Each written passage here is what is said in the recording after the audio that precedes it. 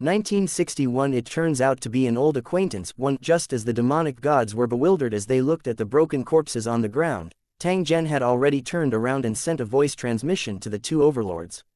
That demonic god was bewildered by the illusion and has already sent a message through his soul projection.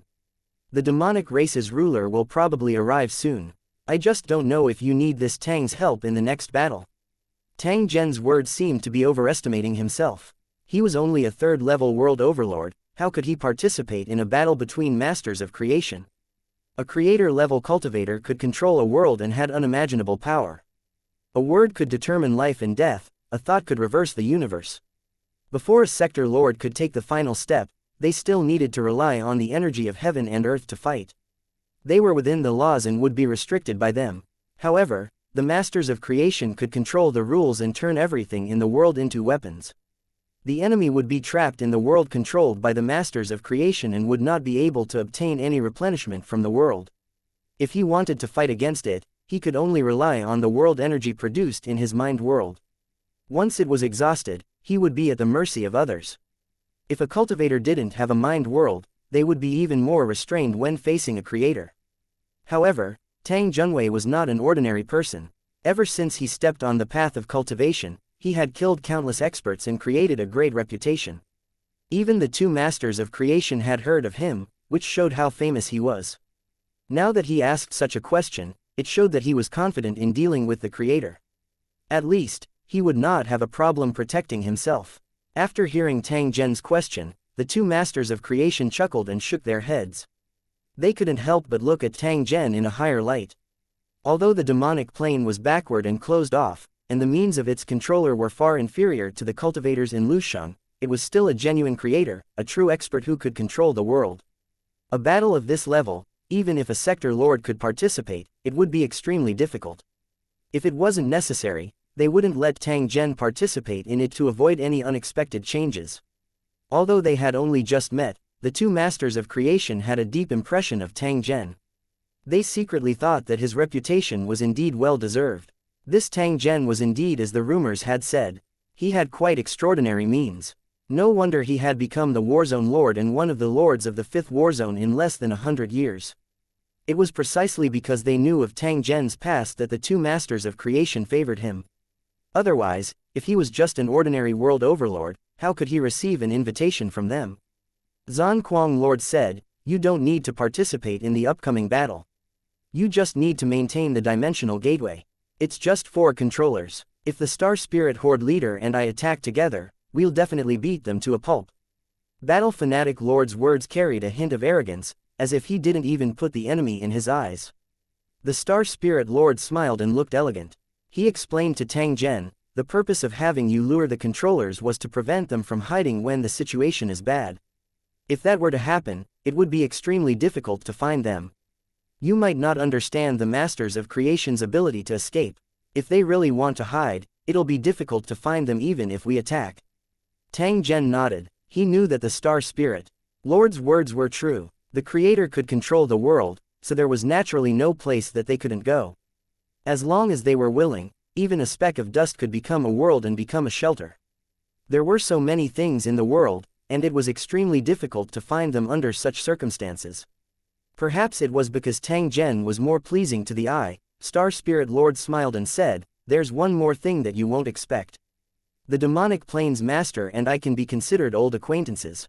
A long time ago, this group of people had once barged into the 5th battle area. In the end, they were beaten up by me and a few other lords and almost lost their lives. If they hadn't run away in time, it's still unknown how many controllers there are in the demonic plane." Tang Zhen could not help but come to a sudden realization when he heard this. It turned out that the cultivators of Lu Cheng and the evil demon controller had already come into contact, and the other party had suffered a great loss. It was no wonder that with the demon's greedy nature, he would resist the temptation and completely seal the plane. At the same time, he would make it so that it was impregnable, and would never come into contact with the outside world. It was obvious that they were afraid that the cultivators of Lu Cheng would attack them, so they would rather not accept the summoning and sacrifice to avoid exposing too much information. Presumably, the information collected by the 5th battle area, as well as the blood essence of the evil demon implanted in him, were all obtained from the battle at that time. It was through that battle that the fifth battle area noticed the demonic plane and launched the corresponding investigation. It was only because of the special nature of the demonic plane that the cornerstone platform had not taken action for a long time. However, the corresponding battle plan had already been formulated a long time ago. Tang Zhen's appearance happened to meet the conditions for the start of the plan. It was precisely because of Tang Zhen's legendary experience that the cornerstone platform chose him as the executor of the mission. Under this situation where both sides took what they needed, Tang Zhen and the cornerstone platform quickly reached an agreement and successfully advanced to the third realm of the Sector Lord. When he completed his plan, the cornerstone platform took the opportunity to put forward the plan that had been formulated long ago. Tang Zhen would summon the Masters of Creation, and the Masters of Creation would build the transmission channel. After the passage was completed, the cultivators in the fifth battle area would immediately take action and launch an invasion on the demonic plane through the transmission passage. The entire plan was linked to each other, and Tang Zhen was the key person to execute the plan. If his promotion plan failed, then the follow-up plan would not be able to be carried out. If Tang Zhen was successful, then the fifth battle area would obtain a plane rich in resources and transform it into a transfer station to launch an invasion on the surrounding worlds. If Tang Zhen failed, the cornerstone platform would not suffer much loss. At most, they would wait for the right time and send other cultivators to carry out infiltration missions. Perhaps the waiting process would take thousands of years, but for the cornerstone platform, this time would pass in the blink of an eye. After knowing the plans of the two overlords, Tang Zhen naturally did his best to cooperate and think of a way to kill the controller first. If they couldn't get rid of the controller, they wouldn't be able to control this plane and could be destroyed at any time. Therefore, when they were setting up the array, the two lords had already asked Tang Zhen about the specific situation. At the same time, they asked him to find a way to lure out the demon race's controller. As long as the demonic race's ruler dared to appear, they would not be able to return. Since the two overlords were so confident, Tang Zhen would naturally cooperate with them. In fact, he also wanted to personally experience how the Masters of Creation fought. As soon as the exchange between the two sides ended, a thunderous sound suddenly rang out in the distant sky. This sound came from far away and was like a turbulent wave as it continued to approach Tang Zhen's position. Upon closer inspection, he realized that it was not an illusion. In the black desert where not a single drop of water remained, there were really monstrous waves. The most important thing was that these huge waves were all formed from air. At the same time, there seemed to be countless figures shuttling back and forth in this wave. As the waves swept over, the sky turned fiery red and was instantly filled with thick lava. Hot bubbles floated on the surface of the lava, and they kept bursting as they appeared, as if they would pour down at any time. If that was the case, the black desert would turn into a sea of fire in an instant. There would be no place to hide. At the same time, an unimaginable pressure appeared, making people feel as if their entire bodies were confined. The heaven and earth energy drifting in the air was drawn out in an instant. At this moment, the black desert had become a real dead land, with murderous intention everywhere. Even the most ordinary grain of sand could be modified to become more terrifying than a bomb. As long as the controller was willing, the power of a grain of sand shattering could completely blow up a mountain. If ordinary cultivators were to be placed in such an environment, they would lose their lives in a very short time without the help of the controller. This was the method of the Creator. In this world, they were the absolute rulers. The advantage of Lu Cheng cultivators was that after they became Masters of Creation, not only could they control the outside world, but they could also use the world in their minds. This gave them a unique advantage, and they were more at ease when fighting against enemies of the same level. Just as the surroundings started to change, Zhan Kuang and the Star Spirit Horde leader were not shocked. Instead, they were overjoyed, and their faces revealed an excited smile. Tang Zhen, you'll maintain the dimensional gateway. The two of us will be back soon. As soon as he finished speaking, the figures of the two lords disappeared without a trace. They ran toward the huge waves and the sea of fire respectively. Then, a thunderous roar came from the waves and lava. The voice seemed to be mixed with indescribable shock and fear. 1962 The confrontation between the Masters of Creation. When the skeletal winged demon god discovered the changes in the Black Desert, he was overjoyed and his eyes shone with a glimmer of hope.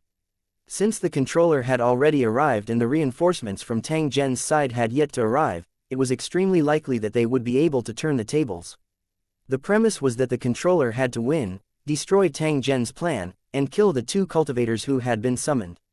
Although those 2 guys look very powerful, they might not be a match for the controller. As the bone-winged devil god was thinking about this, he heard a furious roar coming from the sky. The voice was familiar, and it was clearly coming from the master. The demonic god of skeletal wings shuddered upon hearing the roar, and he could not help but worry. The roar of the controller made it immediately realize that things might have changed. How is this possible? Could it be that even the controllers are not their match? The bone-winged devil god growled in his heart. He could not believe it. In the demon race, the ruler was the symbol of the highest strength. Their valiant strength was obvious to all, and in the hearts of the demon race, they were an invincible existence. Now it seemed that he was still too optimistic. The angry roar just now had already explained the problem. If the controller had the advantage, it would definitely not have made such a sound. The bone-winged devil god wanted to take advantage of the chaos to escape, but just as he had that thought, he felt a cold gaze sweep over him. He did not need to look to know that the owner of this gaze was definitely Tang Zhen. The bone-winged devil god's heart trembled. He could only suppress the thought of escaping temporarily to avoid being killed by Tang Zhen.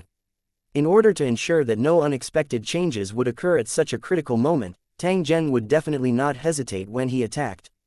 The few of you better behave yourselves. That way, you can live longer. Otherwise, the next moment will be the day you die. Tang Zhen's voice was exceptionally cold. A few devil gods were no longer of much value. If he was willing, he could take the lives of a few devil gods with a single thought. However, these few demon gods had extraordinary identities and knew the secrets of the demon race. Tang Zhen did not want to kill them before he squeezed out all their value. Moreover, he still had to guard the transmission channel and watch the battle between the masters of creation. Tang Zhen was too lazy to deal with these few fellows. So, after giving a warning, he turned his gaze to the battlefield and watched the entire battle. The sea of lava in the air was in the midst of a fierce battle. When a master of creation made a move, he could cover any place within his sight and launch an attack as he pleased. He didn't need any techniques, only a thought. It seemed simple and crude, but it was extremely terrifying. In the face of such a terrifying expert, it was simply unrealistic to escape. Only by facing the enemy head-on would they have a chance of survival. However, when the master of creation's opponent was also a master of creation, the confrontation would become even more intense. They would start to compete in terms of realm comprehension and control methods, and victory and defeat could be decided in the blink of an eye. In the sea of lava, 2 figures were constantly shuttling back and forth, and terrifying loud sounds were heard from time to time. The combatants didn't dare to stop at all, or they would be attacked by their opponents. All kinds of unimaginable means were thrown at them. In the lava opposite Zhan Kuang Horde leader, the controller had a malevolent look on his face. Wherever he looked, space would collapse and crack. At the same time, all sorts of things appeared around the battle maniac lord in an attempt to hinder him. One must not underestimate these seemingly ordinary items. Once touched, they would explode with a terrifying destructive power. Just like how sand could collapse mountains and leaves could cut down tall buildings, once these attacks touched one's body, it would instantly turn into dust. The most terrifying thing was those invisible attacks. It could be said that it was impossible to guard against them, and one would be hit if they were not careful. However, the Berserker Lord was not afraid of the killer moves. As it dodged, it continuously retaliated. Compared to the sinister and strange moves of the controllers, the Battle Maniac Lord's moves were even more ferocious and unyielding. Countless huge axes and spears condensed out of thin air, continuously attacking the controllers. The violent attacks kept colliding in the sea of lava, and the loud sounds came from this. As he dodged the attacks, the Battle Maniac Lord's hoarse voice reverberated in the lava ocean. "Little bug, are you happy to see me? Do you still remember the scene of me beating you up?" Hearing Zhan Kuang Tribal Lord's ridicule, the controller's face was filled with anger, as if his scar had been exposed. "You bastards, you actually dared to chase me here. This time, I'll definitely make sure you won't be able to return." His tone was filled with anger and killing intent. Hearing this, Zhan Kuang Tribal Lord laughed as if he had heard a joke. At the same time, he coldly snorted, "You're still so stubborn even when you're about to die. If I were you, I'd quickly pack up all my belongings and run as far away as I can. I didn't kill you last time because you were lucky, but I'm afraid you won't be so lucky this time." As soon as he finished speaking, a giant warrior in heavy armor appeared out of thin air outside the body of the battle maniac lord. The giant warrior's appearance was exactly the same as the battle maniac lord's. At this moment, it actually took the controller's attack head-on and charged forward. The controller looked flustered. With a thought, an earth-shattering attack headed straight for the giant warrior. Under the control of the controller's thoughts, the power of these attacks was enough to destroy the heavens and earth, shattering the giant warrior's body inch by inch. But even so, the giant warrior did not dodge or evade. Instead, he charged right in front of the controller. The controller revealed a look of fear. It still remembered the painful experience it had after accidentally discovering the world of towers and barging into it. They had originally thought that it was a rich paradise where they could freely obtain resources, but they did not expect it to be hell, and they almost lost their lives there. It was this damn guy in front of it that had killed all of its subordinates, and even it was almost killed by a single blade. Scenes of the past appeared in its mind. The controller was both shocked and angry. The shame and anger in its heart made it choose not to dodge, but to attack the giant warrior. This venting attack had already exhausted the full strength of the controller. The entire sky was torn apart, and the giant warrior's body was split into two from the middle. At the same time, it was like a millstone that was spinning, trying to crush the giant warrior into powder. If that's all you've got, you'll die today. The battle maniac lord was not killed. Instead, he laughed wildly as he retaliated. In the middle of the sea of lava, an indescribably huge saber appeared out of thin air and slashed towards the controller. Seeing this terrifying blade slashing towards it, the controller hurriedly dodged. Who knew that at this moment, it would suddenly find that its body was unable to move? On a battlefield where life and death could be decided in an instant, a slight accident was enough to kill, not to mention the killer move was right in front of him. The controller was so scared that his entire body turned cold. He knew that if he was hit, even if he didn't die, he would be seriously injured. And NBSP, at the moment of life and death, the controller formed a giant shield in front of him and turned around to escape without hesitation. The battle between controllers was far more straightforward than the battle between ordinary cultivators. It was like two people playing rock paper scissors, and the winner was decided in an instant. The current controller had already lost. At the same time, it had also realized that even after 4 to 5,000 years, it still could not be a match for the battle fanatic lord. Therefore, it made a prompt decision to escape. It was afraid that if it hesitated any longer, it would really lose its life here. Little bug, you still want to run? Go to hell. The battle fanatic lord's voice resounded as the giant battle sword split the sea of lava apart, before landing heavily on the ruler's body. A roar mixed with pain and unwillingness was heard. Then, a ferocious giant worm that was 1,000 meters long appeared. Its body had been cut in half by the saber. After throwing away half of its body, the controller tore through the void and fled out of the black desert. 1963 crushing half of its body was wrapped in boiling lava as it fell heavily from the sky to the ground, landing on a sand dune. As if the process of weathering was accelerated by 1,000,000 times, the huge half of the body rapidly decayed, and the flesh and blood turned to dust. In the blink of an eye, only a huge, ferocious bone armor was left. The demonic gods looked at this scene in despair, feeling that their faith had already collapsed. They could not believe that their omnipotent master had actually been defeated. Even if he had not died, he was already destined to lose. There was no possibility of a comeback. Little bug, let's see where you can run to. Seeing the controller escape, the battle fanatic lord immediately chased after it, not caring if it would be ambushed. Even if this was a world controlled by the fiend race, he was not afraid. Clearly, he was extremely confident in his own strength. Cultivators like him must have conquered countless planes. Although the demonic plane wasn't weak, it wasn't something that Zhongquang Lord would care about. Since they dared to ask, please like and share the video on the YouTube channel Cultivation Audiobooks. Tang Zhen to lure a controller over, they definitely had certain means of victory. Now, it seemed like it was true. It turned out that the controller was no match for the Lu Cheng cultivators. It was not easy to escape from this place. Just as the Berserker Lord was chasing after him, a huge wave in the distance suddenly turned blood red. The red was blood, and the smell of blood filled the air. Pieces of flesh the size of houses rolled in the waves of blood like fallen leaves in the wind. As the blood waves surged, a huge figure could be seen swimming and flashing from time to time. However, this figure was already covered in injuries. Many of the injuries were extremely serious, and one could clearly see the huge bone armor and internal organs. It was like a desperate trapped beast that was struggling desperately but unable to escape from the hunter's control. The onlookers recognized at a glance that this was the other controller's main body.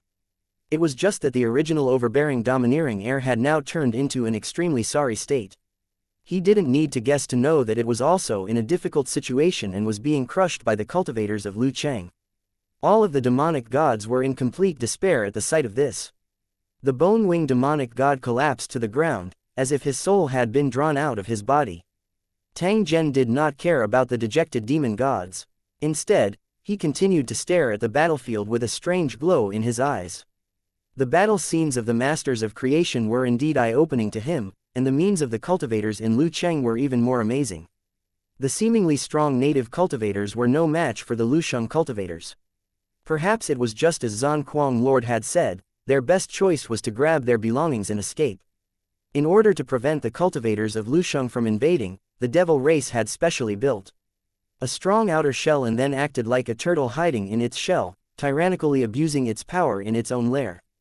The humans, once in a millennium harvest, seemed like a big deal, but in reality, it was extremely laughable. They were a group of powerful cultivators, and the strongest among them was at the level of a creator. However, they only thought about plundering the weak human race, and turned a blind eye to the wealth of other planes. How much could a group of humans, whose strength was deliberately controlled by them and harvested once every 1,000 years, have? This once in 1,000 years harvest was simply asking for humiliation in Tang Zhen's eyes. Yet, this group of fools were still feeling self-satisfied. It could only be said that the entire demon race was a group of cowards, and the root of it was the controller. It was because of them that the demonic plane had fallen to such a state. As expected, one soldier can cause a nest of soldiers.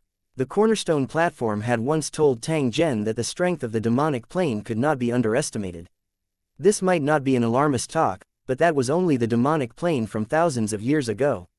The evil demons who suffered a crushing defeat in the world of towers and chose to retreat had long lost their strength and drive.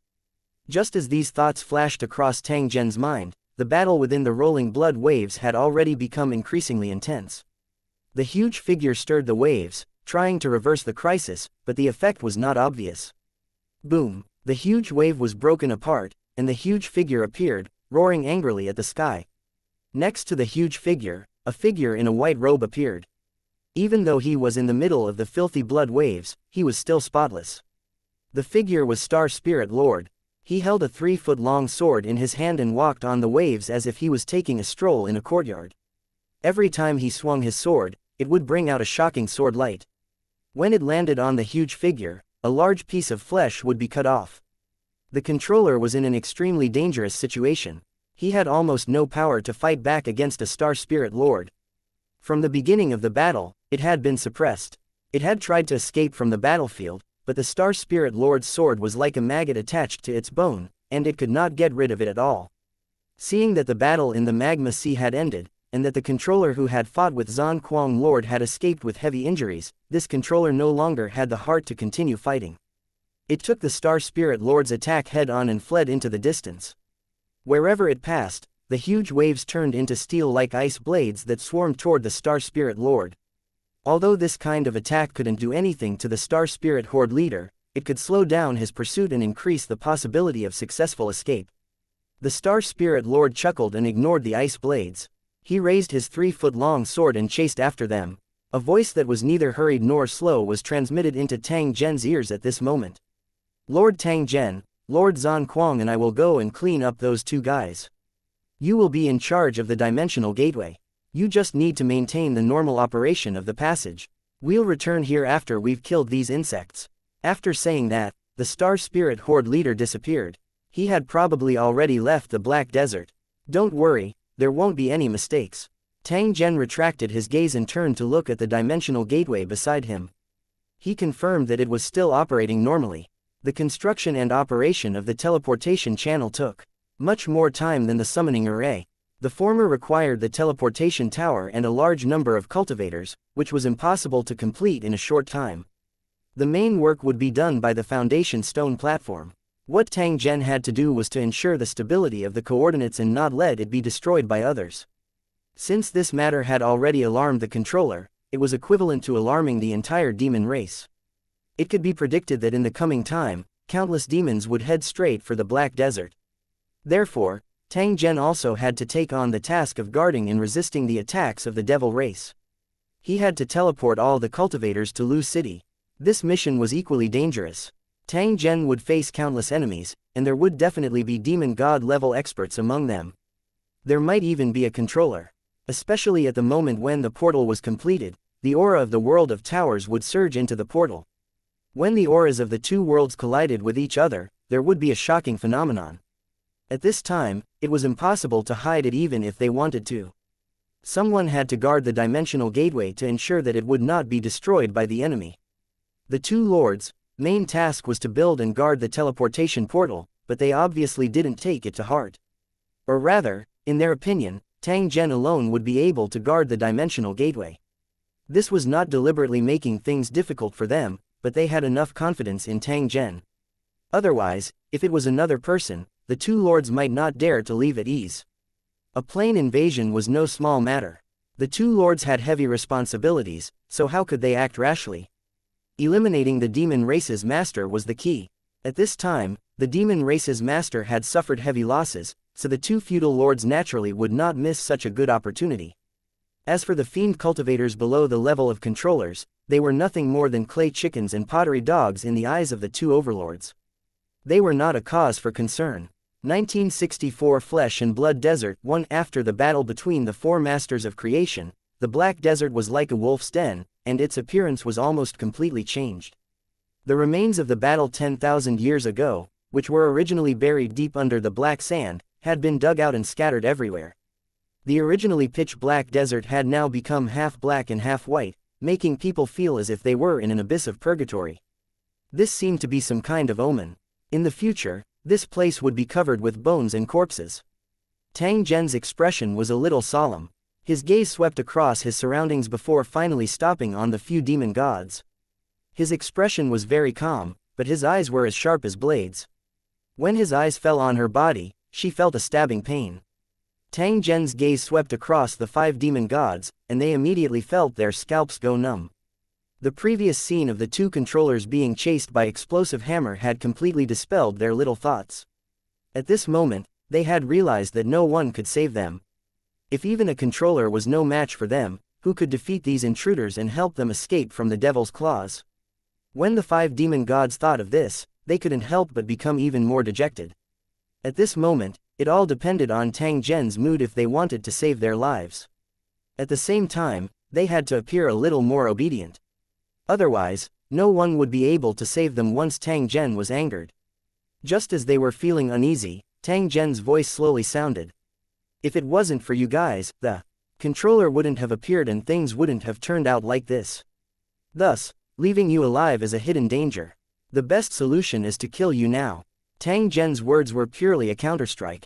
In fact, he was the one who had deliberately induced the demon god to contact the controller and even sacrifice himself. The demon gods did not realize that they had fallen into a trap. Even if they had vaguely guessed it, they did not dare to argue with Tang Zhen. At least on the surface, they were in the wrong for what had happened just now. That guy deserved to die, and he had ruthlessly tricked the 5 of them. Therefore, when he heard Tang Zhen's words, the skellowing devil god's heart trembled. Could it be that Tang Zhen was about to make a move? Sir Tang Zhen, please be wise. What happened just now had nothing to do with me. It was purely that idiot's own actions. Moreover, you won't get anything if you kill us, but if you keep us alive, we can at least serve you.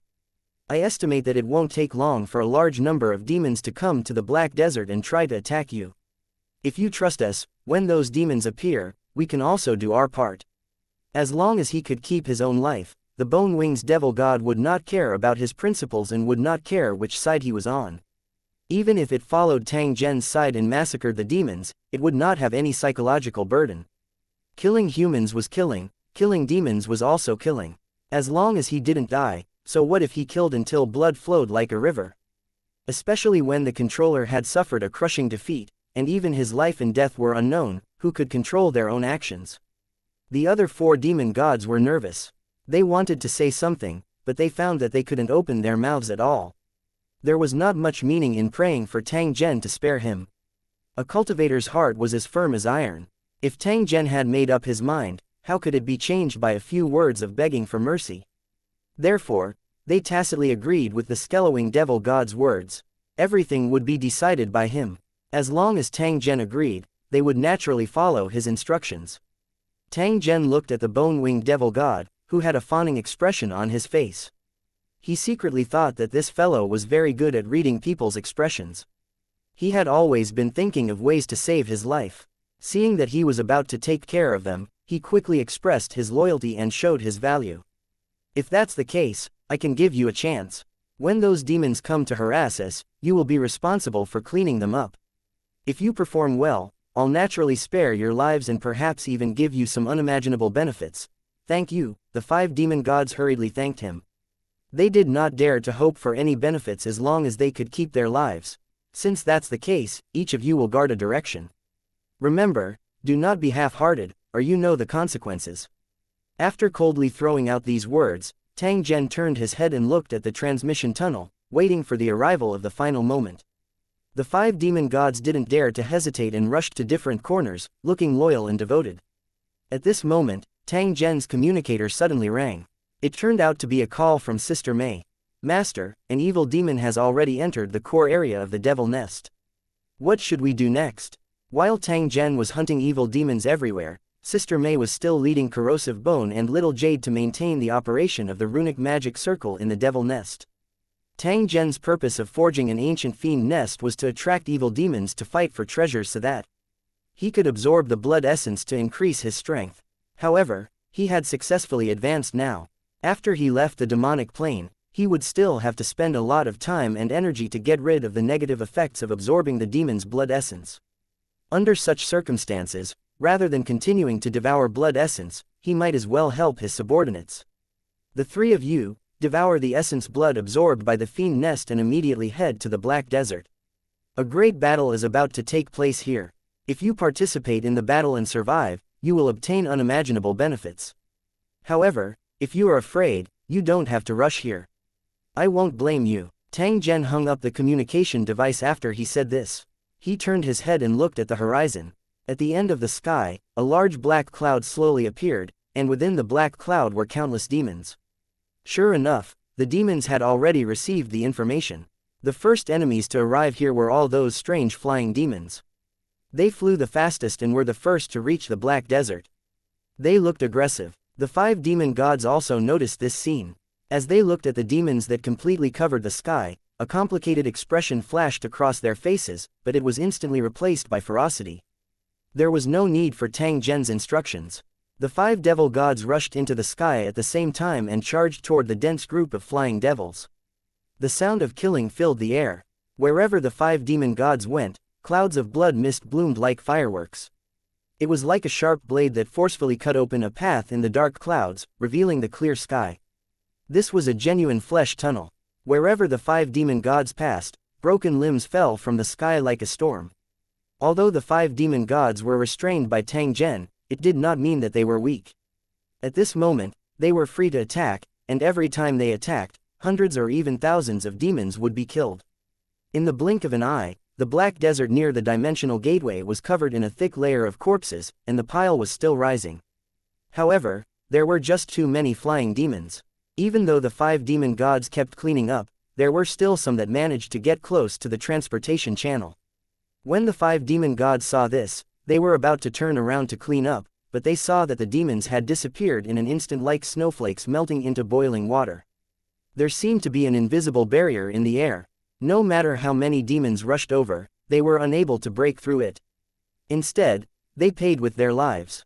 When the 5 demon gods saw this, they heaved a sigh of relief. They were afraid that the demons would destroy the teleportation channel, and if that happened, their interception would be meaningless. Don't worry, just do what you need to do. You don't need to worry about the dimensional gateway. Tang Zhen's voice rang in their ears. After the 5 demon gods heard it, they no longer had any scruples in their hearts. Their figures were like lightning as they rushed into the gathering demon camp and began to fight without restraint. 1965 The sea-like demon wave 1. The first batch of flying demons that arrived was probably close to 1 million in number, and there were even more flying demon servants coming. The masters will simply couldn't be refused. With an order, the entire demon race was already mobilized. These flying demonic servants came from several demon nests. They were originally killing and plundering human cities when they suddenly received an order from their controller. Without any hesitation, these Asmodeans immediately charged towards the Black Desert. Along the way, more and more Asmodeans gathered. However, they had never imagined that the first enemy to stop them would be the famous demon god. When they discovered this, not only were the demonic servants shocked, even the fiend nest leader controlling the flying demonic servant was at a loss. The order they had received was to kill the intruders, but why were they fighting with 5 demon gods at this moment? They wanted to figure it out, but the demon gods did not give them the chance to communicate at all. They killed without mercy the moment they met. In the face of the merciless fiend celestial, the fiend nest masters were shocked and heartbroken. Their eyes also glowed with a fierce light. They had come under the orders of their master. Since these 5 demon gods dared to stop them, they were the mortal enemies of the demon race. Since the other party was an enemy, there was no need to be polite. They would just directly fight. Even demon god powerhouses were not immortal, let alone their opponent was the entire demon race. There were still countless demons rushing to the Black Desert behind them. Even if they were to pile up their corpses, they could still torture these 5 demon gods to death. If it could really kill a god, it would be something that would make people feel excited. It was completely worth trying. After making up their minds, these fiend nest leaders gave the order to fight to the death and personally went into battle to supervise the battle. Under the orders of the Lord of the Fiend Nest, countless demons swarmed toward the 5 fiend gods like moths to a flame. Who would have thought that not only did this move not make the 5 demon gods afraid, but it also completely stimulated their ferocity. The grievances and anger suppressed in their hearts finally found a chance to vent. With a series of roars, the 5 demon gods revealed their true forms one after another. Their huge and ferocious appearance scared the flying demon out of his wits. They each guarded an area and shuttled back and forth in the air. Wherever their figures passed, the devils were swallowed one after another. As its huge mouth opened and closed, it let out a scalp-numbing chewing sound, then swallowed it into its stomach. After devouring a large amount of flesh and blood, the 5 fiend gods laughed wildly, and the fierceness in their eyes grew stronger. They gradually forgot the restraints on their bodies. The hatred in their hearts for Tang Zhen was completely absorbed in this kind of killing. Although they were demon god powerhouses, under the restraints of their controllers, they had no chance to go on a killing spree like they were doing now. The carefree feeling made the 5 demon gods so excited that they almost went crazy. Compared to the demon race 10,000 years ago, the current demon race was far from what it was before, becoming more and more unbearable. Because of the restraints of the controller, they had lost their original nature as evil demons and were not much different from ordinary cultivators. The so-called devil race was just a name, and it really didn't live up to its name. However, at this moment, they finally experienced that unscrupulous feeling. Without realizing it, it seemed as if a layer of shackles on their bodies was slowly loosening. As they devoured more and more demons, the fierceness they emitted became more and more exuberant, causing the surrounding demons to tremble in fear. If this state continued, it might not take long for them to break through their current realm and ascend to a higher level. The advancement of a sector lord's level was more dependent on the comprehension of their state of mind, and the atmosphere of wanton killing just so happened to suit the nature of these demon gods. If they had really completed their advancement, it would be a blessing in disguise for the 5 demon gods. Otherwise, they might not have been able to break through their current realm in their entire lives. The 5 demon gods had clearly noticed this. While feeling excited, he began to completely release his ferocity in order to break through that barrier as soon as possible. Even though he would still be bound by the contract after breaking through, he could not give up his pursuit of a higher realm. To improve one's own strength and break through to a higher realm was the obsession in the heart of every cultivator.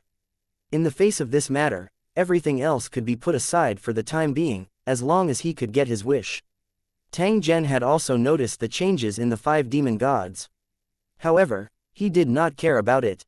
No matter how strong the 5 demon gods had become, their lives were still in his control. Perhaps the only difference was that when the strength of the 5 demon gods increased, their own value would also increase. As such, Tang Zhen would not easily kill them as that would be a waste of resources. 5 powerful demon gods could be used to guard the territory that he was about to obtain. With the existence of such a group of super fighters, Tang Zhen would undoubtedly be more at ease. The purpose of the 5th battle area invading the demonic plane was to use this place as a frontier position to facilitate the attack on the nearby planes. At that time, Tang Zhen would send this group of demon gods out and led a group of demon servants to fight in all directions in order to obtain a steady stream of war benefits. The 5 demonic gods would obtain benefits. As their boss, Tang Zhen would naturally obtain even more benefits. As the number of flying demons in the sky decreased and the number of corpses on the ground increased, a muffled thunder-like sound began to come from all directions of the black desert. At the end of the desert, countless figures slowly appeared. They were just like a tide as they surged towards Tang Zhen's location. Not long after the arrival of the flying demons, the demons on the ground who could not fly had also arrived in the black desert. Their speed was so fast that it was obvious that the ruler had taken action and used the rules to shorten the distance between these demons in the black desert. It was like a line. As long as the starting point and the end point were close, the distance in the middle could be omitted. Even if they were thousands of miles away, they only needed a short amount of time to reach their destination. Fortunately, the controller's methods were not without restrictions. Otherwise, he would only need a single thought to kill Tang Zhen. Why would he need to go through so much trouble? At this moment, the real battle had officially begun. The number of demons in the army was at least several million, and more would come later. The demons in the sky and on the ground attacked together, making Tang Zhen's situation very dangerous. Even if the 5 demon gods gathered together, they might not be able to stop all the enemies. At this moment, Tang Zhen was like a lonely boat in a violent storm. Under the surging demon tide, it seemed as though he was in danger of capsizing at any moment. Tang Zhen shook his head slightly when he saw this. Originally, he thought that he did not need to act. Now, it seemed that he had underestimated the determination of the devil race. From the very beginning, they had been using this kind of reckless attack, completely intending to use the torrent of flesh and blood to break the portal. With just 5 demon gods, they would not be able to stop these crazy demons. Tang Zhen was just about to attack, but who would have expected that at this moment, there would be a sudden change in the dimensional gateway? It was as if someone had punched a mirror. A part of the space suddenly collapsed, and the broken space fragments scattered everywhere. The 7-colored light they refracted looked like a huge diamond, reflecting the blood mist and flames of the battlefield.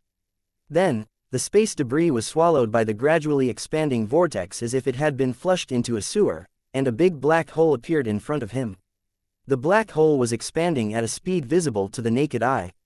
At first, it was only a few meters wide, but it quickly grew larger and larger. Looking at the black hole's expansion, it didn't seem to have any signs of stopping. If it continued to expand, it might even break through the sky. At the same time as the vortex appeared, black gas that was as shiny as ink spewed out, wriggling in the air like a living creature. This was the energy of heaven and earth from the world of towers. After coming into contact with the aura of the demonic plane, it immediately produced a violent reaction. This situation could only mean that the spatial channel between the world of Lusheng and the demonic plane had been officially connected. 1966 The collapse of the laws of nature. The moment the 2 planes were connected, the entire demon world seemed to shake. The originally bright sky instantly fell into darkness. This was extreme darkness, as if light had completely disappeared, and one could not even see their own fingers. It was also as if everything in the world had left him, and he was the only one left in the vast void. The indescribable panic and loneliness made people shiver and cry out in fear from time to time. Fortunately, the darkness did not last for long. Soon, people were surprised to find that there was light in the sky above them. However, what appeared in front of them was not the sun, moon, and stars, but a strange scene that terrified them. They had never seen it before. The entire sky seemed to be covered by a huge grid-like barrier from top to bottom. It looked like a translucent dome with countless mysterious runes swimming on it. Although these runes looked like stars, flickering with bright light and exuding a trace of heart-palpitating aura, the ordinary people were at a loss and couldn't understand the origin of these runes. Only the powerful cultivators knew how extraordinary these runes were. They were not man-made drawings, but the manifestation of the laws of heaven and earth. They represented the laws of the entire world and maintained the operation of the entire world. Every rune had a special function, and as long as one rune was missing, it would lead to an unimaginable disaster. They really existed, but no one knew about them. Only the master of this world had the chance to see the whole picture. However, at this moment, these things that could not be seen at all had appeared in front of everyone without any concealment. This meant that the world's rules had been broken, and the original balance had disappeared. Disaster was slowly approaching. The people who were affected by the rules of the world immediately sensed it, and their hearts were filled with anxiety. Unfortunately, people did not know the real reason. They even mistakenly thought that all these changes were caused by the runes in the sky and regarded it as the source of the disaster. Never in their dreams would they have thought that there was such a strange thing in the sky above them. It looked like a cage, imprisoning them inside and making it impossible for them to escape. The havoc of the fiend race, the strange change in the sky, these major changes that happened in succession, made people completely sink into despair. Just as the ordinary people were about to break down, the cultivators were panicking. They had already confirmed that a great disaster was coming. They were far more sensitive to the changes in the world's energy than ordinary people, so they were the first to be affected. The heaven and earth energy of the entire world had become completely chaotic. The violent energy was attacking in all directions, causing countless rain, snow, wind, and frost to fall on the ground.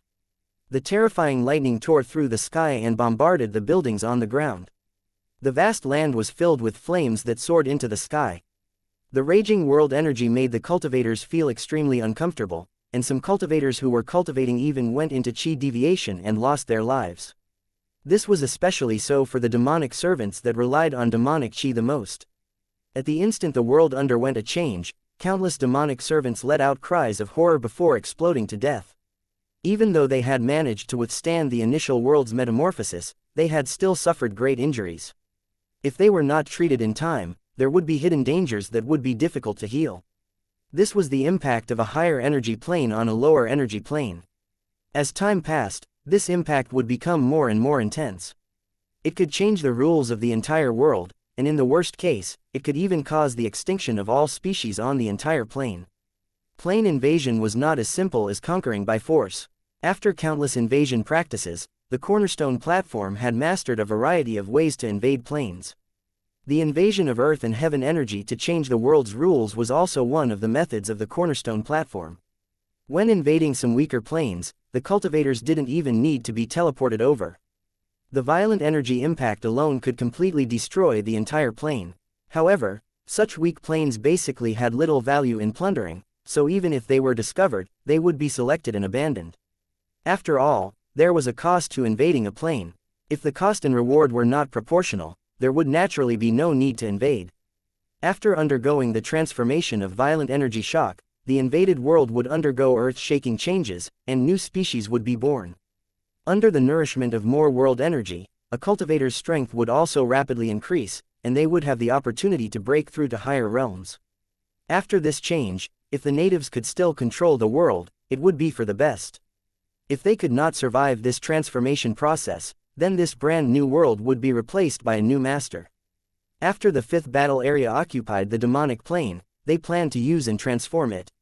Therefore, they would definitely control the strength of the energy impact so that it would not easily cause the phenomenon of extinction. Otherwise, it would affect the plan in the war zone and waste a lot of resources. Enslaving the native cultivators and making them work for them had always been a common method used by the cultivators of Lu City. It was for this reason that there were countless races in the world of Lusheng, and their strength continued to grow. The entire world was affected. The demons that had gathered in the Black Desert were not spared. The chaotic scene quickly spread across the battlefield. Countless demons either spat out blood or their bodies exploded, falling to the ground for no reason. In the blink of an eye, the entire battlefield was filled with wails and screams, and demons rolling on the ground. However, no matter how they struggled and cried for help, no one paid them any attention. All the demons were suffering unspeakable pain and couldn't even take care of themselves, so how could they have the time to care about anything else? Just as the entire world fell into chaos, the runes swimming in the sky changed again. Some of the runes suddenly burst out with a blinding light, like burning fireworks, blooming with the most dazzling light.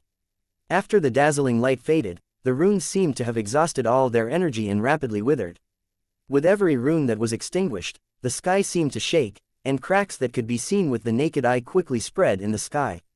The people who were constantly paying attention to the changes in the sky seemed to hear the crisp sound of shattering, as if the entire world was gradually collapsing. It was as if there was something in his body that was pulled out like invisible threads. Only cultivators of laws and above could vaguely sense that the string of fate that had been lingering around them had been cut off at this moment. From then on, their fate would no longer be affected by the rules of the world, and they would be in an extremely chaotic state. This was definitely not a good thing, because their fates were already out of control. All kinds of unexpected situations could happen to them at any time. Death, disease, fortune or misfortune, everything had become unknown. Under the chaotic and collapsing rules, no one could control their own fate, and everything would be in a mess. This meant that the world of Lusheng had gained the upper hand, and the rules of the demonic world had been completely disrupted. Before Lu Cheng's army of cultivators arrived, the cornerstone platform was like a silent dog, giving the demonic plane a fatal blow. While the world was in chaos, the Continental Tower from the 5th Battle Area slowly descended through the portal in the Black Desert. 1967 The City of Towers descends. 1. The dimensional gateway that was suspended above the Black Desert looked like a black hole in the sky. It was a ghastly sight. The rolling black gas condensed together and looked like huge tentacles, dancing around the edge of the black hole. A corner of an incomparably huge object poked out of the black hole. However, just this corner was comparable to a giant mountain. Upon closer inspection, one would discover that the material was similar to bronze, and the details were frighteningly exquisite. Even the small space was covered in layers of runes. Not a single bit of space was wasted. If a master of runic magic circles were here, he would recognize at a glance that this was the top runic magic circle. One could tell the whole thing with just a glimpse. Just from this corner, one could tell how terrifying the defense of the entire object was. At the same time as this object appeared, the dimensional gateway also began to shake violently. The surrounding space began to shatter inch by inch as if the entire sky was about to collapse. When the demons that were constantly surging in saw this scene, an indescribable fear rose from the bottom of their hearts. They had a faint premonition that when this object completely entered the demonic plane, it would mean the arrival of the end of the world. Stop it, no matter what, we can't let it enter this world. A furious roar came from the void. He didn't know who the owner was, but he was definitely not an ordinary demon. Because after this roar, the originally timid and fearful demonic servants immediately had blood-red eyes, as if they were only left with the desire to kill. Like a wild beast that had lost control, it let out a desperate roar and rushed towards the dimensional gateway like a tide. As they neared the dimensional gateway, the demons were quickly reduced to dust. Even so, there were still countless demons that continued to rush forward. At this moment, they were flesh and blood puppets. They did not know what death was. Under the control of a pair of invisible hands, they were launching a suicidal attack on the teleportation array. The evil demon that commanded all of this did not care about the number of casualties at all, as long as it could destroy the dimensional gateway. As the ground forces launched their attacks, the flying demonic servants in the sky and the demons commanding the battle from the rear also swarmed towards the dimensional gateway. Be it in the sky or on the ground, there were countless figures everywhere. Countless attacks were like a landslide or tsunami, smashing toward the dimensional gateway. The moment the tower appeared, it also meant that this invasion war had reached the point where it was truly white-hot. If they could not destroy the dimensional gateway and stop Lu Cheng from entering the demonic plane, the consequences would be unimaginable. Just as countless demons were being controlled as puppets to launch suicide attacks, figures suddenly flew out of the transmission channel. They were all huge beasts the size of mountains. Their bodies were covered in shiny scales, and they exuded a bloody and brutal aura. The moment they rushed out of the transmission channel, these giant beasts raised their heads and sprayed large clouds of fat-like mist from their mouths, which fell on the bodies of the demons that were madly rushing over. The oil burned in the wind and had a terrifyingly high temperature. Even the heavy metal armor was melted into molten iron in the blink of an eye. The demons that were engulfed in the flames wailed and instantly turned into ashes.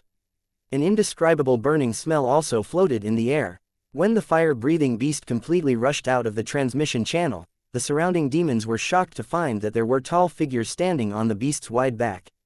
These figures were wearing heavy demonic armors and holding sabers and spears. They were looking at the ground with cold eyes. When their eyes met, the demons' hearts trembled, and their legs began to tremble. Only those who had experienced countless massacres and witnessed the extinction of countless creatures would have such a terrifying cold gaze. Looking at him in the eye would cause a person's mind to be severely injured and become a nightmare that could not be removed. Countless demons were intimidated by the aura of the cultivators in Lu City. For a moment, they fell into a state of confusion and stood stiffly on the spot, unable to move. In the blink of an eye, hundreds of giant beasts appeared in the sky. They crashed into the flying demons' camp, and countless corpses fell down like rain. The cultivators of Lusheng City who were standing on the back of the giant beast also jumped down from the sky. Then, they fell like cannonballs into the demon camp on the ground, leaving a trail of energy light behind them. Deafening sounds kept coming. No one was left alive within dozens of meters of the place where each cultivator landed. All the demons were crushed into meat paste by the violent shock waves. Without any unnecessary words, the cultivators of Lusheng City were like tigers in a flock of sheep. They waved their sabers and went on a killing spree. Wherever they went, blood and flesh were sent flying. Compared to the demons who only knew how to use their energy and relied more on their instincts to fight, these cultivators who had experienced countless battles and walked out of mountains of corpses and seas of blood were 100 times more terrifying than the god of death. In the course of the battle, not a single demon was a match for them. The sharp blades cut and slashed, and the demons that surged over fell in droves. In the black waves, it was as if raindrops were splashing up waves that kept appearing, and then they were smoothed out by the demons that followed. In the process of its appearance and disappearance, countless demons were killed and became ghosts under the swords of the cultivators in the city. At this time, the center of the Black Desert had been covered with a thick layer of flesh and blood. Whether it was the demons or the Lu Cheng cultivators, there were layers of corpses under their feet. With the portal as the center, a huge wall of corpses was built around it. The demons couldn't cross it at all. In the low-lying area of the desert, there was already a large amount of blood accumulated, even forming a winding river that was slowly flowing into the distance. 10,000 years ago, the human race and the demon race fought for hegemony. A great battle had taken place here, and in the end, the demons had won. Countless human cultivators had been killed here, and their bones were buried deep under the black veil. 10,000 years later, in the same place, the demon race was killed by the invading cultivators of Lusheng, and they had no power to fight back.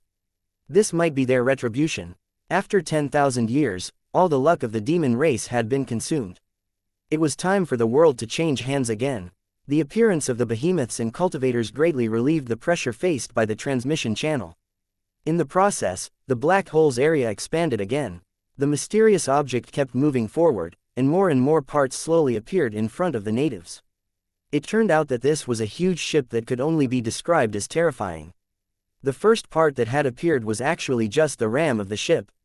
As the bow of the ship appeared, the demons in the air were horrified to find that there were countless cultivators standing on the deck of the ship. They wore the same armor and formed a square formation. They were like statues made of gold and stone, standing still. A terrifying aura emanated from their bodies. Any cultivator that was randomly selected had strength comparable to a demon master. It was an army of king-level cultivators. The moment the demons saw them, they finally realized how huge the gap between them and the cultivators in Lu Cheng was. Cultivators of the same strength as him were only a member of this huge army. He might not even be able to defeat a cultivator on this floor, so how could he face this terrifying army of cultivators? Fear rose in their hearts and then became uncontrollable. These demons who were originally aggressive were now trembling with fear. Seeing that the warship was entering the demonic plane at a terrifying speed, the demon masters did not dare to hesitate. They abandoned their demonic servants and kept them, turning to flee without hesitation. He was afraid that if he was a step slower, he would end up like the demonic servants. They became entangled corpses that could not be separated. Just as the demons turned around and fled, the cultivators on the deck of the huge ship raised their javelins and threw them in all directions. Countless javelins with terrifying power streaked across the sky like dark clouds, falling into the demon camp. Screams reverberated in the black desert.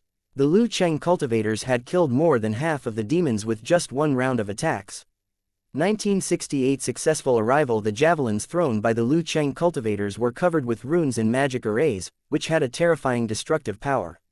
If it was against a technological civilization, the javelin could easily penetrate the reactive armor of a tank and shoot down a flying fighter. It seemed like everyone had a standard weapon, but each of them was actually very expensive. Only the buildings with a deep foundation could be equipped with such luxurious equipment. Equipped with excellent equipment was naturally to better kill the enemy.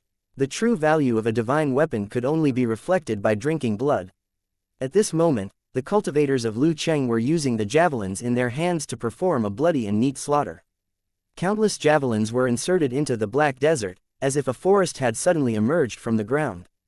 The densely packed scene made one's heart tremble. The difference between them and real trees was that under each smooth tree, there was a demon corpse. The moment these Asmodeans were pierced by the javelins, their blood essence was absorbed by the javelins, and they turned into dried corpses. In the same wave of attacks, all the demons near the dimensional gateway were killed, while the demonic servants that came from behind were blocked by the dense forest of javelins, unable to advance. The javelin was like an indestructible dam, blocking the surging flood and preventing it from advancing any further. The controlled demons roared and tried to destroy the javelins in their way. However, at this moment, another large dark cloud appeared in the sky. This dark cloud covered the entire sky, and with an ear-piercing sound, it covered the place where the demons were. It was another salvo of javelins. The number of javelins was much higher than the previous attack, and the area covered was much wider. Brothers, quickly run! Fear appeared in the magic servants' eyes as they saw the spears coming at them. They turned around and dodged without hesitation. Even if their thoughts were affected and they became bloodthirsty and unafraid of death, it didn't mean that they could ignore death. The new wave of demon troops that were charging at the transmission channel fell into chaos again. Figures were frantically fleeing everywhere. They pushed their companions around them with all their might, or raised their shields in an attempt to block the javelin attack. Who would have expected the javelins to lock onto them as if they had eyes?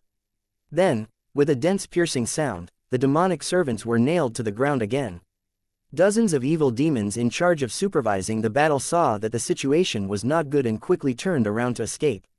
In the end, they were hit by dozens of javelins not long after they rushed out. Under the tearing force of the spear, the bodies of these masters of the fiend nest were torn into pieces, dying without an intact corpse. At this moment, more than half of the giant battleship in the sky had already appeared above the black desert. It was like a moving continent, giving people an indescribable pressure. Just as the demons were feeling despair, countless holes suddenly appeared on both sides of the super warship. The entire ship seemed to flash with light, followed by a muffled sound. Countless cannon-like objects were fired into the distance. Nearly 1,000,000 demons who had just arrived at the Black Desert were covered by the dense cannonballs before they even entered the battlefield. Amidst the indescribable explosion, the entire Black Desert seemed to be flipped upside down, and the hard black sand on the ground was vaporized. Under the indiscriminate attack, countless demons were crushed into mud and covered by the black sand. In the blink of an eye, they were all dead. This was a special cannon used by Lu Cheng's cultivators. It was specially used against native cultivators, and its power couldn't be underestimated. Even law cultivators couldn't withstand such a terrifying cannon blast and would die on the spot. An ancient-looking object might not necessarily be useless, not to mention that it was a weapon with special abilities. Ordinary cannons could not be compared to it at all. Of course, the main reason was that these cannons were originally the Lusheng's own. As the Lusheng continued to upgrade, the ship-mounted cannons also continued to upgrade. Tang Zhen had already seen that this super warship-like continent-level city tower should have been a ship-shaped city tower in the beginning. Moreover, it was an ancient warship. There were all sorts of buildings in the world of towers. Although ancient warship-type towers were rare, there was no need to make a fuss. After a round of cannon fire, giant centipede-like ships flew out of the giant warships. The strange ship soon filled the sky, and like a bug that had its nest blown up, it swam continuously above the battlefield. The thing that looked like a giant centipede's leg was actually the strange boat's long oars. As it flew in the air, it kept dancing, as if it was really rowing the boat. On the strange ship stood cultivators of Lu City in armor. Unlike the armor of ordinary cultivators, the armor they wore was more like a close-fitting diving suit. However, in the blink of an eye, these strange ships scattered in all directions, and then they really were like centipedes, wriggling and dancing in the air. When the strange ship was not far from the ground, the cultivators in the city all raised their harpoon-like weapons and stabbed at the demons. The harpoons pierced through the devils' bodies, but cultivator Lu Cheng pulled the rope on the harpoons and pulled them back. The cultivators' targets were the stronger demons. They couldn't be bothered with the cannon fodder demonic servants. In the process of cleaning up, the centipede warship would occasionally dive close to the ground. The oars on both sides were like the sharpest blades, mincing the demonic servants' bodies into pieces. They were like a group of flood dragons that had rushed into the fish pond, rampaging in the huge fish pond and stirring the shrimp soldiers and crab generals into meat paste. With the appearance of the warship tower, the demons' plan to destroy the transmission channel was now completely ruined. Even if they used all their power, they might not be able to stop the cultivators from descending. It would only cause more casualties. At this moment, the black desert was filled with fleeing demons. They were like headless flies, running madly in a certain direction. The centipede warship in the sky followed closely behind, constantly chasing after the fleeing demons. When they saw the figures flying up and down closely behind, the fleeing demon servants were all scared out of their wits. They only hated themselves for not having a few pairs of legs and for not having wings. Otherwise, the chances of them escaping would have greatly increased. Unfortunately, there weren't that many ifs in the world. In this life-and-death battlefield, the weak were destined to be slaughtered by the strong. Just as the Lusheng cultivators were chasing after the defeated demons, the huge battleship finally rushed out of the teleportation channel and stopped in the sky above the black desert. It was like an unparalleled domineering king, looking down at the surroundings from above. Anyone who dared to resist would be ruthlessly crushed. The moment the warships landed, the cultivators of the city formed a battle formation and stepped into the void, landing near the dimensional gateway. After these cultivators landed on the ground, they immediately formed a defensive formation, obviously ready to guard the teleportation channel. As far as the eye could see, there were at least 100,000 cultivators standing in the black desert around the dimensional gateway. Each cultivator had the strength of a king, and the lineup was extremely terrifying. It was effortless for them to fight the demonic servants. However, to Tang Zhen, who had once commanded tens of millions of cultivators, this was merely a small scene. Even so, he still felt a trace of shock from the bottom of his heart. The cultivators of Lu City were still extremely powerful. Compared to the frightened and defeated demon army, the formation of the cultivators in Lusheng City was serious and neat. From head to toe, they exuded a sharp and bloody will. This was a foundation accumulated over countless years, and it was by no means comparable to the demonic plane. The outcome seemed to have been decided long ago when two opponents of different levels met. They were like weak ants that had been targeted by a giant dragon. They were destined to be unable to escape the crisis and would eventually be crushed into dust by the giant dragon. The demonic army was completely defeated and fled. Countless demonic servants covered their heads and fled like rats. There was only one thought in their minds, and that was to run as far as they could. 1969 Using a butcher's knife to kill a chicken. The moment the giant warships appeared, the demon army was completely annihilated and could no longer pose a threat to the transmission channel. The official arrival of Lu Cheng's cultivators meant that Tang Zhen's mission had ended. He no longer needed to worry about the following matters. This time, he had sneaked into the demonic plane alone, completed his promotion without any danger, and obtained a territory along the way. It was really a worthwhile trip. Although the cornerstone platform had concealed this matter, Tang Zhen didn't care. Entering the demonic plane was his own choice, and the cornerstone platform was just pushing the boat along with the current to start this plan. It could only be said that they were both taking what they needed. At this time, the surrounding demons had been killed, and even the sounds of fighting had gradually faded away, leaving only layers of corpses, soaked in the foul smell of blood. The 5 demonic gods descended from the sky and stood behind Tang Zhen obediently. They looked at the hellish scene in front of them, and the shock in their hearts was indescribable. The terrifying strength of the invaders had been proven in this battle. The demon clan was no match for them. Feeling the cold gazes of the cultivators around him, the Skellowing devil god shuddered as if he was being stared at by a pack of wolves. He was a sector lord, far more powerful than the cultivators in the formation, but the skeletal winged devil god did not feel any sense of superiority over them. It had a feeling in its heart that if they were to fight, it would be the one to die in the end. Even though it was unbelievable, the Skellowing demon god believed that these king-level cultivators might be able to kill him. For the sake of their lives, the 5 demonic gods immediately hid behind Tang Zhen, looking extremely obedient.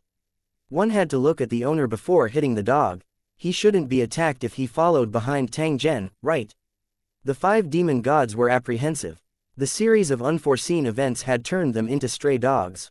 It was a kind of sorrow. Tang Zhen turned around and glanced at the 5 demonic gods standing behind him. He silently allowed them to seek protection. They were all his slaves who had fought a bloody battle to protect the dimensional gateway. It was only right for him to protect them. When the surrounding cultivators of Lu's city saw this, the hostility in their eyes gradually disappeared. They no longer paid attention to the 5 demon gods and looked into the distance quietly. The eyes of the cultivators in the buildings were filled with fighting spirit. They were like lions full of ambition and anticipation for the battlefield. They were cold-blooded and warlike. They would never show mercy to their enemies, nor would they be afraid of fighting just because their enemies were powerful. If not for Tang Zhen's declaration, the 5 powerful native cultivators would have been the primary targets. They would not have been able to escape even if they wanted to. Tang Zhen was not in the mood to care about this. Instead, he turned his head to look at the dimensional tunnel and waited for the subsequent buildings to arrive. As soon as the thought came to his mind, another huge shadow slowly appeared in the dark and deep portal. Compared to the super warship just now, this building that was about to appear was not inferior in any way. Moreover, it would not take long for it to descend on the demonic plane, another continent-level city. The cornerstone platform is really generous. How many continent-level cities did it get to participate in the battle? A thread of doubt flashed in Tang Zhen's heart. The demonic plane was indeed not weak. However, as long as it had the means to defeat its controller, the cultivators at the bottom were not a cause for concern. From Tang Zhen's point of view, one continent-class city was enough to deal with them. Why would the cornerstone platform mobilize so many continent-class cities? Who said that a lion needed to use all its strength to catch a rabbit? The cultivators of Lu Cheng had experienced countless dimensional wars and knew that they should never underestimate their opponents. They would never make such a low-level mistake. But even so, there was still something wrong. It was clear that there was a hidden story behind this. At this moment, another figure appeared above the huge battleship. After he saw Tang Zhen, who was standing beside the teleportation array, he appeared beside him in the next instant. "Sir Tang Zhen, may I know if you still remember this old man?" The cultivator that appeared in front of Tang Zhen was a tall and strong sector lord that was covered in green and gold scales. He was wearing a chainmail, and his golden eyes were constantly misty. A slender scimitar hung on his belt, exuding a soul-shaking aura. Tang Zhen sized up the other party when he heard this. After which, he revealed a smile on his face as he raised his fist and knocked it against his chest to pay his respects.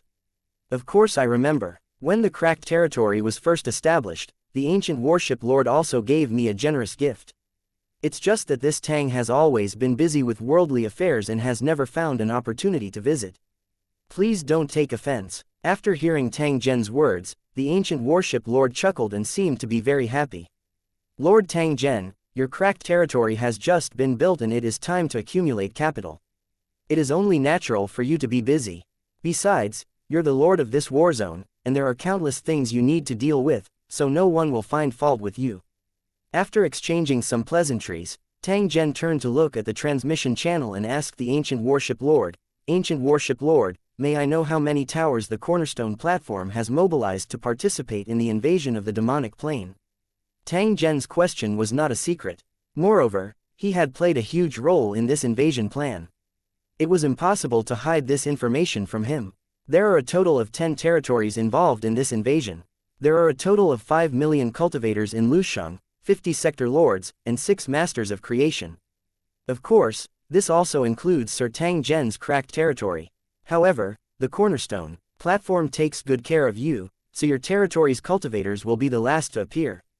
Tang Zhen nodded. He was not particularly concerned about this matter. Regardless of whether it was charging into the enemy lines or cleaning up the battlefield, everything was for the sake of obtaining sufficient war benefits.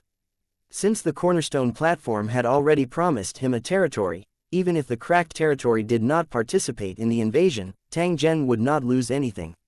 What he didn't understand was why he had only seen 2 out of the 6 masters of creation that had participated in the invasion.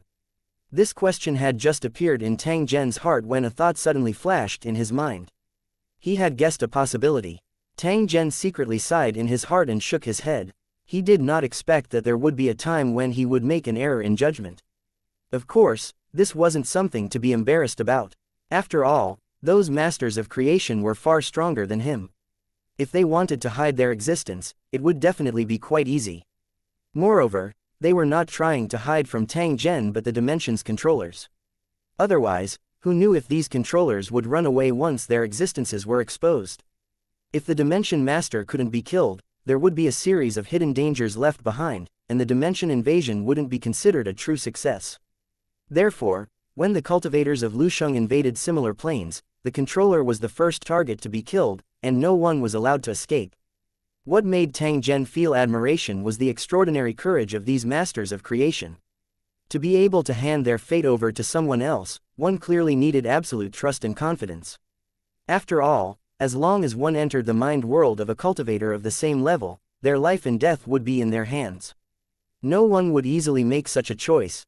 However, it was also because of this that these masters of creation were extraordinary.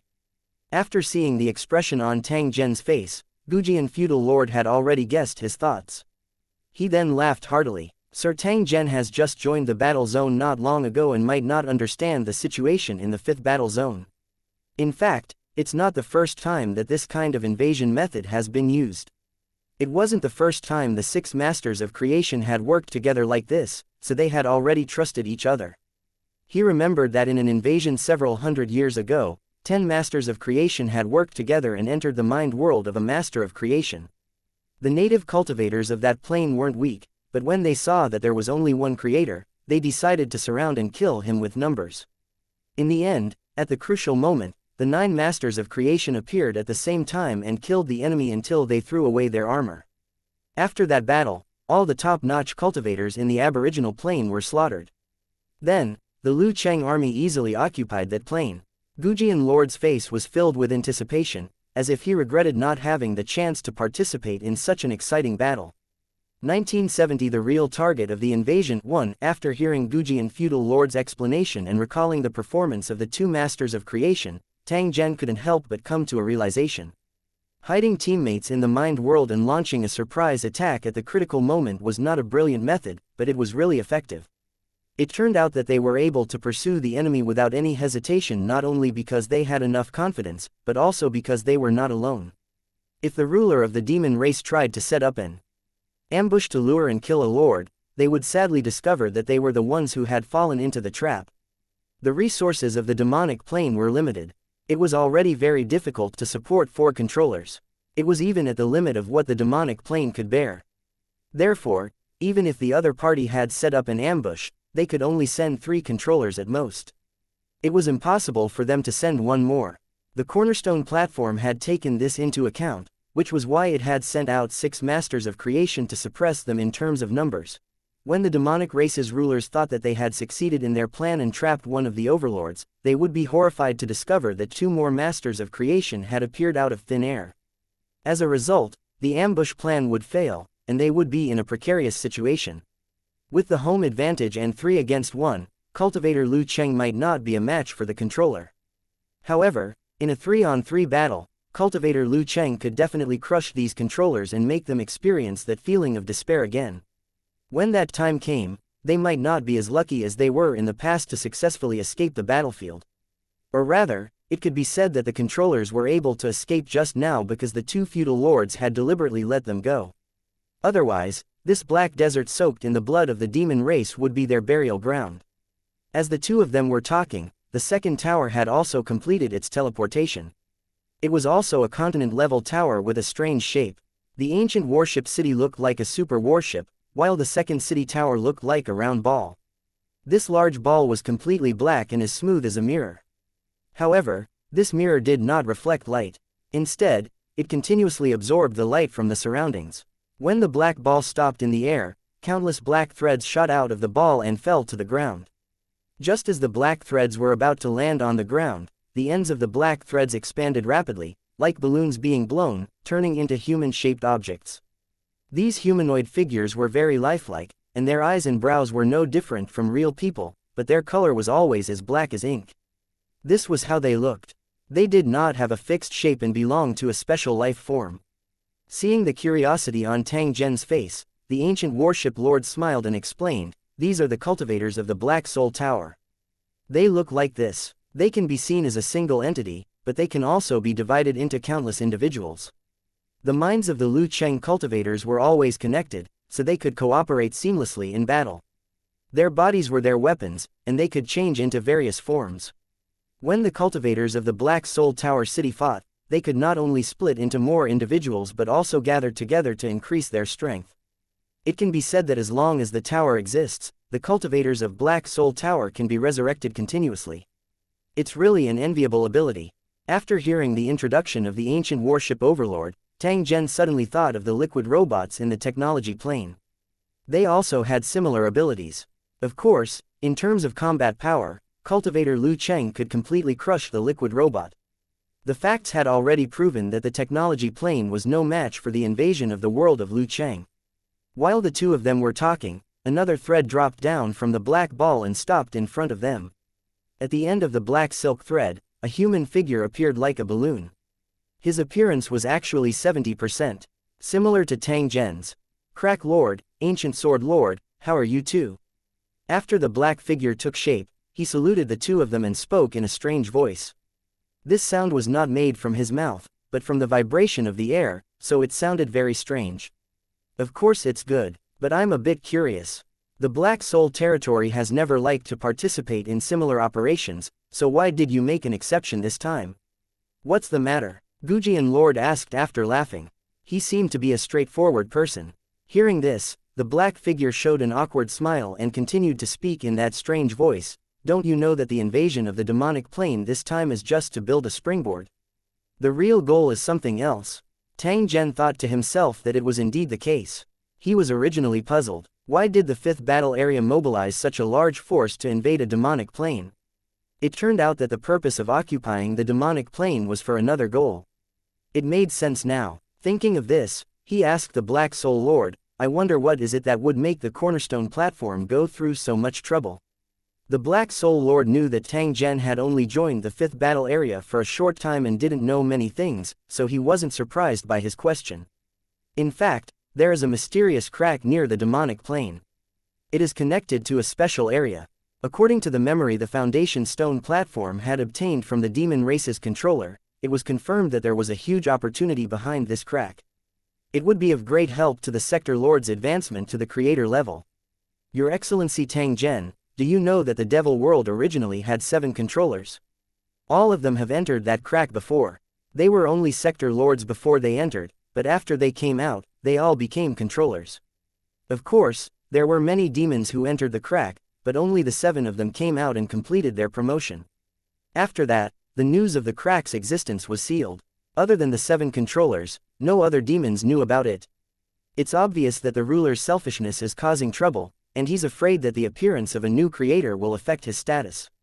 The Black Soul Lord's mouth curled into a terrifying sneer and he continued in a strange tone, "However, they became too arrogant and tried to plunder resources by invading other planes. In the end, they accidentally entered the 5th battle area. The place where they appeared was precisely Sir Tang Zhen's cracked territory. They drilled out from the shattered space underground. In the end, after a great battle, 3 controllers were killed. Now, these 4 controllers are the fish that escaped the net." Tang Zhen laughed softly and sighed when he heard this. "There are always countless coincidences in this world, but I didn't expect to run into one. Perhaps it's also the will of heaven." The 2 overlords nodded their heads. Tang Zhen's entry into the demonic plane could only be considered a coincidence. However, he ended up meeting with many coincidences. "I'm sure the 2 of you know the significance of the creator to the war zone," the Black Soul Lord continued. "So, we must get the cornerstone platform in this area." After hearing the Black Soul Lord's explanation, Tang Zhen's eyes narrowed as he finally understood the whole story. It was no wonder that with the cornerstone platform's vision, it would attach so much importance to the not-so-outstanding demon plane. It turned out that there was such a secret existence. If that was the case, it would be absolutely worth it no matter how big the price was. There was no need to doubt the strength of the Masters of Creation. With every additional Master of Creation in the battlefield, the strength of the expert would increase by a notch. There were 3,000 battlefields in the world of Lusheng. Which battlefield didn't want to become a supreme martial artist? However, without enough strength, it was impossible to achieve this goal. The 5th battle area was ranked in the top 5 in the world of Lusheng, which was the accumulation of countless years. It would be difficult to advance any further. Now that they finally had an opportunity, the foundation stone platform of the 5th battle area would not miss it. That was why they had made such a detailed plan and deployed such a large force to ensure that nothing would go wrong. At this moment, Tang Zhen finally realized how valuable it was to own a piece of territory in the demonic plane. Not only could it be used as a springboard to invade other planes, but its greater value lay in the qualification to seek the ultimate realm. This kind of opportunity was extremely precious. The pavilion closest to the water enjoyed the moonlight first. The Holy Dragon Battle Zone, which had a territory in the demon plane, would definitely have more slots than other territories. When the cultivators in the Holy Dragon War Zone and the cracked territory reached a bottleneck in their strength, they could directly go to the mysterious crack and seek the opportunity to continue advancing. Of course, it was still too early to talk about that. After all, none of his subordinates had broken through to the Realm Lord. However, with enough time, in the future Holy Dragon Battle Zone, there would definitely be Sector Lord level experts appearing. 1971 The Mysterious Rift 1 Tang Zhen had originally come to the demonic plane to advance to the third realm of the Sector Lord realm. This was to ensure that he would have enough strength to protect himself when facing the Creator. The fight for the control of a plane was bound to be a battle of life and death. If one didn't have enough strength, let alone seizing the plane, one might even lose their own life. Although the risk was huge, the benefits were greater. Since Tang Zhen had encountered it, he absolutely couldn't miss it. However, the problem of his own strength had always been a worry in his heart. Even if he advanced to the third level of the Sector Lord realm, he still couldn't guarantee that he would win. Because of this, when he heard the information revealed by the Black Soul Lord, Tang Zhen's heart was beating wildly. To Tang Zhen, this was definitely a great opportunity.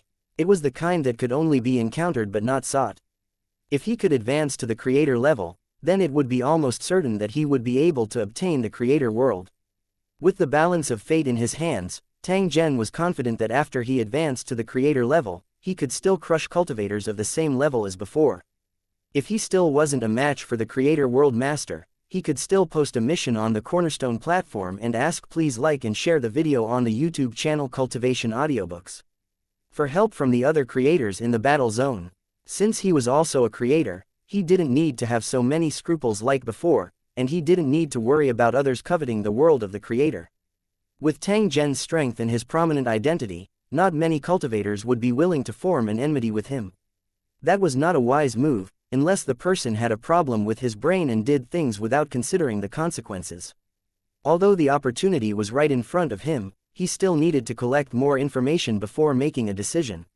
He had two feudal lords by his side, and he even knew the relevant information. Naturally, he would not let go of such an opportunity to obtain it.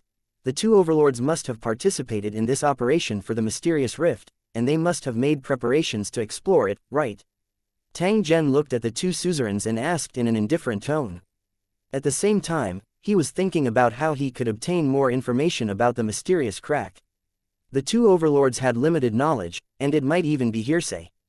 The one who really had the information about the mysterious rift was actually the cornerstone platform of the Warzone. However, if he wanted to obtain information from the platform, he had to pay a corresponding price. If it was not necessary, Tang Zhen was not willing to make such a deal with the cornerstone platform. The cornerstone platform did not lack wealth. If one wanted to trade with it, they would have to complete some random tasks, which were annoying. The two overlords nodded and the ancient warship overlord said at the same time, "That's natural. After all, this is a rare opportunity, and becoming a creator is too difficult. I've been stuck in this realm for thousands of years, and my life is about to run out. I really don't want to wait any longer." There was a hint of anticipation in his eyes as he spoke. He didn't choose to try it just because he was at the end of his life. As a realm lord, especially a realm lord at the third realm, what he wanted the most was to become a creator. However, the path of cultivation was extremely difficult. The birth of a master of creation not only required sufficient hardships and unimaginable tribulations, but also great luck. If one still couldn't become a creator after going through so many tribulations and putting in enough effort, then one could only place their hopes on luck. They might not return from this trip, but when the opportunity was presented in front of them, the cultivators of Lu Cheng would still press forward. Compared to ordinary people, the life of cultivators was more exciting and brilliant. They were always challenging the limits of their lives and seeking their own opportunities between life and death. It was worth rejoicing that he got what he wanted, but even if he failed, he had no regrets. The Black Soul Lord glanced at Tang Zhen. After confirming that he was also a Third Realm Sector Lord, he sent him an invitation. Since Lord Tang Zhen is also at the Third Realm, why don't we explore the mysterious crack together? If we can successfully walk out, our 5th battle area will have another creator. When the Ancient Sword Lord heard this, a trace of anticipation appeared on his face. Although he didn't have much contact with Tang Zhen, he knew about Tang Zhen's past. Although the experiences of every Warzone's overlord could be said to be legendary, Tang Zhen's experience could be said to be a legend among legends. In less than 100 years, he had reached the 3rd level of the Sector Lord realm. He was also the Lord of a Warzone and the Lord of the 5th Warzone. His status was extremely high. He had experienced countless battles in the past and was invincible in the same realm. He had killed enemies of a higher realm more than once, so his combat power was definitely terrifying. This was a cultivator with great luck. If she were to act with him, she might be able to borrow some of his luck. Of course, if it was the kind of cultivator who suppressed his teammates and lived alone, it would be a different story. If that was the case, even if Tang Zhen asked them, they would not choose to cooperate with him. Fortunately, regardless of whether it was Tang Zhen's cooperating partners or his commander's subordinates, they had all obtained great benefits from him and were not killed by him. Hearing the Black Soul Lord's invitation, Tang Zhen pondered for a moment and then whispered, "This Tang naturally doesn't want to miss such an opportunity, but so far I know very little about the mysterious rift. It's undoubtedly very dangerous to enter rashly under such circumstances. Although this Tang is determined to become a creator, I've never fought a battle without preparation. If one wanted to obtain a certain benefit, one had to pay a corresponding price, and the opportunity to become a creator was even more so." Tang Zhen could imagine that the mysterious crack was definitely filled with danger. It would not be an exaggeration to say that there was a high chance of death. Therefore, before entering, he had to make sufficient preparations to ensure that he would not be unable to return. He had gained nothing after going through so many dangers and even had to pay with his life, so he didn't want to go to this mysterious rift. After hearing Tang Zhen's reply, the 2 overlords nodded their heads. This was something that should be done. Even if he really decided to enter the mysterious rift, he had to deal with everything properly and leave enough room for backup. After Lu Cheng's cultivation reached the 3rd realm, even if he wasn't undying, he wouldn't die easily. This was the difference between cultivators in Lu Cheng and cultivators from other planes. With the world of their minds, they not only had strong combat power but also an extraordinary ability to survive in desperate situations. Even after death, they could still be resurrected. There were also many Sector Lord cultivators like Tang Zhen who had avatars. Hence, even if they met with a mishap, they wouldn't die. Although that was the case, he still had to avoid encountering similar situations. Otherwise, he would not be able to recover for a long time. In a place like the world of Lusheng where competition was quite cruel, the gap would only get bigger and bigger after being left behind by someone, and it might even be impossible to catch up. Seeing Tang Zhen's thoughtful expression, the Black Soul Lord struck while the iron was hot and continued to persuade him. Because of his special race, the Black Soul Lord always spoke with an expressionless face. In fact, after I found out about the existence of the mysterious rift, I had the same idea as you.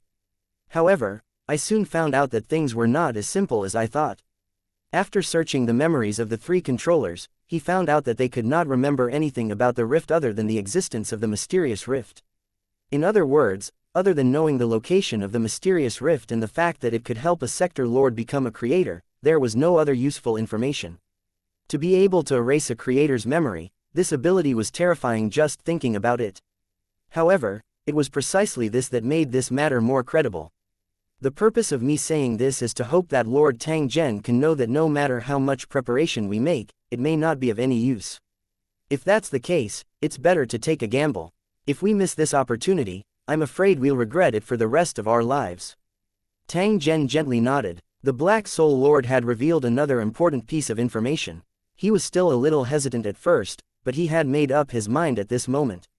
I'm afraid I'll really have to try this mysterious rift. 1972 Sister May's Rescue. 1. The 2 overlords tried to persuade him. They hoped that Tang Zhen would follow them and enter the mysterious crack together. Tang Zhen had already made up his mind. However, now was not the time to give a definite answer. After all, he had yet to completely control the demonic plane. There were still a series of things that needed to be dealt with.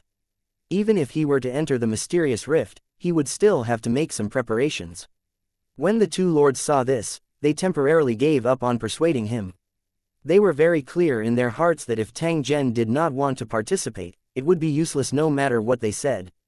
A cultivator's heart was as hard as iron, and his will as solid as a rock. How could he be moved by a few words? If Lord Tang Zhen has made up his mind, you can come and look for him at any time. At that time, we can discuss our next move. After saying this, the Black Soul Lord waved goodbye to Tang Zhen. Then, his body rapidly shrank and turned into a black thread.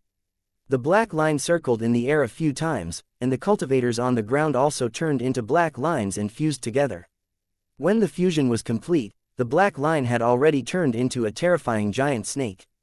It burrowed into the huge black ball and became one with it. Next, a huge human face appeared on the surface of the black sphere. It took a deep look at Tang Zhen and the other man. The face disappeared in a flash, and the black ball continued to move forward, quickly disappearing. After thinking for a while, Gu Jian said to Tang Zhen, "Lord Tang Zhen, you should really consider it. After all, this is a rare opportunity. If we miss this opportunity, it might not be so simple the next time we enter." According to the Cornerstone Platform's usual style, if this mysterious rift could help a sector lord become a creator, then the Cornerstone Platform would definitely charge the corresponding entrance fee. Without paying a certain price, one could forget about entering. As the pioneers, Tang Zhen and the others would definitely be able to obtain a free experience ticket to prove whether the mysterious rift was worthy of its name. If he had to do it sooner or later, he might as well do it now and save a lot of money.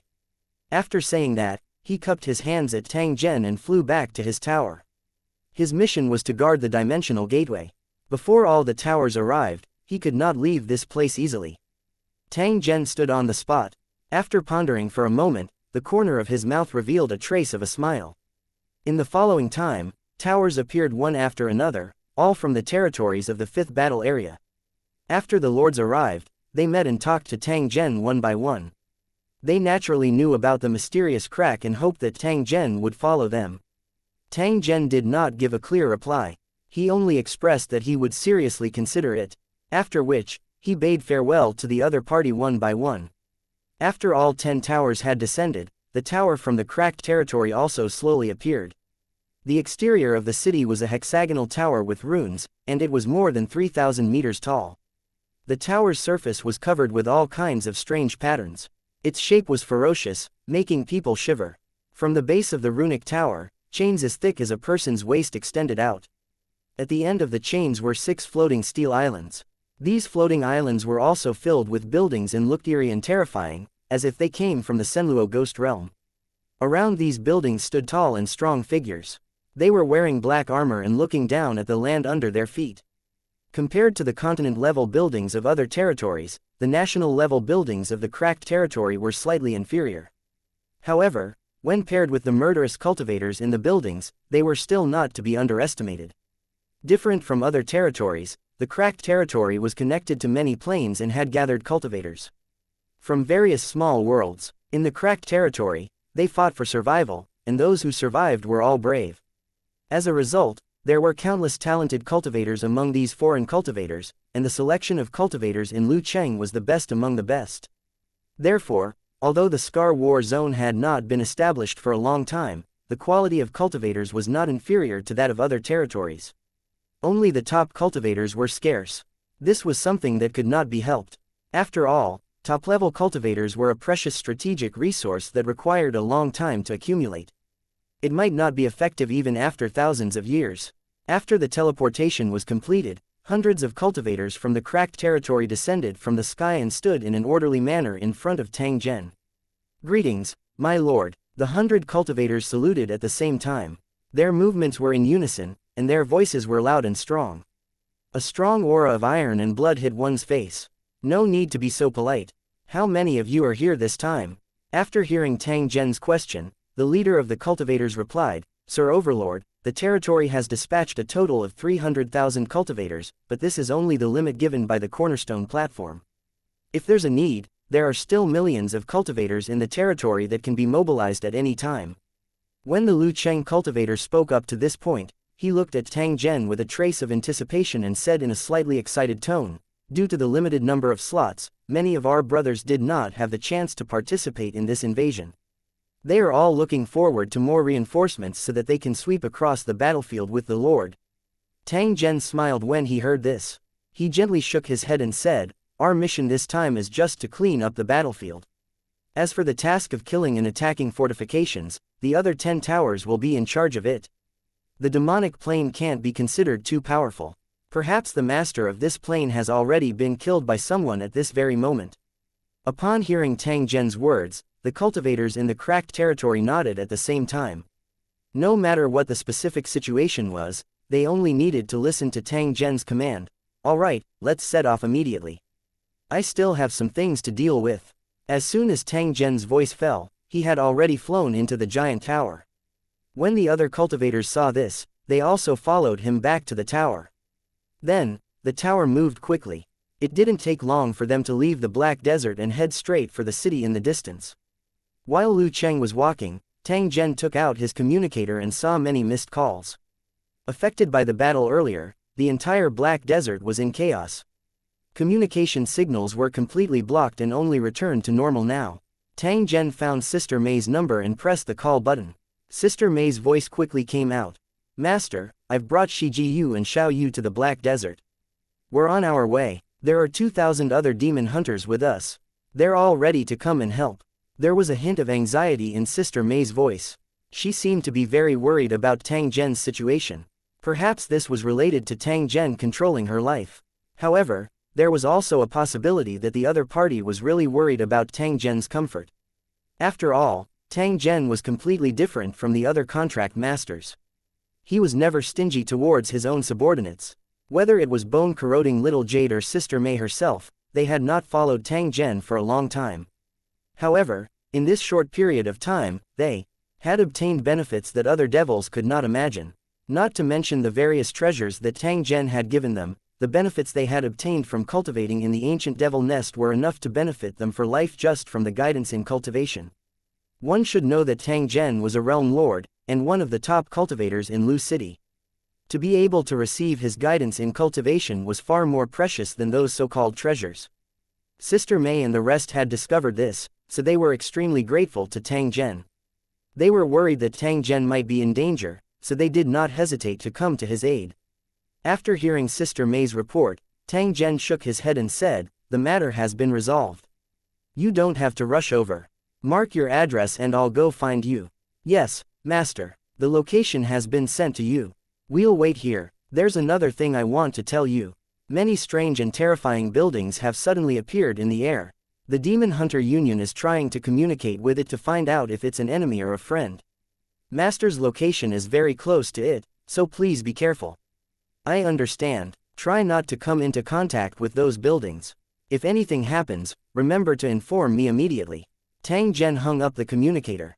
Then, the giant tower continued to accelerate and headed straight to the location marked by Sister May. 1973 Sister May was attacked. 1. On the damaged road, a fleet of cars was moving forward at full speed, kicking up a cloud of dust along the way. Because of the demons' rampage, the traffic system had been completely paralyzed. The aircraft had long been useless. Once it appeared in the air, it would immediately be attacked by the flying demons. Cars had become the most important means of transportation, but even so, it was still difficult to escape from the demons' ambush. They always liked to guard the side of the road, blocking the survivors who fled in a hurry, and then massacred them. However, at this moment, this convoy did not have any concealment. They were traveling at high speed the entire time, as if they did not care about the demons that could appear at any time. In the car at the forefront, Sister May slowly hung up the communicator and frowned as she gave the order to stop moving. A series of breaking sounds rang out, and the entire convoy was like a long snake, entrenched on the winding road. The moment the convoy stopped moving forward, a demon hunter in a variety of clothes but fully armed jumped out of the car. They were confused, not understanding what had happened. "Sister May, why did you stop the car? Aren't we going to support His Excellency Tang Zhen?" Man who was wearing a Bayesian armor, rushed over and asked in an anxious tone. It seemed that he wanted to grow wings and fly to the Black Desert. The other demon hunters who had followed Tang Zhen to clear the demon tide also gathered at this time. They looked at Sister Mei at the same time, wanting to hear her explanation. This matter concerned Tang Zhen's safety. Everyone was anxious in their hearts, afraid that they would hear some bad news. With the demons wreaking havoc, Tang Zhen had already become the hope of the human race. Every time he successfully cleared out a demon nest, he would attract the cheers of the demon hunters. The safety of Tang Zhen's whereabouts had also become the most important thing to the demon hunters. Therefore, after hearing that Tang Zhen might be in danger, these demon hunters took the initiative to request to join the battle. Although their cultivation wasn't high and was still far from the demon races, none of them hesitated. The motivation that supported the demon hunters was their faith and passion, as well as their worry for the future of the human race. Although there were many selfish people among the demon hunters, they were unusually united in the face of a great disaster. They were extremely clear in their hearts that now was not the time for internal strife, especially when it came to matters related to Tang Zhen. Once Tang Zhen fell, the entire human race would completely lose hope and would never be able to rise again. Sister Mei swept her gaze across the crowd and took in their expressions. She chuckled and shook her head. Don't worry, everyone. His Excellency Tang Zhen has already left the Black Desert and is currently rushing towards our location. I reckon that he will meet us very soon. After hearing Sister Mei's explanation, the demon hunters cheered in unison, their faces full of relief. That's great, as long as His Excellency Tang Zhen is fine. I knew that His Excellency Tang Zhen was so powerful. He even killed the Demon Emperor and Demon Lord, so how could he easily encounter danger? Sir Tang Zhen must have killed another group of demons in the Black Desert. I think there will be good news soon. The group of demon hunters discussed animatedly, their faces filled with joy, as if they were also honored. Ever since they followed Tang Zhen, this group of demon hunters had a feeling that they had already bid farewell to their past lives. In the past, they used to use the name of demon hunters and said that they were doing it for the safety of the human race, but in fact, they were a little guilty. When faced with a true evil demon, they would always avoid it. The targets they usually hunted were just some inferior demonic servants. However, ever since they followed Tang Zhen, they had truly killed their way into the devil nest and fought with countless devils. Although it was Tang Zhen who had killed the master of the devil nest, they had also shed blood and sacrificed themselves in the entire process. They had made an indelible contribution. It was because of these experiences that they felt a sense of pride in their hearts, and they felt that their souls had been sublimated. Even if someone called them demon hunters, they could accept it with ease and be proud of it. As everyone was waiting, shadows suddenly flickered in the surrounding fields, followed by the thunderous sound of horse hooves. As the person with the highest strength among the people present, Sister Mei was the first to notice the abnormality. At the same time, her expression changed slightly. Not good, we've been surrounded. With a soft shout, Sister Mei's figure soared into the sky and observed the movements around her from above. The other demon hunters were also on high alert. They immediately jumped into their cars and drove them to the sides of the road to form a cover, holding their breath and observing the surroundings. The sound of horse hooves grew louder and louder. Following that, a large black shadow appeared. A group of demonic servant cavalry riding on six-legged strange horses was charging over like a wave.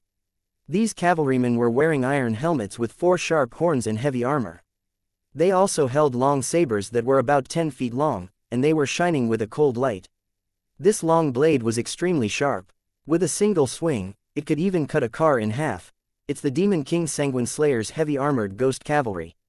This group of evil demons never leave anyone alive when they attack a city. They even destroyed an armored division a few days ago. A demon hunter cried out in alarm, his face filled with fear as he reminded everyone. After hearing this, the demon hunters were shocked, and they realized that they were no match for the demons. Panic was inevitable. It was impossible for the demon hunters to remain calm in the face of a group of undefeatable enemies. What are you all afraid of? This is something we will face sooner or later. If we cower in fear when we encounter a powerful demon, we might as well hide in the deep mountains and forests. Maybe we can live for a while. Man who waved the big sword in his hand and roared at the demon hunters around him, his face full of anger. You're right. Even if you can hide for a while, can you hide for a lifetime? Rather than being afraid, it's better to die in a grand way. That's right, let's kill this bunch of bastards. The period of time I've followed Sir Tang Zhen was the most carefree days I've ever lived. I've not lived my life in vain since I was able to kill the demons to my heart's content. In a situation where there was no way out, the demon hunters' fighting spirit was completely ignited. Their blood was boiling, and they were ready to fight to the death. Although the outcome had already been decided, and they were no match for these demons, no one retreated at this moment. Sister May's eyes flickered when she saw the demon hunters who had decided to fight to the death. At the same time, she shook her head gently. Don't worry, as long as we can hold on until His Excellency Tang Zhen arrives, the ones who will die in the end will definitely be these evil demons. When Sister May said this, her broken jade-like teeth were already tightly clenched together. She didn't know when it started, but she had already stood on the side of the human race. Sister May knew in her heart that this was because of Tang Zhen. Although her master was also a demon, he had always considered himself a human. As Tang Zhen's servant, Sister May naturally had to keep up with Tang Zhen and join the human camp. Although she would have to face the entire demon race in this way, Sister May didn't know why, but she didn't regret her choice at all. Having gotten used to the demon race's mutual deception and the law of the jungle, Sister May envied the bright spots that burst out in human nature when danger came. With a flick of her hand, a 10-meter-long whip appeared in her hand, quivering like a snake. At this moment, Sister May was going to stand with the demon hunters, facing the heavy ghost cavalry that was surging towards them. They would advance and retreat together, going through life and death together. In the blink of an eye, the tide-like cavalry and the demon hunters collided with each other, making a rumbling sound. The demon hunters' cars effectively blocked the first wave of the heavy ghost cavalry's attack, but then the cars turned into scrap iron. The demon hunters relied on the cover of the car to launch an all-out attack. For a moment, the sound of weapons clashing, roars, and screams could be heard everywhere. It seemed like an intense confrontation, but in reality, the demon cavalry didn't use their full strength. It was like a cat toying with a mouse, toying with a group of demon hunters. To these demons, the flesh and blood of a demon hunter was far more precious than that of an ordinary person. A demon hunter's life was far more precious than death. As such, the heavy armored ghost cavalry weren't in a hurry to attack and kill, but instead surrounded the demon hunters, and then slowly captured them alive. As expected, the demon hunters were no match for the heavy armored ghost cavalry, and they were completely suppressed. Even if Sister May and the others fought to the death, they were still not the ghost cavalry's match. It was only a matter of time before they were captured. Just as the demon hunters were in danger and the demons were laughing wildly, an extremely huge hexagonal iron tower suddenly appeared in the sky and was rapidly approaching their location. 1974. The unyielding demon hunter won. Under the siege of the heavy armored ghost cavalry, the demon hunters couldn't hold on for long, and their situation became precarious. All of them were injured, and their blood had already soaked through their armor. Their war boots made a wah-wah sound as they moved. This was a liquid formed from blood and sweat. It was like their vitality was rapidly flowing away. Many demon hunters had already fallen to the ground with serious injuries, but they still gritted their teeth and used their guns and crossbows to stop the attack. However, to the heavy armored ghost cavalry, this kind of attack power was almost the same as scratching an itch.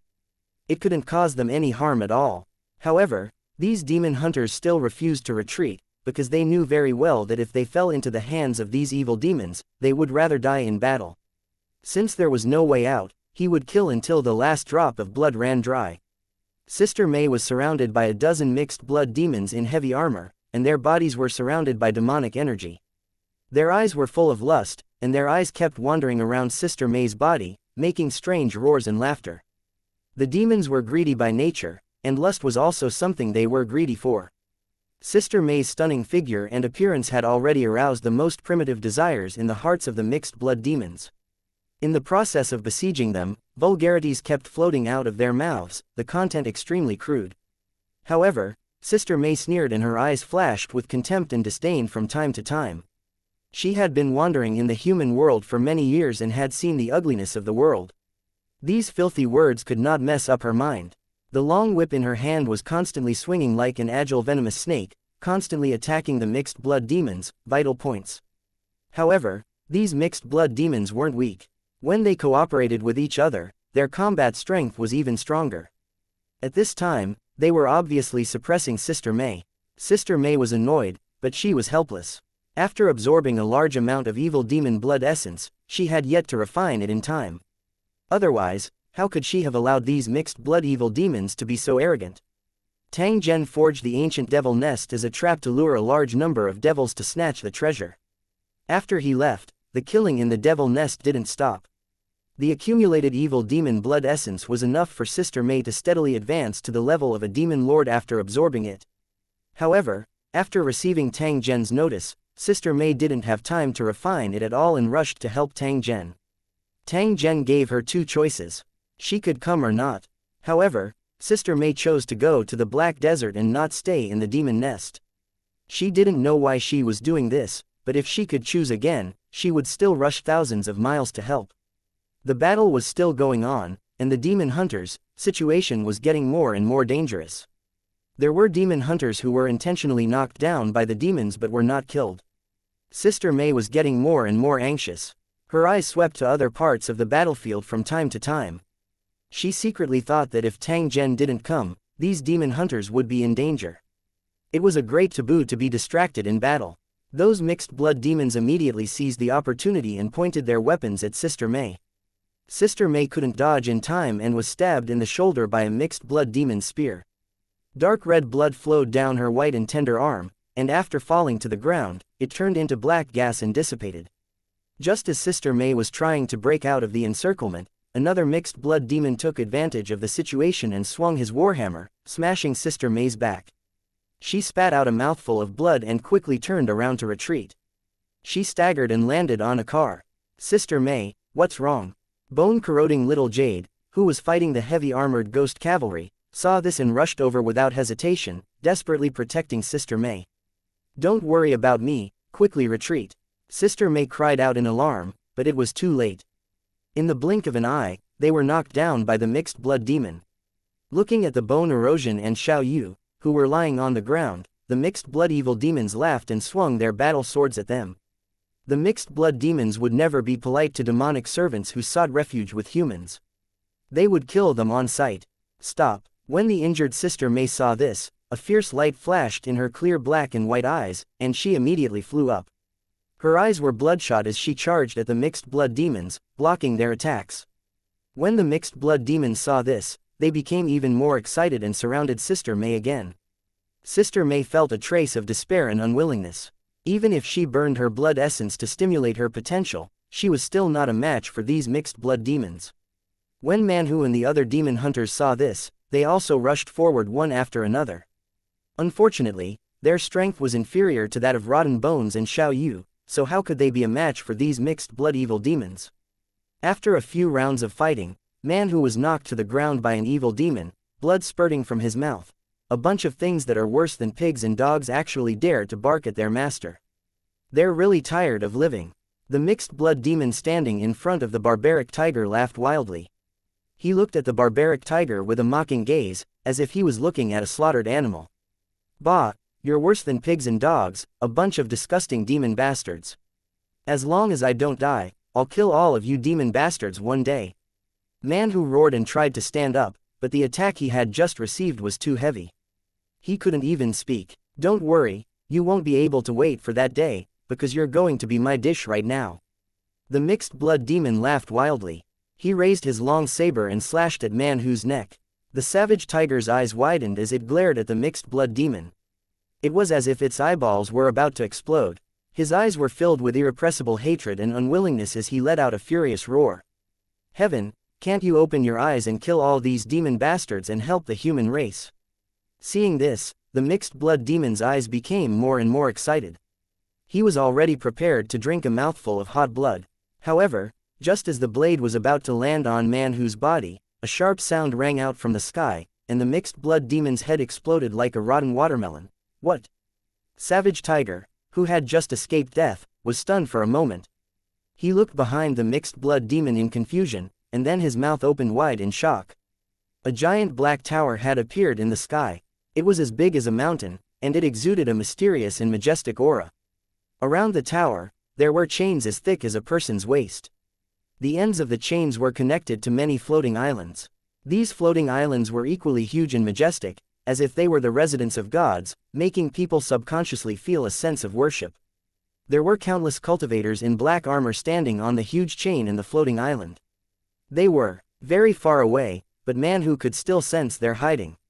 Just as the demon hunters were stunned, the cultivators standing on the floating island raised their bows and arrows at the same time, and a rain of arrows poured down like dark clouds. This wave of arrows was extremely fast. In the blink of an eye, they had already appeared in front of him. What followed was a series of screams, mixed with the sounds of heads and bodies exploding. All of them came from the demons. The heavily armored ghost cavalry that had been fighting with them earlier had already fallen to the ground one after another, their bodies full of sharp arrows like porcupines. The mixed blood demons who had besieged Sister May earlier were now being attacked by the arrows that blotted out the sky and covered the earth. They had become a pile of rotten meat that could not be seen at all. What surprised Manhu the most was that he and the other demon hunters were not injured even after being hit by such a dense rain of arrows. It was as if these arrows had eyes, deliberately avoiding their position and all shooting towards the demons. What's going on? Are the reinforcements here? Manhu was confused. Why had he never seen someone who could kill demons with a rain of arrows? Manhu wasn't the only one who saw the tower in the sky. All the blood-covered demon hunters looked up at the same time, their eyes filled with shock and confusion. Sister May helped the injured Rotten Bones and Xiao Yu up. She half-squatted on the ground and looked at the sky above her head. There was a trace of confusion in her eyes.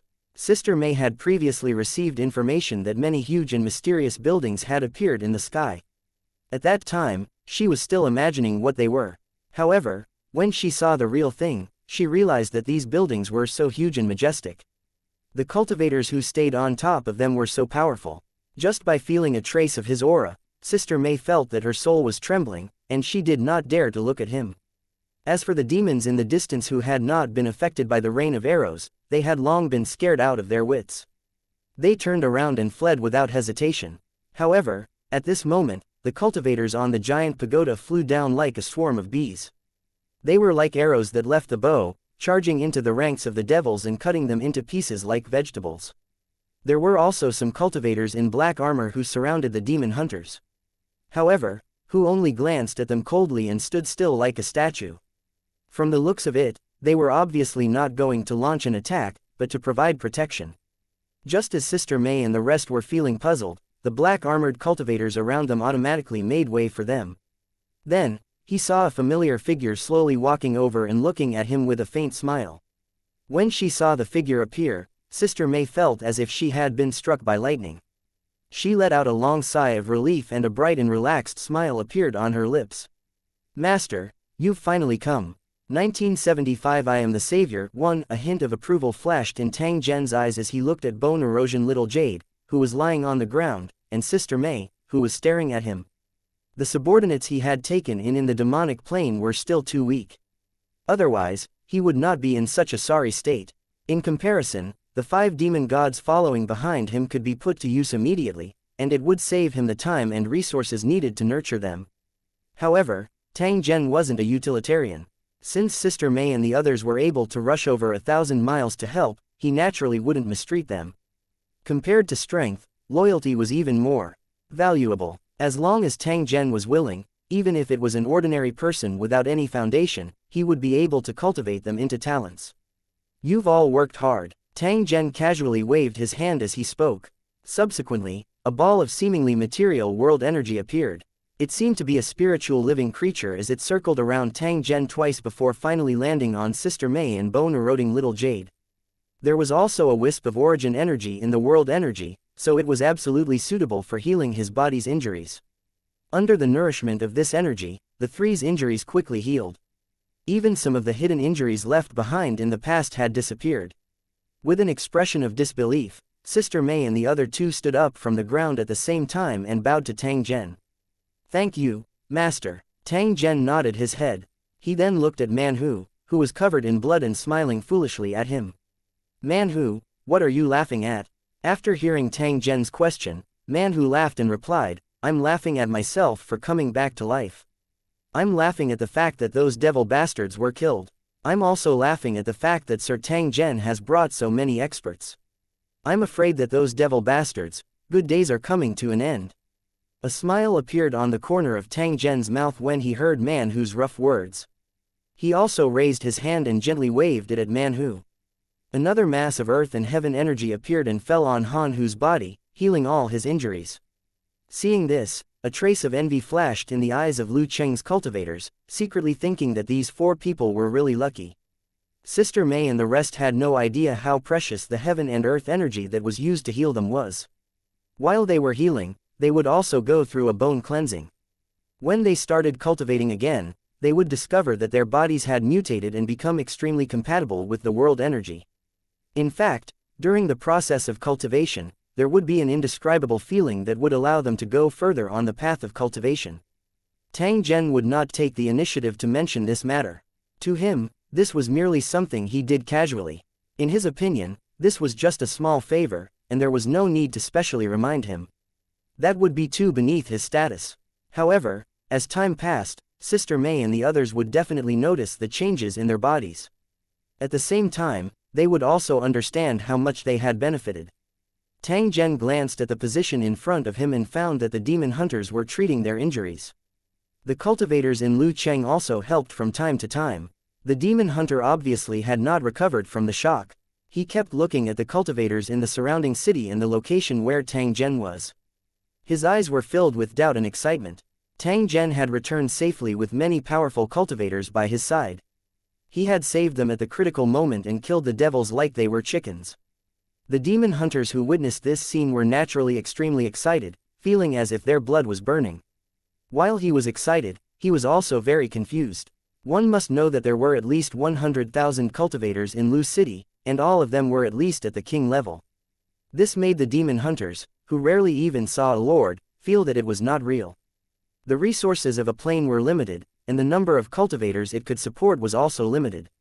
That was why the cultivators in the Tower City kept plundering and invading to ensure that they could continue to grow stronger. In the entire demon race, there were no more than 10,000. True evil demons. It was not that the demon race did not want to, but they simply could not afford to raise them. Therefore, the origin of these cultivators was very suspicious. Moreover, looking at the appearance of these cultivators, it was obvious that they were following Tang Zhen's orders.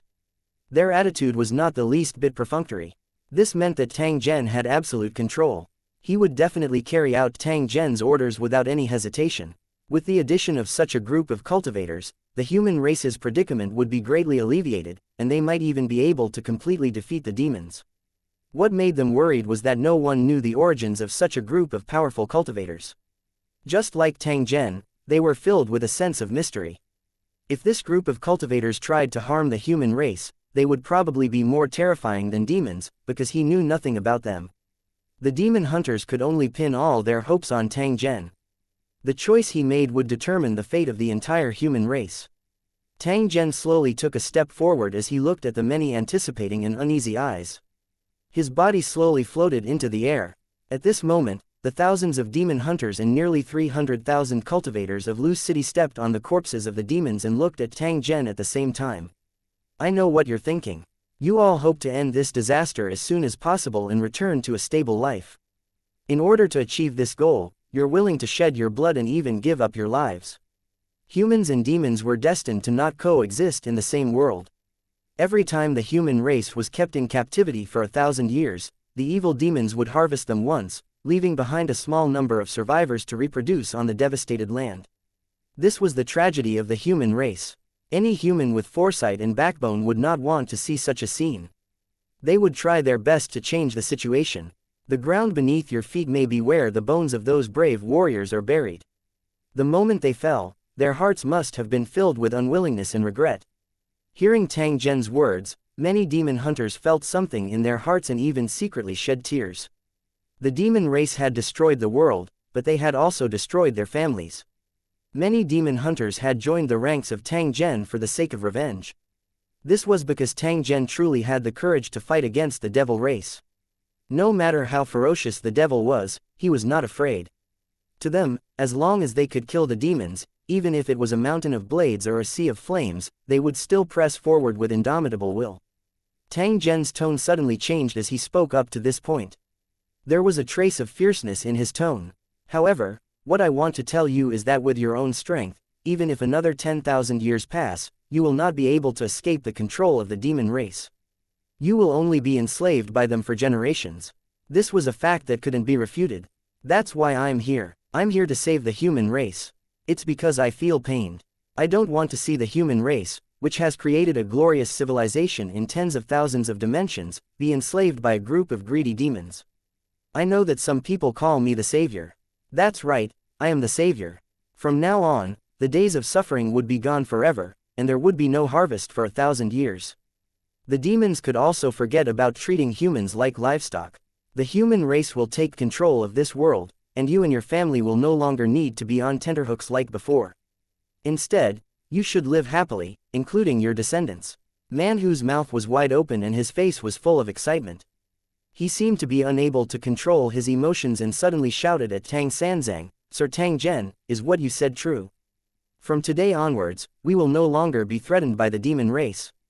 Tang Zhen lightly nodded as he looked at Man Hu, who had an expectant expression. That's right. After receiving Tang Zhen's reply, Man Hu, the 2-meter-tall giant, suddenly burst into tears as his body weakly knelt on the ground. His tears continued to flow as he muttered one name after another. He seemed to be extremely sad. Sister May, who was beside him, sighed secretly. She knew why Man Hu was so sad. Not long ago, the orphanage that Man Hu grew up in was attacked by the demons. Many of the employees he treated as family were slaughtered by the demons. Man Hu rushed over after receiving the news, but all he saw was a pile of ruins and incomplete corpses. Man Hu kneeled on the ruins of the orphanage for 3 days and 3 nights without moving. It was as if he had lost his soul. In the end, someone begged Sister May, hoping that she could help to persuade him, and only then did Man Hu come back. From that moment on, Man Hu had made up his mind to fight the demons to the death and take revenge for his dead relatives. Therefore, at this moment, he felt as if a knife was being twisted in his heart. He believed Tang Zhen's words and also complained about the injustice of the heavens. Why couldn't they let them wait for this day? Tang Zhen's heart seemed to be touched as he looked at Man Hu was crying silently. He sighed softly. It was said that cultivators were heartless, but who knew that cultivators were true to their emotions and nature? It was a pity that the heavenly Tao was merciless. While cultivators pursued great power, they would naturally be affected and slowly abandon their feelings. After 100 years, if Man Hu did not die and encountered a similar situation again, he would be indifferent and would not easily reveal his true nature. 1976 Sister May's request. One after Man Hu finished crying, he turned around to help the injured demon hunters, his lips tightly pursed. Men don't shed tears easily. Now that he had cried, the pent-up anger in Man Hu's heart had dissipated a lot. With the arrival of this catastrophe, many demon hunters had become indifferent to life and death, but they also understood the value of living. Compared to the demon hunters who had lost their limbs or even died in battle, Man Hu and the others were undoubtedly lucky. At least, they could hold on until the moment of hope. At this moment, the battle had completely ended. Under the pursuit of a group of cultivators, the fleeing demons were destined to be unable to escape. It didn't take long for the wilderness to be filled with demon corpses. As for the demon lord's body, it was also dragged back by the cultivators of the Lusheng sect. His body was covered with knife marks, and he looked like he had died with his eyes open. It might not have even dreamed that a hunt that was in the bag would actually cost it its life. After the injured demon hunters were simply bandaged, Tang Zhen gave the order for them to enter the tower to recuperate. As long as the city lord gave them access, they would also be able to enjoy the abundant heaven and earth energy in the tower, which would be of great help to their recovery. These demon hunters were here to support him. No matter what the process was, it was impossible for Tang Zhen to ignore it. That would be too disappointing. After receiving the order, the giant tower descended a teleportation light pillar, and this scene shocked the demon hunters again. These demon hunters had limited strength and knowledge. After the arrival of the giant tower, they were shocked wave after wave. Bone-eroding Jade, you two are in charge of managing these demon hunters. There will be someone in charge of distributing the medicine needed for healing. Upon hearing Tang Zhen's arrangement, the 2 demonic servants nodded in agreement and walked towards the teleportation light pillar. The demon hunters followed Lu Cheng's instructions and walked to the teleportation light pillar one after another. Then, they were surprised to find that their bodies were rising slowly. This magical experience filled the demon hunters' hearts with excitement, and their faces were filled with surprise. They quickly discovered that this teleportation light pillar wasn't a simple light source. It was a material form of world energy that had been forcefully compressed together. This kind of use of the energy of heaven and earth made the demon hunters gasp in amazement, and they felt that their horizons had been broadened. Sister May stood behind Tang Zhen and stared at the demon hunters who entered the tower without blinking. Her eyes were shining with a strange light. She quickly turned her head around. Her gaze would occasionally land on Tang Zhen's body as her lips trembled a few times. She seemed to want to say something, but she stopped. Tang Zhen's senses were extremely sharp. He naturally noticed Sister May's expression, so he gently waved at her. When Sister May saw this, she immediately walked to Tang Zhen like an obedient cat with a smile on her face. Tang Zhen sized up Sister May and asked with a smile, "If I'm not wrong, do you have something to ask? Please like and share the video on the YouTube channel Cultivation Audiobooks." Me. After hearing Tang Zhen's words, Sister May's shoulders trembled slightly, but she quickly returned to normal. After hesitating for a moment, she still looked at Tang Zhen and asked in a probing tone, "Master, are you a cultivator from another world?" Tang Zhen nodded slightly. At this moment, there was no longer a need to hide anything. Even if he didn't say it, you would soon find out about the background of Lu Cheng's cultivators. This was because from today onwards, the actual master of the demonic plane would become the cornerstone platform. Of course, Tang Zhen didn't lie to the demon hunters. The cornerstone platform was only the controller in name. The true operation and management of this world still required these native cultivators.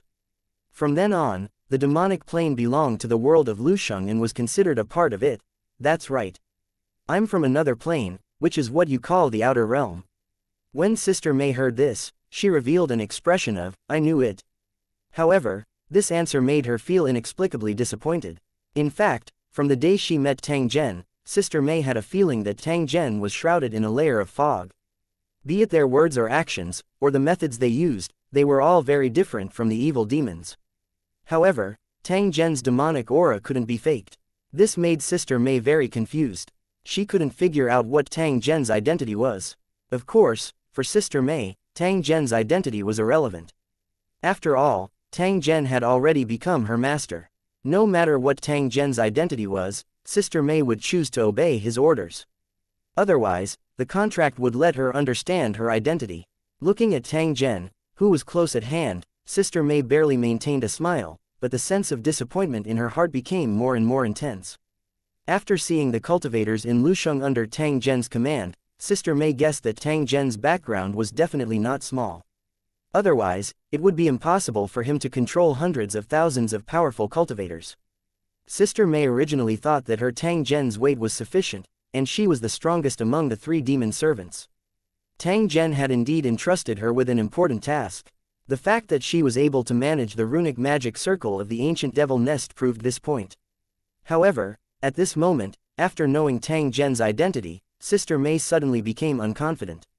Not to mention the hundreds of thousands of powerful cultivators under Tang Zhen, just the 5 demon gods who followed him were powerful existences that Sister May didn't even dare to think about in the past. Looking at these 5 demon gods, docile appearances, they completely did not have the demeanor of demon god powerhouses. That kind of unruly aura was even gone without a trace. Sister May was clear in her heart that they had obviously suffered a great loss in Tang Zhen's hands. Even their lives were in his control. Otherwise, with the temper and disposition of demon god powerhouses, it was impossible for them to be ordered around by others, especially a human. While she was shocked, Sister May suddenly realized that her existence was actually dispensable. Even a demon god was not a match for Tang Zhen. How could such an expert lack subordinates who worked for him? "Master, you're so powerful. Will you leave this world after you solve the problem here?" With Sister May's status, she should not have asked such a question. If it was a strict contract master, she was afraid that she would be punished immediately. If the enemy were to take advantage of their exposed whereabouts and set up an ambush at the same time, even if they were unable to do anything to Tang Zhen, it would also bring about unnecessary trouble.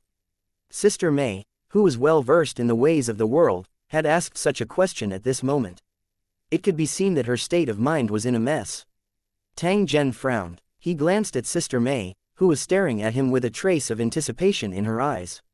He seemed to have understood something. "I'm indeed leaving this world," he said indifferently. "I can't say when I'll return. Do you have something to do?" Sister May took a deep breath and said with a slightly pleading tone, "Master, can you take me with you? Although I'm not strong, I'm very diligent and can help you deal with all kinds of things. I know my status, and this request may be a bit of an overstatement, but I really hope that I can always be by your side." Upon hearing Sister May's request, Tang Zhen looked at her seriously and finally shook his head to refuse. "The place I'm going to next is an extremely dangerous place. If you follow me, you'll be in trouble. Besides, I'm used to being alone and I'm not used to having people following me, so I can't agree to your good intentions. All you need to do is stay in the demonic plane and do the things I've arranged for you. You just need to focus on increasing your strength." When Sister May heard this, she looked a little disappointed and nodded gently to show that she understood. After Tang Zhen thought for a while, he asked Sister May, "I'd like to know, why do you have to follow me?" Sister May hesitated for a moment, but she still forced a smile and said, "As long as I'm by Master's side, I can consult you on cultivation problems at any time, and occasionally receive generous rewards. For so many years, only Master has treated me the best, so I naturally want to follow you at all times and obtain more benefits. The main reason why I can't win is because Master is very powerful. With your status, no one dares to bully me. Only I can bully others." When Sister May said this, there was a hint of playfulness in her tone. Coupled with her devastatingly beautiful appearance, she actually looked extremely cute. Tang Zhen laughed out loud when he heard this. He gently shook his head. In the next instant, he had already flown above the tower. "What a pity, Yingluo." Looking at Tang Zhen, who was standing on the tower with his hands behind his back, Sister May's eyes were filled with tears. Occasionally, a touch of tenderness that could not be dissolved would flash across her eyes, but it would disappear in an instant. 1977 The difficult situation of the human race due to the demons' rampage, most of the cities, villages, and towns had been severely damaged. Ruins and wreckage could be seen everywhere. The trembling survivors hid in the corners, worried about the demons' pursuit while praying for the disaster to end as soon as possible. However, hope never came. Instead, the disaster became more and more intense, and many familiar people could no longer be contacted. In the chaotic environment, human lives were like grass, and the shadow of death shrouded the hearts of all survivors. However, in this disaster, there were still cities that survived, although they were also attacked by the demon race. However, it was not as serious as in other cities. The city where the ancient fiend nest was forged was one of the lucky cities. Because of the appearance of the ancient fiend nest, the demon hunter headquarters mobilized a large number of people to maintain law and order. When the disaster broke out, the city had a defensive power far beyond that of other cities, and the chaotic situation was quickly controlled. There was another reason. The existence of the ancient fiend nest had caused a large number of fiends to gather here. As there were many treasures in the fiend nest, it attracted the attention of a large number of evil demons. While they were fighting for it, they were also wary of each other. Under such circumstances, if anyone dared to lead an army of demonic servants forward, it would inevitably cause a misunderstanding among the other demons. If they were misunderstood as trying to seize the fiend nest, they would definitely be attacked by a group of people, which was undoubtedly asking for trouble. Due to their mutual wariness, a strange balance was formed, turning this place into a truce. Even though the demons were wreaking havoc outside, and news of cities being destroyed came from time to time, the city had never suffered a large-scale attack. Even if ordinary people were affected by the demonic aura and turned into ferocious demonic servants, they would still be killed by the demon hunters at the first moment. It could be said that Tang Zhen's actions had inadvertently saved the lives of nearly 1 million people, allowing them to avoid the calamity of massacring the city. But even so, the situation of the survivors was still extremely difficult. The people in the city were in a state of panic, and there were very few pedestrians on the streets. Because the demons had destroyed the logistics of the cargo, the resources of the entire city had become extremely scarce. Being able to fill one's stomach had already become an extravagant hope. The weeds and tree bark on the roadside had long been eaten up by people. Compared to those who had died, the residents were already very lucky. However, the difficult life made them feel that they were better off dead. The Demon Hunter Union had been entrusted with a mission in the face of danger and actively thought of ways to solve the predicament. They had indeed mobilized some supplies for emergency use. However, compared to the entire city's consumption, it was still a drop in the bucket. It was not of much use at all. As time passed, some of the city's residents had no choice but to find ways to leave the city and try to find food to fill their stomachs in order to survive. Compared to the city, it was undoubtedly hell outside the city, and it was very likely that one would never return. However, the survivors had no choice. If they continued to stay in the city, they would still be unable to escape death. The extremely harsh living environment made people suffer from both physical and mental torture. Many citizens could not bear it and eventually chose to commit suicide. At the same time, there were also some people who had degenerated into demonic servants. Due to the resentment and hatred in their hearts, they became abnormally ferocious, wantonly devouring those pitiful people like them. As long as a demon appeared in the city, the demon hunters would quickly move out and try to solve the crisis in the shortest time possible to prevent the situation from getting out of control. Whenever something like this happened, the residents of the city would look on indifferently. They looked at the incomplete bodies with numb expressions. Perhaps in their eyes, death seemed to be able to get rid of all troubles, so that they would no longer have to endure the torture of pain.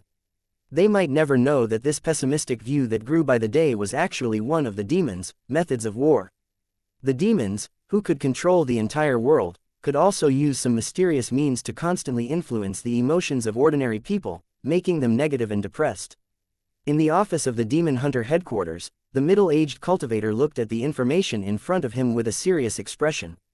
Due to Tang Zhen clearing out a large number of demon nests, the demon hunter headquarters had obtained a huge amount of resources, which greatly alleviated the predicament of insufficient resources. But even so, in the face of the powerful demon race, the demon hunter union was still in a state of suppression. In a short period of time, they had suffered heavy losses, and a large number of soldiers and demon hunters had died. This was inevitable. Whether it was the number of cultivators or their own foundation, it was absolutely impossible for demon hunters to be a match for the demon race. Fortunately, there's Tang Zhen. Otherwise, at this moment, I'm afraid the demon hunter headquarters would no longer exist. The middle-aged cultivator sighed. The information he had just received mentioned that the demons had discovered the manufacturing base of the demon hunter headquarters and had launched a fierce attack on it. The demons had received information that the resources obtained by Tang Zhen after clearing the demon nest had all been sent here. It could be said that the manufacturing base was a huge treasure. How could the inborn greedy demons let go of such an opportunity?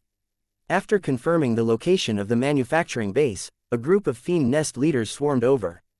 He was afraid that if he was too slow, the other demons would take away the benefits.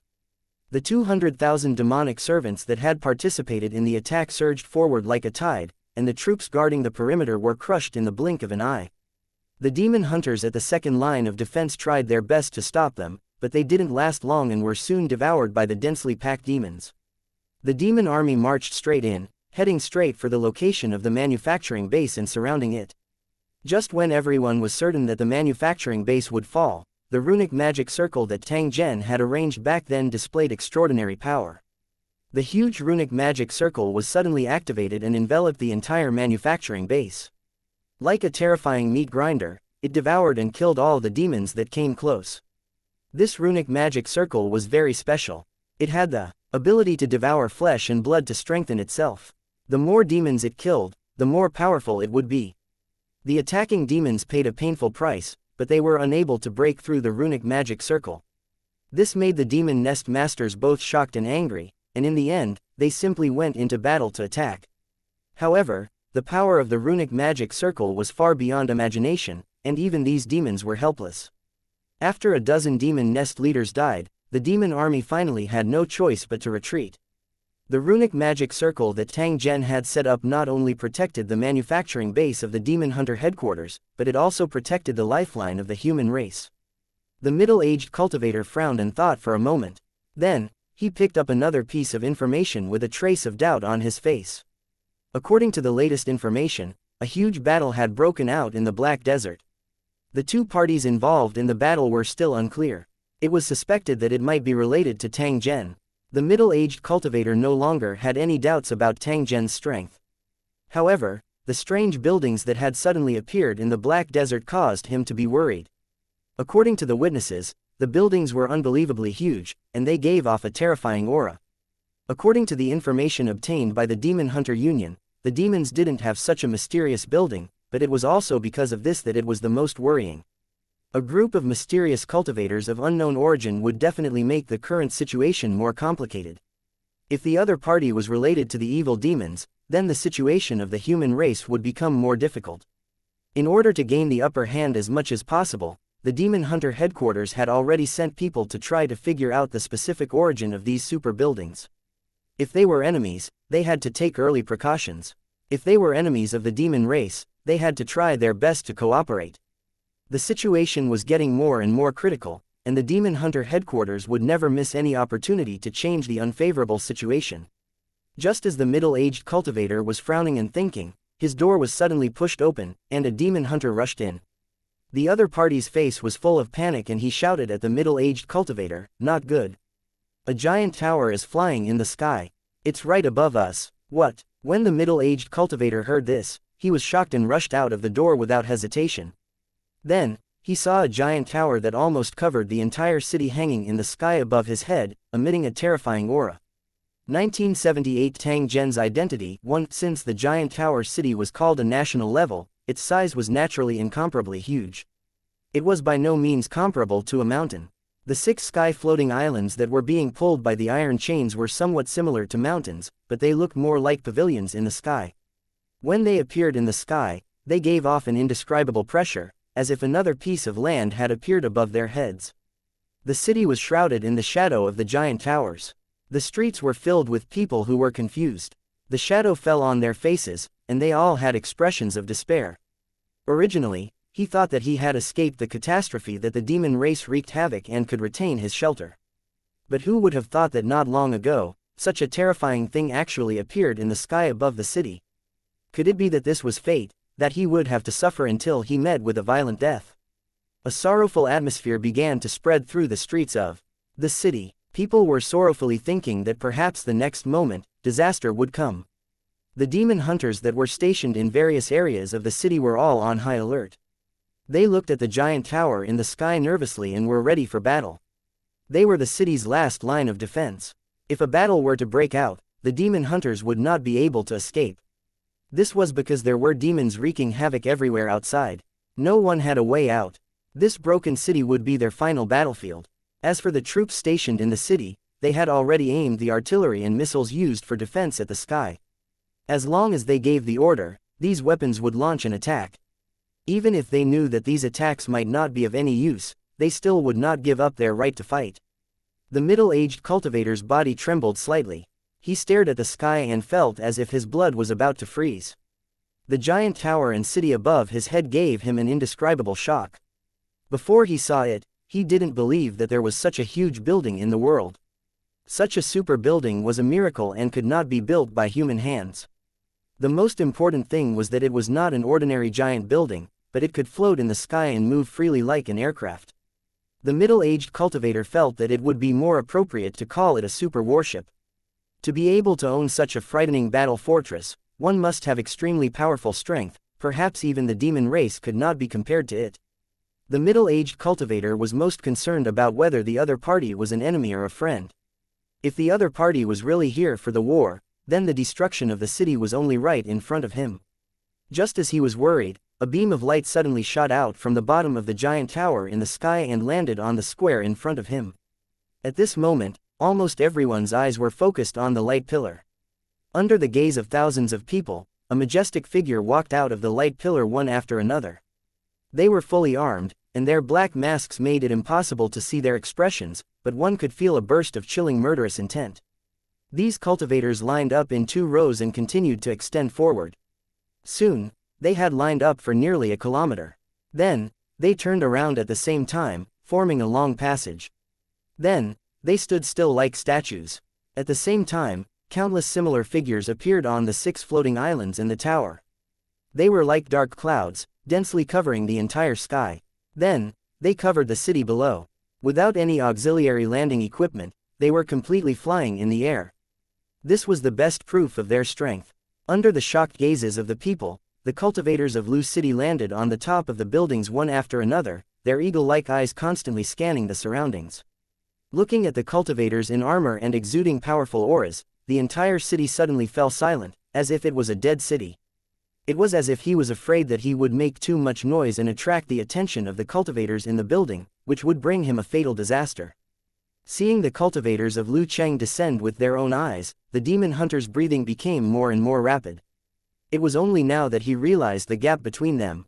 His body trembled, and he didn't even dare to raise his head to look at the cultivators on the top of the building. That kind of heart-shaking feeling made the demon hunter's legs go soft, and cold sweat kept rolling down his forehead. They had originally thought that even if the other party was an enemy, they would still be able to fight him. But, now, the demon hunter suddenly realized that in front of these cultivators, he was as weak as a child. Under such circumstances, it would be meaningless to fight again. In this tense and grave atmosphere, another figure emerged from the pillar of light cast down by the tower. He followed the path opened by the cultivators of Lu City and slowly walked towards the location of the middle-aged cultivator. His speed was neither fast nor slow. The moment the figure appeared, the middle-aged cultivator's body trembled.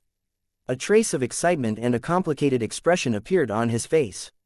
Although he had changed into a purple-gold battle armor, the middle-aged cultivator could still recognize that this person was Tang Zhen. Never in his wildest dreams did he expect that Tang Zhen would actually enter the arena in such a manner under such circumstances. The middle-aged cultivator had a flash of understanding when he saw that the powerful cultivators were all following him. Many of the doubts in his heart were solved at this moment. No wonder Tang Zhen's strength was so powerful. No wonder his methods were so brilliant. It turned out that he wasn't alone. Instead, he belonged to a powerful faction. Tang Zhen definitely had a rather high status in this faction. Otherwise, he would not be able to enjoy such treatment. In fact, as early as the rise of Tang Zhen, the Demon Hunter Union had already noticed him and began to investigate his background. However, Tang Zhen's background was a mystery. No matter how they searched, they were unable to find any information about him. Originally, he wanted to take on a heavy responsibility, but the Demon Hunter headquarters was afraid that he was a spy of the demon race, so after careful consideration, they decided to observe him for a while longer. They were like a group of fat pigs being raised in a pigpen, discussing how to prevent the infiltration of humans outside the pigpen. It was extremely ridiculous. However, the middle-aged cultivator and the other cultivators argued that the human race was in imminent danger and it would be stupid to continue to think about this problem. In the middle-aged cultivator's mind, the demons had already firmly controlled the human race, so how could they use this kind of trick to gain their trust? It was just that their proposal was not passed. The good demon hunter headquarters were not all pedantic people. Although they did not recommend Tang Zhen to be immediately absorbed into the core, they also gave the middle-aged cultivator a great deal of authority. He could come into contact with Tang Zhen and cooperate with him. At the same time, he could continue to observe. Clearly, he did not wish to give up on this heaven's favorite who had appeared out of nowhere. The middle-aged cultivator, who had a heavy responsibility on his shoulders, came into contact with Tang Zhen under such circumstances. The things that happened after that also proved how correct his insistence was back then. This was because during this period of time, demons had been dying in Tang Zhen's hands continuously. The Demon Hunter Union had also gained great benefits from this. At this moment, no one suspected that Tang Zhen was a spy from the devil race. At the same time, they also believed that he might be the only hope for the human race to escape from this predicament. While the Demon Hunter headquarters was changing their views, the middle-aged cultivator who had the most contact with Tang Zhen had more and more doubts in his heart. He analyzed all the information related to Tang Zhen and finally came to a shocking conclusion. Tang Zhen did not belong to this world. There was a high possibility that he came from the outer region. The demon hunters knew nothing about the outside world of the demonic plane, and that was why the middle-aged cultivator was half happy and half sad. While they were happy that Tang Zhen could help the human race solve their crisis, they were also worried that Tang Zhen would have a bigger plot. If that was the case, would it be a blessing or a curse for the human race? This complicated feeling had always accompanied the middle-aged cultivator. At this moment, when he saw Tang Zhen reveal his identity, the middle-aged cultivator actually felt a sense of relief. Regardless of what Tang Zhen's intentions were, the moment he appeared in such a manner, it meant that the answer had already arrived. 1979 No right to choose countless gazes landed on Tang Zhen when he appeared. At this moment, he was the focus of everyone's attention. Currently, Tang Zhen had an extremely high reputation. For example, all the demon hunters in this city basically knew his appearance. Everyone was shocked by the scene before them. They didn't understand why this hope of the human race would be with this group of mysterious and powerful cultivators. All kinds of thoughts rose in their hearts, causing everyone's expression to become uncertain. At this moment, there were even people who wanted to rush out and loudly question Tang Zhen, asking him to explain what exactly was going on. In the end, no one did so because they knew that they did not have the right to do so. Under the complicated gaze of the middle-aged cultivator, Tang Zhen walked in front of him and looked at each other. "Sir Tang Zhen, how have you been?" The middle-aged cultivator chuckled. As usual, he saluted Tang Zhen to show his respect. Although he had also done this when the two of them met in the past, his actions were incomparably solemn at this moment. There was also anticipation in his eyes when he looked at Tang Zhen. He hoped that Tang Zhen had come to help the human race and not to replace the evil demons and rule the world again after defeating them. If that was the case, it would mean the beginning of a new calamity. The middle-aged cultivator knew very well that there was no limit to the greed of cultivators, and it would never change because of the different camps. Perhaps the only difference was the way they obtained it. The evil one might be more direct. To the demon race, the human race was a fat pig that was raised to be fat. They were already used to the harvest once in 1,000 years and would not easily change the rules. If a new master were to take over, who knew what methods the other party would use to continue plundering the remaining value of the human race? Would it be gentle, cruel, or would it be a one-time massacre? If that was the case, it would be better to maintain the original state. At least the demon race would give the human race a chance to reproduce and breathe. All kinds of thoughts appeared in his mind, causing him to be in a state of confusion. At this moment, he could only force himself not to panic. Seeing the complicated expression in the middle-aged cultivator's eyes, how could Tang Zhen not guess what he was thinking in his heart? He only smiled slightly. When there was no hope, the demon hunters yearned for hope to come, but when hope really came, they became hesitant. Tang Zhen could understand the middle-aged cultivator's feelings. After all, the human race was already in such a terrible situation and they couldn't take any blows. The main reason was that the entrance ceremony of the cultivators of Lucheng had frightened them. Moreover, the natives felt an unconcealed aggression from the cultivators of Lucheng. The cultivators of Lusheng were indeed intruders, but their enemy was the devil, because the devil was the master of this world. From the beginning of the invasion, the weak human cultivators were never regarded as enemies because they were not qualified to participate in it. If the middle-aged cultivator knew about this, he didn't know if he would be surprised or helpless. In fact, from Tang Zhen's point of view, the demon hunters still didn't know their own position and had always placed themselves in the position of the master. If one couldn't figure out their own position, then there would definitely be errors when considering the problem. Of course, this was not a problem. In the face of absolute power, the weak only needed to obey the arrangements. The human race on this plane was quite sad. They had tried their best to break free from the control of the demon race for nearly 10,000 years, but they had never succeeded. Now, they finally had a chance, but they still couldn't become the true master, because an even more powerful outsider had barged into their house in an extremely rude and unreasonable manner. With the existence of the cornerstone platform, it would be impossible for the human race to control this world. Facing the middle-aged cultivator's expectant gaze, Tang Zhen smiled and said, "I was unable to tell you my background because of a special reason. Please don't take offense." Although his strength was far superior to the middle-aged cultivator, Tang Zhen did not look down on the middle-aged cultivator because of this. He saw a very valuable quality in the other party. Cultivation base was not the only standard to measure one's worth. At the very least, from Tang Zhen's point of view, the value of the middle-aged cultivator was not much lower than that of a demonic god. After hearing Tang Zhen's words, the middle-aged cultivator shook his head and smiled bitterly. "There's no need to be so polite, sir. You must have your reasons for doing this. In fact, it doesn't matter to me whether you reveal your identity or not. The key is that you've always been on the same side as the human race, and that's enough."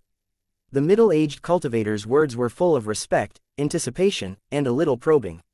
He believed that Tang Zhen would be able to hear the meaning in his words. He hoped that Tang Zhen would tell him the answer that he was incomparably anxious to know at this moment.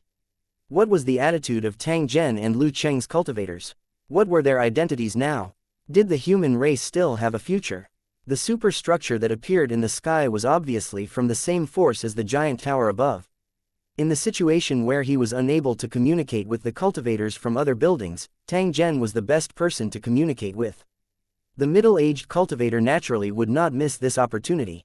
This could be considered a negotiation between the natives and the cultivators of Lucheng. For the cultivators of Lucheng, there was no need for this. No matter what decision they made, the native cultivators could only choose to obey without any right to choose. However, since the middle-aged cultivator had such an idea, there were some things that he could tell him so that he could be mentally prepared. I know what you're thinking. The most urgent thing I want to know now is what the force behind me wants. In that case, there's no harm in telling you. From today on, the rule of the demon race would become history, and the new master of this world would be called Cultivator Lucheng. We come from a very distant place, a place that is powerful and vast. You can't imagine it at the moment. That's why I have to remind you not to try to resist, and not to do anything meaningless, or you'll regret it. Many worlds like the demonic plane have been destroyed by cultivators like Lucheng.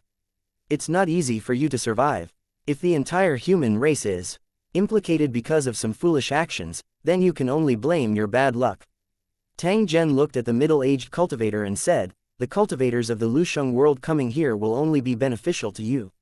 With the power of the Lusheng world, you will have the possibility of truly rising. Tang Zhen's words seemed to be filled with sincerity. He did not wish to see the humans of this dimension court death and turn a good thing into a bad thing. It seemed to be a bandit's logic, but it was the truest law in the cultivation world. Everything in the world, including the plain world that gave birth to thousands of living creatures, never belonged to anyone. Only the strong could control them. If the demon hunters treated the cultivators of Lusheng as intruders and couldn't put themselves in the right place, then it wouldn't be long before they would end up like the demons. After all, to the cornerstone platform, these natives didn't have much value. If it wasn't convenient to use them, it could kill them all at will. After hearing Tang Zhen's words, the middle-aged cultivator was silent for a long time before he finally revealed a helpless and bitter smile. Through the contents of Tang Zhen's words, the middle-aged cultivator clearly knew that they had no other choice but to obey. If things went smoothly, they would prosper. If they went against it, they would die. The logic was that simple. 1980 Trivial Matters 1. The middle-aged cultivator had nothing to say after understanding the situation he was in. He knew very well that the weak had no right to negotiate. It was better than anything to end this disaster as soon as possible. Otherwise, it wouldn't take long for the human race to be completely wiped out. It would probably take at least 100 years for them to recover. He could only hope that these cultivators would really do as Tang Zhen said and not cause too much damage to this world. Cultivators should not interfere too much with the lives of ordinary people. The middle-aged cultivator thought through this point and his mood became much more relaxed. He believed in Tang Zhen's identity and would not go back on his words. Thinking of this, he said to Tang Zhen, I understand. I'll pass on your message to the Demon Hunter headquarters later. I believe they'll give you a satisfactory answer. If you need anything, you can tell my assistant. The Demon Hunters in this city will always listen to your command. Since there was no way to change the situation, the best thing to do was to go with the flow and try to reverse some unfavorable situations. Keeping a low profile and working hard was the way for the weak to survive. Tang Zhen gently nodded when he heard this. In reality, the only thing he needed to do now was to wait for the cornerstone platform's next arrangement. The battle with the demons was done by the cultivators of the other 10 territories, so it could be said that victory was in their hands. As for the 4-dimension masters, under the circumstances that the 5th battle area had sent out 6 masters of creation, it was already a sure thing that they would be captured and killed. There should not be any unforeseen circumstances. The cultivators of the cracked territory had entered this world to take over their territory. The cornerstone platform had promised this in advance, so they had given an extra free teleportation quota. Tang Zhen was also happy to be idle. Killing and fighting all day long would inevitably cause one to feel tired. During this time, he had to do his best to eliminate some of the hidden dangers in his body and collect information about the mysterious rift. In any case, they had to make sufficient preparations before taking action. After thinking for a while, Tang Zhen said to the middle-aged cultivator, the demon race's destruction is a foregone conclusion, but we must guard against the scattered army. Their destructive power is not much worse than the demon army. I'll send some of my men, and you'll send your men as guides to clear out the nearby demons as much as possible. The middle-aged cultivator was overjoyed. If cultivator Lu Cheng cooperated with them, the demon hunters would dare to attack even the nearby demon nests. Looking at the cultivators around Tang Zhen, it was likely that any one of them could easily crush the master of the fiend nest. The scene of them attacking the fiend together would definitely be very exciting. He had been suppressed by the demon race for a long time. Now that he could finally take the initiative to attack, the middle-aged cultivator felt very proud. "Thank you, sir." The middle-aged cultivator expressed his thanks once again. After the demons were eliminated, the ones who benefited the most were the ordinary people. The originally collapsed order would slowly be restored. This was definitely a good thing that he could not ask. Please like and share the video on the YouTube channel Cultivation Audiobooks. For more, Tang Zhen turned around and looked behind him. He instructed the 5 demonic gods, "The 5 of you will follow the operation. Remember not to miss any place. I want to make sure this place becomes a pure land. Except for those who are willing to surrender, any other demons who appear in this area will be killed without mercy." Upon hearing this, the 5 demon gods nodded at the same time to show that they understood. Then, they looked at the middle-aged cultivator standing in front of Tang Zhen and waited for his orders. Only then did the middle-aged cultivator notice the 5 demon gods. After taking a closer look, his eyes revealed a trace of shock. As a core member of the Demon Hunter headquarters, how could he not know the appearance of the 5 demon gods? He didn't notice them earlier because he was shocked by the cultivators in Lusheng. To demon hunters, these demon gods were equivalent to mobile natural disasters. Whenever they appeared, they would inevitably cause a disaster that would make people despair. However, at this moment, the 5 demonic gods had a submissive look on their faces. They obediently stood behind Tang Zhen, and their presence was extremely low. If Tang Zhen didn't mention it, the middle-aged cultivator wouldn't have even noticed their existence. This was simply an unbelievable thing. When did the always flamboyant and overbearing demon race become so low-key? This was completely not in line with their nature. However, when he thought of Tang Zhen's strength and looked at the surrounding cultivators who were building towers, a trace of understanding flashed in the middle-aged cultivator's heart. Then, the corner of his mouth revealed an unusually comfortable smile. The middle-aged cultivator bowed to Tang Zhen once more before he turned around and left. At this moment, his footsteps were very light. It seemed that with every step he took, the burden on his body was reduced a little. The 5 demon gods and the cultivators of Lucheng followed the middle-aged cultivator and left. The demon hunters nearby also left one after another, forming a mighty team. Just like the middle-aged cultivator, these demon hunters were filled with anticipation and couldn't wait to charge into the fiend nests. It was not easy to wait for the opportunity to counterattack, to pursue and beat the demons to their heart's content, so they could not miss it no matter what. After the middle-aged cultivator left, a young demon hunter came to Tang Zhen's side, ready to listen to his orders at any time. According to Tang Zhen's request, a place for him to rest was quickly arranged. The surrounding area was heavily guarded. The cultivators in Lusheng City quickly took over the city's defense. The various systems that had been completely paralyzed began to operate again in a very short time. With the cultivators in the city, the people in the city no longer had to worry about the demons' attack. Naturally, they had to solve the problems of the people as soon as possible.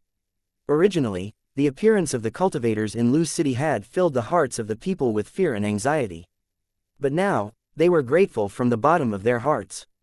If it wasn't for the arrival of the cultivators from Lucheng, how long would they have been able to endure such a terrible life?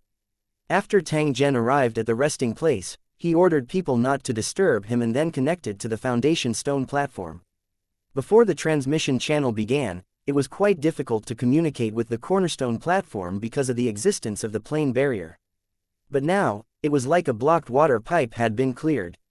Tang Zhen had just sent a communication request when the cornerstone platform responded.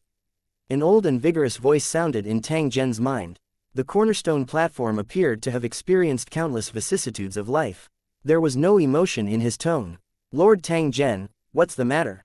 Tang Zhen contacted the cornerstone platform naturally to ask please like and share the video on the YouTube channel Cultivation Audiobooks.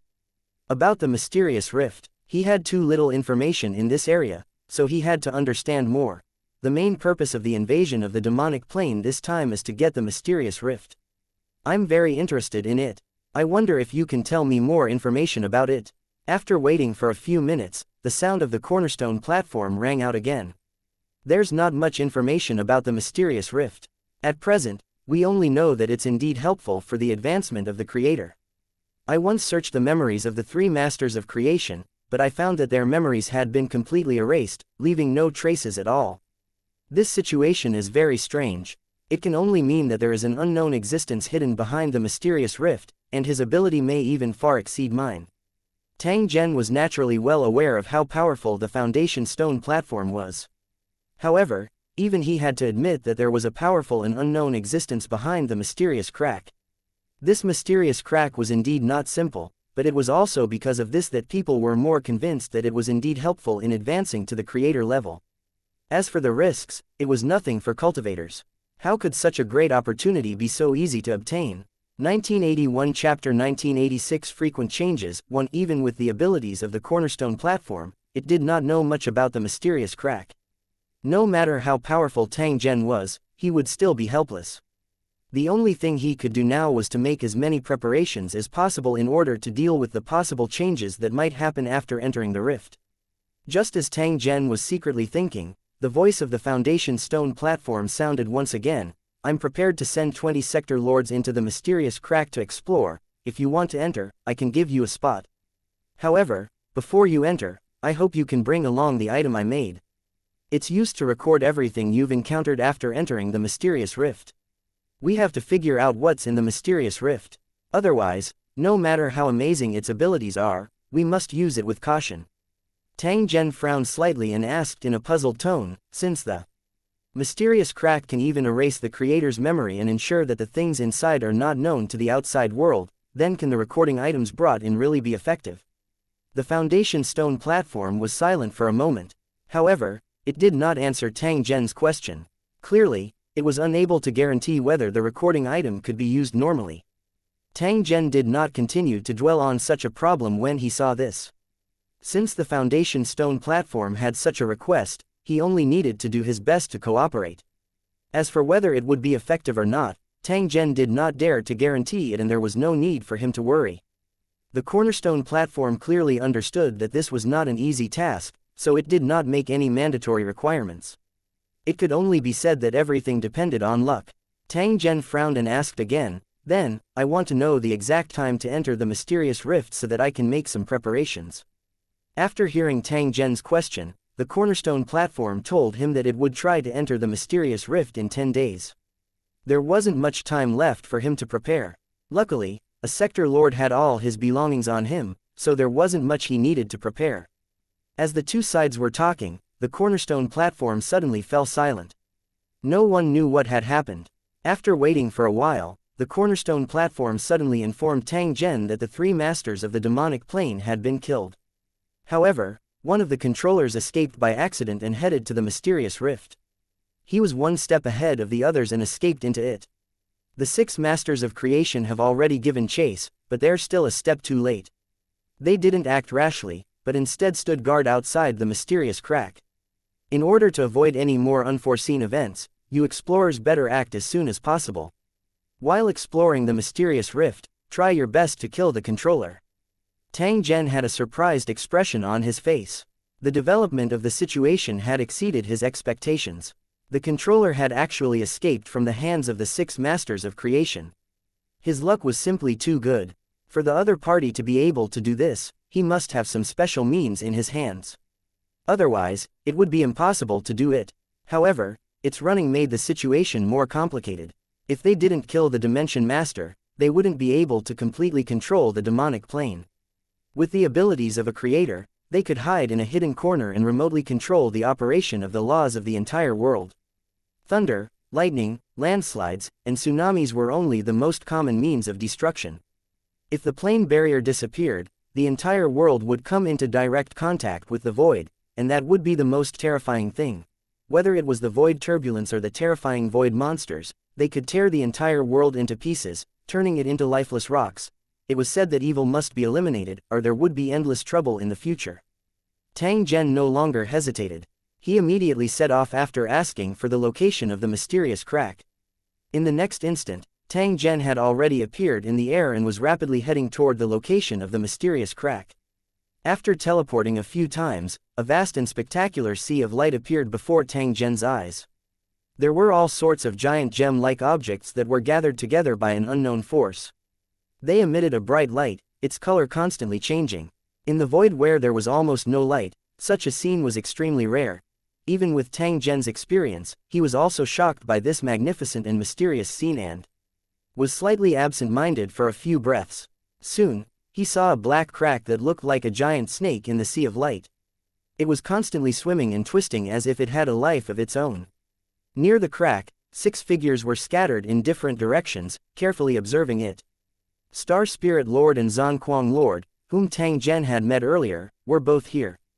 The other 4 figures were clearly the other 4 masters of creation who had participated in the operation. After Tang Zhen approached, the 6 masters of creation looked at him at the same time. After confirming his identity, they retracted their gazes. Lord Tang Zhen, are you going to enter the mysterious rift? Zhanquang Lord's voice rang out.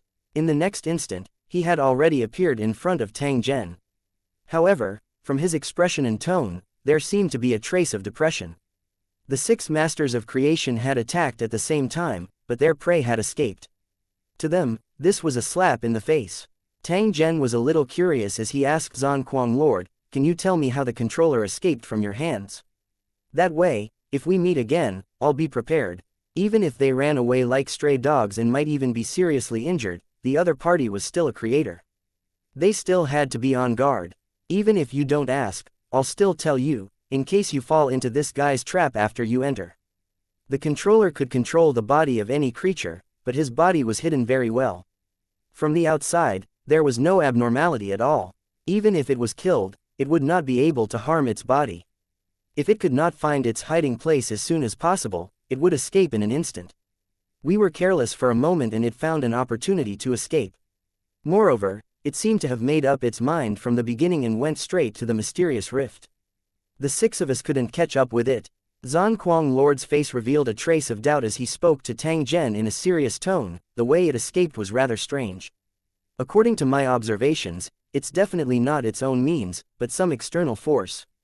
If I'm not wrong, this matter must be related to the mysterious rift. It's as if there's an invisible chain in the mysterious rift that directly dragged him in. I'm afraid the information we got earlier is wrong. Not all controllers know nothing about the mysterious rift. At least this controller must know something. That's why he chose to escape into the mysterious rift at the first moment when he was in danger. Hearing Zhanquang Lord's description, Tang Zhen shook his head lightly. He didn't expect that such a sudden change would occur one after another. This had increased the danger of this trip. However, even if this was the case, Tang Zhen did not have the intention to give up on exploring. After all, this opportunity was hard to come by. It was likely that he would not be able to encounter it again if he missed it. 1982 The City of Despair 1. It didn't take long before silhouettes appeared one after another. They were all the Sector Lord cultivators who had participated in this exploration. Other than the 10 city lords that he had met before, it was the first time Tang Zhen had come into contact with the remaining 10 Sector Lords. Both parties exchanged a few simple words of greeting and then went silent, waiting for the final moment to arrive. After all the Sector Lords had arrived, the voice of the Foundation stone platform slowly sounded. Now, everyone, please relax your minds and don't try to resist. I'll implant a recording device into your bodies. After that, please enter the rift in batches. Tang Zhen and the other Sector Lord cultivators followed the platform's instructions and let go of their guard. A trace of strange power entered his mind and circled a few times before disappearing. Tang Zhen did not feel anything special during the entire process. He checked his body and did not discover anything unusual. The methods of the cornerstone platform were indeed brilliant, but even so, it might not be able to guarantee that it would function normally after entering the crack. So far, everything was unknown. The implantation is complete. Now, please enter the rift. If possible, please help each other. As soon as the cornerstone platform's voice fell, 2 figures rushed into the crack without any hesitation. Since they were already prepared to enter, the Sector Lords wouldn't hesitate, otherwise it would affect their own will and determination. Looking at the 2 Sector Lords disappearing into the crack, another 2 followed closely behind, also under everyone's gazes, swiftly disappearing. Lord Tang Zhen, how about the 3 of us work together? The voice of the ancient warship lord came. The Black Soul Lord was standing beside him, and the 2 were staring at him. I was thinking the same. Tang Zhen nodded in agreement. Soon after, a grave expression appeared on his face as he flew toward the black crack in front of him. The moment he neared the crack, Tang Zhen felt an extremely strong suction force. Even with his cultivation as a world overlord, he was unable to resist it. He tried to use teleportation to resist, but he found that it was useless. The world energy around the crack had completely disappeared, and even the laws did not exist. While he was shocked, his body had already flown into the crack uncontrollably, and was instantly swallowed by darkness. In this pure darkness, Tang Zhen's thoughts became increasingly slow. Gradually, he could no longer feel the existence of his hands and feet. It was as if all of his cultivation had vanished. He felt like he was a speck of dust, floating in the air, as if the dust would never settle. He didn't know where the other sector lord cultivators who had entered the black crack with him were, and he didn't know if they would ever meet again. Tang Zhen drifted like this for an unknown period of time. His consciousness had gradually become blurry. He had even forgotten who he was and where he came from.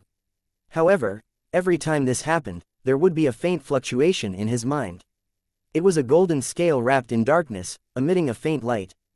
The darkness that could render even a third-level sector lord helpless was unable to devour the golden scale, preserving a small piece of light. Every time the fluctuation appeared, Tang Zhen would recall some things related to himself, and then some would be gradually forgotten. Just like that, he kept recalling, forgetting, and forgetting more and more things. After an unknown period of time, a bright light suddenly appeared in front of his eyes. Then, he felt his body was like a moth flying into the fire, desperately approaching the light. In the next moment, the view in front of him suddenly brightened. The scene that appeared in front of Tang Zhen was an incomparably huge city. It looked like a continent that was suspended in the void. Tang Zhen was in a daze. He seemed to have seen an enormous black shadow below the city. The super city had a strange style, as if the buildings from different worlds had been forcibly pieced together. From an angle in the air, it could be clearly seen that there were human figures appearing from time to time in these buildings. They raised their heads and looked at Tang Zhen in the sky. A trace of greed and gloating flashed in their eyes. At this moment, Tang Zhen's mind was still in a sluggish state. Although he felt a lot of doubts, he did not make too many connections because of this. His eyes were dull as he rapidly fell toward the bottom of the city. In the blink of an eye, he landed in the middle of the street and fell hard on the bluestone slab. Tang Zhen's bones seemed to have fallen apart, causing him to let out a muffled groan. However, he did not pay attention to this. Instead, he quickly got up and observed his surroundings. The gazes he had seen from the sky earlier had made him feel a little uneasy. At the same time, he had a feeling that if he were caught by these people, he would be in a very bad situation. At this moment, Tang Zhen had almost forgotten his origin. However, the battle instinct that he had cultivated for nearly 100 years was still present, causing him to become unusually alert. He reached for his waist and felt for a cylindrical item. He grabbed it. Just as he grabbed the cylinder, a sharp, long knife about 5 feet long shot out of the cylinder. This long knife was as thin as a cicada's wing, but it was unusually tough. The body of the knife was like a rippling pool of water, constantly flashing with an ice-cold light. After seeing this scene, Tang Zhen seemed to have recalled something as his brows gently furrowed. This should be something I prepared. It seems to have an extraordinary origin, but why can't I think of more things? Just as Tang Zhen was frowning and thinking, the sound of footsteps was suddenly transmitted from the distant street. Soon after, he saw many figures rapidly approaching. There were tall and short figures with different appearances. They walked with abnormal speed, and most importantly, they were filled with killing intent, which made people tremble with fear. However, in Tang Zhen's eyes, he felt that it was nothing. Originally, he wanted to leave quickly, but after seeing these people, he suddenly didn't want to hide. From these people, I should be able to find some clues about this place. At the same time, I should be able to figure out who I am. What happened? Currently, Tang Zhen only remembered his own name. He remembered that he had come for a very important matter. However, he could not remember what it was for. Tang Zhen urgently wanted to clarify this matter. These people who had clearly come with ill intentions were the best targets for him to ask. Looking at the men and women who were following him with greedy eyes, a cold light flashed in his eyes and he rushed over. Those figures seemed to be startled when they saw Tang Zhen actually charging over. They were somewhat unable to understand what had happened. However, when they saw the long saber in his hand, their eyes lit up and their surprise immediately turned into surprise and joy. This guy actually has an item from the outside world on him. He's indeed a fat sheep. I definitely can't miss this. Ha ha ha, don't fight with me. This is my prey. You're so shameless. This is the man that I have my eyes on. If anyone tries to snatch him from me, I'll turn him into roasted meat. Amidst the arrogant and chaotic quarrels, he had already reappeared and was approaching Tang Zhen, waving the weapon in his hand and attacking him. Tang Zhen dodged. At the same time, the battle blade in his hand slashed down. It was as though he was chopping a cabbage, easily cutting the other party in half at the waist. The brawny man's face was filled with shock and despair. He looked at Tang Zhen with fear in his eyes, as if he could not believe that he had actually killed him just like that. After Tang Zhen's first attack succeeded, he immediately turned around and slashed out a second time. A woman with a body as strong as a lion in leather armor had half of her head chopped off. Her body swayed and fell to the ground. The long blade brought up a spray of blood as Zhen Tang's body jumped horizontally.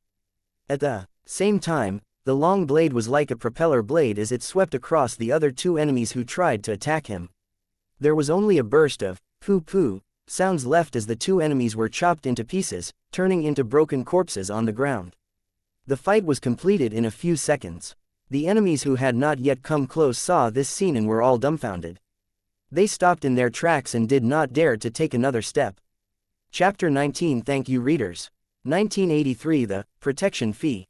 In the blink of an eye, Tang Zhen had killed the enemy who tried to attack him. The ground was covered with corpses. Upon seeing Tang Zhen's ferocity, the enemies who were charging over hesitated for a moment. After which, most of them actually chose to turn around and flee. They still had some self-awareness and knew that they would be courting death if they charged forward. The newcomer in front of them who had just arrived was not someone they could bully. However, there were also some people who did not leave. Instead, their eyes were shining as they looked at the battle blade in Tang Zhen's hand. They could not wait to take it for themselves. In Absolute Domain City, weapons were extremely precious, especially the weapon used by Tang Zhen. It obviously had great value.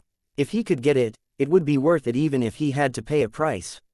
Although they had made up their minds to snatch it, these people did not rashly launch an attack. Instead, they surrounded Tang Zhen. Sight anyone could tell that Tang Zhen's skill was definitely not simple. Coupled with the incomparably sharp battle blade in his hand, one would be killed by him if one was the slightest bit careless. This was a bone that was difficult to gnaw on. One would need good enough teeth to gnaw on it. They didn't have the strength to do so, but they had already informed those who had the strength and were rushing over. Hence, they adopted the method of surrounding but not attacking, completely blocking the entire street to prevent Tang Zhen from taking the opportunity to escape. In the blink of an eye, the entire street had become quiet. However, pairs of ice-cold eyes continuously swept over Tang Zhen's body. That kind of greed and killing intent couldn't be concealed at all, and he didn't bother to hide it. Tang Zhen's eyes narrowed. His gaze swept over these men and women with different appearances, but he similarly did not make any movements. While others were waiting, he was waiting as well. At this moment, he could already tell that these people definitely had strong reinforcements, which was why they could continue to besiege him without fear.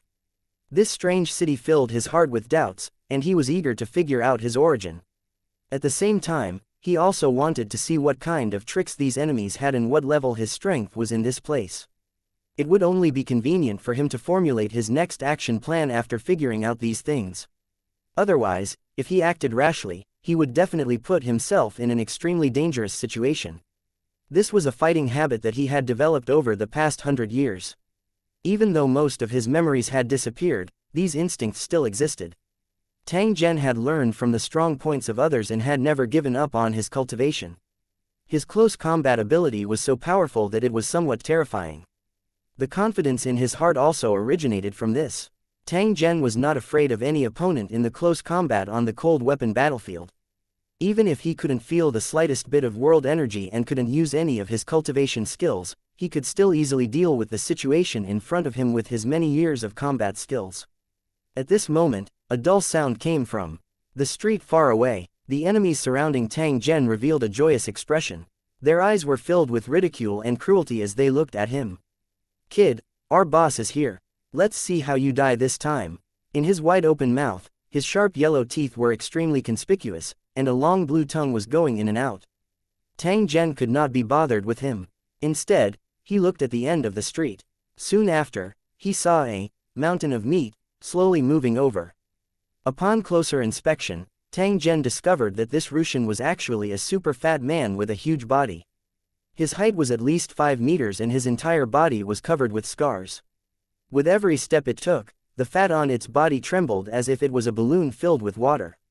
It trembled as it walked. The most surprising thing was that the fat man's head had been hollowed out, and his huge eyes were clearly 2 big black holes. In the empty skull, there was a dwarf-like creature with a fat skull on his head, which looked like a strange hat. The lower part of his body was like an octopus, connected to the remaining nerves in the fatty's brain to control the movement of the fatty's body. This was obviously the innate ability of the other party's race. It could replace the brain of dead prey and turn them into a puppet under its control. During the process of approaching, the dwarf that was controlling the fatty's corpse was using an ice-cold gaze to look at Tang Zhen. It seemed to be quite interested in him. Those enemies that had surrounded Tang Zhen had already opened up a path at this moment. Moreover, they were trying their best to maintain a certain distance from this super fatty. Their eyes were filled with intense fear. The fatty came in front of Tang Zhen and shook his head. His black eyes looked at Tang Zhen. Inside the big black hole, there was only a little bit of light flashing and wandering, which looked very strange. After sizing up Tang Zhen a few times, the super fat man, who was also the dwarf, said, "Where are you from? Do you know what this place is?" Tang Zhen was silent. He merely coldly sized up the other party while the cold glint of the battle blade in his hand continued to flow. Seeing the light on the saber, a hint of greed flashed in the fat man's dark eye sockets. He opened his mouth slightly, and an exaggerated amount of saliva flowed out. "This weapon of yours is not bad, but it doesn't suit you. Having it in this place will only make you die faster. So, I'll give you a suggestion. Give me your weapon, and I'll protect you. That way, you can live longer here. Don't think that I'm bullying you, I'm just giving you a way out. There are many new people like you, they just can't bear to part with what they have on them, and then they directly lose their lives." As the super fat man spoke, he suddenly stretched his arm to the side and grabbed a corpse on the ground. As if he was tearing a chicken leg, he tore off the leg of the corpse. In front of so many people, he actually started to eat. In the blink of an eye, his leg was gnawed clean. With a bone in his mouth, the super fat man looked at Tang Zhen and said with a simple and honest voice, "I'm sorry, this body of mine is too greedy. I can't help but want to eat when I see food. In fact, I'm already trying very hard to control its desire to devour. But as you can see, if I'm slightly distracted, it'll go all out to eat, even I can't control myself." The fatty's explanation sent shivers down everyone's spine. As he spoke, his mouth continued to chew on the leg bone, making a crisp, caw-caw sound. After saying this, the fatty seemed to feel that he had not had enough. He directly grabbed the body on the ground and bit it hard on the head. With exaggerated chewing sounds, the body was bitten off piece by piece. Fatty's face was full of joy as he swallowed large chunks of flesh. After which, he looked at Tang Zhen. His mouth, which was covered with blood and minced meat, was lifted into a strange arc. "Newbie, tell me now, what will you choose?" Tang Zhen had remained silent from the beginning. He merely allowed this super fatty to perform. A faint ridicule would occasionally flash across his calm eyes. Upon hearing Fatty's question, Tang Zhen gently shook his head and said in an indifferent tone, "You want to take my things and provide me with protection? I'm afraid you don't have the qualifications."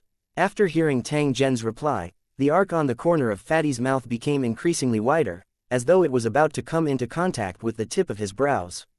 "Oh, you said I'm not qualified. That's an interesting answer." In the next instant, the smile on Fatty's face suddenly disappeared. He was like a moving mountain as he ruthlessly pressed down on Tang Zhen. "Idiot, since you don't agree, then go to hell." 1984 The fleeing midget won. At the same time as the super fat man rushed over, Zhen Tang also rushed forward with his sword. Although there was a huge difference in size between the two, Zhen Tang's aura was actually a little stronger. The two figures crossed each other and exchanged positions. Then, they turned to look at each other. Tang Zhen's expression remained the same. However, there seemed to be wisps of green smoke floating from the battle blade in his hand, emitting a nauseating stench. Voila! The sound of liquid flowing could be heard, and a cross-shaped wound suddenly appeared on the belly of the super fat man. Stinky, dirty blood and oil flowed out and splattered on the street, turning it black. Huge intestines flowed out of the hideous wound, wriggling like maggots. How is this possible? When the spectators saw this scene, their faces revealed shocked expressions. They did not expect that Tang Zhen would seriously injure the super fatty in just the first exchange. The fat man lowered his head and looked at the huge wound on his stomach. He let out a strange laugh as if he couldn't feel the pain at all. He extended his palm and stuffed the intestines into his stomach. At the same time, he tilted his head and sized up Tang Zhen. One could see that the eyes behind the black hole had an additional trace of solemnness. Newbie, looks like I've underestimated you. Or perhaps I should say that I've underestimated the weapon in your hand. However, this is also good. You have successfully angered me. From now on, you are my prey. If I were you, I'd choose to run away immediately, as far as I can.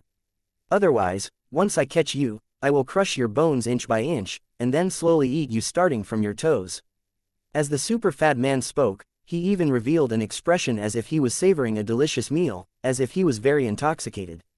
However, in the blink of an eye, his intoxicated expression turned into a ferocious and sinister one. The big hand that was stuffing his intestines suddenly waved at Tang Zhen. He actually used the intestines that flowed out as a weapon. It danced like a rope as it shot towards Tang Zhen. His other hand was not idle either. He pulled out a handful of fat from his stomach and similarly threw it at Tang Zhen's face. The fat was extremely disgusting, and when it touched the blue stone slabs of the street, it made a sizzling sound of corrosion. Tang Zhen had long been on guard. At the same time the thick intestine smashed towards his head, the battle blade in his hand was lifted upwards and easily cut the intestine. Who knew that at this moment, a large amount of rancid black liquid would spray out of the intestine, and the smell was extremely foul. The entire street was filled with this smell, which made people want to vomit. After the black liquid came into contact with the air, it turned into a large cloud of smoke like a burning gunpowder. At the same time, countless parasites appeared from the smoke and pounced straight at Tang Zhen like rain. Tang Zhen's figure rapidly retreated. The battle blade in his hand was waved like a fan. The blade light completely wrapped around his body. The poisonous fog and parasites that approached him were slashed into mud by the cold light. As the saber was being wielded, there was a faint flash of fire on the blade, burning the parasites so much that they let out strange cries. Balls of green flames appeared continuously. These poisonous creatures and parasites were all extremely filthy and evil things, and the flames rising from the saber were their greatest nemesis. The super fatty's eyes flickered. Clearly, he did not expect these attacks to be able to stump Tang Zhen. Just as he waved his blade to block, the fatty suddenly rushed to the side of the road. With a low roar, he casually grabbed the strange black stone sculpture by the roadside and fiercely threw it at Tang Zhen. The super fat man knew that Tang Zhen's battle blade was sharp. However, when faced with such a heavy object, no matter how sharp the battle blade was, it would not be effective. When the surrounding spectators saw this, they quickly scattered and dodged, afraid that they would be hit by the stone statue. Even if one's body was made of iron, once hit by this heavy stone statue, one would probably be seriously injured and vomit blood. When he heard the sound of the wind, Tang Zhen dodged out of reflex. However, at this moment, he saw another black shadow smashing over. That fatty actually grabbed the corpse and used it as a weapon as he ruthlessly smashed it towards Tang Zhen. In addition, there were also some random things. Clearly, this guy threw away whatever he caught. However, Tang Zhen noticed that the super fatty had been on the street from the beginning until the end. He had maintained a certain distance from the buildings on the side of the road. Obviously, there was something special about these buildings. Otherwise, he clearly saw two giant sabers inserted in the entrance of one of the buildings, but the super fat man ignored it. At this time, they were in the middle of a battle.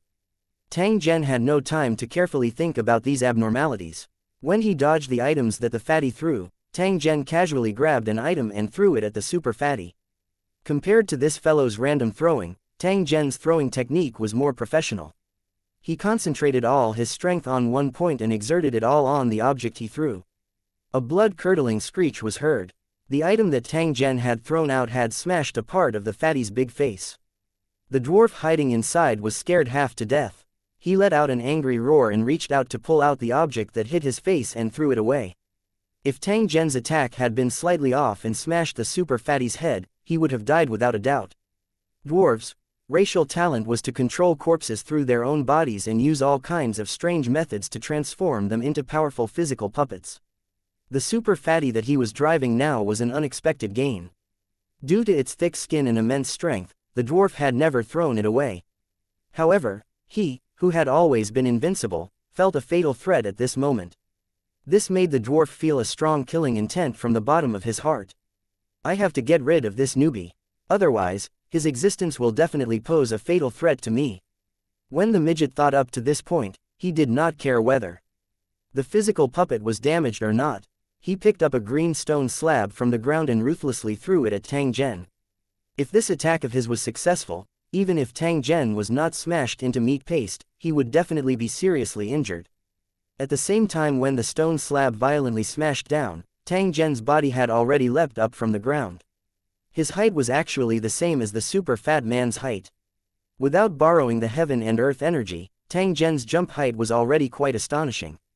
After seeing this scene, the other party's deformed head revealed a trace of horror. A cold light flashed as the saber swept across the fat man's neck. Immediately after, a huge head flew up, rolled a few times in the air, and fell heavily to the ground. The huge headless corpse stood still, and the foul-smelling blood gushed out from its neck, quickly covering the fat man's body. The parasite in his body had completely lost its restraints at this moment. It first squirmed under his skin, then broke out of his stomach. In an extremely short time, the huge headless corpse was gnawed clean by the parasites, leaving only a white skeleton. Looking at the parasites crawling all over the ground, the onlookers were so scared that their faces turned pale. They quickly dodged, afraid that they would be bitten by these terrifying insects.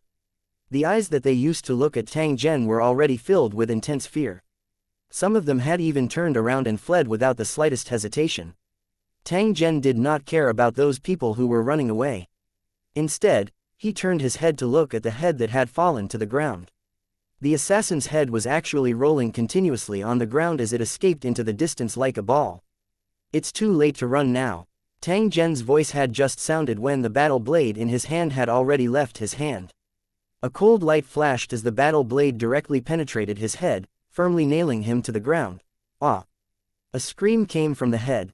Then, the skull was thrown away, and a thin figure climbed out. He looked at Tang Zhen with a frightened expression. Soon after, he moved his octopus-like thin legs and once again ran into the distance.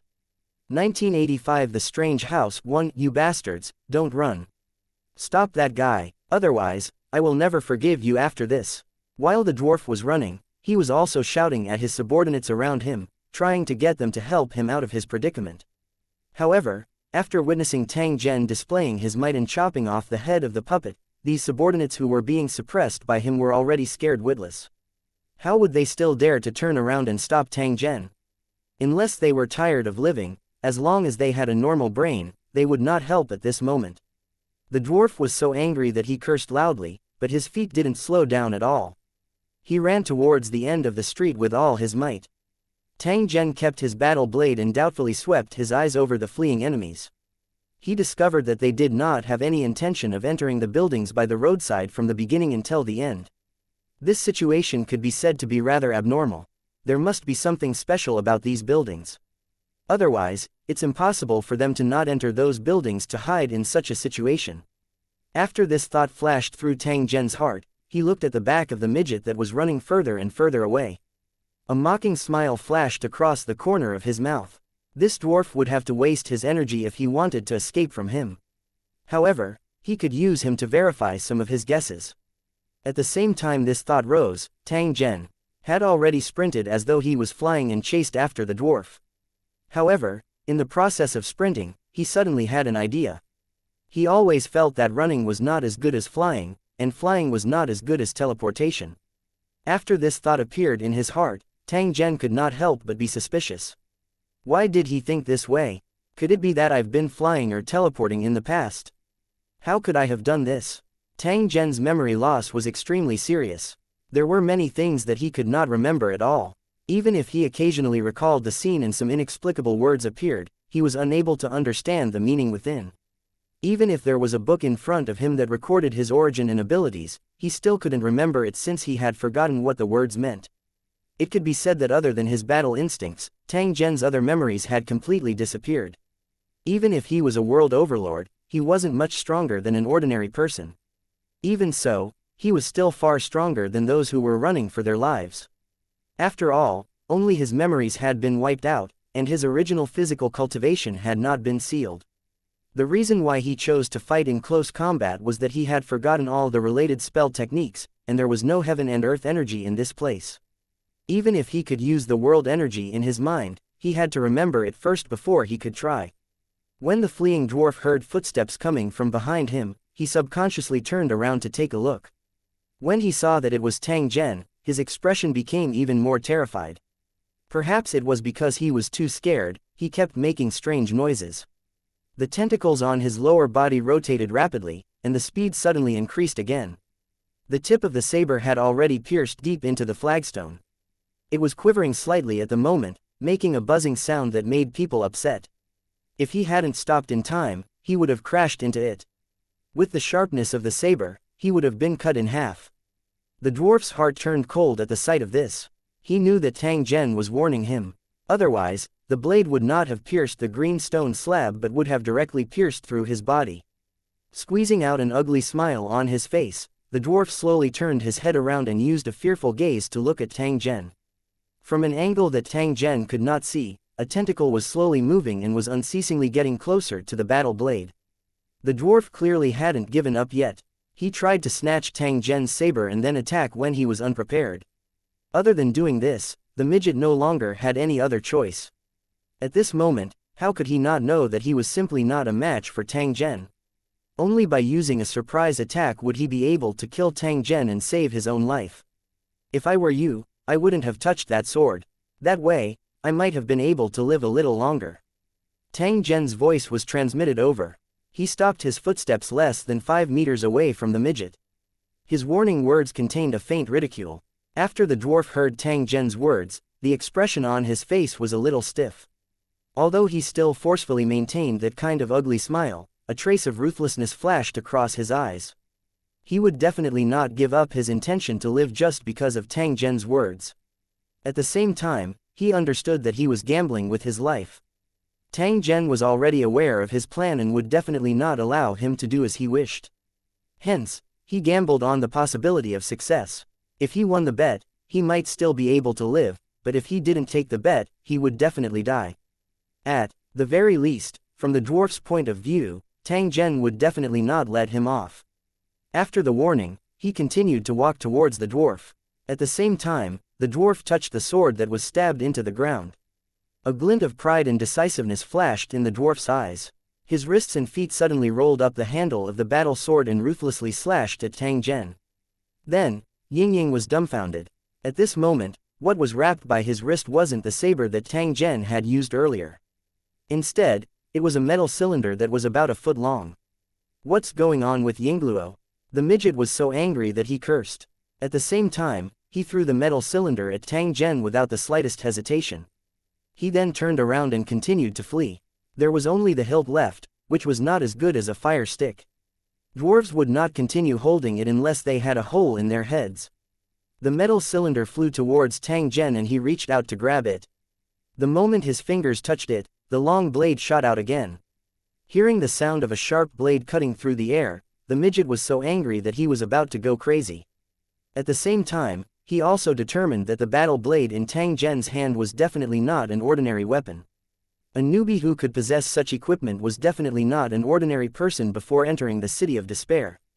I'm really blinded by Lard. I actually dared to provoke such a guy. If I can escape this calamity, I'll definitely hide obediently and never come out to seek death. The midget secretly swore in his heart. At the same time, he ran forward with all his might. In the end, he saw that Tang Zhen, who was behind him, had actually once again caught up. The dwarf's heart was filled with despair. Even if the street was endless, he could keep running. Going did not mean that he would be able to escape Tang Zhen's pursuit. Moreover, as the street continued to extend forward, the desperators would become stronger and stronger, and the buildings on the roadside would become more and more terrifying. He might be able to dominate this street, but in the street ahead, there were countless desperators who could beat him into a pulp. I can't go on like this. If I want to get rid of the pursuit, I have to take risks, he thought. After this thought flashed through the dwarf's mind, he saw a light coming from the gap of a door of a building on the side of the road. He braced himself and rushed in.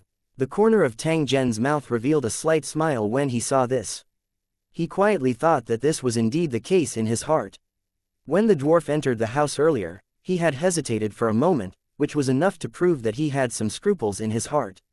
However, he still entered the house in the end. This meant that in his opinion, it was impossible to escape from the pursuit after entering the house. Tang Zhen looked left and right. This was just an ordinary house. He really could not understand what the reason was for the dwarf to choose to escape into that place. Chapter 1986. This place is not friendly. Tang Zhen wasn't in a hurry to enter the shop. The current situation was unclear. If he rashly entered, who knew what kind of danger he would encounter? He wasn't worried that the dwarf would escape. No matter how he looked at it, there was only one exit in the building.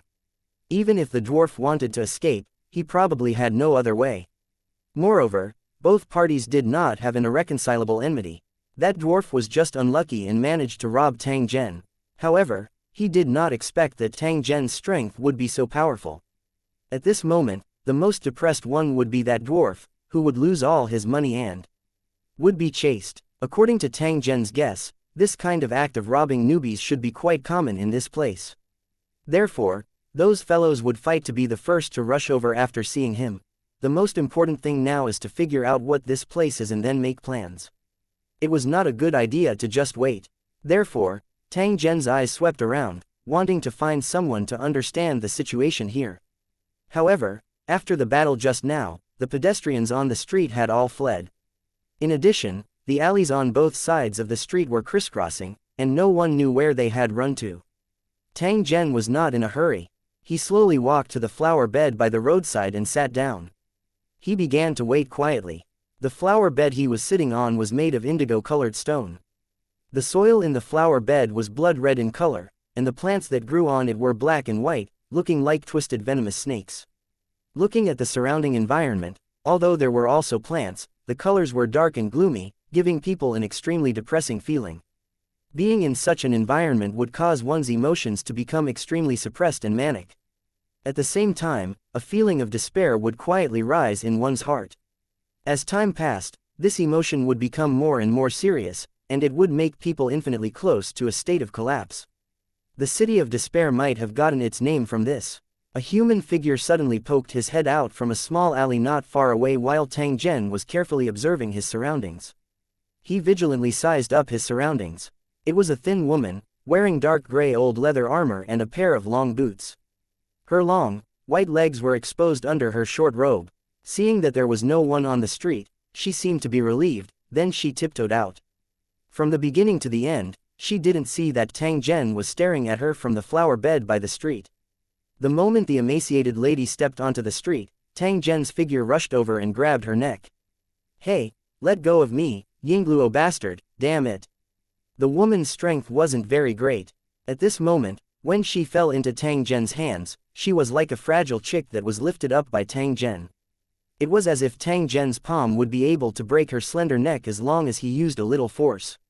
After struggling a few times, the woman's strength was exhausted, and she could only give up resisting dejectedly. Tang Zhen laughed softly upon seeing this. He casually threw her on the ground as though he had thrown away a mischievous cat. The woman let out a painful groan after landing on the ground.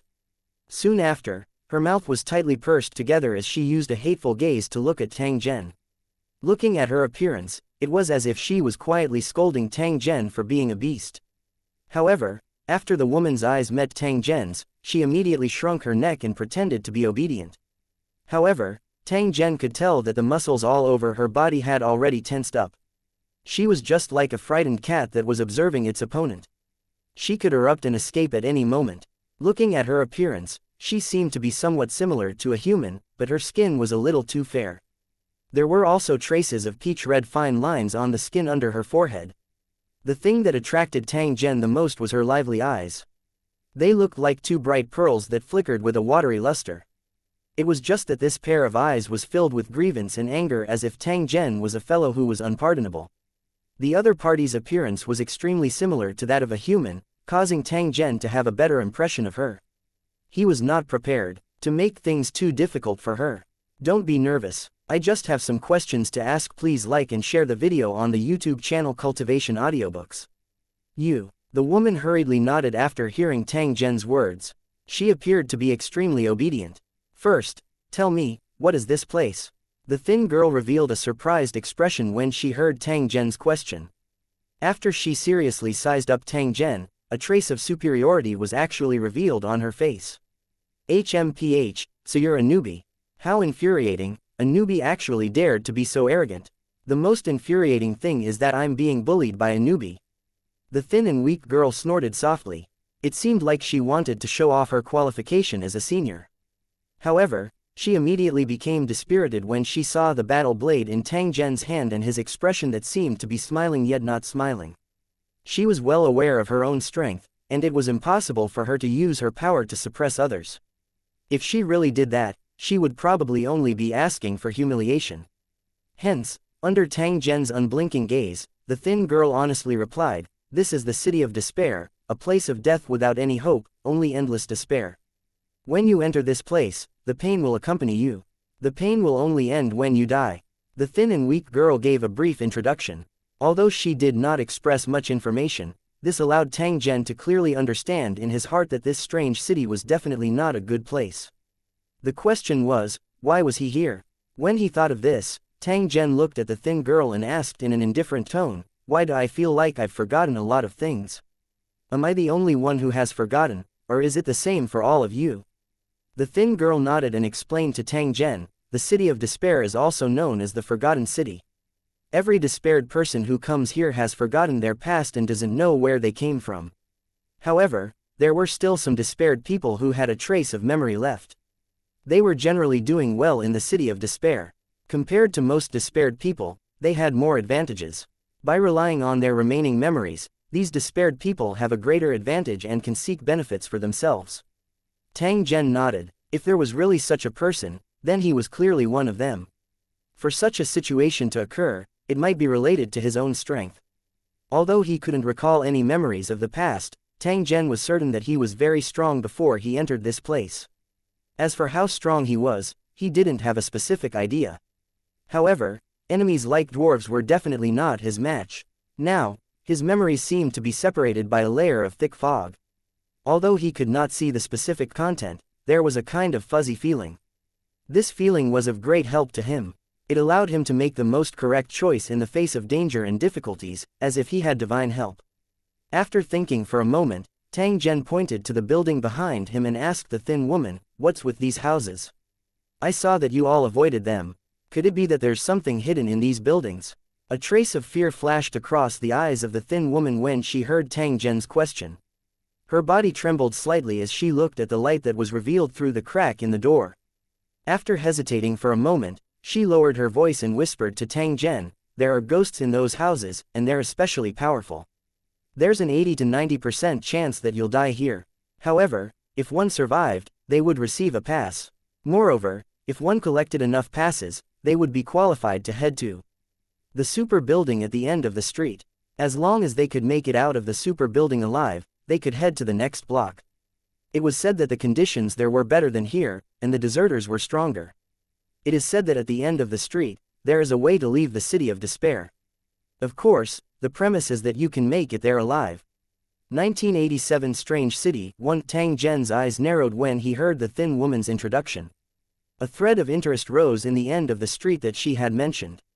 If he had a choice, he would try his best to reach the end of the street and find a way to leave this strange city. People strive to reach higher heights. Even if he had lost his memory, Tang Zhen was still unwilling to be lonely. This was the common characteristic of the strong. They would not escape because of difficulties. On the contrary, they would face difficulties and pursue the trace of satisfaction when they reached the top. As for why he was here, he could only slowly find the answer. There was no need to rush. The most important thing now was to figure out what was hidden in these houses. After all, this was the key to leaving the city of despair. It was also the location that Tang Zhen planned to explore. Sufficient information was the key to this operation. Tang Zhen looked at the emaciated lady once again when he thought of this. Tell me more about those houses. If your answer satisfies me, I can let you go. But if you dare to lie to me, I'll stuff you into that room. Let's see if you'll be afraid then. Hearing Tang Zhen's threat, the emaciated lady was so frightened that her body trembled. She subconsciously took 2 steps back. From the looks of it, she seemed to want to escape. However, she had just taken a step forward when she retreated again. After which, she looked at Tang Zhen with a pleading gaze. She clenched her fists in front of her chest and pleaded, I'm not lying to you. I'll tell you everything I know. Please don't put me in one of those horrible houses. The emaciated woman had a tear-stained expression on her face. She looked very pitiful, and her big eyes were filled with tears. At this moment, she was like a helpless stray cat, trembling in fear. Tang Zhen nodded. He did his best to ease his expression. So tell me, what do you know about these houses? How could the emaciated lady still dare to hesitate? She hurriedly told Tang Zhen everything she knew in full detail. It turned out that these strange-styled houses were empty most of the time. The interior was also a messy and dilapidated scene. The doors were closed and there was no one inside. Under such circumstances, he definitely couldn't enter rashly. Otherwise, he might not be able to come out again. When the despaired people on the streets saw it, they would immediately enter it to search for supplies and bring out everything that could be used. Even if there were some things that he couldn't use, he could use them to trade for something he needed. This was also the only source of food for the despaired. If they were lucky, they could even pick up some useful weapons. It seemed to be pretty good, but it was not so. Although the area of this street was so large that it was almost uncountable, the branches of the streets were like a spider web, and the houses were scattered all over the place. However, it was still a very difficult task to find the house that opened the door. The thing that the desperators had to do every day was to look around the streets. As long as they saw the door of a house open, the despaired people would rush in like flies and start snatching. Firstly, the room could only be opened for a limited amount of time. Secondly, there were too many people trying to snatch it. If he was too slow, he might not get anything in the end. The limited resources made the competition even more intense. At this time, the advantage of having more people was reflected. In order to obtain more resources, many desperators formed groups and occupied a block. They treated many streets and alleys as their own private territory and forbade other survivors from entering. Otherwise, they would drive them away, beat them up, and even kill and devour the intruders. Fights for resources would break out from time to time, and many despaired people would lose their lives in these fights. The midget that Tang Zhen was chasing after earlier was the boss of the tens of streets nearby. He was the leader of a large group of despairing people. However, after Tang Zhen made his move, this group no longer existed. It was estimated that it would not be long before this area was occupied by other desperators. In addition to these despaired people who had formed an organization, there were also some lone wolves who had not joined any groups, such as the thin woman in front of him. They carefully wandered through the cracks in the streets, looking for some hidden corners. From time to time, they would find something. Compared to those who were in despair, this kind of life of hiding was undoubtedly more difficult. Moreover, they were on edge all day long, and there was no telling when they would accidentally die. The reason why they didn't join these teams was that they didn't want to be bullied, lest they were forced to do things they didn't want to do. There were many perverts among the deserters, and only the same kind of perverts could live with them.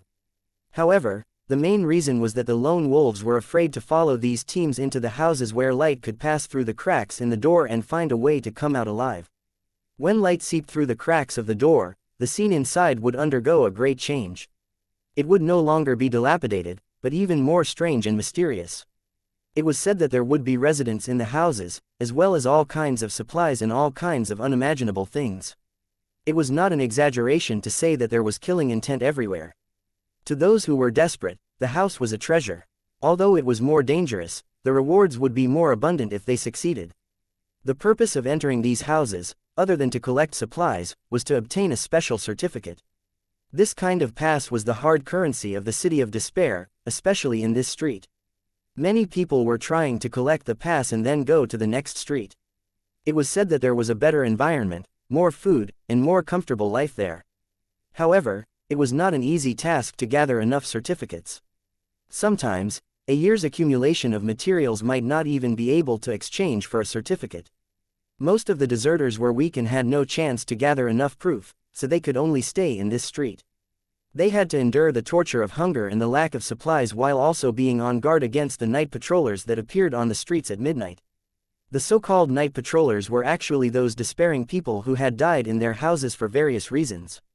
After they were resurrected, they became extremely terrifying, and their original memories had completely disappeared.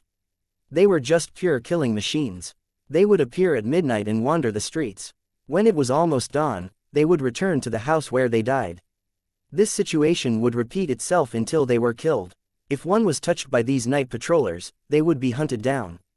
If one was unlucky, they would become a cold corpse. At this time, the desperators would either run and hide on the streets or find a hidden corner to hide.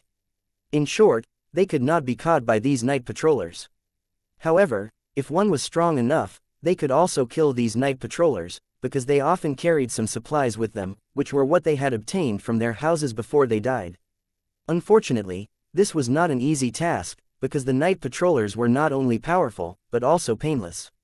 When they encountered prey, they would appear in groups. Once they were trapped by the night patrollers, more and more of them would appear. By then, unless they had wings, it would be impossible for them to escape. 1988 Creation of Mind 1. Tang Zhen raised his head and looked at the sky. He could only see a dusky sky and was unable to determine the time. The emaciated lady seemed to have guessed Tang Zhen's thoughts when she saw this. She explained to him in a soft voice, "The night here comes suddenly. If you want to know in advance, you only need to pay attention to the buildings on the side of the road. If there's light, it's a sign that night is coming, and it'll soon be dark." Tang Zhen nodded his head. The city of despair was indeed a strange place. Everything could not be measured with common sense. If someone entered a brightly lit room and successfully came out, would he also come out from the entrance? Tang Zhen thought for a moment before asking once again. If he would not come out from this place, there was no point in continuing to guard. If you successfully leave the house, you will randomly appear in one of the houses on the street. It is only very rare for you to come out from the door you entered from. Tang Zhen secretly thought that this was indeed the case. Hence, he continued to ask, what exactly was the so-called, extremely rare situation? If you can kill all the evil spirits in the house, you can get a key and live in the house for a year. There were many benefits to obtaining the key. Not only could he obtain food that appeared at a fixed time, but he could also avoid the pursuit of the night trainers at night.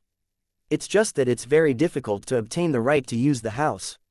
In the entire street, I only know 3 desperators who have the key. They're all very powerful, and they're the bosses of the top 3 deserters. They have a lot of followers. Tang Zhen listened seriously. He did not expect that these houses would be so strange. However, the words of the thin woman had also caused him to be interested. If he could get the right to use a house, it would be a very good thing. At least he would not have to sleep on the streets. Moreover, the house also had the required pass to leave this street. If Tang Zhen wanted to leave this strange city, he must collect enough pass. Just as he was deep in thought, the emaciated woman suddenly covered her stomach with her hand, followed by a rumbling sound. Seeing Tang Zhen looking at her, the thin and weak lady's face revealed a trace of embarrassment. After which, she softly said, "I haven't eaten for 2 days, that's why I'm so tired." Her voice became softer and softer, and in the end, it was as soft as a mosquito's buzz. She actually felt a little ashamed. Tang Zhen nodded to show his understanding. At the same time, he reached out and touched his body to see if he had any food. In the end, he found that he had nothing on him except for a long robe and soft armor. If only I had a piece of dried meat with me. That way, I could give it to her as a reward for answering the question. Tang Zhen disdained to take advantage of anyone. This thin and weak woman's performance made him very satisfied. It was only right for him to give her an appropriate reward. Just as this thought rose in his mind, he suddenly felt something strange in his mind. Then, an inexplicable feeling appeared. In his palm, an item slowly appeared and took shape in an instant. Tang Zhen glanced at the item in his hand and revealed a bewildered expression. This was because the item that had suddenly appeared in his hand was the dried meat that he had just thought of. What's going on? Tang Zhen, who felt puzzled in his heart, tried again. Very quickly, another piece of dried meat appeared in his hand. This is something that Dao Wu created out of thin air. Tang Zhen felt strange in his heart. He actually had such an ability. Did he only have it after coming here, or was he able to do it before? Take it, this is your reward. The thin woman hurriedly extended her hand to catch the thing that Tang Zhen had casually thrown over. A dense surprise surfaced on her face when she discovered that it was 2 pieces of dried meat. Thank you, you're the best. After the emaciated woman thanked him, she immediately stuffed the dried meat into her mouth and chewed it with a face full of enjoyment. She was not worried about the dried meat at all. In fact, the emaciated lady clearly knew in her heart that if Tang Zhen wanted to kill her, he would only need a single blade to settle it. There was no need to go through such great trouble. Looking at the emaciated woman's happy expression, Tang Zhen confirmed the existence of the dried meat. This was very magical. He continued to research this ability to create things out of thin air. If this ability could be used limitlessly and could create other items, it would definitely be of great help to Tang Zhen. This time, he didn't try to make more jerky. Instead, he wanted to make a weapon that looked similar to the one in his hand. As expected, after this thought appeared, he felt a strange feeling in his mind again. Then, a slender battle sword slowly extended and formed in his hand. The emaciated woman, who was eating dried meat, saw this and immediately opened her mouth in shock. Her face was full of disbelief. Tang Zhen ignored the expression of the thin woman. Instead, he gently frowned. This was because he felt traces of piercing pain being transmitted from his mind during the process of the appearance of this battle blade. It was as if there was something in his body that was rapidly flowing away. This feeling made him extremely uncomfortable. However, Tang Zhen didn't give up. Instead, he persevered and condensed the battle blade. Then, he heaved a long sigh of relief. The battle sword that appeared in his hand was about 1.2 meters long. The blade was greenish-black in color and had vein-like patterns on it. With just a glance, he knew that this saber must be extremely sharp, and it would not be an exaggeration to say that it could break hair with a blow. Although it was not a peerless divine weapon, it was certainly not an ordinary weapon. If it was taken out, it would inevitably attract countless people to fight for it. The reason why the manufacturing process is so difficult is most likely because I use the saber in my hand as the blueprint. If it was just a normal weapon, it might not be so difficult. Just as Tang Zhen thought up to this point, he tried again. Sure enough, just as the thought rose in his mind, an ordinary-looking silver-white battle sword rapidly took shape in his hand. The emaciated woman's mouth was already wide open, and half a piece of dried meat was still in her mouth. She looked extremely silly and cute. Her eyes had similarly turned even rounder. It was as though she did not understand what Tang Zhen was doing. Why were battle blades continuously appearing in his hands? Tang Zhen's current mood was quite good. He turned his head and looked at the stunned thin woman. He smiled and casually asked, "Stop daydreaming. Tell me, what weapon are you good at?" The emaciated woman was stunned for a moment, and then said reflexively, "I like to use a crossbow. I can hide in the distance and secretly attack people. It's safer this way." She had once seen a crossbow in the hands of a deserter, and she was extremely envious. It was a pity that the other party's weapon was obtained from the night patrollers, and the probability of it appearing was very low. It was impossible for him to get it. Therefore, after hearing Tang Zhen's words, the emaciated lady directly gave her answer without thinking too much. "Crossbow, what does it look like?" Tang Zhen frowned and thought for a moment. However, he was unable to recall what a crossbow should look like. Hence, he asked the thin lady. The emaciated lady picked up a stone and drew a line on the ground. She drew it very carefully, and Tang Zhen also looked at it very seriously. "I see, so this is a crossbow." While Tang Zhen was staring at the painting on the ground, an item was rapidly forming in his hand. It looked like a crossbow. However, its appearance was slightly different from the one that the thin woman had drawn. Slowly raising the item that he had just finished, Tang Zhen aimed at a big tree beside him and gently pulled the trigger. With a series of swishing sounds, 10 some crossbow arrows appeared on the tree in the blink of an eye, the arrowheads deeply embedded in the trunk. 1989 The strange house 1. Seeing the dense arrows on the tree, the emaciated woman's body trembled slightly. She imagined the appearance of being shot by these arrows and felt a chill run down her spine. This crossbow was so powerful. The hand crossbow he had seen before couldn't be compared to it at all. However, her eyes lit up in the next moment. If she had this weapon, she would have enough power to protect herself in the future. Even when facing other desperators or even night patrollers, he did not have to run and hide like he used to. However, the problem was, would Tang Zhen really give him such a powerful weapon? Just as this thought rose in her heart, she saw Tang Zhen turn around and casually throw the strange crossbow into her arms. This crossbow can be fired at a single target, but it can also be fired in a row. There are 30 arrows inside. It belongs to you now. Go and retrieve the crossbow bolts on the tree. Remember not to waste them. Upon hearing Tang Zhen's words, the thin and weak lady lowered her head to look at the repeating crossbow in her bosom. It was as though she had just woken up from a dream. He quickly nodded and ran to the tree like a deer in joy. He pulled out the arrows one by one with great effort. Tang Zhen involuntarily laughed softly after seeing this scene. His heart was thinking about the time when he had just created this repeating crossbow. Some memories suddenly appeared in his mind. This crossbow was not designed and made by him. He had seen something similar before, so when he saw the painting of the thin woman, he suddenly had a similar memory. Tang Zhen was certain that this thought that had suddenly appeared was definitely related to his lost memories. It had only suddenly appeared after he had come into contact with the related things. It seemed that if he wanted to recover his past memories, he would need to come into contact with more people and more things. Tang Zhen had already made his plans. He was going to take action now. The emaciated woman had already pulled out all the crossbow arrows and was now putting them back into the arrow chamber, her face full of expectation.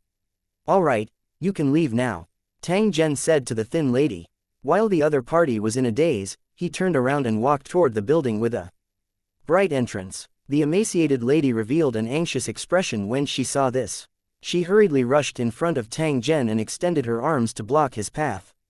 "What's wrong with you? I've already told you that the house is very dangerous. Why did you still go in?" Tang Zhen used a strange expression to look at the thin woman. At the same time, he extended his hand and pressed her head, gently pushing it to the side. "Who are you? Why are you interfering in my business?" The emaciated woman was stunned when she heard this. She hesitated for a moment and said, "I want to hang out with you, so I'm qualified to give you suggestions to prevent you from making unnecessary mistakes. Besides, I know more about the city of despair than you do. You're just a newcomer, so you should accept my suggestion." The emaciated woman spoke eloquently, as if it was only natural. Tang Zhen did not know whether to laugh or cry. He looked at the thin and weak woman who had once again blocked his path and used a somewhat helpless tone to say, "First of all, I didn't agree for you to follow me, so we have no relationship.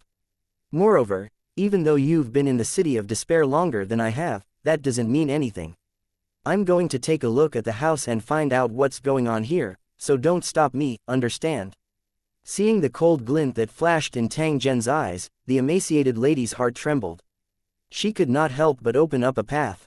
Tang Zhen held the saber that he had created with his will. The saber that he had originally used had turned into a cylinder and was now hanging at a position that he could easily touch at his waist. Just as he reached the door of the building, a series of footsteps sounded behind him. The emaciated woman had caught up with him again. Tang Zhen's brows were slightly raised. He looked at the thin and weak lady, wanting to see what exactly she was up to. "I can't take your things for free. Since you insist on entering this room, I'll go with you. At least I'm more experienced than you." Tang Zhen laughed softly when he heard the thin lady's words. He extended his hand towards her. Under her puzzled gaze, a 2-foot-long slender battle blade quickly took shape. It was then handed over to the thin woman by Tang Zhen. "Since you want to follow me, I won't stop you. Take this saber with you for self-defense." The emaciated woman didn't stand on ceremony. She directly took the short knife and inserted it into the belt on her waist. After which, she took a deep breath and looked at Tang Zhen with a determined gaze as though she was prepared to enter the battlefield. "Let's go, I'm ready." Tang Zhen smiled and shook his head when he saw the serious expression of the thin woman. Soon after, he slowly turned around and extended his hand to push open the door in front of him. A ray of light shot out from the room and shone on their faces. Looking at the scene in the room, Tang Jing's eyes narrowed slightly. After a few seconds, he smiled and entered with his knife. The emaciated lady's body trembled slightly. However, she still clenched her teeth and followed behind Tang Zhen. They walked into the room together. There were a few huge candles in the room, but they looked very strange. It was as if a living person was thrown into a wax pot and then wrapped in wax. A long lamp wick was inserted into a mouth that was wide open because of the pain. This was human wax. The candlelight flickered, emitting a dark green light that illuminated the entire room, but it also gave people a feeling of eeriness and horror. In the corner of the room, there was a dining table, and on both sides of the table, there were figures sitting, seemingly enjoying dinner. These people looked like puppets with no expression on their faces. When Tang Zhen and the thin woman pushed the door open and entered, these figures turned their heads in unison. "We have a new guest. Let's stand up and welcome him." An old woman sitting closest to the outside revealed a smile that made one's scalp tingle. A baby-like voice came out of her mouth. "Welcome." The figures at the table stood up one by one. There were men and women, old and young, and they all showed fake smiles and clapped to welcome him. Tang Zhen's gaze swept over these human figures. Finally, it landed on a chair at the corner of the dining table. There, he saw the dwarf who had entered the room earlier. At this moment, the dwarf's face was filled with fear. The eyes that he used to look at Tang Zhen were actually filled with pain and fear, as if he was asking for help. Unfortunately, the dwarf could no longer speak, because his tongue had been cut off and was placed on a plate on the table. Other than his tongue, a few of his limbs and a palm had been cut off and were all served as food on the table. One of the family members, who looked like a child, had a wriggling wrist in his mouth and was chewing on it. A soft sound came from behind him. The door suddenly closed automatically and then disappeared. Tang Zhen did not even turn his head around. He merely used his calm gaze to size up this strange family in front of him. The emaciated lady's body was still trembling. This was especially so after the door was suddenly closed. She subconsciously walked behind Tang Zhen as though she would only feel a sense of security by doing so.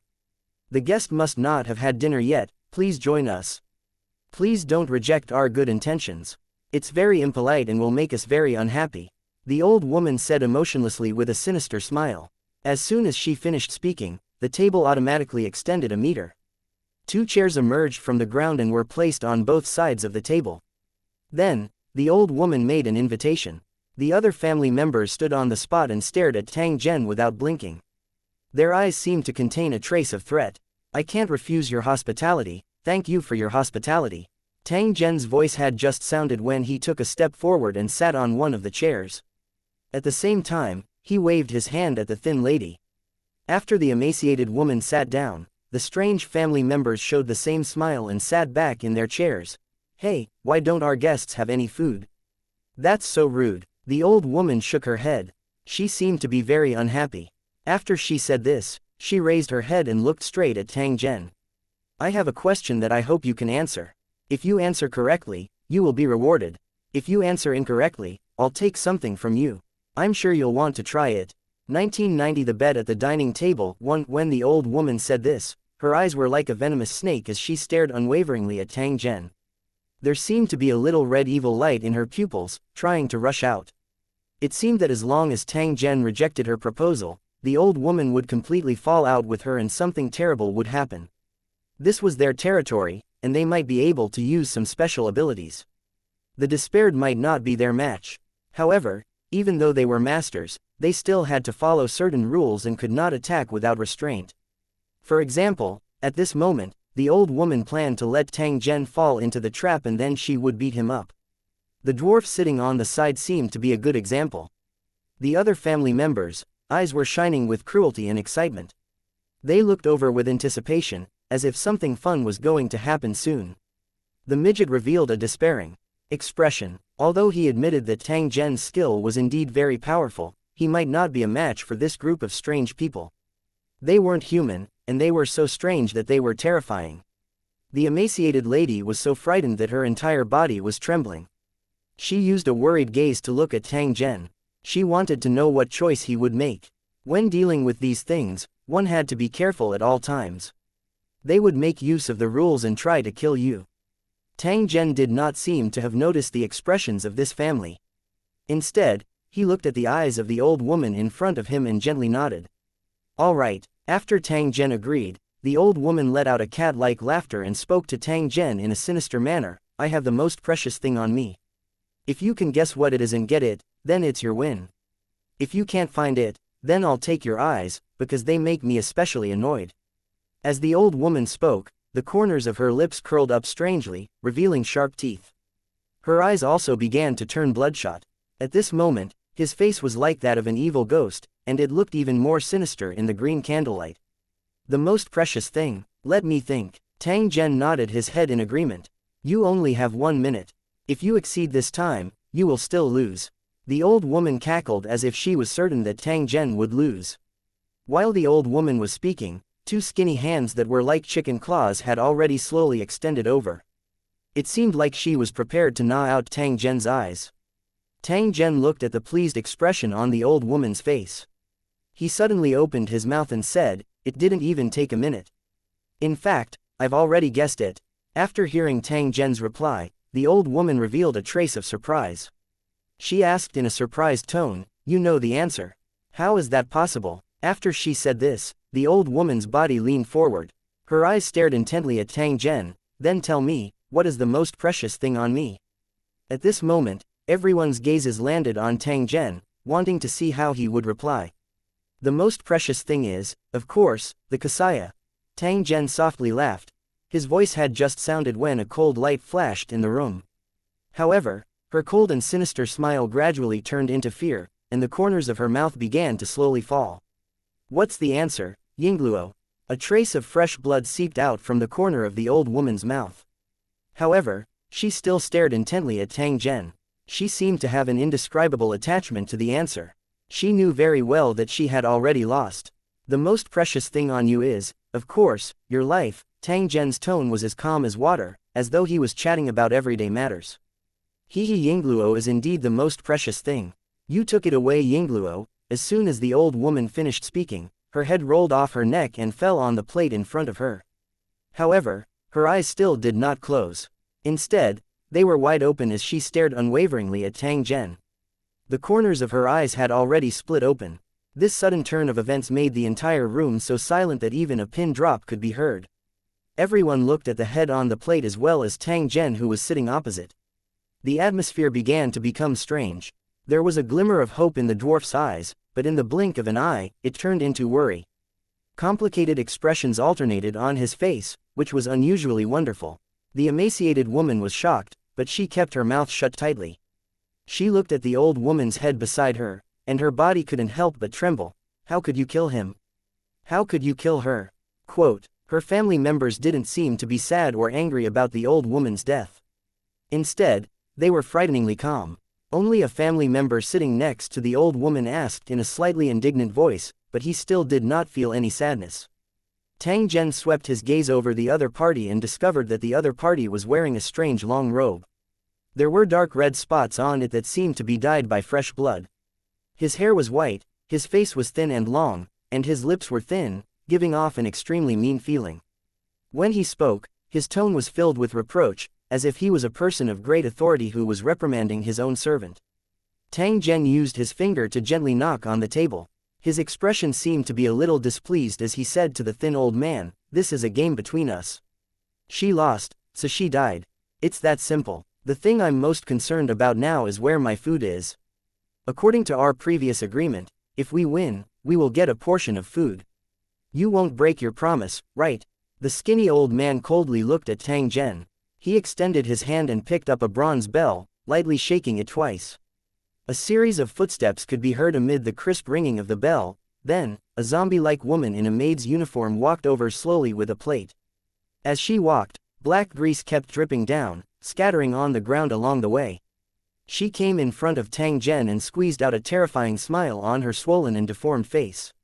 She then placed the plate in her hand in front of Tang Zhen. There was a piece of steak on the plate. The texture was like the growth rings of a big tree. It looked like raw meat that had not been processed at all. "Please enjoy your meal." The maid's lower lip had rotted away, revealing her gray gums. As she spoke, a dirty liquid flowed out of her mouth and dripped onto the plate. Perhaps it was because she had stood up too abruptly. The maid's eyes fell out of her eye sockets and landed on the meat slices on the plate. "I'm very sorry." While speaking, the female servant hurriedly reached out to grab the eyeball on the meat slice that had fallen off. At the same time, she smeared all kinds of filth on her hand on the meat slice again. In the blink of an eye, this piece of meat was unrecognizable and looked extremely disgusting. After stuffing the eyeball back into its socket, the maidservant left the kitchen, and the room became quiet again. The thin old man looked at Tang Zhen. He pointed at the meat on the plate and said in a cold voice, "The food has been delivered to you. Don't waste it, or it'll be extremely impolite." His current appearance was extremely similar to the old woman from earlier. It seemed that something bad would happen if Tang Zhen rejected it. Tang Zhen glanced at the meat slices on the plate and gently shook his head. Soon after, he said in a cold voice, "Is this how you treat your guests with such food? I'm very sorry, but I really don't have any appetite for this kind of thing." The thin old man revealed a stiff and strange smile when he heard this. He asked Tang Zhen, "Are you sure you don't want to eat?" "I'm sure." Tang Zhen nodded. "Very good. Then, according to the usual practice, you have rejected the right to obtain food. In the following days, you must complete one of my requests, or you will never be able to leave this room." After the skinny old man said these words, the family members who were originally expressionless once again looked at Tang Zhen at the same time. They revealed sinister and strange smiles. 1991 proof. The air in the room seemed to have dropped to the freezing point again. It was frighteningly cold. It was at this moment that the burning human wax began to wriggle and groan in pain.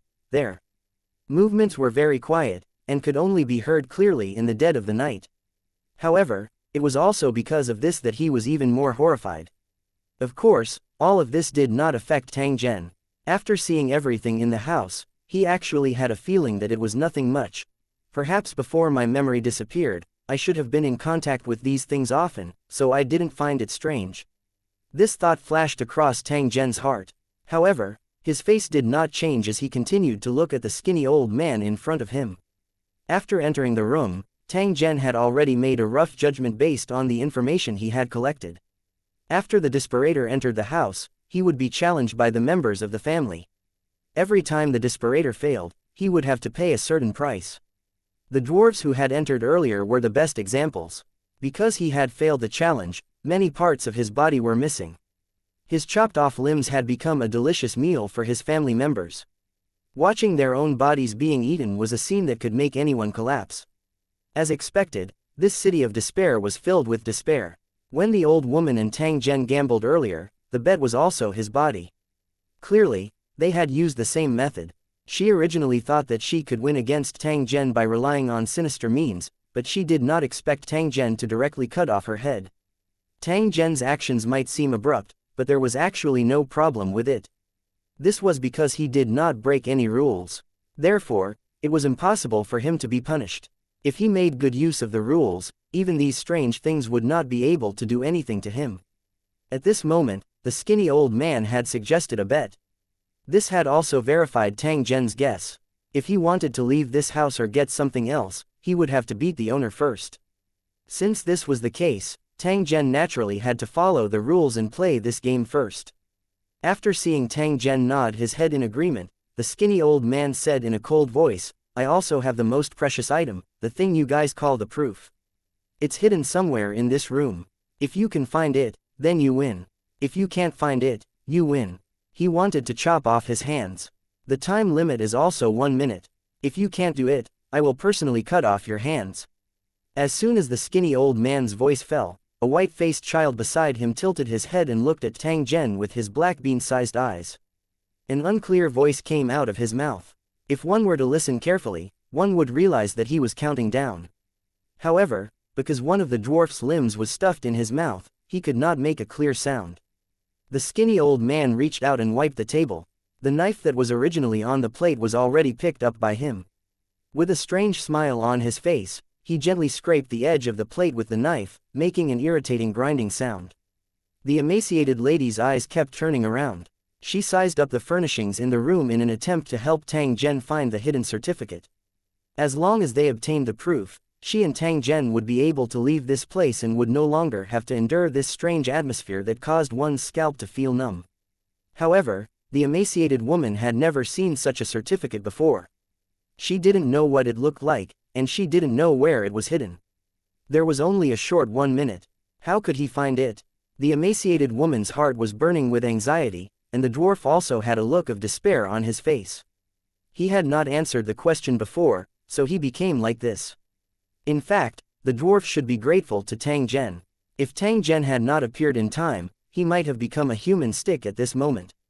At that time, if he had answered one more question incorrectly, the price he had to pay would be his internal organs or his head. Tang Zhen's eyes narrowed slightly as he looked at the skinny old man who was using a table knife to rub his plate and the child who was counting down with his head tilted.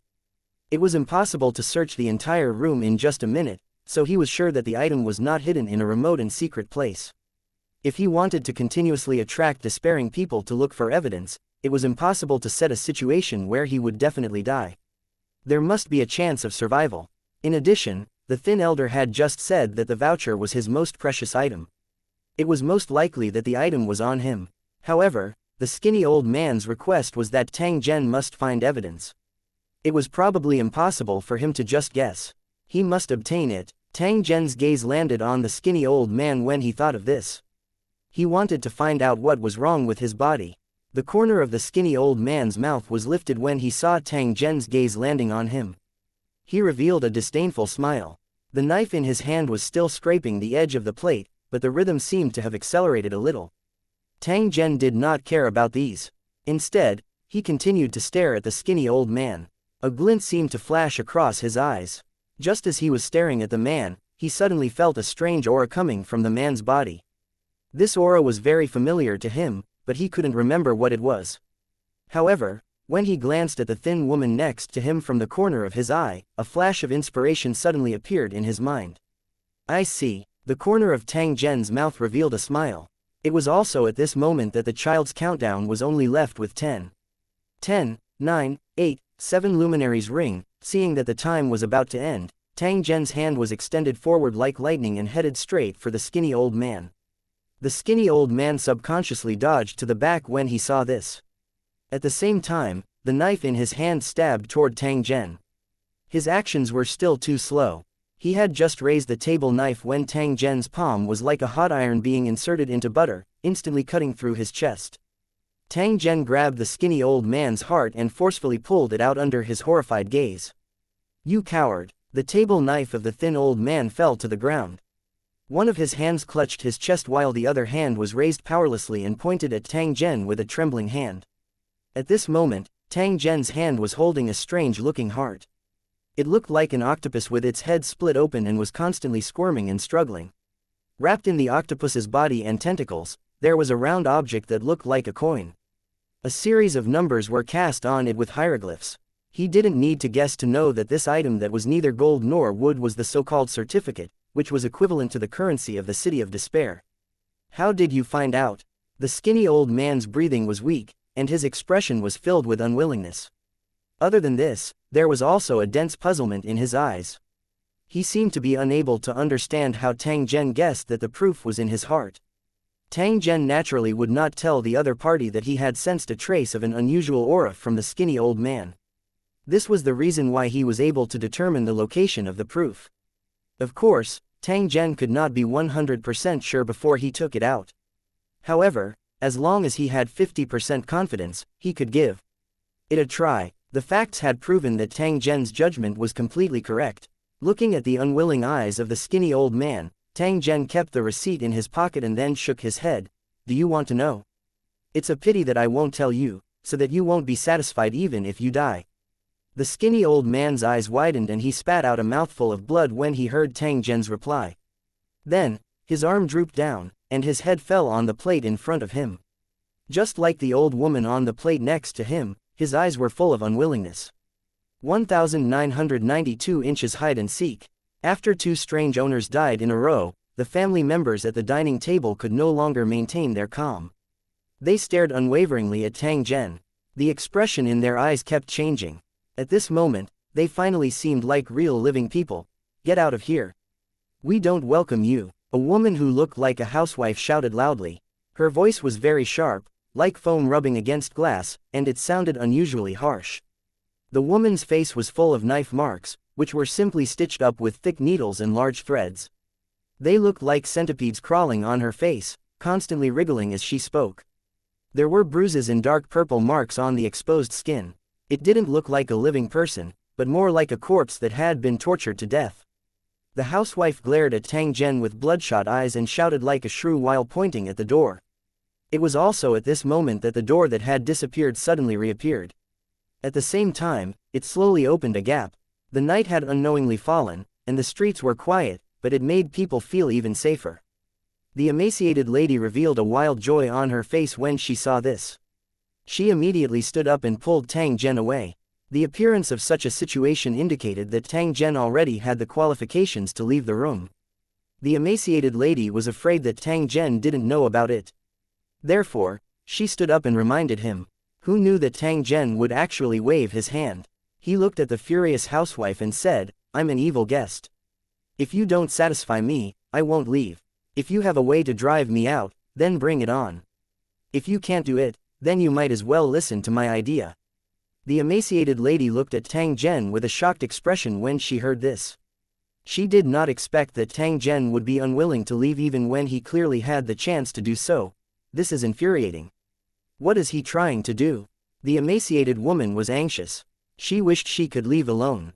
However, as soon as this idea appeared, she immediately rejected it. She was very afraid of this kind of house. If it were her, she would definitely not enter this place. He had followed Tang Zhen in because he had witnessed Tang Zhen's ability.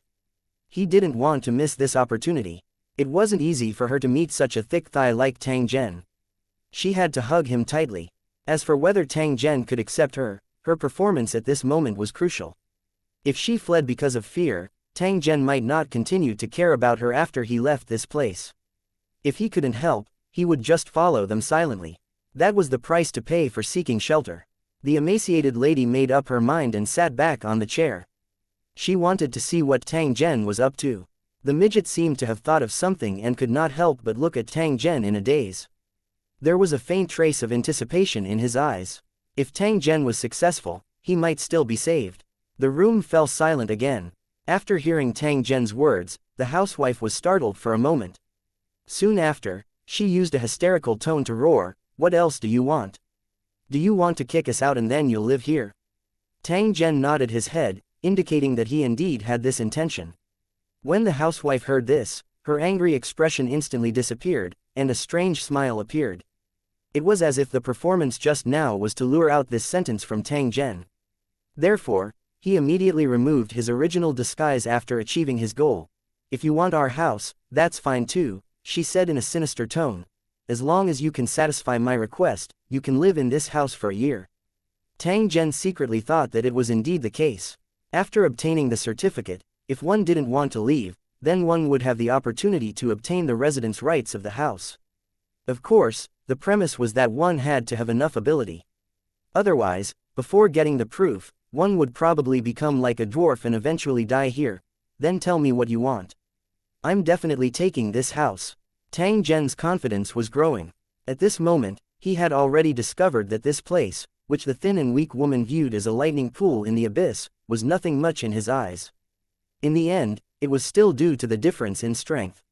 Even if the thin and weak woman had lived here for a longer time, she was still not in existence on the same level as the newly arrived Tang Zhen. The housewife continued, "The key is with my son. He loves to play hide and seek. If you can find him in this house, you can get the right to live in this house. But I have to remind you that playing hide and seek is very dangerous. It's very likely that you'll lose your life if you find it." After she finished speaking, she looked at Tang Zhen with anticipation, hoping that he would agree. "Hide and seek, very good, let's start now." Tang Zhen's voice had just sounded when the child with the dwarf's wrist in his mouth jumped down from the chair. After which, he ran to the front of a door. When he ran to the door, he turned around and looked at Tang Zhen with an excited and expectant gaze. At the same time, he beckoned Tang Zhen over. "Come on, come and find me." The child's face was full of childishness, but his tone was that of an old man. His smile was indescribably strange. After saying this, the child quickly disappeared into the darkness, leaving behind only the sound of his footsteps. "Go and find him. As long as you can find him and get the key, this room is yours," the housewife urged, seemingly a little impatient. Tang Zhen completely ignored her. Instead, he walked to the door where the child had disappeared. He looked at the ink-like darkness behind the door and prepared to walk in. "Wait, I'll go with you." The emaciated lady's voice was transmitted over. Soon after, she swiftly rushed to Tang Zhen's back. Her eyes were filled with anxiety. "Follow behind me. Remember, don't run around and scream. Otherwise, no one can save you." After Tang Zhen warned her, he no longer looked at the thin woman and walked into the room. It was pitch black behind the door, and he couldn't even see his fingers in front of him. However, he could feel that this was a flight of stairs that led upwards. When he entered, Tang Zhen noticed that this was a two-story building, so it wasn't strange for stairs to appear. However, this house was not an ordinary building. The stairs that appeared in front of them must also hide a fatal danger. The dark environment inside the stairs was very special. He couldn't see or hear anything. Even if he had the ability to see and hear, he could not display it in this place. However, after being placed in such an environment, Tang Zhen's eyes flickered with a trace of strange brilliance. It was as if he could see through everything in the darkness. "Where are you? Why can't I see anything?" The emaciated lady's voice was transmitted over. At the same time, she extended her hand to feel for Tang Zhen's position. There was a panicked expression on her face. Tang Zhen turned around and glanced at her. However, his gaze quickly swept past her body and looked at the position behind him. On the door frame above the emaciated lady's head, a thin figure was crouching. His eyes were like a nightingale as he glared at the emaciated lady. He held a rope in his hand and slowly extended it towards the thin woman. If the woman took another step forward, the rope would be wrapped around her neck. The rope was wrapped around a beam above the door. Once it was wrapped around the emaciated woman's neck, the child would pull the other end of the rope and hang the emaciated woman up. At the same time, Tang Zhen also noticed that on the beam above the door, there were more than a dozen corpses that had long since dried up. Their deaths were almost the same. At this moment, the child's attention was focused on the emaciated lady. His face was filled with excitement and anticipation. He did not realize that Tang Zhen had already seen him. An ordinary despaired person could not see through the darkness at all and would almost certainly die here. How could he get the key to the house so easily? However, the child soon discovered that something was amiss. He subconsciously raised his head and looked at Tang Zhen's position. The two gazes met, and the child's cruel and playful eyes gradually changed, and then slowly turned into a trace of fear. He let out a shrill scream and flew up like an ape, trying to escape to the second floor. Who knew that at this moment, Tang Zhen would grab the repeating crossbow in the emaciated lady's hand, and a swish swish sound would be heard. The child let out a blood-curdling screech as he was hit by the arrow and fell heavily onto the stairs. 1993. The key is in hand. 1. The fight in the dark had already ended. However, from the beginning to the end, the thin woman who was close to Tang Zhen did not sense anything unusual.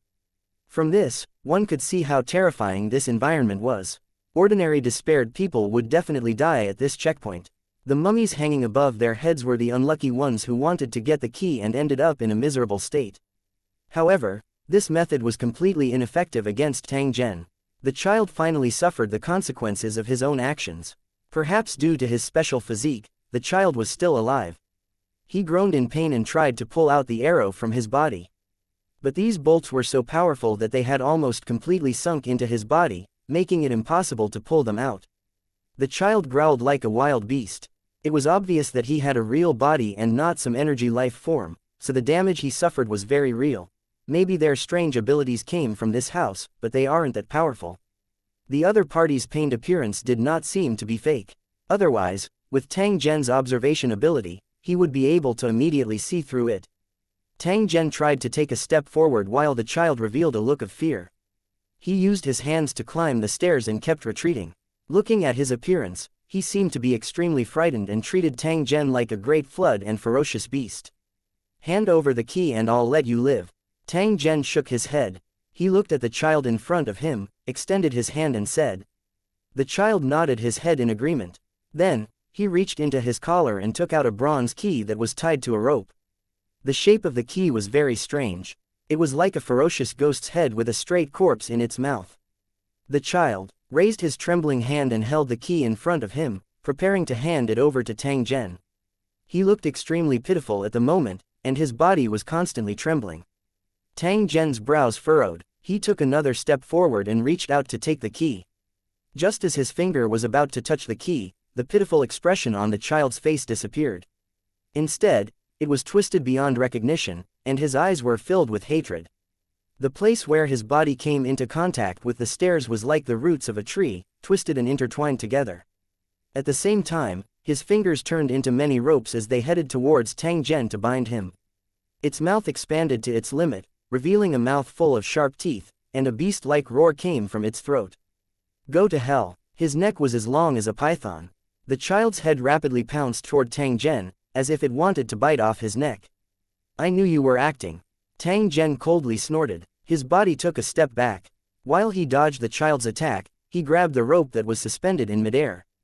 This rope was ice cold and slippery. After it entered his hand, it was actually like a mudfish as it attempted to escape from Tang Zhen's hand. This force was extremely powerful. It didn't feel like a rope at all, but a poisonous snake. However, how could he escape after being caught by Tang Zhen? With a gentle shake of his arm, the rope was wrapped around the child's head. After which, Tang Zhen pulled the other end of the rope with all his might. The child screamed and tried to remove the rope. However, a huge force came and his body was directly suspended in the air. The rope around the child's neck kept shrinking. The child's neck made a crisp sound and his skin quickly turned purple. After struggling a few times, the child's hands and feet drooped, as if he had exhausted all his strength. His tongue drooped down, and it was more than a foot long. At the same time, his face changed rapidly, from a child to an old monster. The key in his hand fell from his hand and was caught by Tang Zhen before it landed on the ground.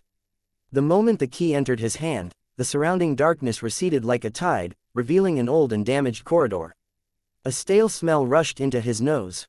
It was unpleasant, but it also gave him an inexplicable sense of security. It seemed like this was the only place that a real person could stay in. The previous environment was purely a haunted house or devil's den. Devil's den. A thread of doubt flashed across Tang Zhen's heart. It seemed that he had occasionally come into contact with the term, devil's den. Tang Zhen frowned and pondered for a while. However, he did not have any clues. Thus, he temporarily did not bother about this problem. There were some things that needed to be done naturally. When the time was right, those memories would naturally appear. He looked around again and confirmed that everything had returned to normal after the darkness faded. The children hanging from the beam, as well as the dried corpses, had all disappeared. It's great that you're here. The emaciated woman let out a cry of surprise. Her vision had been restored, and she had found a trace of security. She looked at Tang Zhen, who was standing in front of her, and carefully asked, "Are we still going to continue looking for that Yingluo?" Clearly, up until now, she had not realized that she had already made a round in front of the gates of hell. If it wasn't for Tang Zhen, she would definitely die today and become one of the dried corpses. However, since the other party was following him, Tang Zhen would try his best to protect him. This was his subconscious action. He would definitely not mistreat his own companion. Although this emaciated lady did not have any ability, her earlier performance had already obtained Tang Zhen's recognition. She was not afraid of not having strength. Tang Zhen could help her become stronger, but the key was still attitude and loyalty. The key is already in our hands, what are we still looking for? If there are no accidents, this house is already in our hands. Tang Zhen shook the key in his hand before throwing the crossbow in his hand to the thin and weak lady. He then walked towards the door behind him. The emaciated lady revealed a shocked expression. She really could not understand how Tang Zhen had already resolved everything in the blink of an eye. This made her feel a little unreal, but what followed was joy, the kind that rushed to the tip of her eyebrows and the corners of her eyes. Seeing Tang Zhen leave, the thin woman hurriedly picked up the crossbow arrows scattered on the stairs and hurriedly gave chase. When Tang Zhen entered the living room, he saw that the family members on the dining table had all disappeared. The originally dark green candle flame had also turned yellow and white. The terrifying candle disappeared and was replaced by a bronze candle stand. Even the dining table was clean. Everything that had happened earlier was like a dream, but it had truly existed. If Tang Zhen had lost, he might have already been lying on the dining table and become the food of those strange existences. The dwarf who had his hands and feet cut off was now holding a wrist and seemed to be preparing to reattach it. When he saw Tang Zhen enter, his hand trembled in fear, and his wrist that had been bitten halfway fell to the ground. Previously, he had been chased by Tang Zhen and had no other choice but to take the risk and enter this house. He had thought that with his own ability, he would be able to get a certificate and then escape from the other houses. In this way, he could get rid of Tang Zhen's mouth and also obtain valuable evidence, killing two birds with one stone. Although he had to take the risk, if he didn't do this, he would die without a doubt. However, the development of the matter far exceeded the dwarf's expectations. This family was all perverts. He couldn't answer any of the questions that were raised earlier. Failure would be punished. His hands and feet had been cut into pieces by the table knife, but he didn't die. If Tang Zhen had not entered, perhaps his body would have been placed on a plate and allowed the monsters in the room to enjoy it. 1994 I beg you to let me go. In a sense, Tang Zhen was the dwarf's savior. He should thank and repay the dwarf's kindness the moment he escaped from danger. However, it was a little inappropriate to mention saving his life now. After all, they were still enemies. The thing that the midget was most worried about was that Tang Zhen would kill him. Even ants cherished their lives, and so did despairing people. The dwarf still wanted to escape even though he was physically disabled, so he naturally didn't want to die like this. At this moment, all he could think about was how to get out of danger. After his expression changed a few times, the dwarf suddenly crawled onto the dining table. After which, he repeatedly kowtowed to Tang Zhen and begged for mercy. "Sir, it's all my fault. I shouldn't have had any ideas about you. Please don't stoop down to my level." The dwarf cried bitterly with a bitter expression on his face. If one did not look at his old face, he would look like a naughty child who was wailing and begging for mercy. The dwarf had just witnessed Tang Zhen's methods and had even personally experienced them before. He was clear of his own ability. Even if he had 3 heads and 6 arms, it was impossible for him to be a match for Tang Zhen. In such a situation, the dwarf could no longer care about his face in order to save his own life. Not to mention, for those who were desperate to live, things like face had long been thrown out of the 9 clouds. This was a matter of life and death. As long as they could live, many despaired people were willing to pay all the price they could. This was especially so for a guy like the dwarf. His desire to live was even stronger, and he would definitely not miss such an opportunity to live. The thin woman behind Tang Zhen revealed a trace of surprise on her face when she saw this. She knew the identity of this midget in front of her. He was the boss of the desperators who ruled the nearby streets. As he was in control of many desperators, this dwarf was usually very arrogant. He did not expect his performance to be so unbearable at this moment. However, when she thought about the other party's situation, the thin woman was relieved. After all, it was a matter of life and death, so it was not surprising that he lacked backbone. "You wanted to kill me earlier, but now you're begging for mercy. Do you think I'll let you go?" he said. Tang Zhen's face was expressionless as he looked at the dwarf who was continuously begging for mercy. He spoke in a cold tone. The midget felt bitter in his heart when he heard this. He knew that the enmity between him and Tang Zhen was very simple, and the method to resolve it was even simpler. "If you kill me and I don't die, I can naturally kill you in return. As long as one of them dies, this matter can be directly ended." Looking at the current situation, he would definitely be the one to die, and there was no possibility of a counterattack. The midget didn't want to die like this. Therefore, he had to display his value as much as possible to make Tang Zhen feel that it was more valuable to keep him alive than to kill him. "It's your first time in the City of Despair. There must be many things you don't understand and many things you need to deal with. If you want to live a more comfortable life here, you need someone to run around for you, to show your filial piety. Although I'm not as strong as you, I'm able to do these things with ease. If you let me stay, it'll definitely make it easier for you." In order to save his life, the midget spoke non-stop in one breath. He only hoped to be able to move Tang Zhen. Tang Zhen's eyes were fixed on the dwarf. What this fellow said was not without reason. He clearly knew where his greatest value was. Tang Zhen really liked to order people like him around. This was because they were more determined and decisive in doing things in order to save their lives. There were no eternal enemies in this world. If it was in line with each other's interests, even enemies could cooperate with each other. Of course, the foundation of this kind of cooperation had to be built on the premise that he had an absolute advantage. If he could not firmly control the other party, then such a helper was not necessary. As for killing the dwarf, Tang Zhen really didn't have much interest. He didn't know why he had such a mentality, but he felt that he had no interest in killing at all. The cultivators of Lusheng wanted to destroy existence, while the masters of creation had the ability to create. Tang Zhen was only one step away from becoming a master of creation, so his mentality would be more or less affected. Of course, the main reason was that he had killed countless enemies. He was already numb to the point that he was too lazy to make a move. In the silence, the emaciated woman suddenly said, "Sir, please don't blame me for speaking out of turn. In fact, I also think that keeping him will be of help to you." After all, you're new here and don't understand many things. I can't help you much. In this regard, this street is under his control. If we can make good use of those desperators, they will be of even greater help to you." When the dwarf who was begging for mercy heard this, he immediately cast a grateful look at her. Compared to his own pleading, the thin woman's words might be more effective. Tang Zhen turned his head and swept a glance at the emaciated lady. When he saw her sincere expression, it seemed that she was really considering for him. Tang Zhen was still quite satisfied with the performance of the thin woman earlier. However, he could not help but look at her in a higher light when he saw her current performance. She was not afraid of others fighting for favor and affecting her position. She faced her own shortcomings directly. This thin woman had many redeeming qualities. Gently nodding his head, Tang Zhen said to the fidgety dwarf, "Since someone is pleading for you, I'll let you off for the time being. As for what to do next, I don't think I need to give you any special instructions, right?" Hearing Tang Zhen's words, the dwarf was overjoyed. He hurriedly bowed and thanked Tang Zhen again. "All right, hurry up and get up." After obtaining Tang Zhen's permission, the midget hurriedly rolled down from the table, not daring to delay in the slightest. Tang Zhen glanced at the wrist that had fallen to the ground. He casually asked the dwarf, "I saw you trying to reattach your broken limb.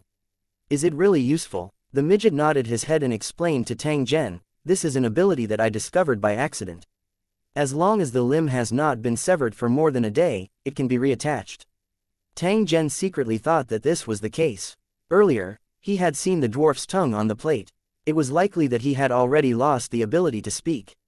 However, even though his voice was a little muffled, he could still communicate normally, which proved that his tongue was fine. He must have used this self-healing method to connect his tongue back and return it to normal. This kind of terrifying healing ability was an excellent life-saving method. As long as it was not too fatal, there was a possibility of survival. To be able to occupy a section of the City of Despair, none of them were ordinary people. This dwarf had only met Tang Zhen. Otherwise, he would not have such a miserable experience. In that case, you can give it a try and see if you can reconnect it. If it doesn't work, we can think of another way. After obtaining Tang Zhen's permission, the dwarf immediately picked up the incomplete limb and connected it to the wound. At the place where the wound touched the broken limb, granulations started to appear and intertwine with each other. In less than a dozen seconds, the reattached wrist moved twice, clearly having recovered its feeling. The emaciated woman came out of the kitchen at this time. She was holding a large hardwood plate with a pile of strange food on it. Her face was filled with joy as she said loudly to Tang Zhen, "I've heard people say that after getting the right to use the house, there will be a plate of food in the house every day. I thought it was a lie, but I didn't expect it to be real." To the emaciated woman, it was already the greatest happiness to have a safe place to stay and not worry about food and energy every day. 1995 God's Kingdom and Abandoned City. When the emaciated lady spoke, she placed a large hardwood plate on the table. Then, she looked at Tang Zhen with an expectant gaze. Although Tang Zhen had given her 2 pieces of dried meat before she entered the house, that little bit of food was not enough to fill her stomach. It had been a long time since she had eaten her fill, and the feeling of hunger was present all the time. Therefore, when facing a large plate of food, she had an uncontrollable desire in her heart. However, the emaciated woman clearly knew that everything in this room belonged to Tang Zhen. Without his permission, she was not qualified to enjoy it. "Since there's food, let's not waste it. Come and sit down." Tang Zhen laughed softly when he saw the anticipation in the other party's eyes. He beckoned the thin and weak woman and the dwarf to gather around the dining table. When they were sitting there earlier, they had only felt an indescribable fear and tension in their hearts, but now their expressions had become very relaxed. Obtaining the key to the house meant absolute safety. In the City of Despair, this was the rarest form of security. Tang Zhen had just arrived here and did not have much experience in this aspect. However, when he saw the expression of the thin and weak woman, he knew that this kind of happiness was clearly not easy to obtain. All 3 gazes were now on the food. Compared to the emaciated woman's desire for good food, the dwarf needed food to supplement his nutrition and speed up his recovery because of his serious injuries. His hunger was only a little more than the emaciated woman's. After obtaining Tang Zhen's permission, the emaciated woman immediately divided the food into 3 portions. Tang Zhen got more than half of it. She placed more than half of the remaining half in front of the dwarf, and the rest was piled on her plate. Tang Zhen smiled when he saw this. He pushed his portion in front of the thin woman and indicated that he temporarily did not have any appetite. The emaciated woman thanked him repeatedly. Then, she picked up a piece of black flatbread and buried her head in it.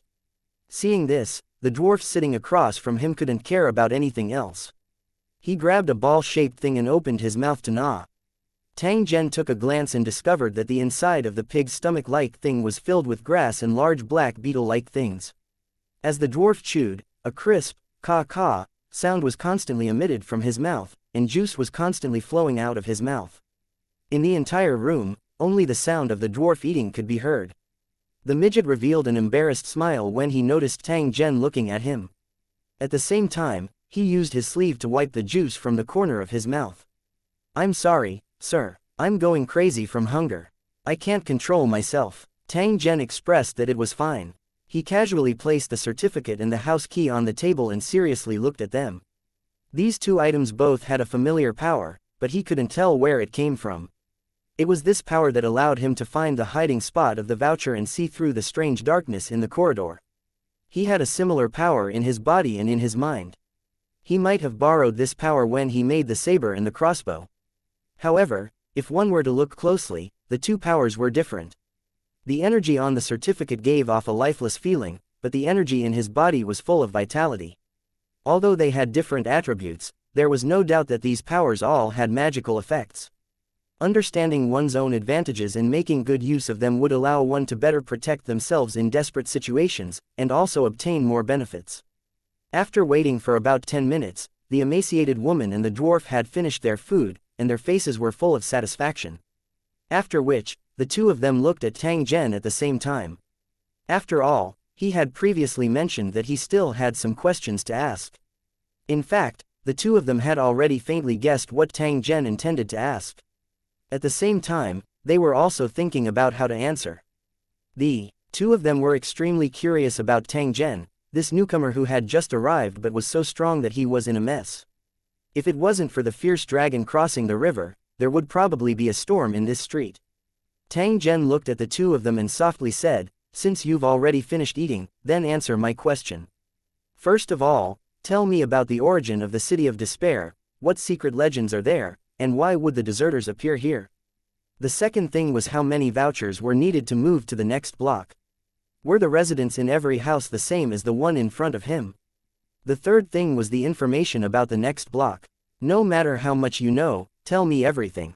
Don't hide anything." The thin and weak woman was unable to answer the three questions raised by Tang Zhen in detail. This was because these questions were also what she wanted to know. Therefore, after Tang Zhen raised his question, the thin woman looked at the dwarf. It seemed that only he could answer these questions. Seeing Tang Zhen and the emaciated lady looking at him, the dwarf seriously thought for a moment before replying, "No one can clearly explain the origin of the City of Despair, but there are some rumors. Some people said that this was an ancient god kingdom, and all the residents in the city were actually the subjects of that ancient god. For some reason, the ancient god had fallen, and the city had been completely abandoned. However, due to the influence of the remnant power, the city was still operating. Many strange things were also affected by the remnant power. From time to time, the strange residents who would appear in the houses and wait for them were actually formed from the remnant thoughts of the original residents of the god kingdom. They could be considered half the owner of this place. They were the guardians of this place, and they could use the magical power of the house to kill the intruders. However, if the intruders were lucky and met the conditions set by the owner of the house, they would be able to receive the corresponding reward. After obtaining the right to use the house, not only would they be free from the night patrollers' harassment, but they could also temporarily possess the owner's original items. If you can find some clues in these items, you can even obtain more benefits from them and make yourself stronger." The dwarf paused for a moment. Because his tongue had just been connected, he seemed to have a hard time talking. He also did not want Tang Zhen to wait for a long time. Therefore, he rested for a while before continuing. "As for the origin of the deserter, no one can say clearly. No matter who comes here, they will lose their original memories and not know where they came from. However, there were also people who speculated that all the despaired people who entered this place were likely to be the believers of this ancient god. The ancient god's avatars were scattered across many planes, transforming into different indigenous gods. Any avatar that believed in him had a chance to enter the city of despair.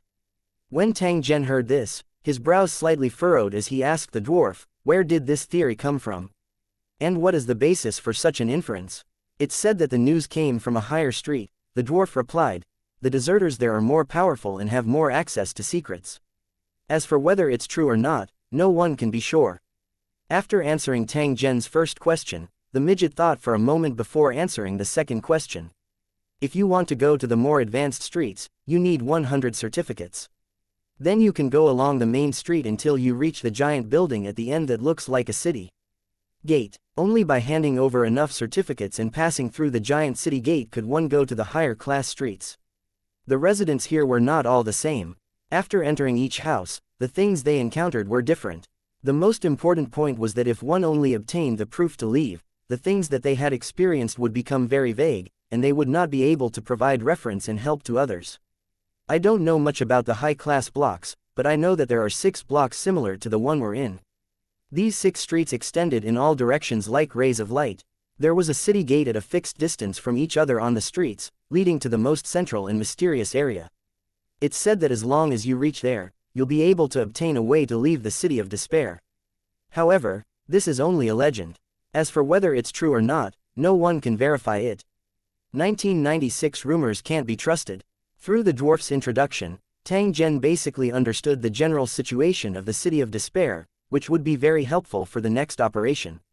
The next thing he had to do was to collect as many vouchers as possible and head to the core area where he could leave this place.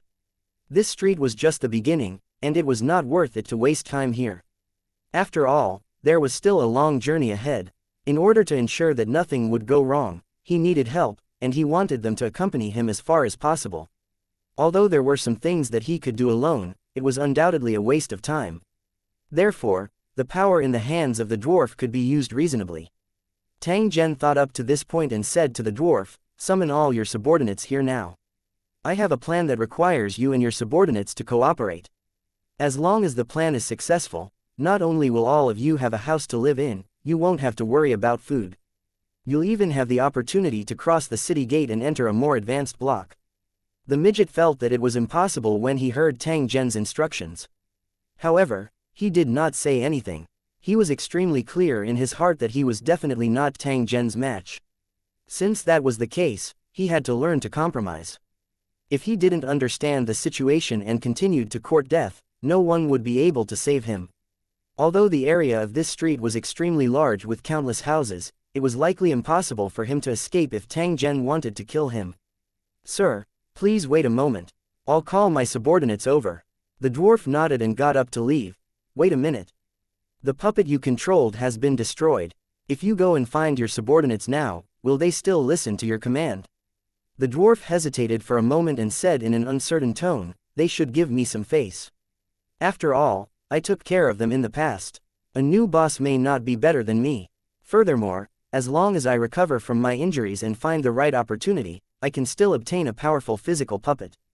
Tang Zhen nodded, but he did not agree with the dwarf's thoughts. In such a harsh environment, one would live if they gained power, and die if they lost power. The dwarf might have been very powerful in the past and had many people following his command, but that might not be the case now. The dwarf might not return. Of course, it was not that he wanted to escape, but he would be killed by other opponents. Therefore, before the midget left, Tang Zhen was prepared to provide him with some means of protection to ensure his safety as much as possible. This was to prevent him from looking for another helper. Wait a moment, I have some things for you to use for self-defense. While Tang Zhen was speaking, his hand flickered with light. Soon after, a new repeating crossbow was rapidly formed on the dwarf. The midget's eyes were filled with shock when he saw this scene. He did not understand how Tang Zhen had managed to do this. Creating things out of thin air, how capable was this? Unconsciously, the dwarf's respect for Tang Zhen had increased a little. The emaciated woman had seen a similar scene before. The shock in her heart was far less intense than the dwarf's, but even so, she still couldn't take her eyes off it. He was extremely envious of Tang Zhen's method. He wished that he could possess such an ability. Tang Zhen threw the repeating crossbow to the dwarf. The dwarf hurriedly received it with a pleasantly surprised expression. This is a repeating crossbow. She can tell you how to use it. Bring it with you at all times and use it at a critical moment. It should be able to deter those who have bad intentions. When Tang Zhen said this, he warned again, remember to come back early. I'll be waiting for you here. Turning his head to look at the thin woman, Tang Zhen used an indifferent tone and said, you still haven't told me, what is your name? The emaciated woman shook her head gently. I can't remember my name at all. I've forgotten everything about me. After coming here, no one has ever asked about this. If you're willing, you can give me a name. Tang Zhen sized up the emaciated lady. After pondering for a moment, he said, your figure is very soft and beautiful, and you're very agile. You look very good when you dance. In that case, how about I call you Xiao Wu? Xiao Wu. The emaciated woman nodded, and a smile appeared on the corner of her mouth, indicating that she liked this name very much. Go, Xiao Wu, follow him. With the intimidation of the weapons in your hands, those desperators should not dare to be too rash. The dwarf and Xiao Wu looked at each other, then turned and left one after another. They had to find the person as soon as possible before midnight. Otherwise, once the night patrollers appeared, even if they had crossbows in their hands, they would not be able to fight against those monsters. After Xiao Wu and the dwarf left, Tang Zhen got up and walked around the house to see if there were any clues left behind that would allow him to know more about the secrets of the City of Despair. With the disappearance of those strange owners, the houses that had originally looked as clean as new had now become old and dilapidated. It could be said that although there were many items in the house, there were not many that were really useful. However, there were some table knives and the like in the kitchen that could be used as weapons by despaired people. If other despaired people obtained this house, they would definitely make good use of it. However, to Tang Zhen, these things did not have much value at all. Therefore, he focused his attention on the books and items. Many historical secrets were often passed down through words. After walking around the house, Tang Zhen found the owner's study room in a room on the second floor. The books in the room looked very old, and the words were obscure and difficult to understand. To those who were desperate, they were of no use at all. However, when Tang Zhen saw these books, the corresponding content automatically appeared in his mind, which made him feel amazed. Initially, he was just trying to look for books to find clues. However, he did not expect that he could really understand these words. Could it be that I really had some connection with that ancient god before I entered this place? A trace of doubt flashed within Tang Zhen's heart. However, he was unable to be certain. However, he faintly had a feeling that there might be another reason for this matter. Due to his memory loss, Tang Zhen did not know that his ability to recognize various words had been with him for many years. It was also because of this ability that he could read through the group of books and accumulate an incomparably rich knowledge. Tang Zhen casually flipped open a book and discovered that it was a biography. It recorded the various things that a devout believer had experienced in his life. In addition to recording the daily life of this believer, the book also constantly sang the praises of the god in thick ink, and insisted that as long as one maintained a devout faith, they would have a chance to enter the divine kingdom. And NBSP, Tang Zhen was surprised to find that the description of the divine kingdom in the book was actually very similar to the City of Despair. Tang Zhen had a feeling that the divine kingdom described in the book was actually referring to the City of Despair. Tang Zhen recalled what the dwarf had mentioned earlier about the legend of the City of Despair. A trace of speculation flashed in his heart. The rumors were so similar to the records in the books that it was enough to prove that someone must have read similar books. The other party happened to recognize the words on it and told others, so there was such a similar rumor that continued to spread in the City of Despair. 1997 Rescue 1. The purpose of writing down the information so easily seemed to be to let people see it. Otherwise, it would be impossible for there to be so many versions of the book that recorded the same content. Desperators had different appearances and forms, so they must have come from different worlds. There would always be some lucky ones who had the opportunity to obtain the right to use the house, and at the same time, they would be able to recognize one of the languages. In this way, some information would spread, and when more than one person mentioned it, the rumor would be regarded as a fact. Of course, it was also possible that this was the truth, and the purpose was to give those who were desperate a direction to fight for. In short, this city was very strange, and he had to be careful. It was already close to midnight when he finished reading the few books. After slowly closing the book, Tang Zhen walked to the window. It was pitch black outside, and the streets were silent. It was as empty as a dead abyss. However, there were still clusters of light in the darkness, emitting a strange and gloomy light. In the city of despair, light did not mean hope. On the contrary, it could be a fatal trap. Tang Zhen would occasionally see some ice-cold and strange figures through the windows of some brightly lit buildings. They were either standing in front of the windows or passing by. The sight of them caused one to shiver. There was a figure standing in front of the window of the building opposite Tang Zhen. She lowered her head, but her eyes were desperately trying to look up, staring at him. A strange smile hung on the corner of her mouth. It was frighteningly evil. When he noticed that Tang Zhen had also looked over, the Taoist figure slowly raised his hand and waved it twice at him. Looking at him, it was as if he was greeting a new neighbor, but there was no enthusiasm in him. Tang Zhen used a cold and indifferent gaze to sweep over them. Soon after, he focused his attention on the street. After calculating the time, the dwarf and Xiao Wu should have already returned by now. If they waited any longer, they would be surrounded by the night patrollers, which would undoubtedly be very dangerous.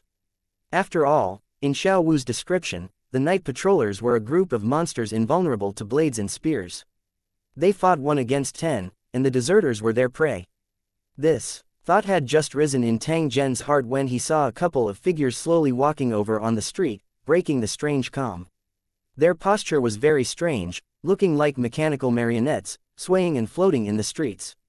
If one observed carefully, one would discover that their feet were not touching the ground at all, but were floating about 3 inches above the ground. As for their faces, they were completely covered by a cloud of black mist, and it was impossible to see their specific appearances. As they walked, wisps of black gas escaped from their bodies and blended into the dark night. When one saw this scene, they would even have the illusion that the night was formed by the black mist they emitted. At the first moment he saw these figures, Tang Zhen had already determined that they were the night patrollers that Xiao Wu mentioned. Unknowingly, the number of night patrollers on the nearby streets increased. By relying on his special vision that could see through the darkness, Tang Zhen discovered that there were clearly more night patrollers appearing in the surrounding streets. The way these night patrollers appeared was indeed as Xiao Wu said, all coming out from the houses on the side of the street. The night patrolman had already appeared, but Xiao Wu and the dwarf still hadn't returned. Could it be that some unforeseen event had occurred? Tang Zhen's brows gently rose. If this was really the case, he might have to personally take action to resolve it. At this moment, a wave of hurried footsteps was transmitted from the end of the street. Soon after, Tang Zhen discovered a large group of figures appearing.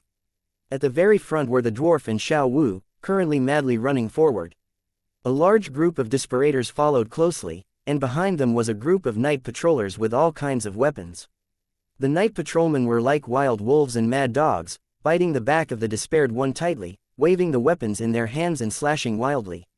When the night patrollers in the nearby streets heard the sound, they immediately turned from slow to fast and pounced on the despairing people like crazy. Xiao Wu, who was charging at the forefront, saw this and immediately raised the crossbow in her hand, constantly firing at the night patrollers. The arrows she shot were very accurate, and almost every one of them hit the vital parts of the night patrolman. However, the night patrollers were not afraid of pain. Even if the arrows hit their vital parts, they only slowed down a little. The dwarf's crossbow had already run out of arrows. He was now waving his crossbow and constantly smashing it at the night patrollers who had pounced in front of him. Perhaps it was because of his previous injuries, but he was in a very bad state, as if he could fall to the ground at any time. As for the desperators who followed him, they were not in a good state either. They were like a motley crew, gathered together in despair. Most of the desperators were unarmed, and only a few of them had weapons. However, because of the panic, they only knew how to wave them around randomly. To the night patrollers, it was completely useless. They would only stop if their heads were blown up. At this moment, the desperators were like a group of besieged beasts, struggling desperately, but they were about to be devoured. Just as the group of people were about to be surrounded by the night patrollers, a cold light flew out of the window. One of the night patrollers charging at Xiao Wu was pierced by the cold light, falling to the ground and constantly struggling. The thing stuck in his body was a shiny saber that looked extremely sharp. "Pick up that blade," a voice sounded out. It was Tang Zhen who was standing by the window on the second floor. His voice had just faded when another cold light flew out and cut off half of the neck of the other night patroller. "Pick up your sabers and charge out together." The dwarf in the front reacted quickly. He jumped to the back of the night patroller, pulled out the sword from his body, and cut off his head. One after another, cold lights continuously flew out from the window. All of them were weapons that Tang Zhen had just made. To their surprise, the despairing people found that the streets around them were filled with shiny sabers. Without any hesitation, Desperator held his sword in his hand and slashed at the night patrollers that surrounded him while he rushed to the street ahead. Originally, because they did not have any weapons, the Despaired had been suppressed. However, after they obtained the weapon that Tang Zhen threw out, this group of despaired people immediately became like tigers that had grown wings, becoming abnormally fierce. Those with weapons, guard the sides and open up a path. Those without weapons, hurry and enter the building ahead. In the face of a life and death crisis, all the despaired people had already done their best. Soon, someone pushed open the door and rushed into the room. The moment they entered the room, these desperators collapsed to the ground like mud, panting heavily. After that, one figure after another came in and out of the house, sitting on the ground as if a heavy burden had been lifted off their shoulders, their faces full of relief. More and more night patrollers rushed over, besieging Xiao Wu and the others. The passage into the room was also forcibly cut off by them. However, Tang Zhen's figure descended from the sky. He waved a battle blade in his hand and chopped those night patrollers to the ground as if he was chopping vegetables. Looking at his fighting style, it was simply a brutal and bloody dance, beautiful and dangerous. However, in the blink of an eye, the street was filled with corpses. Tang Zhen killed his way through and shouted to Xiao Wu and the others, "I'll cover you." Seize the opportunity and retreat immediately. When Xiao Wu and the rest heard this, how could they still dare to have the slightest hesitation? They followed the blood path that Tang Zhen had killed his way through and directly charged into the house. At this moment, Tang Zhen was like a meat grinder, killing wave after wave of night patrollers as though he was chopping up cabbage. After the last despaired person entered the house, Tang Zhen waved his battle sword and cut down the surrounding night patrollers at the same time. When he was close to the house, Tang Zhen leapt and directly flew into the window on the second floor. 1998. A group of helpers, one Tang Zhen stood at the window on the second floor.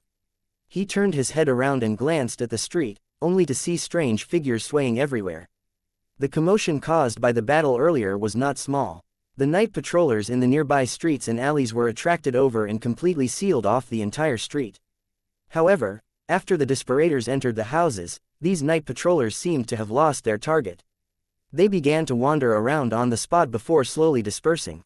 Seeing the night patrollers gradually disperse, the despairing people gathered in the house finally heaved a long sigh of relief. The dwarf squeezed out from the crowd and walked to the second floor before bowing to Tang Zhen. "Thank you for your help, sir. I've brought my men here. They're ready to follow your orders at any time." Tang Zhen gently nodded his head as he looked at the dwarf who was covered in scars. However, he still asked, "I just saw the number of people you brought back. It seems to be far less than the number I saw before. What is going on?" The dwarf forced a smile and shook his head. "It's really as you said. After I returned, I discovered that half of my subordinates had already joined other forces. After they saw me return, they even wanted to kill me and take my head for credit. I used the crossbow you gave me to kill a few of them before the traitors were scared away.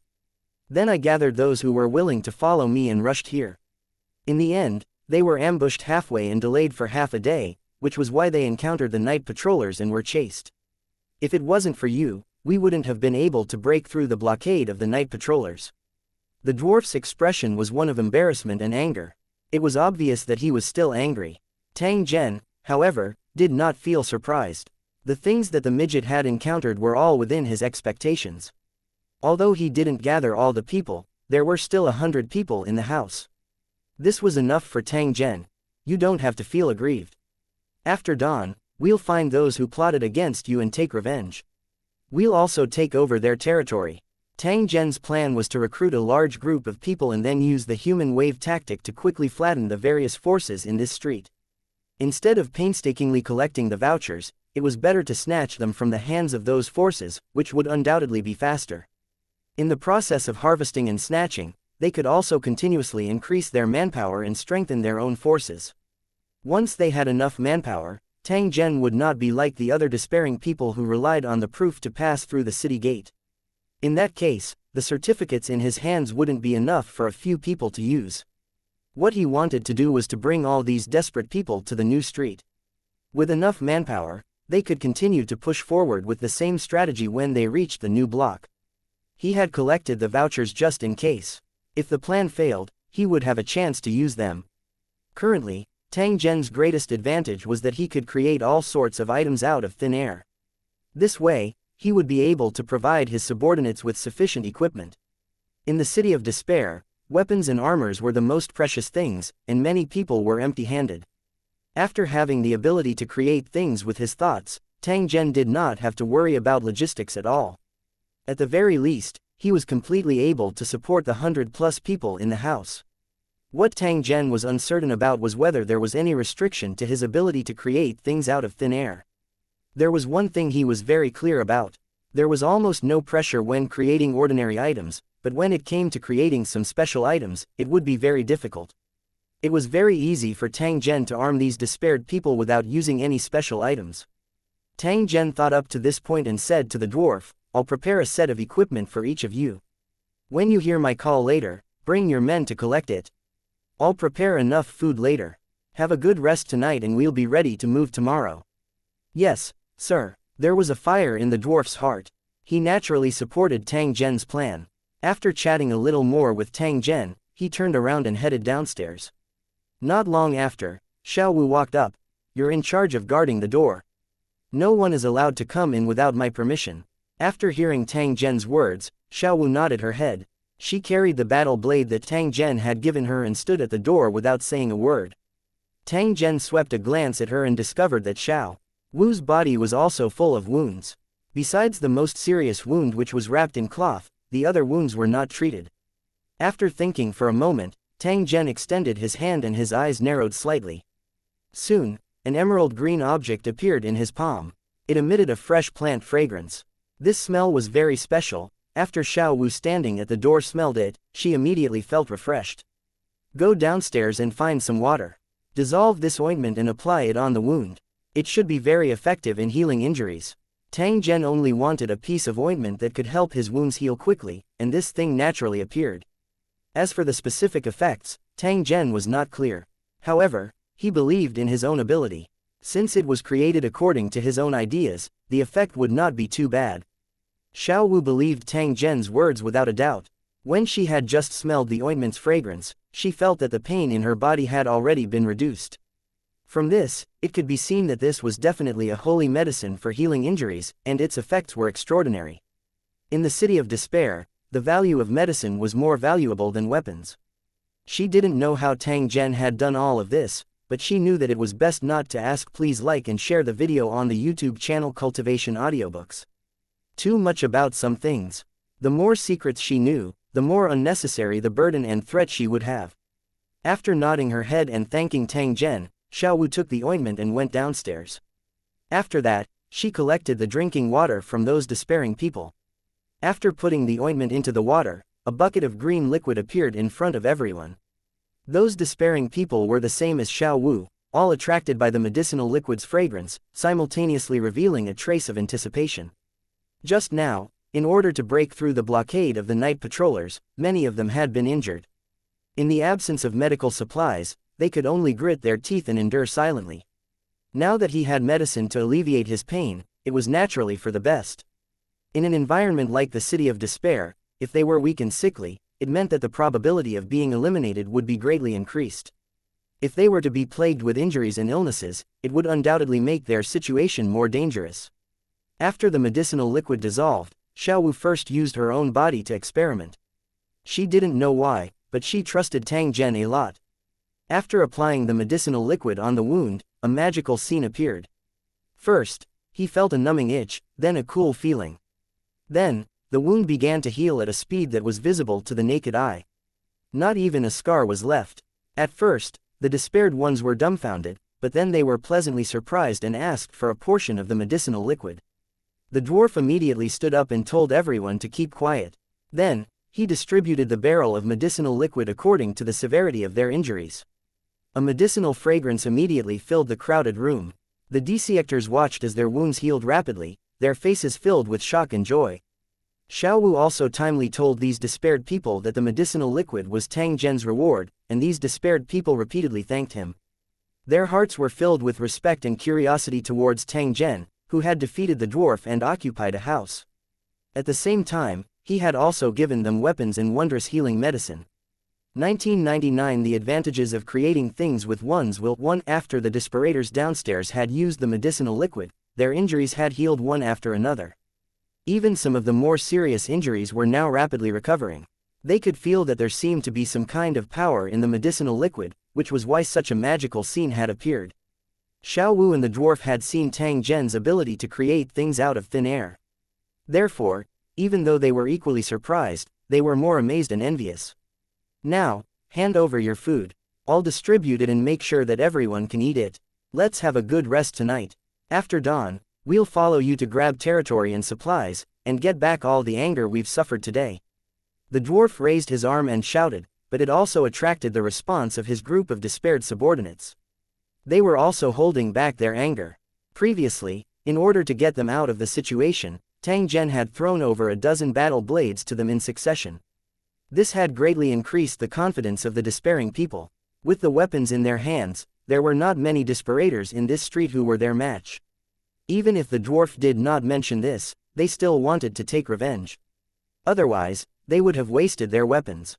Tang Zhen's voice was transmitted from upstairs just as their faces were filled with excitement as they discussed with each other and were reluctant to put the food together. By the time Xiao Wu and the dwarf returned from upstairs, they were each holding an astonishingly large piece of roasted meat, emitting an alluring fragrance. The despairing crowd was once again stunned. They had never seen such a huge piece of roasted meat. Smelling the intoxicating fragrance, the desperators' eyes lit up. In their eyes, this food was more precious than gold bricks. A few more people, come with me. There's still a pile of roasted meat upstairs. Let's go up and bring them down. Upon hearing the dwarf's call, a few strong desperators immediately stood up and followed the dwarf upstairs. At the entrance, they saw a pile of brick-like roasted meat, which emitted a delicious aroma that made them drool. After seeing these pieces of meat, the despaired people were stunned on the spot. Their eyes were full of shock, as if they had seen a pile of treasure. The despaired people dared to swear to the heavens that they had never seen such a spectacular scene before. When they thought of having the opportunity to taste these foods, their hearts were filled with happiness. In fact, it was very easy to satisfy the desperate. As long as there was enough food and a safe place to rest at night, they would thank the heavens. Hurry up and move the roasted meat down. Then, let's eat it without restraint. After receiving Tang Zhen's instructions, the midget also had some confidence in his heart. When he spoke, he appeared to be very heroic. After living in the city of despair for so many years, this was the first time he had given such an order to his men to eat without restraint. It was a wonderful feeling. Yes, sir. The desperators who had followed him answered and surrounded the pile of roasted meat. Each of them picked up a piece of roasted meat that weighed 100 pounds and turned around to go downstairs. The one in second place, please wait a moment.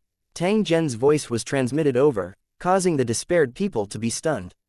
At the same time, they turned their heads and looked behind them. The despaired person who was called out was at a loss. He first glanced at Tang Zhen before turning his head to look at the midget standing by the side. Sir, since you're called, then hurry over. What are you still standing there for? The midget roared. His subordinates hurriedly walked over to Tang Zhen when they heard this. Tang Zhen smiled as he looked at the anxious despaired beast. He indicated that it did not need to panic. Don't be afraid. Take out the weapon on your waist. It seems very interesting to me. After hearing Tang Zhen's words, the despaired person suddenly came to a realization. He hurriedly took out the item on his waist and respectfully handed it over to Tang Zhen. The crowd also looked at the item with a trace of curiosity in their eyes. They could not understand what it was. Tang Zhen took the item from the other party's hand and carefully looked at it. He kept feeling that this item was familiar. Where did you get this item? Can he still use it normally? Hearing Tang Zhen's question, the survivor scratched his head and said, "This is something I found on the night patrolman's body. I don't know what it is, but I've been using it as a hammer. It feels good." A hammer. Tang Zhen smiled and returned the item to the other party. However, a trace of joy was revealed in his eyes. When he first saw these items, he felt that they were somewhat familiar. After carefully identifying them, memories of these items appeared in his mind. This wasn't a hammer at all. It was clearly a gun with a strange design. It was only used as a hammer because it had run out of bullets. Tang Zhen had already recalled his memories regarding pistols. Moreover, he faintly remembered that there should be a weapon that was even more powerful than a pistol. Since he had better weapons and equipment, it meant that his plan would become more stable. Therefore, Tang Zhen immediately decided to conjure this kind of weapon and distribute it to those who were in despair. After the dwarf and the others left, Tang Zhen recalled the memories of the pistol in his mind. At the same time, his eyes were focused on the table in front of him. However, in the blink of an eye, a pistol that emitted a dark luster appeared in front of Tang Zhen. Tang Zhen held it in his hand and casually fiddled with it. However, he was not particularly satisfied. Although the pistol was exactly the same as the one in his memory, he was not very satisfied with its power and the capacity of the bullet was very small. I should try to increase the power and increase the capacity of the bullet so that it'll be easier to use. He had the ability to create things with his will. If he did not make good use of it, it would definitely be a great waste of resources. Tang Zhen pondered for a while and began to conjure the magically modified pistol according to his own thoughts. With his memory gone and without any reference, this was the only thing he could do. Soon, another gun with an elongated barrel and a strange-looking pistol with a handle at the front appeared. It was nearly 2 feet long, and the length of the magazine was more than twice the original. The extended gun barrel had a noise-canceling function, so the sound of shooting was not very loud. After a certain distance, the sound of shooting could not be heard at all. A perfectly fine pistol had now completely changed in appearance. It now looked somewhat similar to a submachine gun. Tang Zhen picked up the magically modified pistol. He felt that this pistol was somewhat similar to another gun. But no matter what, he couldn't remember anything more, and he felt very uncomfortable. Tang Zhen didn't dwell too much on this issue. To him, this magically modified pistol was already sufficient. The power of the crossbow in Xiao Wu's hands wasn't much weaker than his magically modified pistol. The only weakness was its slow firing speed. However, the bolts used in the repeating crossbow could be made by hand, but once the bullets of the pistol were used up, it was impossible to create these disparators. In that case, the pistol could only be used as a hammer. After leaving Tang Zhen, these pistols would become decorations. This could also be considered a safety guarantee. As this thought rose in Tang Zhen's mind, modified handguns and plate armor-like protective equipment began to appear one after another. They kept falling to the ground, and it didn't take long for them to fill the room on the second floor. Tang Zhen nodded his head in satisfaction when he felt that the amount was sufficient. He got up and walked to the vicinity of the window. Casually taking a modified pistol, Tang Zhen aimed at the night patrolman on the street and gently pulled the trigger. The fully automatic shooting mode of the pistol was turned on, and a rain of bullets sprayed out, sweeping toward the night patrollers on the street, causing sparks to fly all over the street. After deliberately increasing the caliber and kinetic energy, the night patrolman was torn into pieces by the bullets even if he was not afraid of pain. After seeing the power of the magically modified pistol, Tang Zhen began to look forward to the arrival of dawn as soon as possible. This way, he could collect enough evidence and more people for his own dispatch. Perhaps a massacre was already unavoidable. 2000 Sleepless Night 1 Tang Zhen's weapon test had caused quite a commotion. The despaired people who were guarding the door were dumbfounded when they accidentally saw the scene of bullets shooting down the street. To them, this kind of attack had already exceeded their imagination. It was simply terrifying. This was actually the sorrow of the despaired. Before they entered this place, they might have seen similar weapons. However, as his memory was erased, his previous knowledge disappeared. When he saw this, he was immediately shocked. They, who had lost their original memories, were discussing with each other what kind of weapon Tang Zhen had used to actually possess such a terrifying killing effect. The night patrollers that they were so afraid of were torn apart like fragile puppets in the blink of an eye. If such a weapon were to hit them, they would not be able to withstand it even if they had 9 lives.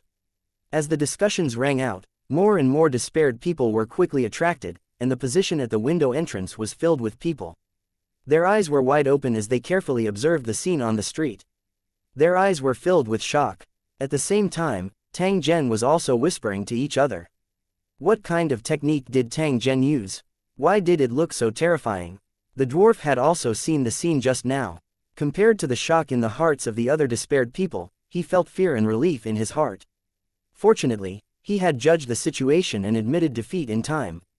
Otherwise, with Tang Zhen's weapon, he would have long become a corpse. One could tell from Tang Zhen's vicious methods earlier that he would definitely not be the least bit courteous toward his enemies. Should we go and pick up the equipment? There is a large group of undeads. After all, there must be a lot of good things. There must be all kinds of items on the corpses of the night patrollers all over the place. If he could get his hands on them, it would be a great fortune. If you want to die, then die on your own. If you're with the boss, do you still need you to pick up the equipment? A despairing person shouted, and the dwarf had the same thought. Thinking back to the scene they had seen earlier, it was easy to guess that the equipment was to be distributed to the crowd. Compared to Tang Zhen's weapons and equipment, the items on the night patrolman were simply trash. There was no way to compare them. Since there was going to be better things soon, there was no need to take the risk to pick up those trash. If they were surrounded by the night patrollers again, it would be really troublesome. No one is allowed to go out, or else don't come in. The dwarf stood at the door and gave the order in a cold voice. The atmosphere was a little depressing. Even though no one spoke, all kinds of noises could be heard from time to time. Due to the large number of people, the desperators were tightly squeezed together, and there was almost no place to stay in the house. But even so, no one complained. Usually, they could only hide on the streets, afraid of being found by the night patrollers, so they could hardly sleep. During the day, they had to look for food and guard against other desperators, so they had almost no chance to sleep. Having a good sleep was one of the most anticipated things for desperators. Being able to stay in the room and sleep peacefully until dawn was simply a kind of enjoyment that they could not ask. Please like and share the video on the YouTube channel Cultivation Audiobooks. 4. Some of the despaired ones were so tired that they actually fell to the ground and fell asleep. The desperators who could not stand the snoring would show anger and wake them up from their sleep, then complain loudly. The dwarf called out to a few of his men and cut the thick meat with knives, then distributed it to everyone. After getting the food, Desperator's face showed a trace of piety and gratitude, and then he started to take big bites. They were either chewing slowly or gobbling down the food. The food was extremely sweet, and their faces were filled with an intoxicated expression. There were even some despaired people who shed tears of happiness while eating meat, but they quickly wiped them away secretly. There might have been such a taste in their memories, but they had not tasted it for a long time, so they could not help but feel emotional. Everyone, let's eat as much as we can. Also, let's eat and drink to our hearts' content and recover our strength. Tomorrow, we'll have a big fight. The despaired people waved their fists at the same time in response to the dwarf's words. Just as they were enjoying their meal, Tang Zhen slowly walked down the stairs and appeared at the entrance. Tang Zhen beckoned to the dwarf as he looked at the despairing crowd on the first floor. Your Excellency, do you have any other instructions? At this moment, the dwarf's expression became even more respectful. There was also a trace of reverence in his eyes as he looked at Tang Zhen. It's so crowded downstairs, so we won't be able to rest well tonight. You can take some people upstairs to rest. Keep an eye on the weapons and equipment. I'll distribute them to everyone tomorrow morning. As for how to use it, I'll tell you tomorrow morning, so don't mess around tonight. After hearing Tang Zhen's words, the dwarf shook his head and rejected his suggestion. There's really no need for that. We're all used to suffering and we live like this every night. Compared to their usual days of hiding, they don't have to worry about the night patrollers tonight. They can sleep in peace, and they're already satisfied. The dwarf didn't want the desperators to enter the second floor. He was afraid that they would be greedy and do something bad after seeing the equipment, which would anger Tang Zhen. He understood desperators very well. They were usually afraid of being poor, and after seeing good things, they would lose their minds and want to take them for themselves. Under such circumstances, he had to be careful to prevent good things from turning into bad things. After Tang Zhen heard the dwarf's words, he didn't force it, but still called Xiao Wu and the dwarf to return upstairs together, leaving them in charge of guarding the equipment. When the two of them arrived on the second floor, they saw that the ground was almost covered with equipment. They were both stunned and looked at each other. He didn't need to guess to know that Tang Zhen must have used the method of creating things out of thin air again. That was why he created these protective equipment and weapons. They recognized armors and battle swords, but they were confused by the magically modified pistols that were piled together. Although they guessed that it might be a long-range weapon, they had no idea how to use it. Tang Zhen picked up a magically modified pistol and demonstrated its operation in front of the two of them. At the same time, he also told them some things that they needed to pay attention to. A skill like spearmanship was something that was easy to learn but difficult to master. Almost anyone could use it. However, not everyone could become a true shooting expert. Not only did it require a lot of bullet practice, but it also required sufficient talent. Of course, Tang Zhen did not need these despaired people to become sharpshooters. He only needed enough people to form enough firepower to suppress all the enemies. After listening to Tang Zhen's explanation and personally fiddling with it, Xiao Wu and the other person were already shocked speechless. Compared to the repeating crossbow, the magically modified pistol was undoubtedly more convenient and powerful. If the Desperators were equipped with such a weapon, no one in the entire street would be their match. Even those despairing forces with a large number of people and various weapons in their hands would probably be defeated in the face of such a terrifying weapon. Looking at the magically modified pistol in their hands, Xiao Wu and the dwarf couldn't help but feel a trace of anticipation. If it really was like this, then in the entire street, they would be the kings. 2001 I'm going to take down the entire block. 1. The night slowly passed, and when the morning came, the despaired people woke up from their dreams. Last night, they had a good meal and a good sleep. They had never felt so comfortable since they came to the city of despair. Especially after he opened his eyes, he could eat roasted meat without restraint. This feeling was extremely comfortable. After they had eaten and drunk their fill, the despaired people walked onto the streets one after another, moving their stiff bodies. The traces of last night's battle were still clear, but the bodies of the night patrollers had disappeared. After the night patrollers were killed, their bodies would completely disappear the next morning. As for where they went, no one had ever been clear. In order to obtain the items on the night patroller, one had to pick them up immediately after killing them. Otherwise, there would be no chance to continue after dawn. However, in that case, they would have to face the siege of the night patrollers, and there was an 80 to 90% chance of success. Although there was a tinge of regret in their hearts, when they saw the sharp blades in their hands, the Desperators were still very satisfied. The dwarf had said last night that he would take them to seek revenge today, and the Desperators were now ready. Just as they were waiting for the operation to begin, a group of Desperators moved all the weapons and equipment down from the second floor under the command of the dwarfs. Looking at the brand new equipment, Despair's eyes sparkled, and his face was full of anticipation. They never thought that they would get a full set of defensive equipment this morning after getting a saber last night. This was a huge surprise for them. Happiness came too suddenly, and she was even a little at a loss. Everyone, form a line and come to my place to receive your equipment. Once you're dressed, stand at the side and wait. Sir Tang Zhen still has something to tell you. Upon hearing the dwarf's words, the despaired people immediately formed a long line, and then took their own armors with excitement. The armor that Tang Zhen was making was an imitation of the dwarf's armor after he saw it. There were many small bumps on the armor. It was obvious that the forger had done this on purpose to increase its defensive power. Moreover, this armor had a name, which was Baozi armor. The name was very vivid. After receiving the armor, the Desperators immediately put it on, then reached out and touched it, looking very careful. In their eyes, this armor was equivalent to having an extra life. It was simply the most precious treasure. This was indeed the case. In the city of despair, this kind of armor was extremely precious. The Desperators had never thought that they would one day be able to own a set. After the armors and sabers were distributed, the Desperators looked at the pile of magically modified pistols. They could not understand what this equipment was and why they were not given them. However, they were already overjoyed to have armor and a battle sword. As for other weapons and equipment, they did not dare to expect too much. Tang Zhen slowly walked down the stairs under the anticipating eyes of a group of despaired people. The moment he appeared, the eyes of everyone on the street landed on him. When Tang Zhen was fighting with the dwarf, these despaired people were all present. They were not particularly unfamiliar with him. It was precisely because of this that the Desperators knew how strong Tang Zhen was. When they saw him, their eyes were filled with a trace of respect.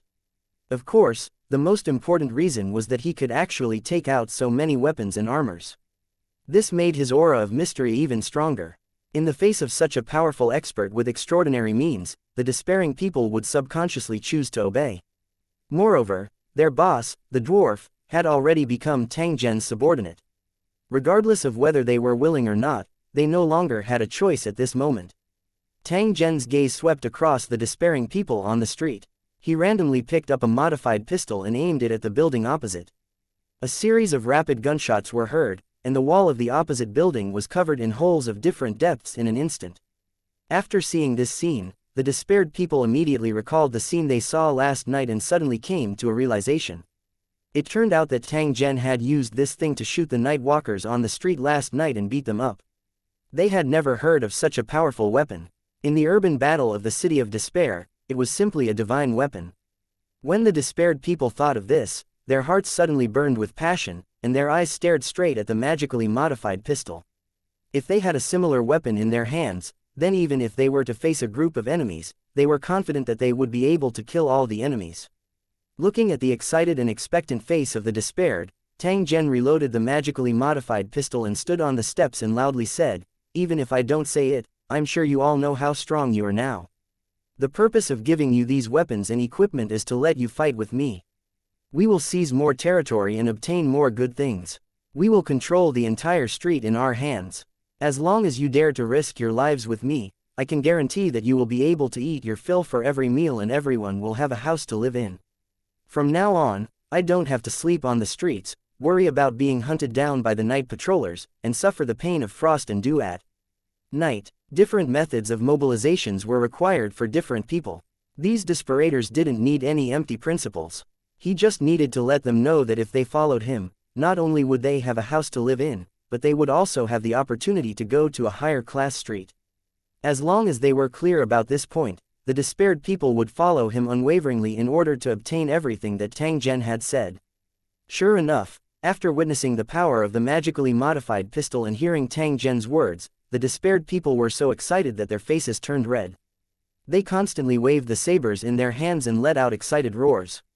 Such an abnormal scene immediately attracted the attention of the hidden desperators nearby, and they all came closer to take a look. When they saw the survivors gathered together, as well as their sets of armor and shiny swords, they were all shocked. In this street, although the killing between desperators was very cruel and bloody, their weapons were of all kinds, and could even be said to be extremely simple. Anything that could be used, even stone or wooden sticks, could be transformed into weapons. It was normal for them to be shocked when they saw despaired people who looked like beggars and were wearing tattered equipment. At this moment, there was only one thought in the hearts of these onlookers. Who exactly were these despairing people? Just as they were guessing, there was a sudden clamor at the end of the street. Then, a group of people rushed over, full of killing intent. When the dwarf saw this group of people, he immediately revealed a look of hatred. He raised his sword and was about to rush forward. However, at this moment, he felt someone pressing on his shoulder. When he turned around, he saw Tang Zhen looking at the enemy in front of him with a cold smile on the corner of his mouth. "Distribute the guns and follow behind me." Tang Zhen's voice had just fallen when he picked up two modified pistols and slowly walked forward. Before the dwarf could recover from his shock, he heard a series of rapid gunshots. Tang Zhen had already started shooting. In the blink of an eye, a large number of enemies had fallen, wailing one after another. The remaining enemies were dumbfounded. They turned around and fled without hesitation, afraid that they would also be knocked to the ground. At this moment, the sound of gunfire erupted like firecrackers. Countless bullets flew toward the fleeing enemies. The dwarf and the others held their modified handguns and rushed forward, shooting at the enemy. In less than a minute, the long street was already filled with the corpses of desperators, and the bluestone-paved street was blood-red. 2002 heading straight for the enemy's nest. They had thought that a bloody battle was about to happen, but who knew that the battle would end in the blink of an eye? Regardless of whether it was the onlookers in the nearby streets or the despairing people who followed Tang Zhen, all of them had fallen into a dull state. They had seen bloody scenes and had participated in killing more than once, but they had never seen such a terrifying scene. All they had to do was pull the trigger and aim the gun at the enemies, and then the enemies would fall. Looking at the corpses strewn all over the place, the desperator only had one thought in his mind. This was no longer a battle to the death, but a one-sided massacre. The aggressive enemies who tried to kill the dwarves paid with their lives to prove the terrifying power of the magically modified pistol. In the face of such a high-efficiency killing weapon, the desperators with only simple weapons were no match at all. "Haha, we won." The despaired people behind Tang Zhen were stunned for a moment. Soon after, they let out excited wild roars and danced with joy. Perhaps the bloody scene shocked them, but it didn't change anything. In this city full of despair and death, killing and death were common. While they were trying their best to survive, they were also killing their enemies by any means necessary. The winner would be the one who survived to the end. At this moment, there was only one thought in their minds. Perhaps from now on, no one in this street would be their match. The dwarf was so excited that his body was trembling. Only after he had personally witnessed the power of the magically modified pistol did he know how terrifying this weapon was. He secretly rejoiced in his heart. If he had maintained a hostile relationship with Tang Zhen, it was very likely that the group of enemies that had been killed in front of him would have been them instead. The enemies who had collapsed had already fled into the distance.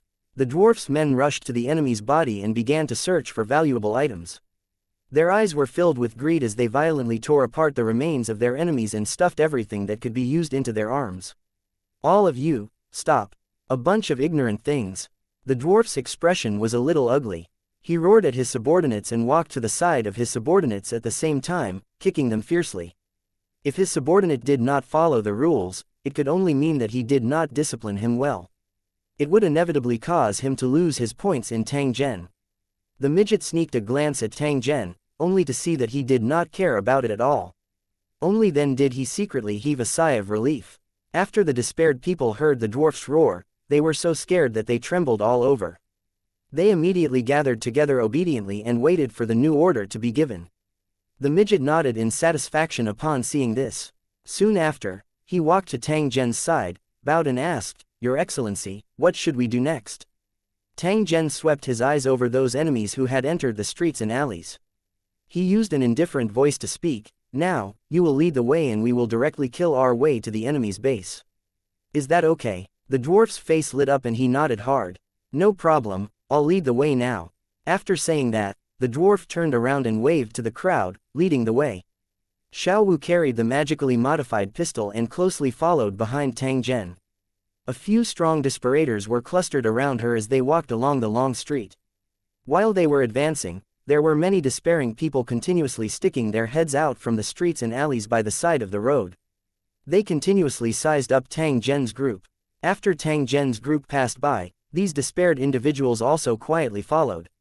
However, they maintained a certain distance from them. In the city of despair, bloody fighting scenes were not rare. However, it was the first time that the despaired people had seen Tang Zhen and the rest go to war with full equipment. One could imagine that the battle that was about to happen would be intense and bloody.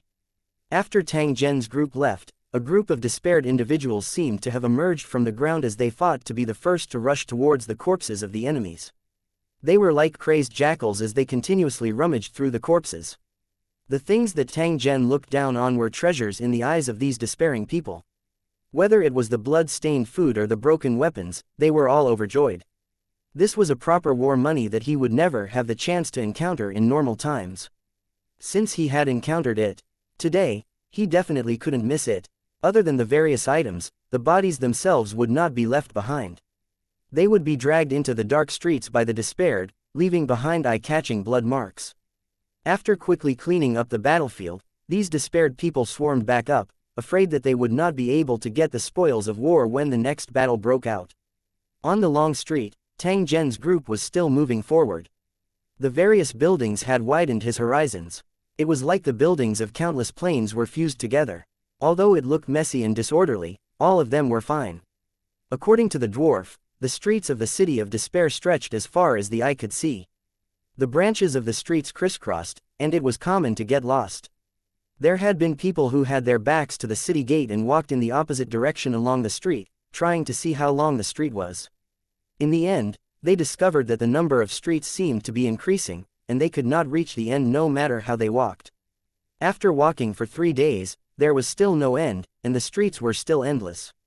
Since they couldn't reach the end in the opposite direction, some people began to try to cross horizontally. This time, there were results, but they still walked dozens of kilometers. The despaired people found that there seemed to be a transparent barrier at the end of the street, and they could not move forward no matter what.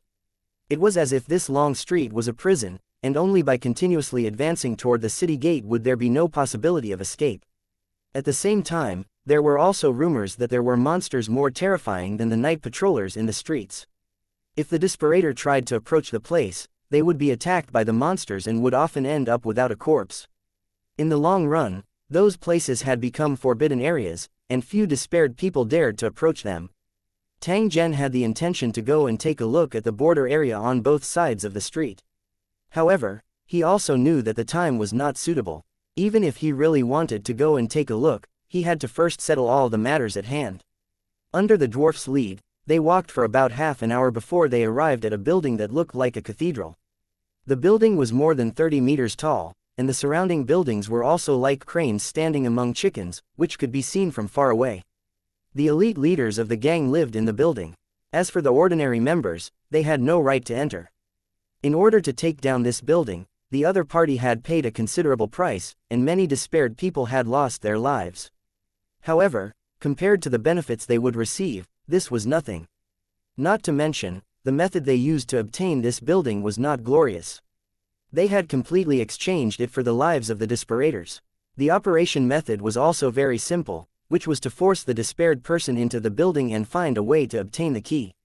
Those who were in despair would be forced to drink a slow-acting poison before entering the building to prevent them from escaping after obtaining the key and proof.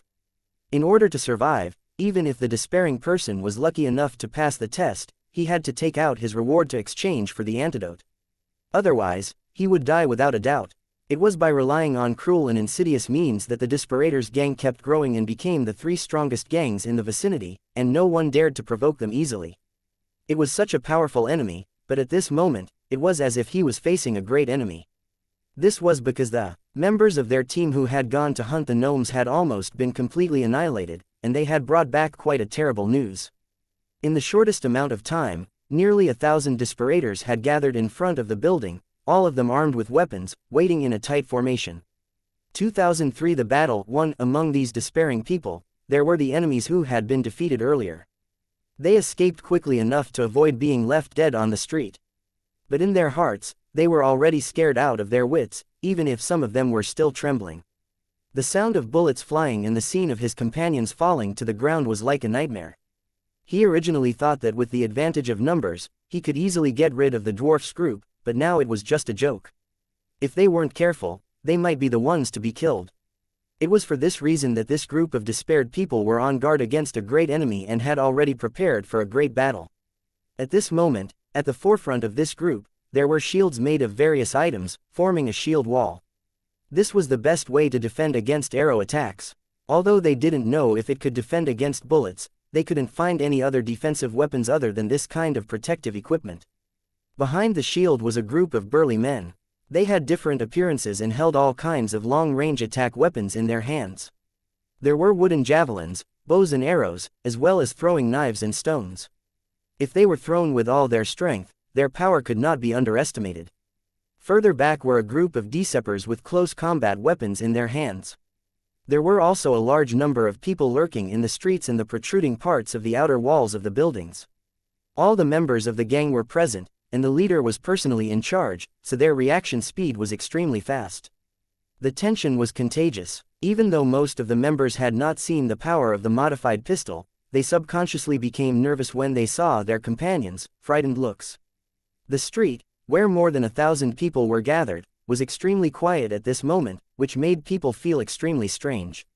In this depressing atmosphere, a series of footsteps could be heard, echoing on the street. A tall figure slowly appeared on the street in front of them. It was Tang Zhen, who was heading straight for the enemy's base. He was wearing a long robe made of an unknown material. As the robe fluttered, a faint purple gold armor could be seen. Compared to those despairing people, he had an indescribable temperament that seemed to be out of place in his surroundings. Even though the enemies in front of him were dense and his eyes flashed with a fierce light, he still had no fear, as if he was taking a stroll in a courtyard. Upon seeing Tang Zhen's performance, the enemies became even more nervous. They subconsciously tightened their grip on the weapons in their hands. Xiao Wu and the dwarf followed closely behind Tang Zhen. They were wearing full sets of armor, holding magically modified pistols in their hands, coldly watching the enemy in front of them. Behind the 3 of them were nearly 100 Desperators. They were wearing the same armor, with sabers at their waists and magically modified pistols in their hands. Their eyes were full of fighting spirit. Tang Zhen's appearance had already affected his followers. Even if they were facing an enemy 10 times their number, they were still fearless and went straight to meet the enemy. The dwarf looked at the enemies in front of him with a fierce glint in his eyes, as if he was suppressing endless anger. Many of these enemies were once his subordinates, but they had defected to someone else's camp overnight. Dwarves would never forgive traitors, because when they chose to be their enemies, they could stab a knife into their hearts at any time. One should never expect the enemy to be soft-hearted, because both they and the enemy knew that doing so would only lead to a faster death. In the City of Despair, the best way to resolve grudges was to kill the other party. In fact, even without Tang Zhen's incident, the dwarf would have encountered a similar scene. This was because the forces formed by this group of desperators had long been eyeing his territory and were trying to snatch it. The big fish ate the small fish, and the small fish ate the small shrimp. This was how it was in an environment where resources were scarce. You didn't want to provoke others, but that didn't mean that others wouldn't provoke you. However, when you felt that you were still safe, there might already be hunters who had their eyes on you. If this had really happened, then his end would not have been any better than now. On the contrary, after following Tang Zhen, not only could he keep his life, but he could even have greater power than before. There was no need to hesitate about what to choose. Xiao Wu, who was standing next to Tang Zhen, had an extremely calm expression. Surprisingly, she was somewhat similar to Tang Zhen. Although he had never joined any desperate gang, he had seen the cruel killing scene more than once. Now that he had chosen to follow Tang Zhen and join his faction, he had no choice but to face such a situation. The killing on the battlefield was the cruelest. There was no distinction between men, women, old, and young. When you picked up a knife to cut people, you had to be prepared to be cut. Xiao Wu originally thought that she would be so scared that she would tremble all over, unable to even move her feet.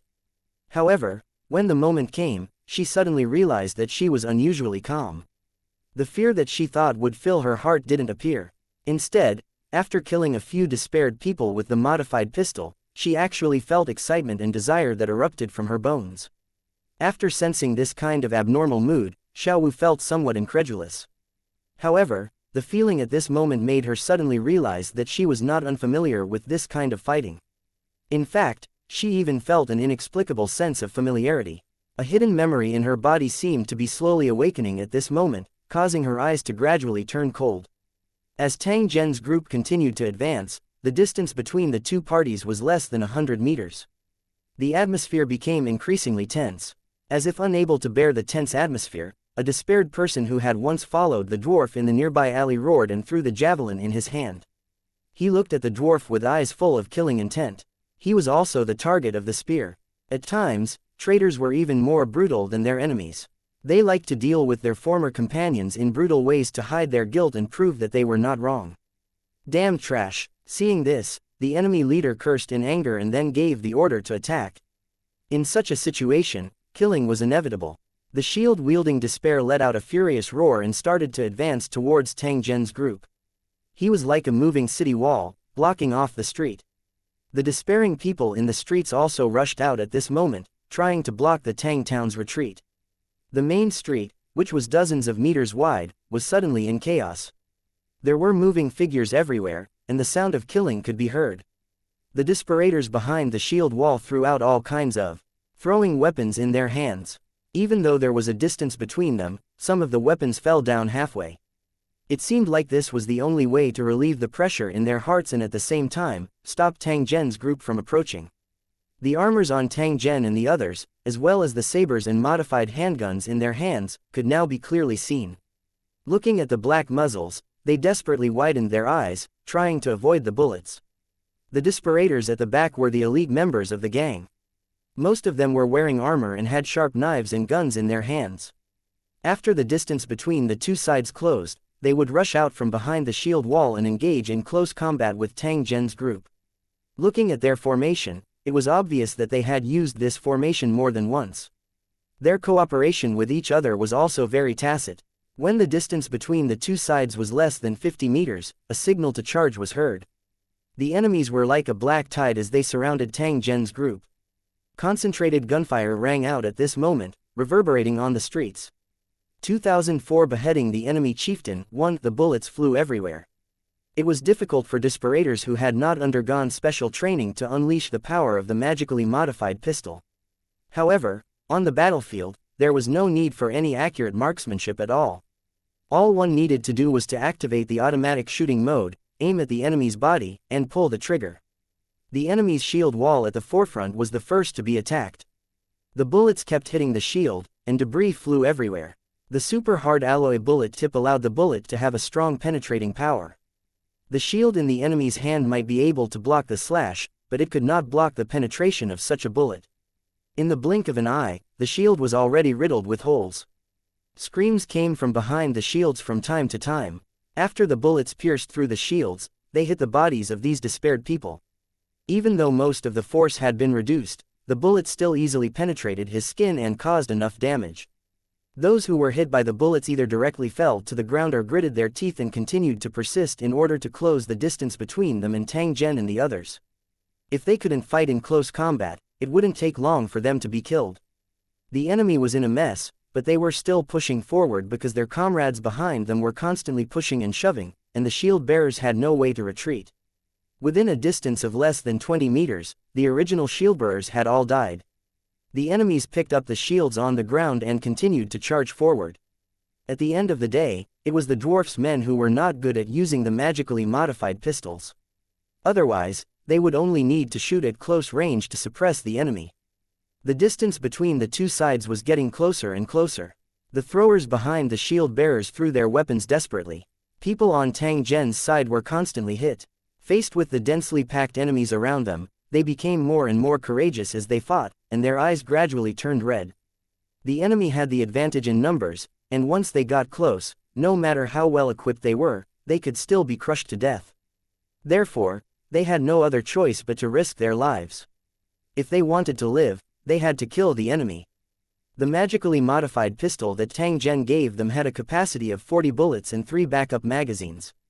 However, in this type of battle, no matter how many bullets he had, he probably wouldn't have the time to change them. The previous firing had already caused the surrounding streets to be filled with corpses. The injured enemies were crawling all over the place, greatly slowing down the enemy's offensive. However, the distance between the two sides was only a few dozen meters, and they were in a state of charging, so there was no time to catch their breath. Just as they were reloading, the enemies had surrounded them and trapped them in the middle of the street. Seeing this, the dwarf's men pulled out the steel knives on their waists and rushed to meet the enemies.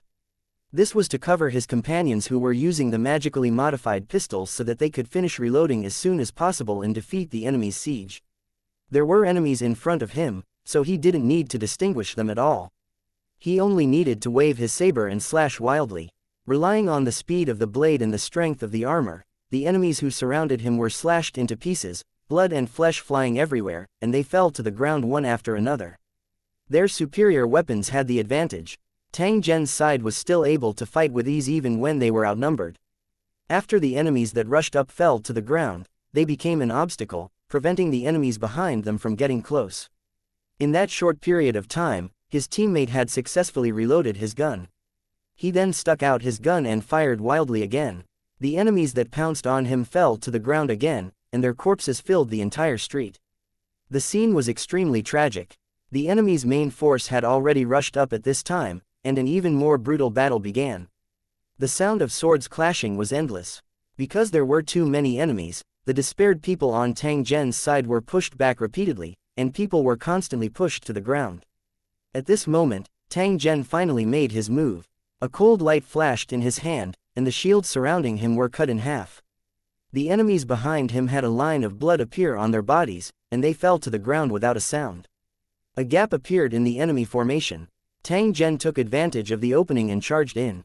Every time he waved the battle blade in his hand, he would chop down several enemies. His long robe was covered in blood and minced meat, but as it trembled, it fell off, and there were mysterious runes flashing. As a world overlord, how could the clothes worn by Tang Zhen be ordinary? As the blade light flashed, Tang Zhen carved out a bloody path. The dense enemy formation had actually been forcefully split into two by him. When the enemies saw how fierce Tang Zhen was, they were so frightened that they dodged one after another. They were afraid that they would be hacked to death if they got close. Tang Zhen ignored those fleeing enemies. Instead, he turned his head to look at the tall building in front of him. He was like a rocket as he rushed over. To capture the bandits, one must first capture the leader. From the moment both parties met, Tang Zhen had been searching for the enemy's leader. At this moment, he had finally managed to lock onto him. The enemies in front of him were directly hit by the huge force and fell to the ground, unable to get up again. Tang Zhen's body was in the form of energy. However, it had already condensed to the point where it was almost solid. He could even freely switch between reality and illusion. If he sprinted at full speed, even a heavy tank could be easily knocked away. Quick, stop him! Seeing how fierce Tang Zhen was and how he was clearly heading straight for him, the enemy leader turned pale with fright. He clearly knew in his heart that it was impossible for him to be Tang Zhen's match. He must avoid it as soon as possible. At the same time, he was also full of doubts. When did such a ruthless person appear in this street? The enemy chieftain ordered his men to block the attack as he retreated towards the building, trying to enter the room to hide. A group of strong and malevolent enemies rushed out from both sides. They quickly blocked Tang Zhen's path. At the same time, they brandished their long weapons and ruthlessly smashed them towards Tang Zhen. If one was hit, their bones would be broken and their tendons would be snapped. They might even be turned into a pile of meat paste. Although there was a strong enemy blocking his way, Tang Zhen's charging speed did not decrease as he casually threw out his battle saber. His sword pierced through the body of an enemy in front of him. At the same time, he took out two magically modified pistols hanging on his body and fired at the enemy in front of him. The enemies were knocked to the ground one after another. Tang Zhen rushed over and pulled out the sword from the body. Another group of enemies charged over, but they were swept left and right by Tang Zhen's saber and forcibly barged through. Seeing that Tang Zhen had rushed in front of him, the enemy chieftain saw that he was unable to successfully escape. He waved his foot-wide large machete and swept it towards Tang Zhen. The battle blade in Tang Zhen's hand was raised vertically to receive the attack.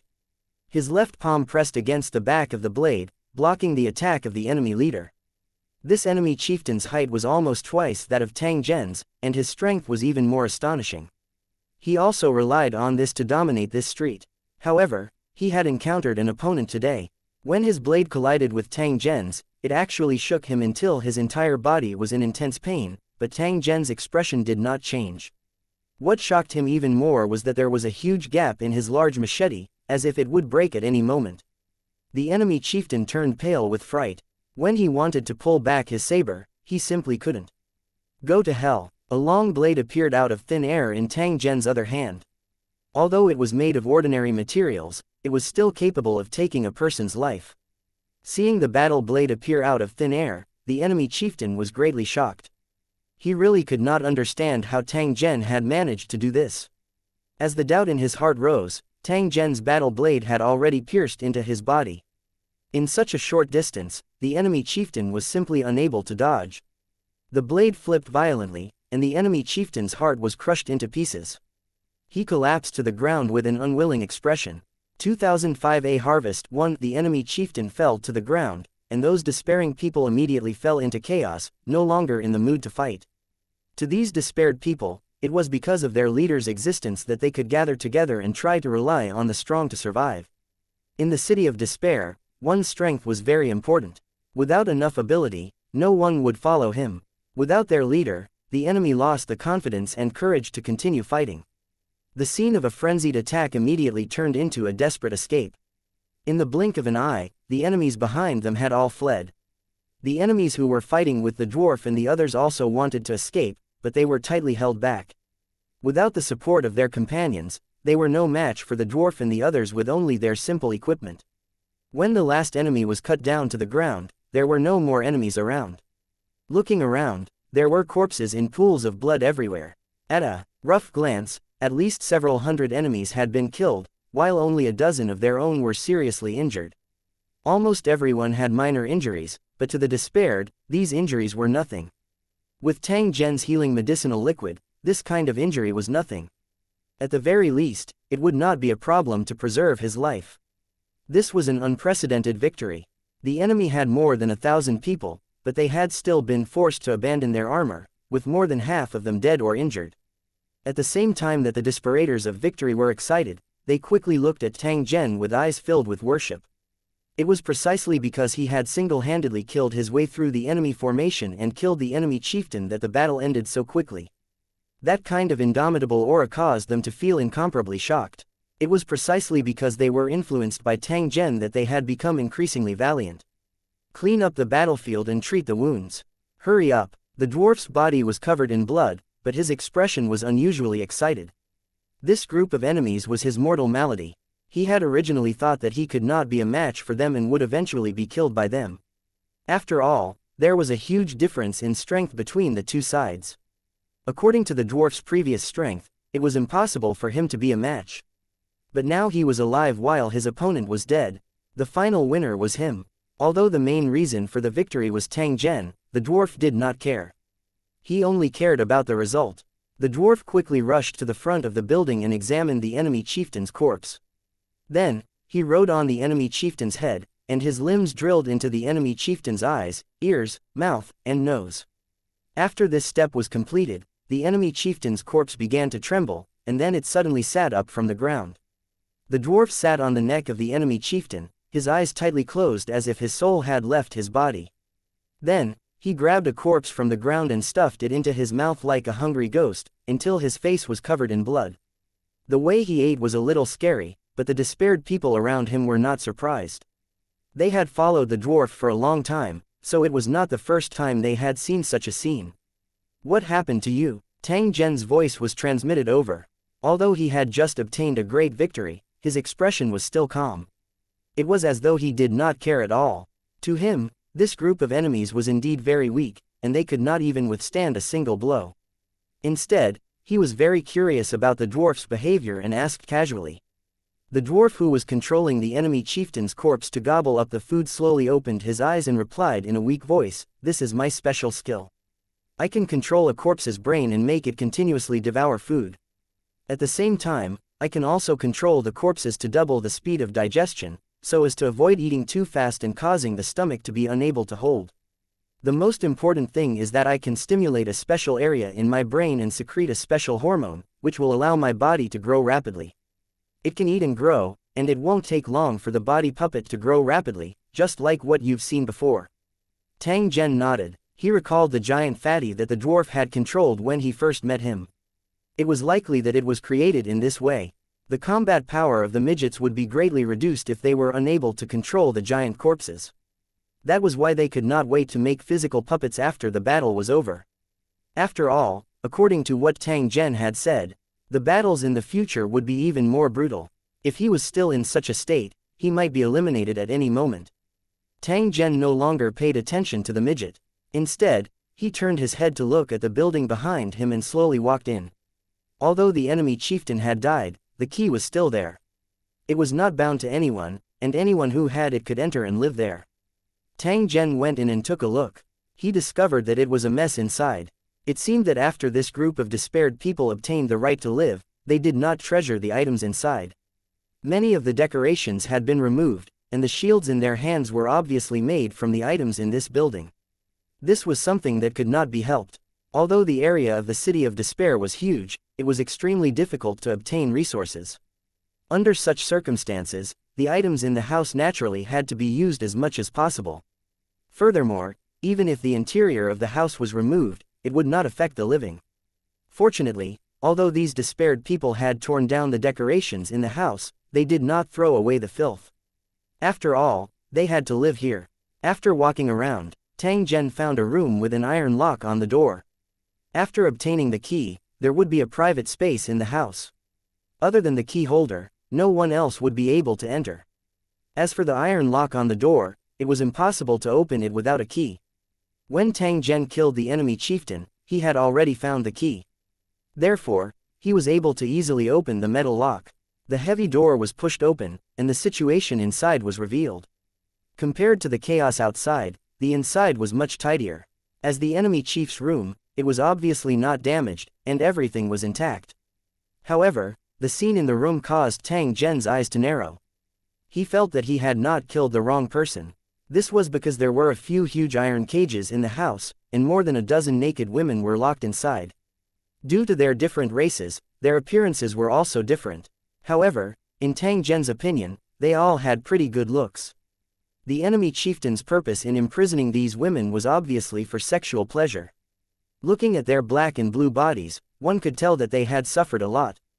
After seeing Tang Zhen walk in, these women's bodies trembled as they continuously retreated. It was as though they were extremely afraid of him. Tang Zhen quietly shook his head when he saw this. These women were not afraid of him. Instead, they were afraid of every male that entered this place. They were afraid that they would be ravaged again. He waved the saber in his hand and cut off the chains on the iron cages.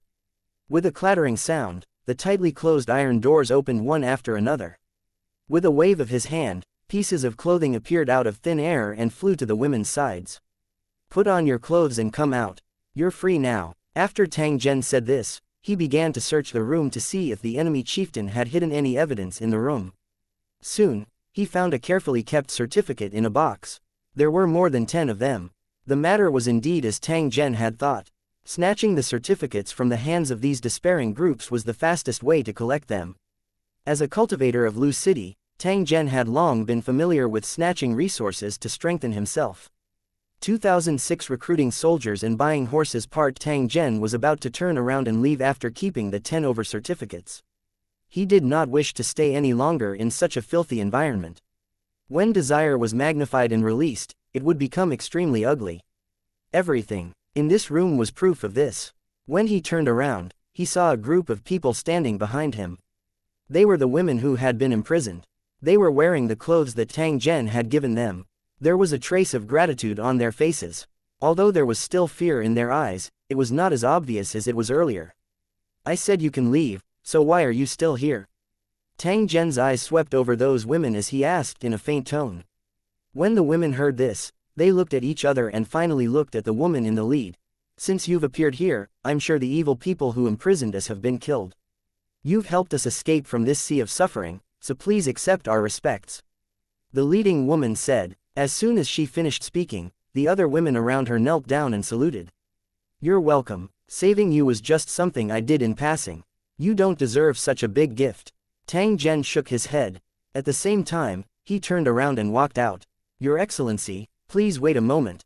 Tang Zhen stopped his footsteps when he heard the greeting behind him. He turned his head and looked at the lady who was talking to him. Her appearance was somewhat similar to Xiao Wu's, clearly of the same race. "What else did you call me for?" Seeing that Tang Zhen had stopped, the woman in the lead once again bowed to him. After which, she used a clear and cold voice to say, "To be honest, we really have nowhere to go in the City of Despair. If you don't mind us, can you take us in? Whether it's warming our beds or going to war, we can do whatever others can do." All the women looked at Tang Zhen at the same time. Their miserable faces were filled with a trace of anticipation.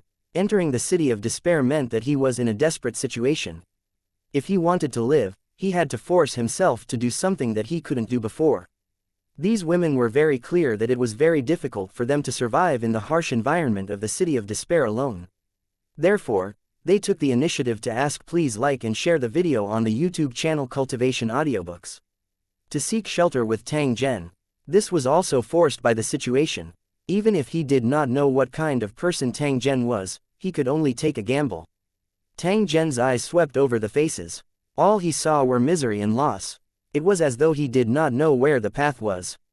Their current appearance was the most common posture of the weak, appearing weak and easy to bully. Tang Zhen didn't look down on the thoughts of these women. Among the cultivators he knew, there were many outstanding women. They weren't inferior to men in all aspects. After thinking for a while, he said, "After following me, fighting is inevitable. You might lose your life at any time. I need you to tell me, under such circumstances, will you still choose to follow me?"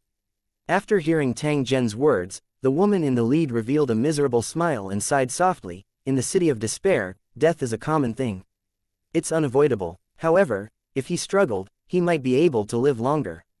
Since there's a possibility of survival, no one is willing to die, so we will definitely follow you. Even if I have to go through fire and water, I won't hesitate." Since the other party had said so, Tang Zhen did not have any reason to refuse. Moreover, he had already planned to recruit and buy troops. "Since that's the case, come out with me." Tang Zhen turned around and walked out. A group of women followed behind him and quickly arrived at the middle of the street.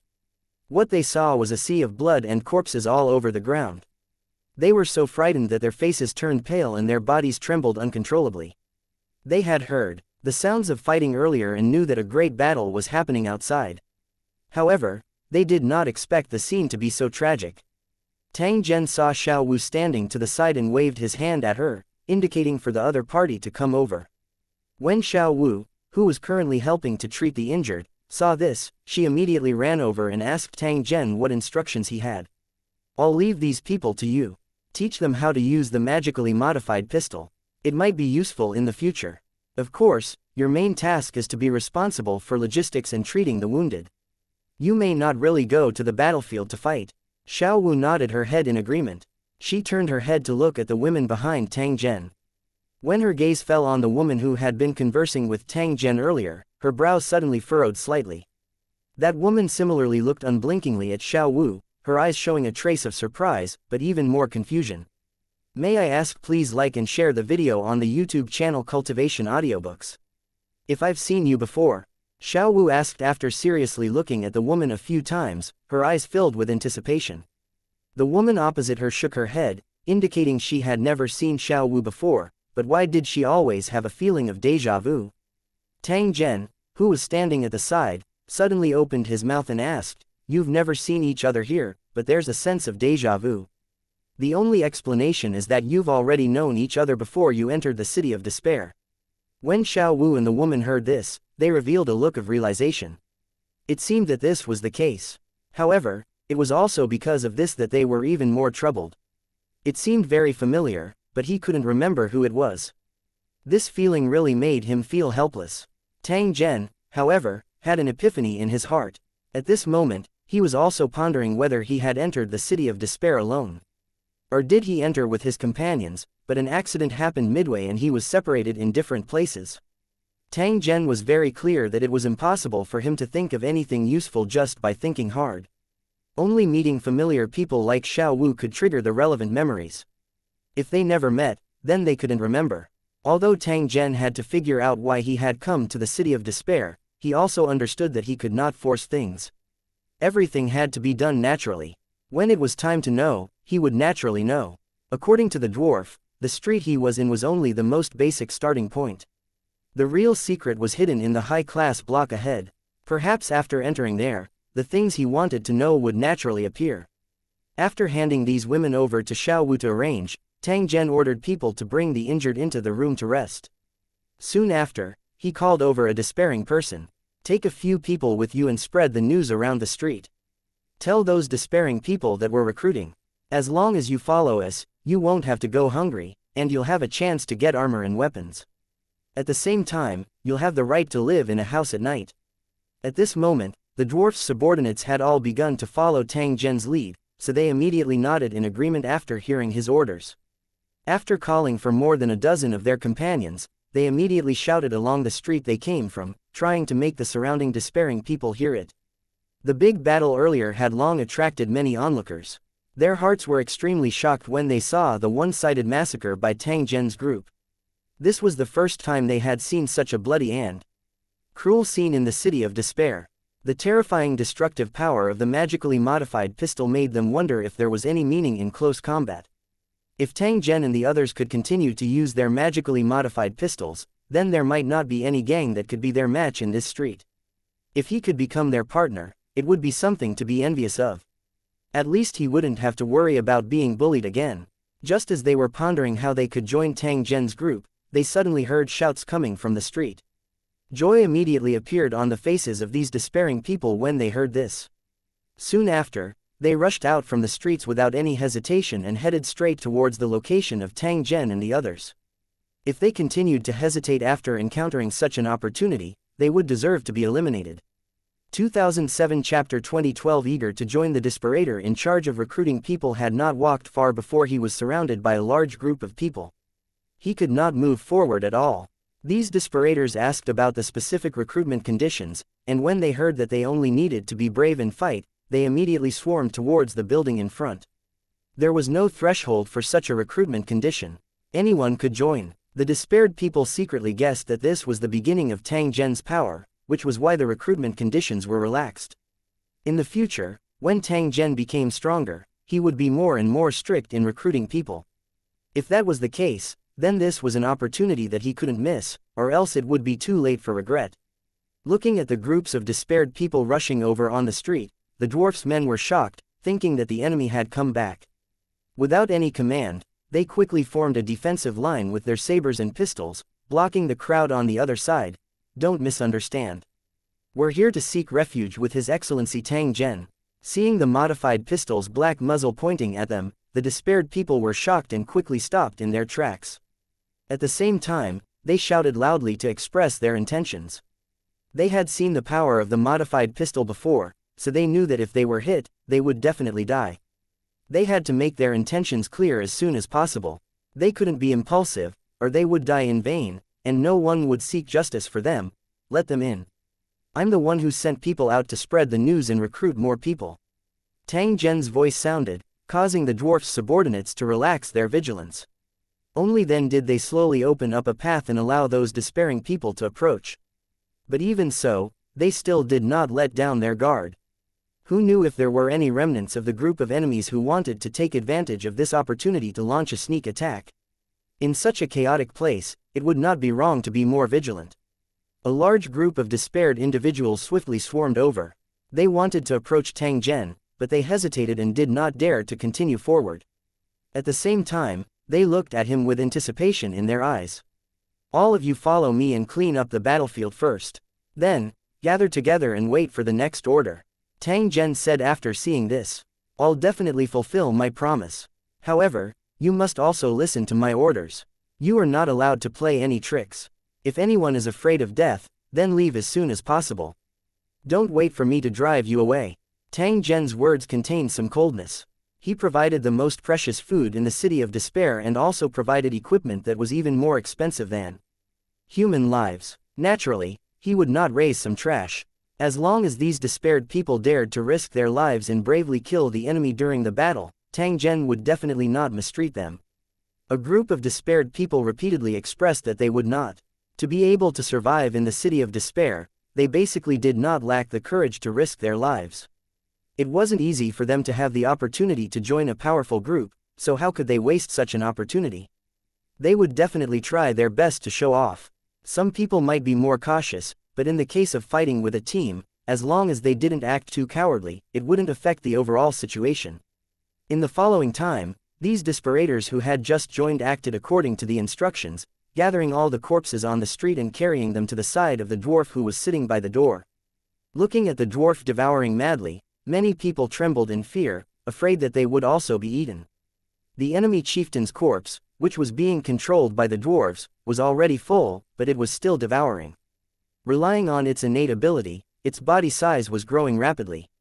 If it devoured all the corpses around it, its body size would at least expand several times. Tang Zhen was very happy to see the transformation of the physical puppet. Such a body coupled with the corresponding equipment would definitely be able to unleash a rather terrifying combat strength. Not to mention the terrifying power, just the brutal collision and trampling were enough to make the enemy despair and collapse. In fact, the dwarf was also aware of this, but he did not have the conditions to gather all the equipment required for a physical puppet. If he had a full set of heavy armor, his combat power would at least be tripled. Perhaps no one in the nearby streets would be his match. Even if Tang Zhen had wanted to defeat him back then, it was absolutely impossible for him to do so with such ease. After all, having armor and not having armor were two completely different concepts. Tang Zhen was also looking at the midget's operation. He also felt that this kind of parasitic control method was familiar. Although his memory had disappeared, he could still guess that he must have had an extraordinary identity and strength before he entered the city of despair. Tang Zhen was completely unconcerned about the bloody scene of the flesh puppet madly devouring. It was as though he was already used to it. There were many different races of cultivators, and they all had their own ways to improve their strength. This method of devouring blood and flesh was one of them. Although it looked extremely bloody, it was not rare for cultivators to do so. At this time, the flesh puppet's stomach was bulging, which meant that although its digestion speed was fast, it was far slower than the speed of devouring. This would also slow down the growth of its body size. At this rate, it would take at least a few days for the dwarf to complete the cultivation of the physical puppet. This speed was a little too slow. Perhaps he could give it a hand. Tang Zhen's eyes slightly narrowed when he thought of this. An item quickly appeared in his hand. Looking at the midget who was concentrating on controlling the physical puppet, Tang Zhen threw the item in his hand and it accurately landed in the hands of the midget. The dwarf received it reflexively. He looked at the black meatball in his hand and was a little confused as to what Tang Zhen wanted to do. If you give it to your physical puppet to swallow, it should be able to help speed up the digestion and increase the efficiency of the absorption. There might be other effects.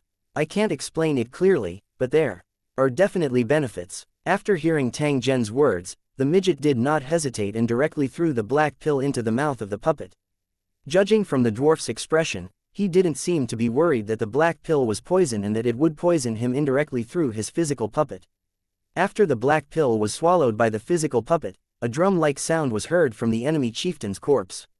Its belly, which was originally as swollen as a ball, was actually shrinking at a speed visible to the naked eye. At the same time, its limbs also changed, slowly expanding like a balloon. That was not all. As the puppet's body continued to grow, its skin also began to turn into scales. Some sharp objects that looked like thick bone spikes slowly drilled out from under the skin, making the appearance of the physical puppet even more ferocious and terrifying. As for the head of the physical body puppet, black sharp horns grew out, and the flesh on its face quickly disappeared, leaving only a thin layer of skin.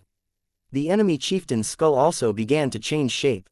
It was originally very similar to a human's head, but now it looked like a ferocious dragon.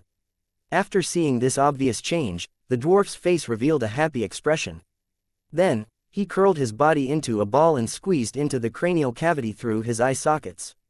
After another minute or so, the body puppet controlled by the dwarf twitched all over, then stood up from the ground abruptly, its dark eye sockets constantly scanning the surroundings. When the despaired people around them saw this, they quickly dodged. The physical body puppet's size really gave them a great sense of oppression, making them subconsciously want to stay away. The physical body puppet moved its hands and feet, after which, it looked at Tang Zhen, cupped its hands together and bowed. Tang Zhen smiled but did not say anything. He gently waved his hand.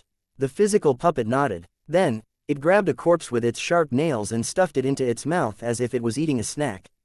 Ignoring the physical puppet that was still devouring, Tang Zhen turned his head and looked behind him, only to see an increasing number of despaired individuals swarming over on the wide street. At this moment, there were at least over 1,000 desperators gathered in front of the building. Following their participation, the number of people Tang Zhen had at his disposal was rapidly increasing. 2008 The Desperator's equipment won because of the generous treatment. He only needed to advertise a little, and the despairing people nearby would come to support Tang Zhen. All of a sudden, the street in front of the building was filled with desperators. Although there were no restrictions on the recruitment of members, not everyone could participate in the battle. That would only cause a group of bandits to appear in Tang Zhen's hands. Therefore, after the recruitment, there would naturally be people in charge of combat and people in charge of logistics. The old, the weak, the sick, and the disabled were responsible for the logistics. They might not even need to participate in the battle directly. Don't think that the environment in the City of Despair was so bad that there weren't many old, weak, sick, and disabled people. In fact, this was definitely an illusion. It was precisely because of this harsh environment that the number of injured and sick had increased greatly. Although most of them had been brutally eliminated, there were still some lucky ones who had survived. Compared to the other despaired people, their lives were more difficult, and they were more eager for the opportunity to change their fate. These despairing people came with an attitude of trying. What surprised them was that Tang Zhen actually accepted them. It wasn't because Tang Zhen's kindness was triggered, but because what Tang Zhen needed the most now was an advantage in numbers. With his ability, he could produce an almost unlimited amount of food, so what was the harm in raising more? With the existence of these injured people, they could also intimidate the enemy. When the critical moment came, these despaired people could also go into battle to kill the enemy.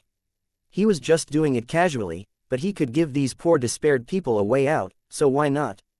Seeing that it was about time, Tang Zhen returned to the building and made another batch of thick meat. He didn't know the origin of this food, but he knew that he had seen it before in his memory. Therefore, when he was making the food, he naturally made it. From the looks of it, this must be the meat of some large creature, otherwise it couldn't be of such a size. Although he didn't know the origin of the food, the taste was not bad. It was easy to fill one's stomach, and it provided enough nutrition. It was definitely the best military food. Tang Zhen did not make too much at once. Instead, he only made enough for a day's consumption. This was because he did not intend to stay here for a long time. These desperators who followed him would wander around the entire street and rob the territories of the desperators' gangs. In the process, he would continue to recruit more people to increase the number of people in his team. When the number of people exceeded 10,000 and they had a mature combat strength, Tang Zhen would head to the city gate and try to attack. But the problem was, with so many subordinates, how could they survive the night on the streets? This matter was not unsolvable. He had thought of a solution at this time, and that was to use the vehicles to fight and set up huge shields on the vehicles at the same time. These tanks with metal shields could be set up together to form an indestructible shield wall. This way, he would have a safe area to resist the attacks of the night patrollers, and his men could rest in the middle. As for the specific effect, Tang Zhen was temporarily unable to determine it. Therefore, he was prepared to test it tonight. If the experiment proved that this method worked, then from now on, even living on the streets would not be a problem. After giving his orders, a group of subordinates entered the building and carried the huge pieces of meat out. When the despairing people on the streets saw this scene, they immediately looked over and their breathing became rapid. The purpose of them seeking shelter from Tang Zhen was to be able to eat their fill and obtain protection. They were even willing to risk their lives for this. No matter how tempting a promise was, it was not as touching as a physical object. At this moment, seeing the huge pieces of roasted meat in front of him, all his previous hesitation disappeared. At this moment, they just wanted to have a bite as soon as possible and taste the roasted meat. After the roasted meat was moved out, it was placed on the table. Then, some desperators took out their battle knives and cut it into pieces of meat the size of fists. Line up. Everyone will get their share of food. If anyone dares to disobey my command, you won't even get any meat. Seeing the pairs of hungry wolf-like eyes around them, the supervisor in charge of distributing food immediately shouted loudly, issuing a warning to these despairing people. The desperators who had wanted to rush forward and get food immediately became well-behaved and obediently lined up in a few long lines. Seeing this, the supervisor waved his hand, indicating that they could distribute the food. The despaired people walked to the table in order. After receiving their own pieces of meat, they sat down on the side of the street and began to eat. The delicious food made them feel extremely satisfied. At present, they had recruited more than 1,000 people, and it would take some time to distribute food. Moreover, there were still many things to prepare in the following time. Tang Zhen didn't waste any time. He returned to the building and continued to make protective equipment and magically modified pistols.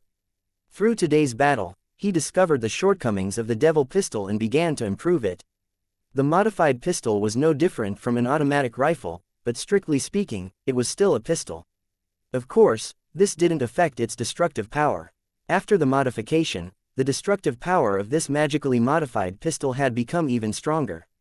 Perhaps as time passed, he would remember more powerful guns and weapons, or other more terrifying war weapons. Through today's battle, Tang Zhen discovered that the full metal armor was still too heavy.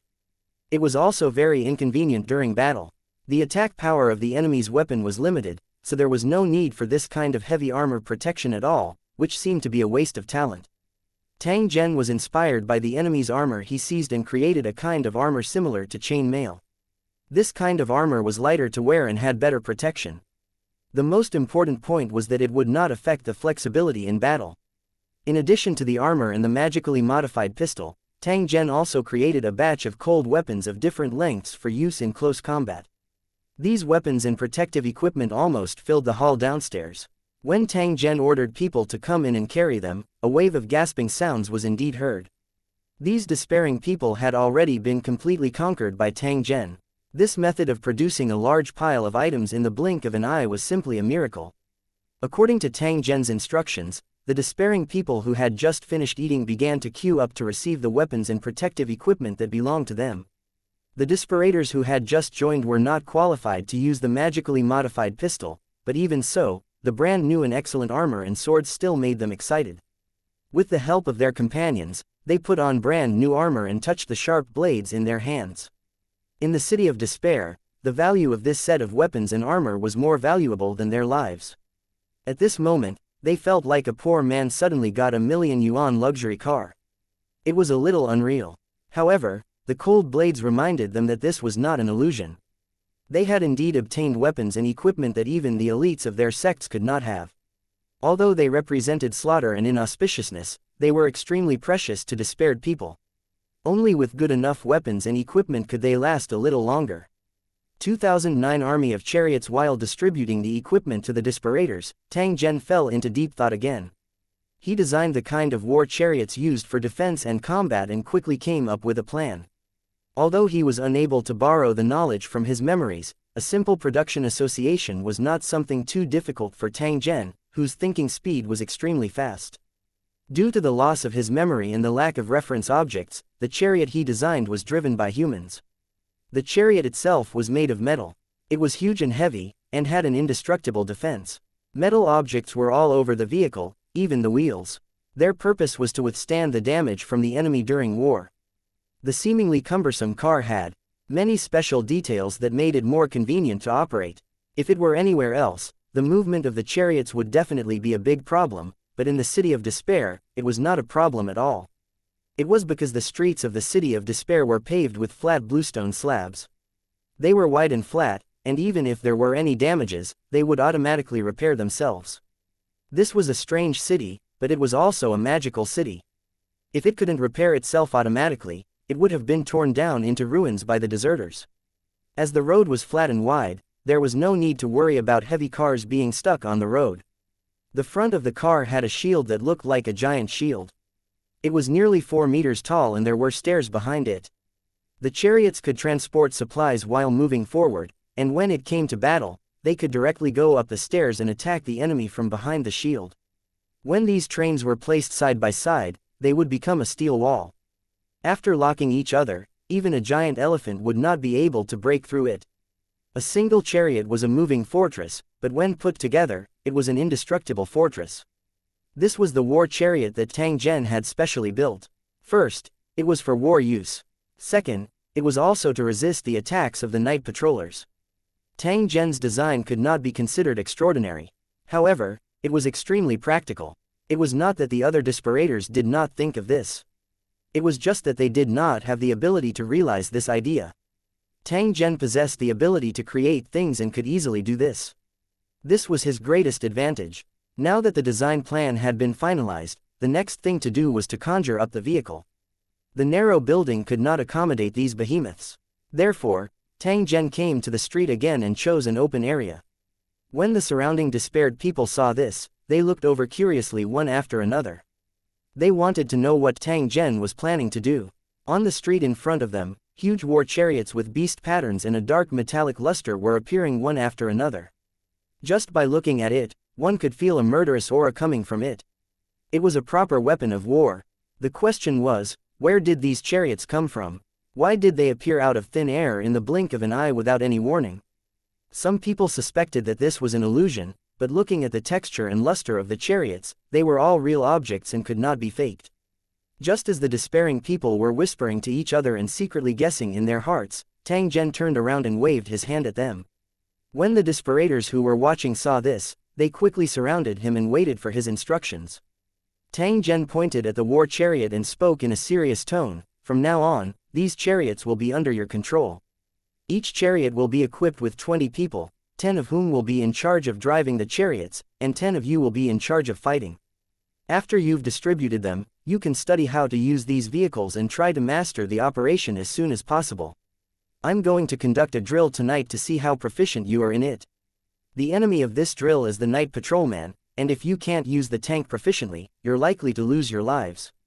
Upon hearing Tang Zhen's words, all the desperators felt a chill in their hearts.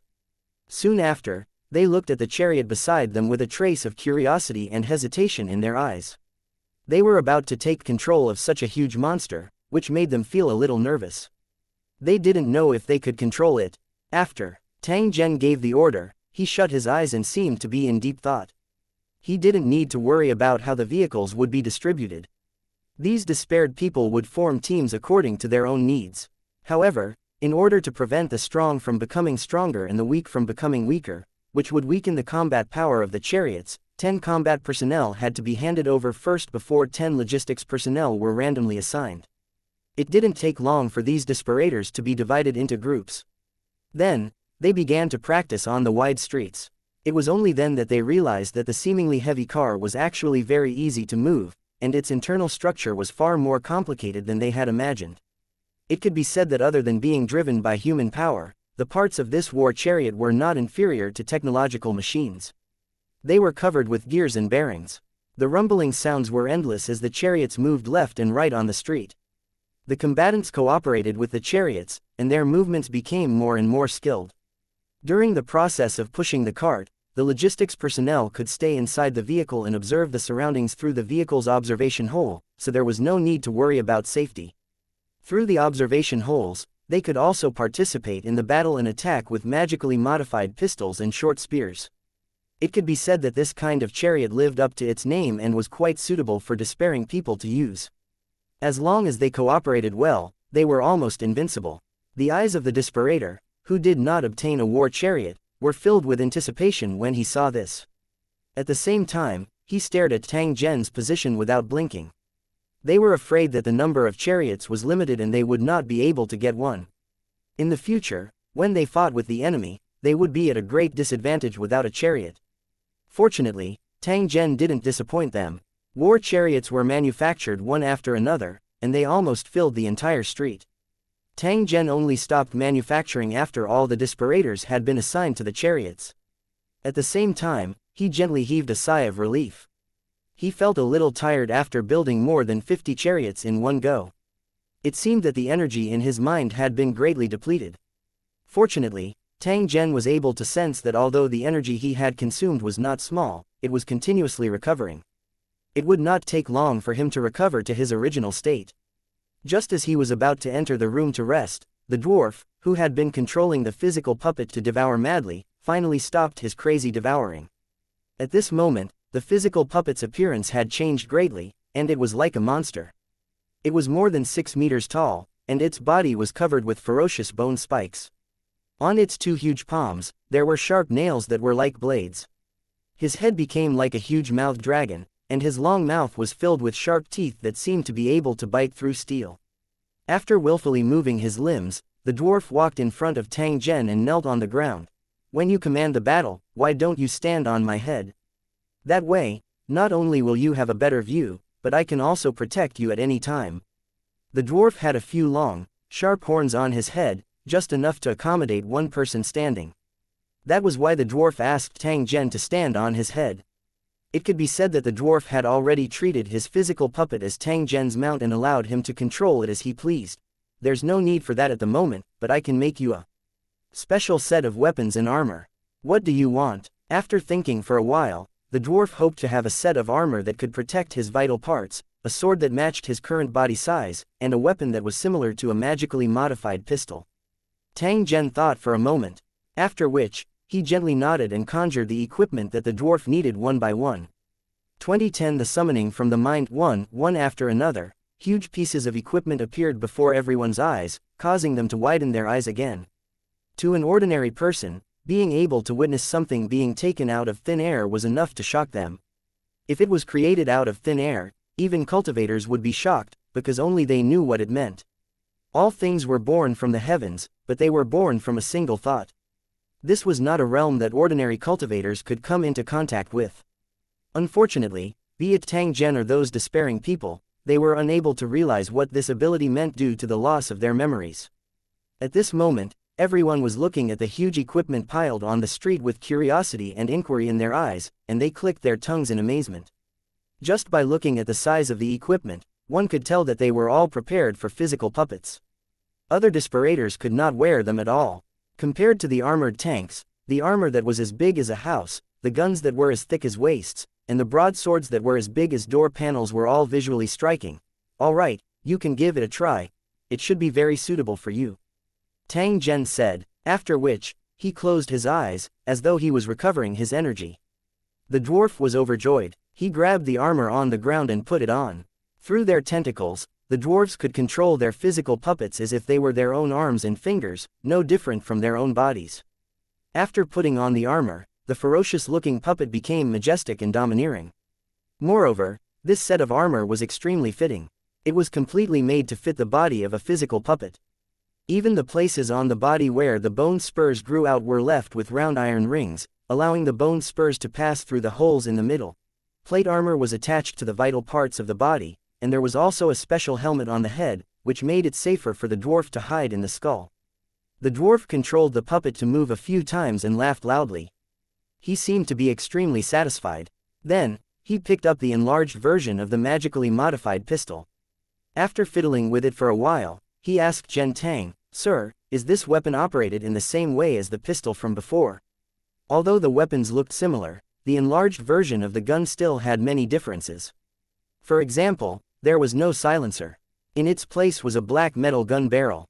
It wasn't appropriate to call it a gun barrel, but a cannon barrel. The fist of a desperar could easily be stuffed in.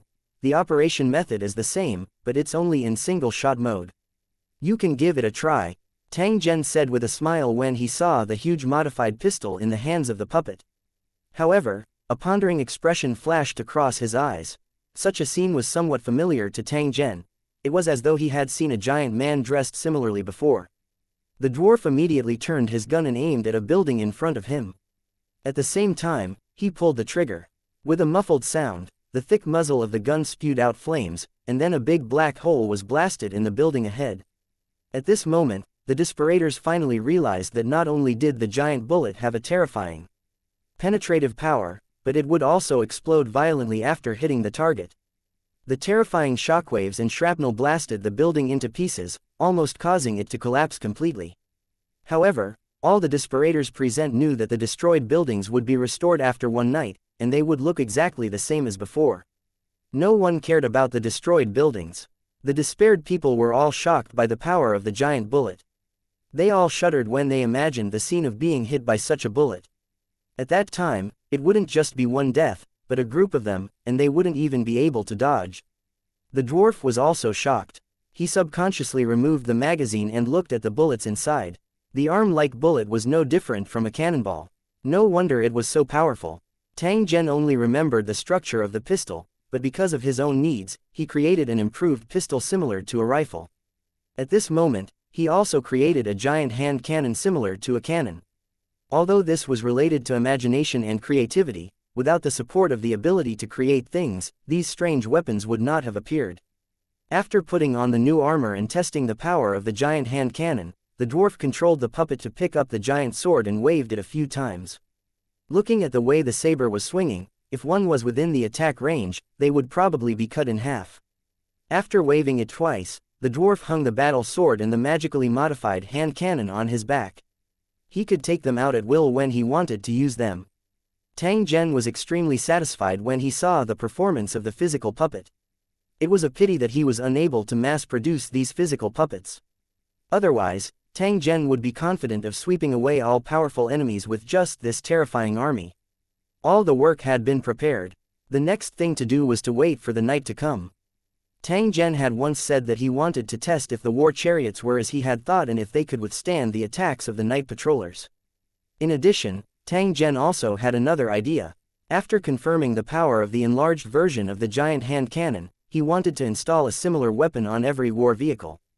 In this way, he could cause more damage to the enemy when the battle occurred. However, if he added a magically modified hand cannon, it would increase the tank's load, and it would be very inconvenient to operate. Instead of trying to figure out a way on the armored tank, it would be better to build a special type of tank for the magically modified hand cannon. Of course, this matter wasn't urgent. Tang Zhen was prepared to study it carefully. How exactly should he build this kind of vehicle? Moreover, the energy that he had consumed had not been recovered yet, and he had consumed a lot of energy when he was making equipment for the dwarves. If this were to continue, he didn't know if there would be any negative effects and Tang Zhen's plan would be obstructed. Therefore, he made up his mind to study the new tank after he was done testing the practicality of the armored tank. After letting the desperators continue to practice controlling the armored war chariot, Tang Zhen returned to the building and began to quietly close his eyes to rest. Just as he was closing his eyes to rest, he faintly felt something in his mind summoning him. When he tried to find that special feeling, it was suddenly cut off, and he didn't know where it went. This kind of situation would appear from time to time. Tang Zhen had tried to search for it more than once, but it ended in failure every time. Such a strange phenomenon caused Shang Wan to feel slightly irritated. His memories had already been erased, and he was trying to find them again and again to determine why he had come here. The call in his mind gave him a faint feeling that it could help him recover his memories. However, this trace of calling was erratic, making Tang Zhen unable to be sure until now whether he was hallucinating or not. Tang Zhen continued to close his eyes and rest after failing to obtain any results after a few attempts. Even if that strange summoning appeared once again, he would no longer pay any attention to it. He soon discovered that the energy in his mind could recover rapidly in this state of concentration. Vaguely, he seemed to have seen a special world full of strange scenes. This world was a complete mess, and everything had yet to take form. However, there were still some special life forms in the clouds and lightning, exuding a soul-stirring aura. Tang Zhen faintly felt a trace of familiarity after seeing the scenery of this world. It was as though this mysterious world had an extremely close relationship with him. Due to his sealed memories, Tang Zhen did not realize that this chaotic yet life-giving special world was actually located in his mind. To be able to block the memories of a third-level sector lord, causing him to be unable to recall anything related to him, it was clear how extraordinary this city of despair was. However, as Tang Zhen continued to explore and gather more information, he was finally able to recall that he was actually a cultivator. 2011 Rehearsing unknowingly, night fell again. The originally cheerful atmosphere began to turn gloomy and heavy. The desperators, who knew the horror of the night, subconsciously became nervous. For those who were desperate, every night was like a nightmare from hell, and every morning was like a new life. And this night felt a little different from the past. For some unknown reason, the surroundings of the building where Tang Zhen's group was located had actually lit up with dark green lights this time around. The lights shot out from the windows of those dark buildings. Because there were too many bright lights, the streets were shrouded in a layer of dense green light. The light stained their faces, making the desperate people look like evil spirits. The dwarf was controlling a huge physical puppet to patrol the streets. He could feel the indescribable malice in the eyes of the people in the houses. The dwarf had stayed in the city of despair for a long time and had experienced all kinds of abnormal situations, so he knew that such things were very rare and that he had to be vigilant. Although there were countless buildings in the city of despair, most of them were in a state of ruin. They were dilapidated and empty. However, once these buildings were lit up, the damaged houses would instantly be restored to their original state, proving that the owners had returned and were looking forward to the arrival of visitors. No one was allowed to enter the house unless they wanted to obtain a permit or the right to live in the house and were fully prepared. Otherwise, they could basically enter but not leave. The outcome was needless to say, but the way they died was different. As for what they would encounter, it all depended on how the owner of the house treated it. For example, if it was eaten by the owner of the house, or made into cured meat, it was very likely that the food served to the visitors was the body of an unlucky person. Why are there so many lights on? Isn't this too abnormal? Looking at the lively street, the desperators became alert and subconsciously moved closer to the entrance of the building. The fear of these brightly lit buildings had been deeply rooted in the hearts of the deserters. Even if they had excellent weapons in their hands, they would still choose to hide in the safer buildings. In the face of this strange and terrifying power, they were no match at all. They could only be slaughtered. However, at this moment, the giant puppet controlled by the dwarf directly blocked the entrance of the building. The huge body was like a small mountain, blocking the entrance tightly, not leaving any gap at all. All of you, get back. I'll see who dares to enter the building. As it spoke, the physical puppet suddenly pulled out its huge saber and waved it around. When the despaired people around saw this, they retreated in fear, afraid that they would be cut down by the knife. After seeing this scene, the dwarf couldn't stop sneering. Ungrateful things. Don't tell me that you've forgotten Sir Tang Zhen's instructions after eating and drinking to your heart's content. He said earlier that tonight, we will be practicing war chariots. The only place you can stay is the armored war chariots you are assigned to. Unless His Excellency Tang Zhen permits it, even if you die, you are absolutely not allowed to enter the building. After hearing the dwarf's roar, the despaired people looked at each other and then silently returned to their armored chariots. In fact, compared to the past, with the armored tanks and the excellent equipment, their safety factor was more than doubled. Recalling the previous nights when they were like mice, hiding here and there and shivering in the corners, the despaired people began to relax. They had weapons and equipment, armored chariots, and more importantly, so many people. Under such circumstances, even if they encountered the night patrolman, they would still have the ability to resist. They might even kill the night patrolman. As they thought of this, the pressure on them began to ease, and smiles began to appear on their stiff faces. Since he had no choice, he would give it his all. With so many people around him, he would not be lonely even if he died. Seeing that the despaired people were in their positions, the dwarf waved his hand in motion for his subordinates to distribute the dinner for the day. Because they might be able to resist the attack of the night patrollers tonight, they had to maintain sufficient physical strength. Therefore, food could be provided in sufficient quantities to ensure that every despaired person could eat their fill. The huge uncut roasted meat was directly moved onto the chariot. If one wanted to eat it, they only needed to cut it with a knife and grab it casually to eat. The despaired people who had obtained food looked much more at ease. At the same time, they began to take their positions and waited for the war chariot drill to begin.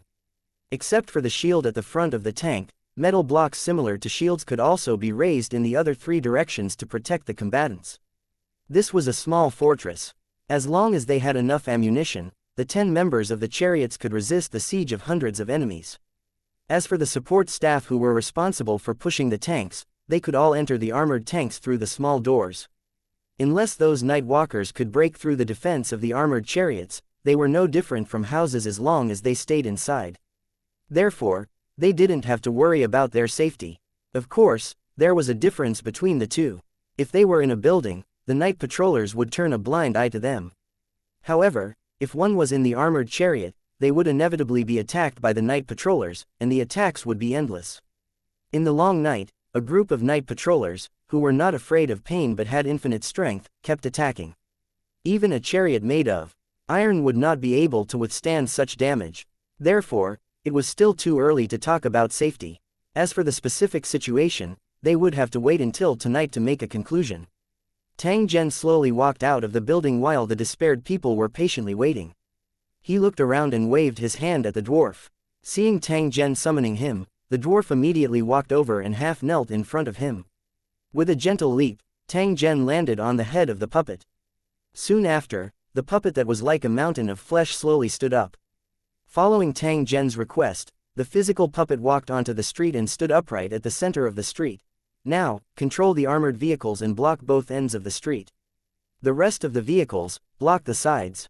Make sure that no enemy is allowed to enter. After hearing Tang Zhen's command, the armored war chariots began to move on the street. Amidst the rumbling sounds, they quickly blocked off both ends of the street. Tang Zhen stood on the head of the physical puppet and observed his surroundings. He nodded in satisfaction after confirming that he had not missed anything. Now, connect the armored tanks to each other. The logistics personnel will stay in the vehicles, and the combat personnel will board the vehicles in batches. Be ready to fight at any time. After the armored tanks sealed off the streets, there was still a large enough open space in the middle for the despaired ones without tanks to move around freely. Xiao Wu and the others weren't assigned war chariots, but rather stayed in the middle, in charge of saving the injured at any time. In order to reduce the number of casualties as much as possible, Tang Zhen had already created a batch of healing ointment, enough for his subordinates to use during the battle. The despaired people would occasionally look at Tang Zhen, who was standing in the middle. When they saw that mountain-like figure, the despaired people suddenly felt an inexplicable peace of mind. With such a powerful and magical leader, there was no need for them to be afraid of battle. Perhaps the one who should be afraid was actually their own enemy. 2012 The Unbreakable Shield Wall 1 In the dark night, the silence was terrifying. When the time was almost up, the despaired people would automatically find a place to hide. If they were a step slower, they might be bumped into by the night patrollers, and they would die without an intact corpse if they were not careful. When many desperators were attacked by the night patrollers, they would often escape into those buildings in a panic, but doing so was tantamount to seeking death. However, in a situation where he could not escape from the pincer attack, the desperator had no other choice but to burrow into the surrounding buildings. Therefore, it was extremely important for the despaired to find a suitable hiding place before night fell. Many desperators had a fixed hiding spot, which was their territory, and outsiders were strictly forbidden from approaching. If one were to take a look around the streets with a flashlight, one would find desperators hiding in the corners of these roadside buildings. When they discovered that someone was trying to get close, they would reveal a dangerous look, warning others not to seize their territory, or there would be a fight to the death. This was the situation of the despairing. They had always been afraid of the night patrollers like a tiger and could not wait to avoid them, but they had never taken the initiative to provoke them. If these things were to be revealed, perhaps the first reaction of most despaired people would be that they had met a lunatic. However, tonight, Tang Zhen was going to lead his men to be true lunatics. They didn't want to live in the buildings, but they had to stay on the streets and fight against those night patrollers. If it was an ordinary despaired person, they would not have such courage even if they were beaten to death, unless they were forced to the end of their rope. Although they were panicking, they felt a sense of pride when they saw their comrades in the armored war chariots they were driving. So what if he was a night patroller? If they really met, it was uncertain who would die. Just as the despairing people were quietly waiting with bated breath, Tang Zhen suddenly turned his head slightly and looked at the brightly lit houses beside him. It was unknown when, but figures of different heights and sizes suddenly appeared at the windows, all of them exuding a strange aura. They were standing behind the window, looking at the despairing people on the street with cold eyes. Tang Zhen did not know why there would be an abnormal phenomenon of lights appearing today, causing the entire street to be lit up. However, he had a faint guess. Perhaps it was because there was a large number of despairing people gathered here. Only by casting a wide net could more fish be caught. Seeing so many despaired people gathered here, the strange owners of the houses might also want to join in the fun and trap a few unlucky people in their houses.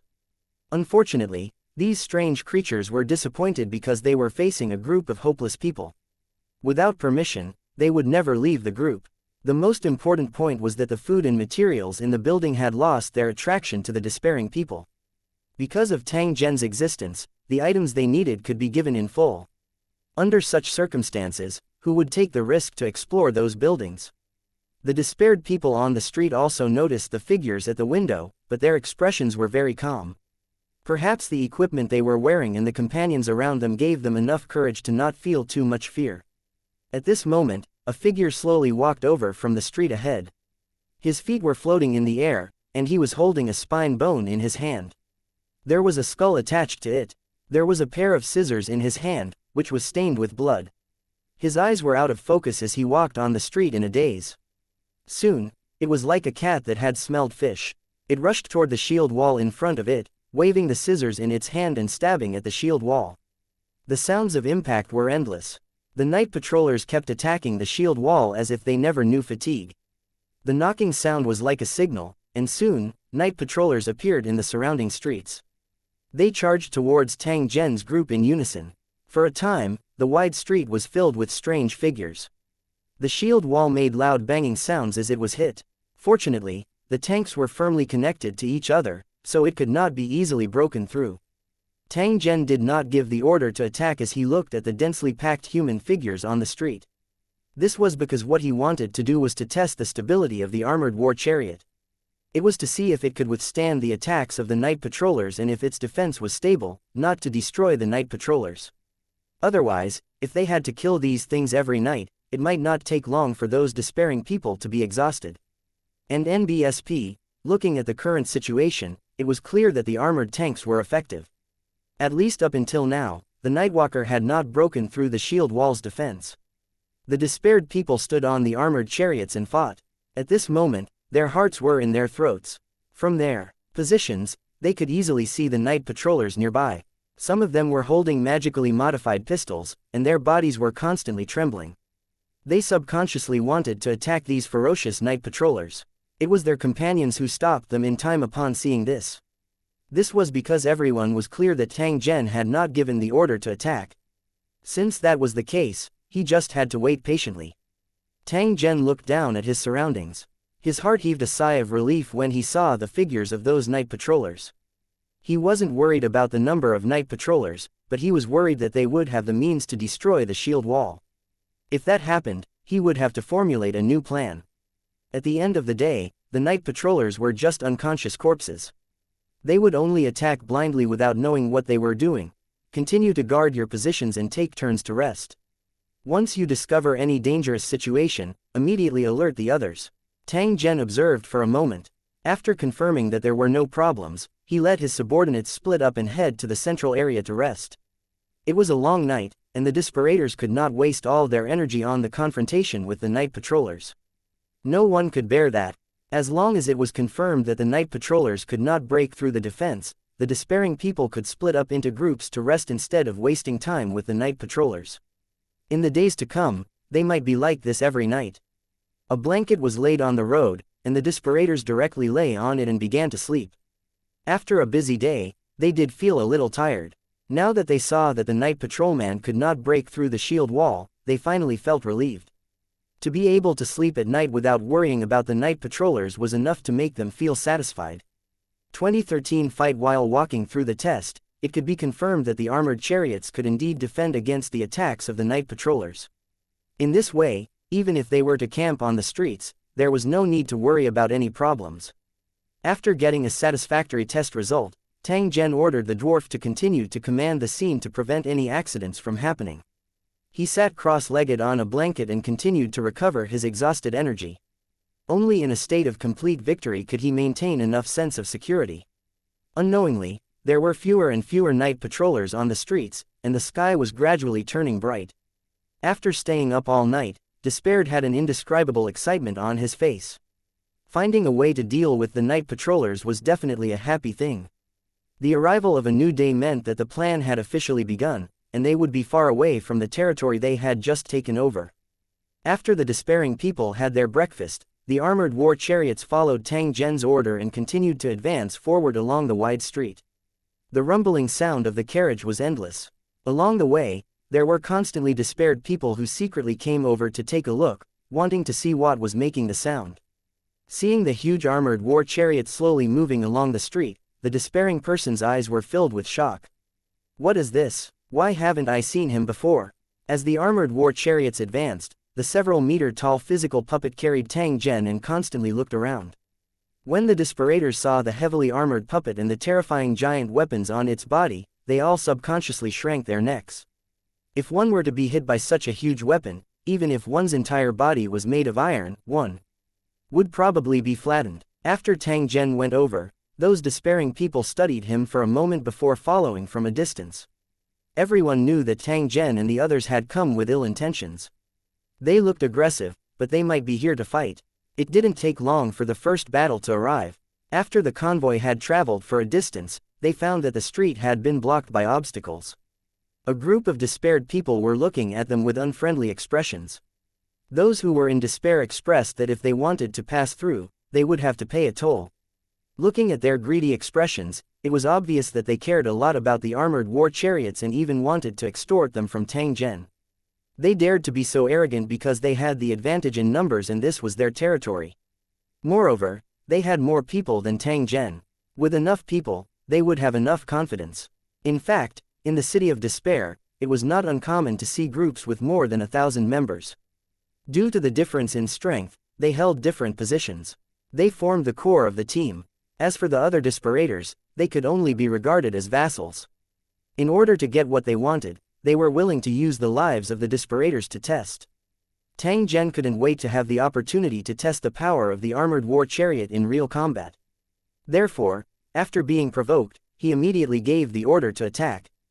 For a moment, gunshots were heard everywhere. As the iron-armored tanks broke through the defense, they kept knocking the enemies to the ground. At this moment, those despaired people who were blocking the road were shocked to discover that the most powerful thing that Tang Zhen and the others had was not the armored war chariots.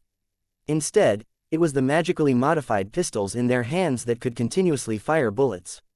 They had only fought for a dozen breaths, but they had already suffered heavy casualties and lost all fighting spirit. Looking at the bodies of their comrades all over the ground, the despaired people screamed and fled in all directions, quickly disappearing. When Despair, who was driving the chariot, saw this, he could only fire a few shots from afar, but he could not continue to pursue. Think of a way to find their leader and get the proof of identity in their hands. Tang Zhen instructed the midget. He was not the slightest bit interested in killing these despairing people. His only goal was to obtain proof. The dwarf agreed and controlled the huge puppet to enter the battlefield. He grabbed an enemy and began to interrogate him about the whereabouts of the enemy's chief. After the chaotic battle just now, the enemy chieftain was nowhere to be found. It would be very difficult to find him again. Tang Zhen also understood the principle of not chasing a cornered enemy. Armored war chariots were only suitable for head-on battles and were not suitable for chasing in the streets. In fact, if he really did so, he would become restrained. Forget it, if we can't find him, we'll spare his dog life. Tang Zhen shook his head and said when he saw that the dwarf had continuously knocked down several enemies but was still unable to interrogate the whereabouts of the enemy chieftain. Looking at the depressed dwarf, Tang Zhen thought for a moment and said, the next time you encounter such a situation, you can snipe the enemy leader first. This way, you can prevent him from escaping in the chaos. Snipe. The dwarf's voice was filled with doubt. He did not understand what the so-called sniping meant. In fact, you're going to use your modified hand cannon to kill the enemy chief. You're not going to find a way to find him after we rush over. After hearing Tang Zhen's explanation, the midget nodded and indicated that he would definitely pay attention to this point in the next battle. Tang Zhen recalled the scene of the dwarf bombarding the enemy with a hand cannon and could not help but find it a little funny. If he really did that, the enemy chieftain would really die without even leaving a bone behind. After the battlefield was cleaned up, Tang Zhen chose to rest on the spot while letting the dwarf continue to recruit people. Now, he only had about 1,000 men under him, which was far from his requirements. This not only made many of his plans impossible to carry out, but also made it impossible for him to intimidate the enemy with his imposing manner. Therefore, after a battle, Tang Zhen naturally thought of recruiting people. Moreover, the more the better. Although the midget felt that he had enough manpower, he would still carry out Tang Zhen's orders resolutely without any hesitation. As such, when he could not find any trace of the enemy chieftain, he ordered people to spread the word and inform those who were desperate to join. The battle earlier could be said to be the best publicity method, allowing the despairing people nearby to witness the strength of Tang Zhen's group. Now that they heard that they were recruiting people, some people immediately rushed over, afraid that they would lose the opportunity if they were late. The originally bloody battlefield instantly became a recruitment site. Because of the previous experience, the whole process was very smooth. After a round of hard work, Tang Zhen had recruited nearly 1,000 people, causing the scale of the team to increase again. That night, they stayed near the battlefield for the night. Just like before, when night fell, they were attacked by the night patrollers again. The armored vehicle successfully blocked the night patrollers' attack and protected the members of the team. This made Tang Zhen certain that his method would work. Since that was the case, he just needed to keep going forward and head straight to the end of the long street. Tang Zhen wanted to see just what kind of existence this legendary city gate was. 2014 The end of the long street. After a night's rest, the huge fleet continued to move forward. The streets of the City of Despair were extremely long. If they did not hurry, who knew when they would reach the end of the street? Because they had recruited a large number of people, the huge convoy looked even more imposing when it moved forward. With swords and sabers in his hands, his armor was bright, and he was several times stronger than those who were desperate. In the process of moving forward, there would be despairing people approaching from time to time, requesting to join the team. After a few crushing battles, the reputation of Tang Zhen's group had already spread, and it was known by more and more despairing people. Seeking protection from the strong was a subconscious choice that the weak would make when they were in a dangerous environment. Especially when they heard that Tang Zhen had no restrictions on his recruitment and didn't reject anyone, those despairing people chased after him one after another. Other than them, there were also many despairing people. They did not directly join Tang Zhen's group. Instead, they followed behind the convoy from a distance. These despairing people had already discovered one thing. That was, Tang Zhen's group would never seriously clean up the battlefield after the battle had ended. To the rich and overbearing Tang Zhen's group, these spoils of war were simply not in their eyes. However, to the other desperators, it was a rare wealth. Following behind Tang Zhen to pick up the scraps and taking the opportunity to head to the front of the street was definitely a good thing that killed two birds with one stone. Of course, while taking advantage of the situation, they also had to bear a certain amount of risk. After all, the convoy would be attacked by countless night patrollers before night fell. These desperators who followed them would be the first to be attacked, and if they were not careful, they would be killed by the night patrollers. Compared to the despairing ones who were taking advantage of the situation, the despairing ones in the convoy were all ready to fight at any time. The street in front was occupied by countless forces. Tang Zhen's barging would definitely trigger a series of conflicts. After seeing the equipment of Tang Zhen's group, those who knew their own limits would definitely choose to temporarily hide. After Tang Zhen and the others left, everything would still be the same as before. They would not lose anything. There would definitely be some people who overestimated their own abilities and attacked Tang Zhen's group. As such, a battle was inevitable. The matter was indeed as Desperado had expected. In the following journey, wherever Tang Zhen's group went, most of the Desperators, gangs would flee. However, there were also some stronger groups of Desperators who launched probing attacks on the convoy, but all of them ended in failure without exception. Unknowingly, the reputation of the convoy grew, and it kept spreading to the street ahead. During this period, the convoy did not stop recruiting people. After half a month, the number of members in the convoy was close to 10,000. After the number of people exceeded 10,000, they barely met Tang Zhen's requirements. Next, they only needed to head all the way to the city gate. In the meantime, he had manufactured a new batch of armored chariots and a batch of smaller special chariots that were equipped with magically modified hand cannons. These chariots were also man-made and could attack targets thousands of meters away. Often, with only one round of bombardment, the enemy would be killed. With the armored tanks, the magically modified hand cannons, and nearly 10,000 people, Tang Zhen's group became stronger and stronger. Now, there was no one on the long street who was their match. Similarly, no one dared to seek death. In the following time, the convoy drove straight along the streets, getting closer and closer to the legendary city gate. The closer they got to the city gate, the more lively the scene on both sides of the street became. There were even many despairing people who set up stalls to do business. The Desperators living on this street didn't have much sorrow on their faces, as if they were living a comfortable life. After seeing the huge convoy, these despaired people were also shocked. They kept looking around, trying to figure out the origin of the convoy. After asking around, they came to a sudden realization. The speed at which news spread on this long street was far beyond the imagination of ordinary people. Some sensational news could often travel hundreds of miles in a single night. Therefore, the deserters were not unfamiliar with Tang Zhen and his convoy. They just did not expect that Tang Zhen would actually appear so quickly. Another 20 miles and they would reach the city gate, which was also the end of the street. Looking at Tang Zhen's posture, it seemed that he was heading straight for the city gate. It was unknown what his intentions were. Up until now, no one had guessed Tang Zhen's true thoughts, let alone that he was actually going to attack the city gate. After all, this idea was too crazy. For Desperators, every building in this city should not be touched easily.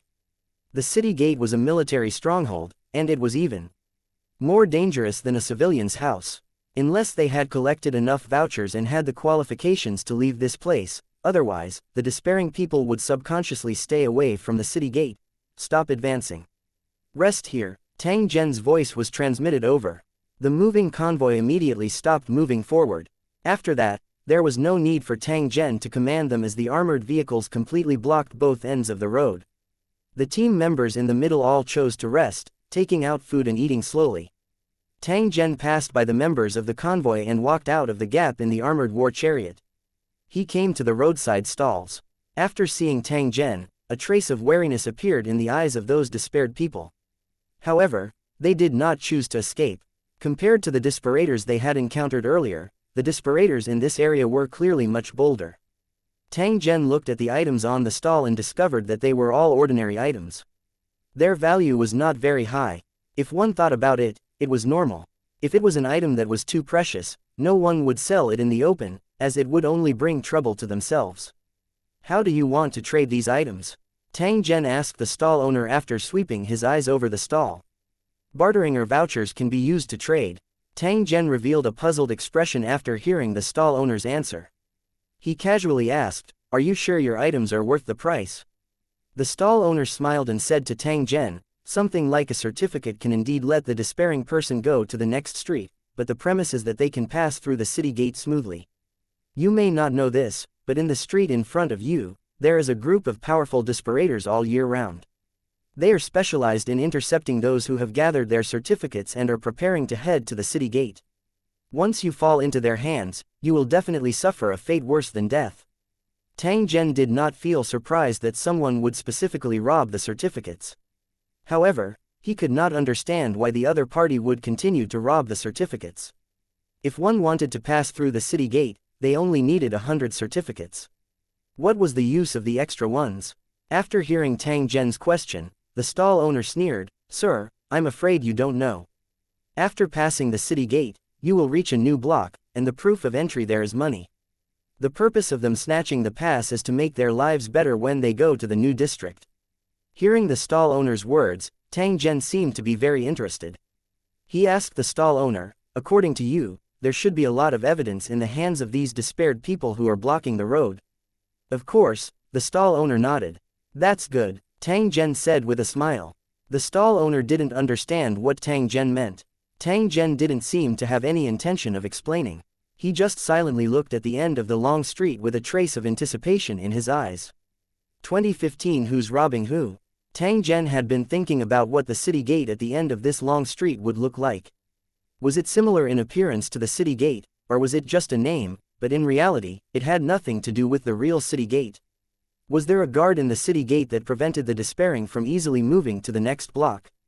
None of the despaired people around him could answer this question. After all, to them, a special location like the city gate was too far away from their lives. They couldn't even get a certificate, and they couldn't even fill their stomachs. Under such circumstances, they were simply too full to care about the city gate. In fact, even if they wanted to find out more, the information would not reach their ears because not many people knew the truth, and it was impossible to make it known to everyone. Only in the streets near the city gate could they gather some scattered information, and it was hard to tell whether it was true or false. After chatting with those stall owners and confirming that they didn't know much, Tang Zhen returned to the convoy. The city gate was not far in front of him, so he was not in a hurry to move forward. Instead, he was prepared to fight steadily. Pass on my order. Continue forward. In the following journey, he would capture and interrogate anyone he met who was desperate for information about the city gate.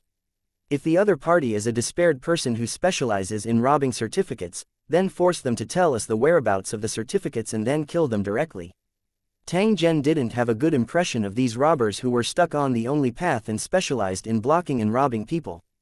The more one knew that it was not easy to obtain the evidence, the more one should understand how aggrieved it was to be robbed. It was fine if they didn't encounter this kind of thing, but now that they had encountered it, he would definitely not let them have an easy time.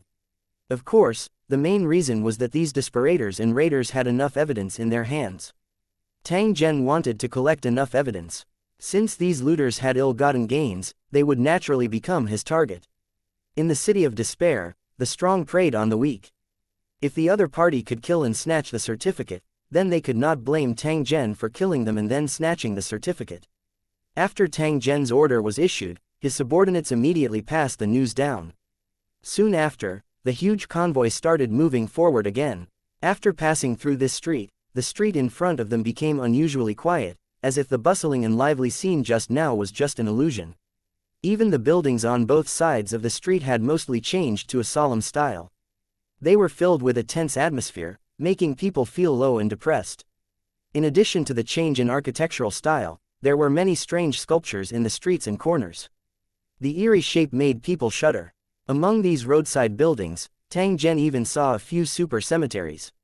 These cemeteries occupied a large area and strangely shaped tombstones were everywhere. In the grave, there were shadows moving sneakily from time to time. These were all grave robbers who were trying to find useful items in the grave. In order to ensure their own survival, they could only find ways from the dead. Tang Zhen's expression was a little grave. There was no cemetery on the two sides of the street earlier. This was an extremely abnormal matter. The cemetery represented death. Did this also mean that the road ahead was full of danger? Tang Zhen quietly shook his head when he thought of this. How could there be a safe enemy in the city of despair? The convoy continued to move forward. After passing the cemetery, the style of the buildings on the side of the road changed again. The buildings became as thin and tall as bamboo, standing on both sides of the street in a mess, as if they could collapse at any time. Some corpses were hung on the eaves of the buildings by ropes, swaying gently with the wind. There was a large pile of bones on the ground, deliberately arranged in all kinds of shapes, which looked exaggerated and cruel. They seemed to be warning the newcomers that this place was very dangerous and that it was best not to advance. Interesting. Are we already in the looters' territory? Quote. Tang Zhen stood up and observed the scene in front of him. His expression was a little cold. These raiders were indeed arrogant. According to the stall owners, as long as they saw the skeletons welcoming guests, it meant that they had arrived at the location of the looters. Any ordinary despairing person would subconsciously distance themselves from this scene. Being in the city of despair, they all knew what this meant. These guys were crazy and would do anything. If he stayed here for too long, he might be killed by them at any time. While the raiders were snatching other people's vouchers, they were also snatching from each other. It could be said that in this area, the bloody killing had never stopped. The desperators who could survive in this area were all quite strong, and it was not an exaggeration to say that their hands were full of blood. What he was most worried about was that the looters would choose to hide and miss the opportunity to obtain the proof. This situation was very likely to happen. No matter how fierce and crazy the raiders were, they would never do something like hitting a stone with an egg. Sure enough, as the convoy continued to move forward, there was not even a shadow to be seen on the streets along the way. The looters entrenched in the streets had long gone into hiding in fear. Tang Zhen simply ordered his men to spread out and search the streets and alleys along the way, even if this would delay their speed. They were not in a hurry to attack the city gate. On the contrary, they had to collect enough evidence, which might be of great use at a critical moment. Money could make the devil turn millstones. In the city of despair, these certificates might be more useful than he had imagined. After receiving Tang Zhen's order, the huge convoy began to slow down. Groups of desperators began to shuttle back and forth in the streets. Not long after, gunshots were heard from the streets. Clearly, Tang Zhen's subordinates had encountered the looters and exchanged fire with them. As time flowed by, the number of gunshots became more and more frequent. The number of despaired people in this street far exceeded Tang Zhen's imagination. After Tang Zhen realized this point, he once again sent out the majority of his men in an attempt to ensure an absolute advantage. Although his men were well equipped, and had the advantage in numbers, the raiders in this area were just as ferocious, and he had to be careful. Urban combat was the most difficult battle to fight. If the enemy took advantage of the terrain to bite back, it would not be worth it. If the raiders got their hands on the weapons, their strength would increase again, and they would cause more harm to him. Since Tang Zhen had made a move, he must definitely eliminate the roots. This could be considered as a benefit he left for the despairing people in this street before he left. 2016 Bombarding the city gate tower. After Tang Zhen had dispatched all his combat personnel, the gunshots from the nearby streets began to become increasingly dense. On the main street in the center, the figures of looters could be seen from time to time, but they all looked like stray dogs. Although the strength of these raiders wasn't weak and their equipment wasn't bad, they were still not on the same level as the well-equipped Tang Zhen's group. Under the pursuit of thousands of combatants, the raiders were like rats running across the street. They were chased around and shot down from time to time. Some of the raiders saw that there was no hope of escape, so they simply chose to kneel and surrender, hoping that they could save their lives. Unfortunately, the result was not what they had expected. After being interrogated, they often got a bullet and died on the streets. On this street, they had hunted down others more than once, and now it was their turn to stain the street with blood. The cycle of cause and effect, karma. When these evil people met Tang Zhen, they were destined to pay with their lives. The streets were cleared one after another. The combat personnel that were dispatched returned one after another. At the same time, they also brought back the certificates that Tang Zhen needed. These raiders were really rich. The wealth of one person was equivalent to the entire wealth of some small team leaders. If he had known earlier, Tang Zhen would not have wasted his time on those despairing groups. Instead, he would have directly come to this area and robbed these looters. As the combatants returned, the convoy began to slowly move forward, forming a long line on the street. The people who were in charge of chasing the enemy earlier were combat personnel, not logistics personnel, so the vehicle's progress was not delayed. Just like that, they gathered their men as they walked. By the time Tang Zhen ordered them to stop, most of the looters hiding in the street had already been discovered and killed. No one knew how many looters were killed this time, but in short, incomplete corpses could be seen everywhere in the streets and alleys. The combatants did not hold back when they attacked the raiders. If not for the time constraint, the raiders would have died even more miserably. When Tang Zhen gave the order to set up camp and counted their gains, they discovered that they had actually collected more than 5,000 certificates this time. At first glance, this number seemed to be very shocking. However, When he thought about the size of the City of Despair and the fact that these certificates had been accumulated over a long period of time, Tang Zhen felt that it was very normal. At this moment, all the obstacles on the long street had been swept away. Next, they had to face the last checkpoint, which was the legendary city gate. Tang Zhen's goal of building an army was for this final battle. Therefore, he had to attack the city gate at least once no matter what. With sufficient manpower and powerful weapons, Tang Zhen was very confident in his victory. That night, everyone ate and drank to their hearts' content, and prepared for a great battle. When the next morning came, the convoy continued to move forward. This time, it didn't take long for them to see a long dragon-like building at the end of the street. It was actually a huge city wall, about 100 feet high, and it stretched for an unknown distance on both sides. Upon seeing this spectacular scene, Tang Zhen finally confirmed that the so-called city gate was indeed worthy of its name. At the end of the main street, there was a 200-foot-tall city tower. It looked majestic and exuded a strict aura. On top of the city tower, there were many armored figures. They were using their cold eyes to size up the despaired people below the city wall. Apart from the guards on the city gate tower, there were also countless figures standing on the city wall. However, compared to the guards on the city gate tower, they looked more like clay and wood sculptures, with no emotion on their numb faces. The moment they saw the city gate, there was a clear commotion in the convoy, but it quickly stabilized. Looking at the tightly shut city gate below the city gate tower, everyone knew that as long as they passed through there, they would be able to reach the new block. To be able to go to a more advanced street was the dream of almost every deserter. Now that the opportunity was in front of them, they were all extremely excited. However, not every despaired person could afford the 100 entry passes, so even if they came to the city gate, it didn't mean that they had the qualifications to go to the high-class street. I wonder how Sir Tang Zhen will deal with the current situation. Is he really going to fight? Whether it was the dwarf or Xiao Wu, or those despaired people who followed Tang Town later on, they all had the same thought. They knew that Tang Zhen had quite a number of certificates in his hands. It was enough to allow dozens of people to pass through the city gate. However, they could tell from his appearance that he clearly did not intend to do so. They were already aware of what Tang Zhen wanted to do when he led over 10,000 troops to attack the city in an aggressive manner. This was why the despaired people were so excited that they couldn't help but tremble. He might be able to exchange it for a chance to change his fate, so why would he hesitate? At this moment, everyone was looking at Tang Zhen and waiting for his orders. Everyone, wait here, we'll act according to the plan. As Tang Zhen spoke, he walked toward the city gate. When he was less than 100 meters away from the city gate, he suddenly heard a furious roar coming from above the city gate. The city gate is an important place. No one is allowed to approach it.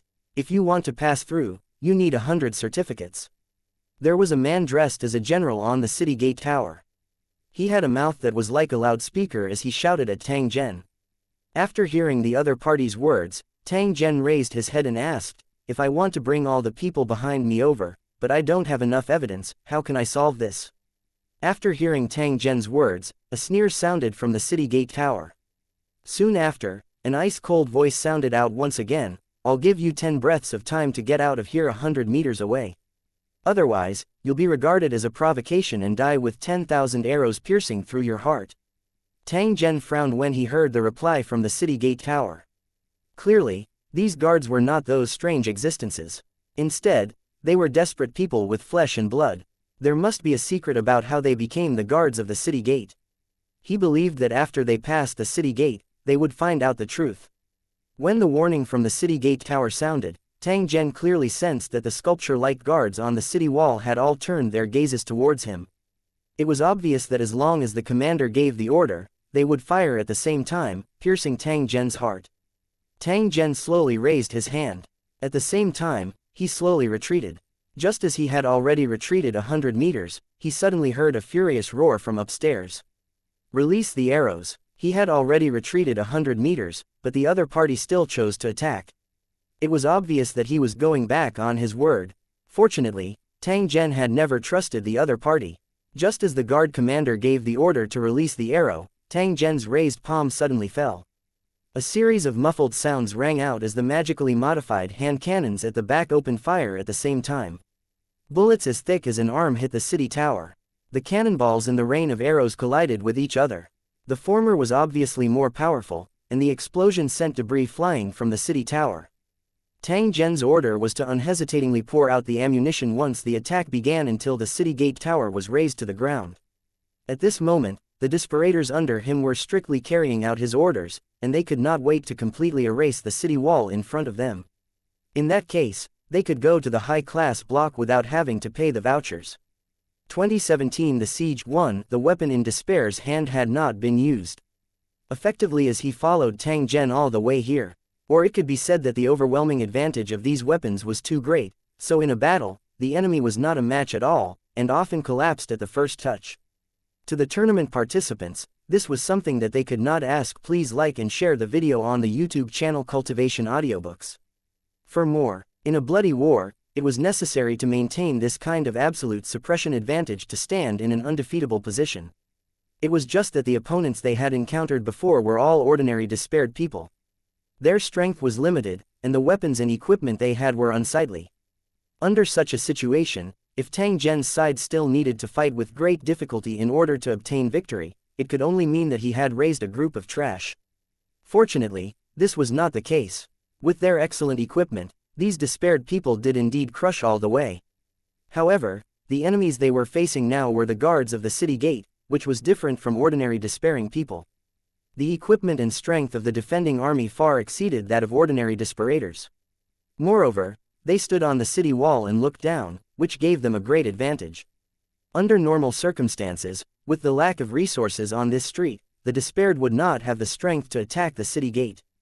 However, Tang Zhen was different. He was different from all the despaired people who entered this place. Others entered passively while he entered on his own initiative.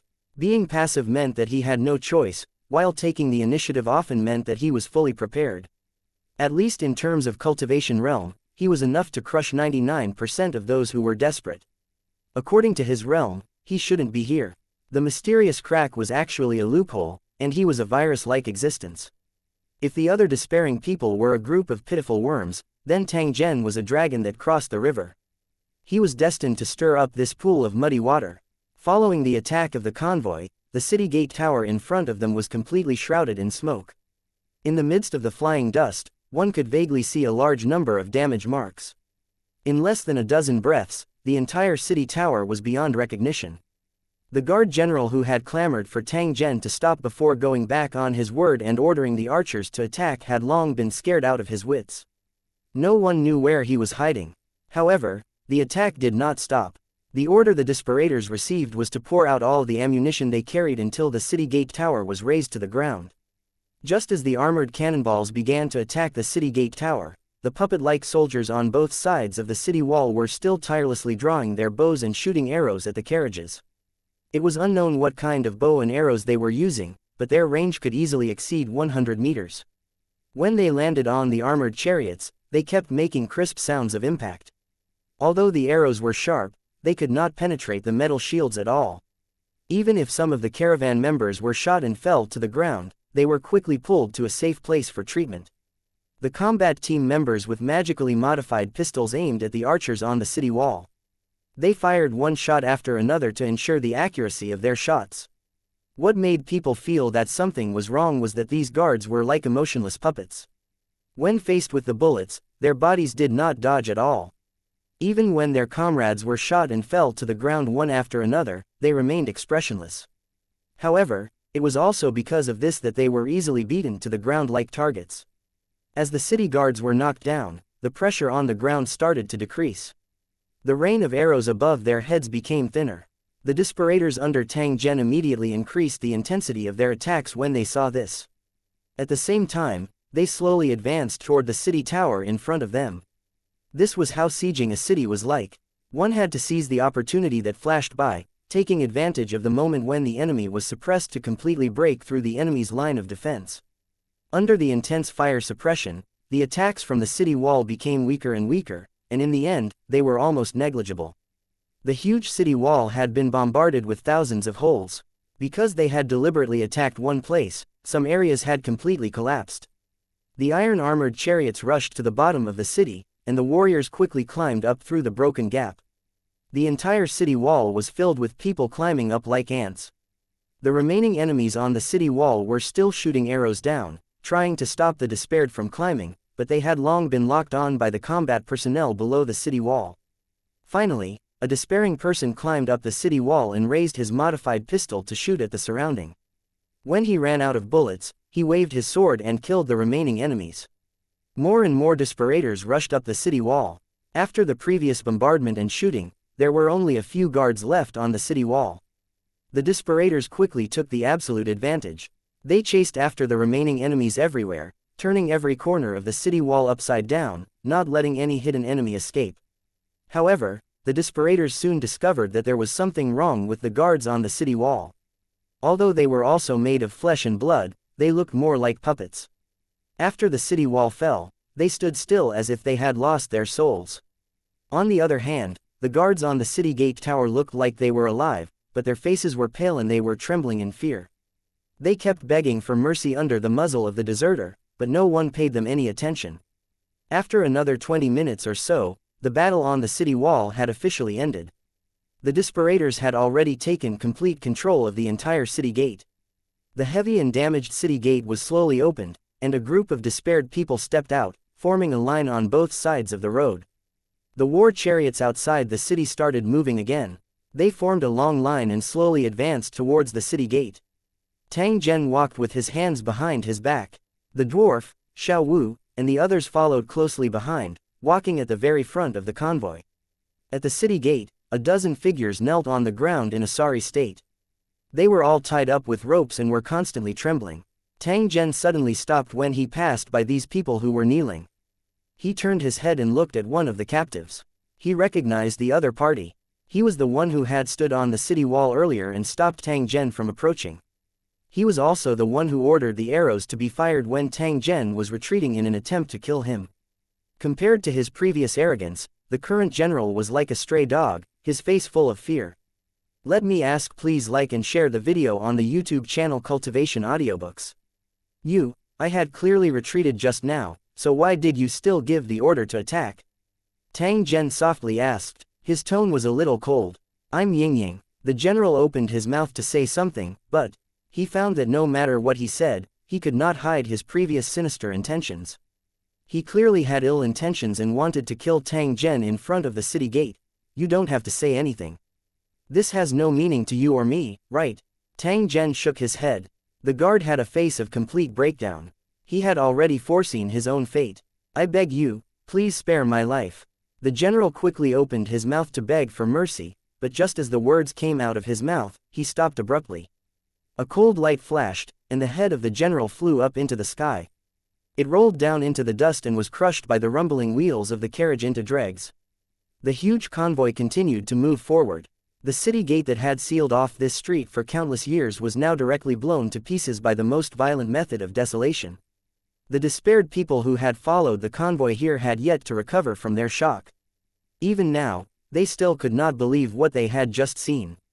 2018 The high-class block is not perfect. After the huge steel convoy passed through the city gate, the scene that appeared in front of them was not a wide street, but an empty field overgrown with wild grass. This place was cold and deserted, not even a shadow could be seen, giving off a desolate and broken feeling. It wasn't even as good as the long street they were on before. At least it wasn't as monotonous, desolate, and full of despair. The higher the expectations, the greater the disappointment. This was exactly what they were feeling right now. The joy of taking down the city gate was like being doused with cold water at this moment, slowly cooling down. What the hell is this? This is the legendary high-class street. Why doesn't it look like it? The dwarf's eyes widened in confusion. He looked around and said in a depressed tone, "It's indeed not right. Could it be that the rumors are wrong and they're deliberately deceiving us poor people?" Another desperator added. This was a desperator who had just followed Tang Zhen. Because his performance in battle was very valiant, he was Tang Zhen's personal guard. Even though Xiao Wu and the others didn't speak, their faces still had a trace of disappointment. It could be seen with eyes. They had fantasized countless times about the scene after they went to the high-class block, but they didn't expect it to be this scene in front of them. Could it be that the legendary high-class street was just a big lie to deceive the desperate, and the real situation was actually extremely cruel? This was not impossible. The desperators who had been driven mad would imagine the high-class streets and then tell others. Was it because the existence of the high-class streets was in line with the fantasies of the other desperators? Was that why the rumors were spreading more and more widely among them? If that was the case, then what was the point of all their struggles and efforts? As expected of the city of despair, it always inadvertently let you experience what true despair was. Just as everyone was discussing animatedly and gradually becoming disheartened, Tang Zhen frowned slightly. He kept feeling that something was wrong with the situation in front of him. In this huge arena, he felt that mysterious power again. It seemed to be circulating on the ground and around. Tang Zhen gently closed his eyes and poured the mysterious force in his mind into his eye sockets. After which, he focused his attention and looked at the square in front of him once again. When he reappeared in front of him, it was no longer an empty square. It was clearly a stinky swamp with black gas rising. Looking at the appearance of the swamp, if one were to fall in, there was no possibility of getting out at all. They would probably be swallowed by the mud in the blink of an eye. Black bubbles kept rolling out of the mud, and skeletons stuck their heads out from time to time. They appeared and disappeared from time to time, like fish, swimming up and down in the mud. Most of the skeletons were just lying on the side of the road, looking at the despairing people with greedy eyes, as if waiting for them to continue moving forward and enter the swamp. There was indeed a plaza below Tang Zhen's feet. However, this plaza was a narrow path. After extending forward for a distance, it suddenly became narrow and narrow, leading to the front with rustling sounds. If one stupidly advanced without seeing the truth, there was a 100% chance that one would slip and fall into the swamp. At that time, they would either be suffocated to death by the stinky mud, or eaten by the terrifying skeletons, or even become one of them after death. Tang Zhen shook his head after seeing through the illusion in front of him. He secretly thought that the designer of this tunnel was really vicious. The despaired had gone to great lengths to collect the proof, but in the end, they had been deceived when they arrived here and lost their lives in the swamp. That would really be a death with grievances. However, was the truth really as he had guessed? Tang Zhen felt that the matter was not that simple. If he really wanted to deceive the despaired, there was no need to make such a big scene. Therefore, there must be something that he didn't understand and he couldn't jump to conclusions. Just as he was pondering, his desperators brought in a few more prisoners. They were the guards who had climbed out of the corners after entering the city gate. Perhaps they had seen the cruelty of the deserters. When these captives were brought over, they were all pale and trembling. Tang Zhen swept his eyes over these few captives. He gently waved his hand, signaling for them to stand up. The few captives were a little confused about the situation, but they still stood up obediently. They stood together with their arms folded and did not dare to raise their heads to look at Tang Zhen. I can give you a chance. I'll let you walk in front of me. Whoever can walk past me, I'll spare his life. Do you dare to take the bet? The few captives shook their heads with all their might when they heard Tang Zhen's words. Clearly, they also knew how dangerous the square in front of them was. Why not? Could it be that there's something on this square? Tang Zhen asked despite knowing the answer. He wanted to see if these captives would tell the truth. To be honest with you, we only know that after passing through this square, we will reach the high-class street area in front. However, if one wanted to pass, they would have to pay 100 vouchers and obtain a special item. It was said that only by wearing it could one see the fog and avoid the death trap in this square. It was said that the purpose of this was to prevent some illegal immigrants from sneaking through the city gates and sneaking into the high-class streets. And the facts proved that it was indeed very effective. In the decades I've been a guard, I've seen at least hundreds of stowaways crossing the city wall, but when they passed the square, they all fell into the death trap and died without a corpse. An older captive explained to Tang Zhen. His explanation was basically in line with Tang Zhen's observation. If what he said was true, then it meant that the high-class block really existed, and there was nothing wrong with the path ahead. After understanding everything, Tang Zhen lost his interest and no longer continued to investigate this square. In fact, it was just the most basic defensive method, and there was nothing special about it, but the effect was surprisingly good. What interested him the most was these guards. From their appearance, he could tell that they were also ordinary despaired people. He just didn't know why they had become the guards of this place. When Tang Zhen asked this question, those few captives didn't dare to hide anything and quickly answered truthfully. Actually, we're desperators, but we're from a high-class district. We were assigned to serve here because we owe too much money. We have to serve here for 100 years before we have the chance to leave and return to the high-class district. If he died during his military service, he could only blame his own bad luck. Even if he's lucky enough to live until the end of his service, he won't be able to live long if he returns to the high-class district empty-handed. After hearing the explanation of the captives, Tang Zhen frowned and said, "As you said, this high-class block might not be as beautiful as you imagined." The old captive laughed bitterly and said in a sentimental tone, "In fact, after being a city guard for decades, I like this place more. Although it was extremely lonely here, at least there was a supply of military food, so he didn't have to worry about going hungry. At the same time, he didn't have to worry about being hunted down by the night patrollers like the desperators in the low-level streets. The most important thing is that you don't have to bear the burden of the high-class district where everything is dependent on money. It's actually the greatest blessing to live a simple life like this." The old captive's words revealed the vicissitudes of life. It was obvious that he had been tortured in his past life. Tang Zhen did not have the mood to care about the other party's emotional sigh. Instead, he continued to ask, "What are the steps to become the guard of this place?" Upon hearing Tang Zhen's question, the old captive thought for a moment before replying, "You only need to pick up the military card on the corpse or find a military card in the warehouse. After you carry it with you, you will become a guard of the city gate by default." Tang Zhen nodded his head. If it was really so simple, it was not a bad idea to use it to arrange for these despaired people under him. 2019 Making a choice. 1. When he realized that the passage in front was extremely narrow and winding, Tang Zhen knew that the armored vehicle he built would not be able to take him to the high-class street.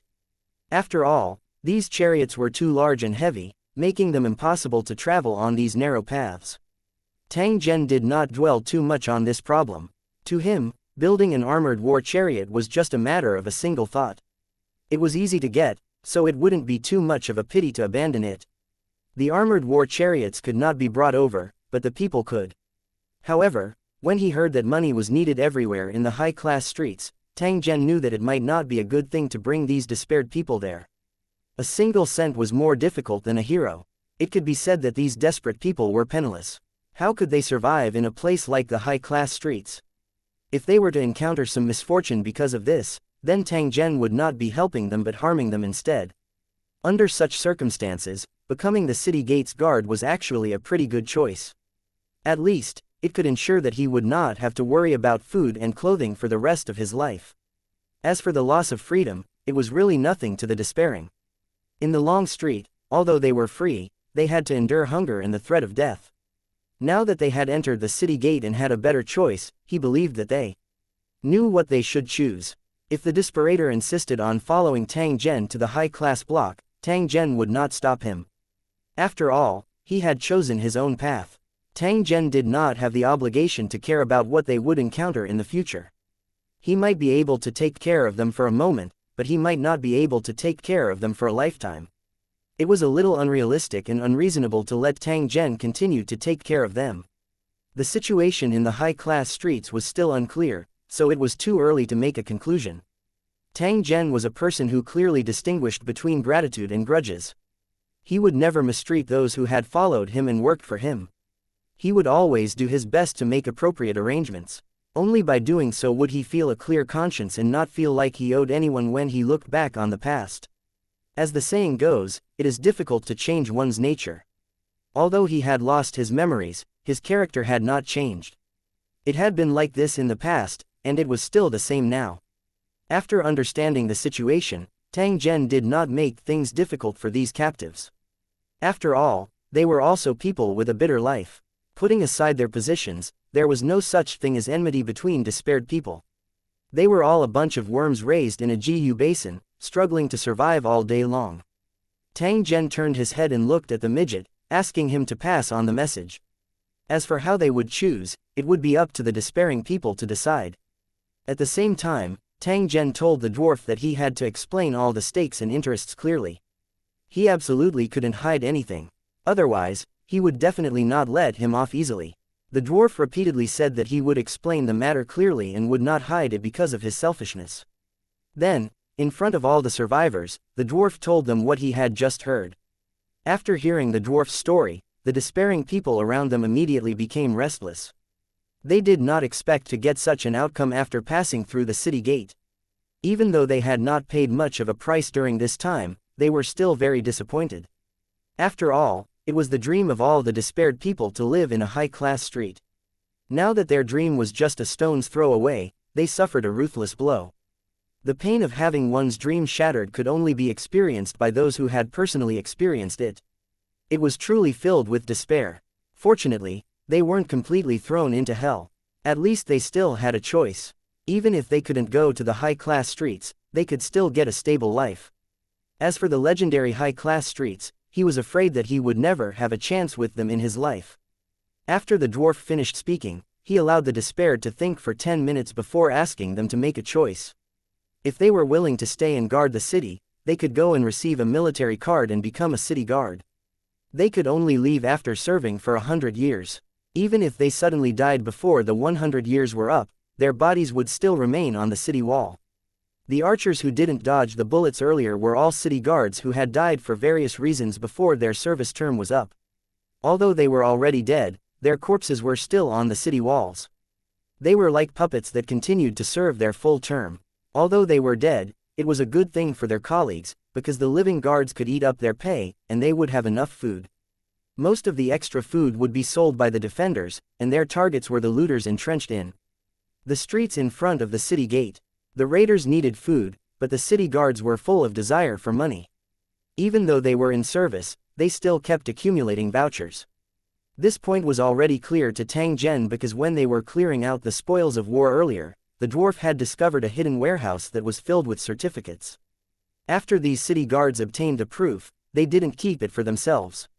Instead, they kept it together. In the end, it all ended up in Tang Zhen's hands.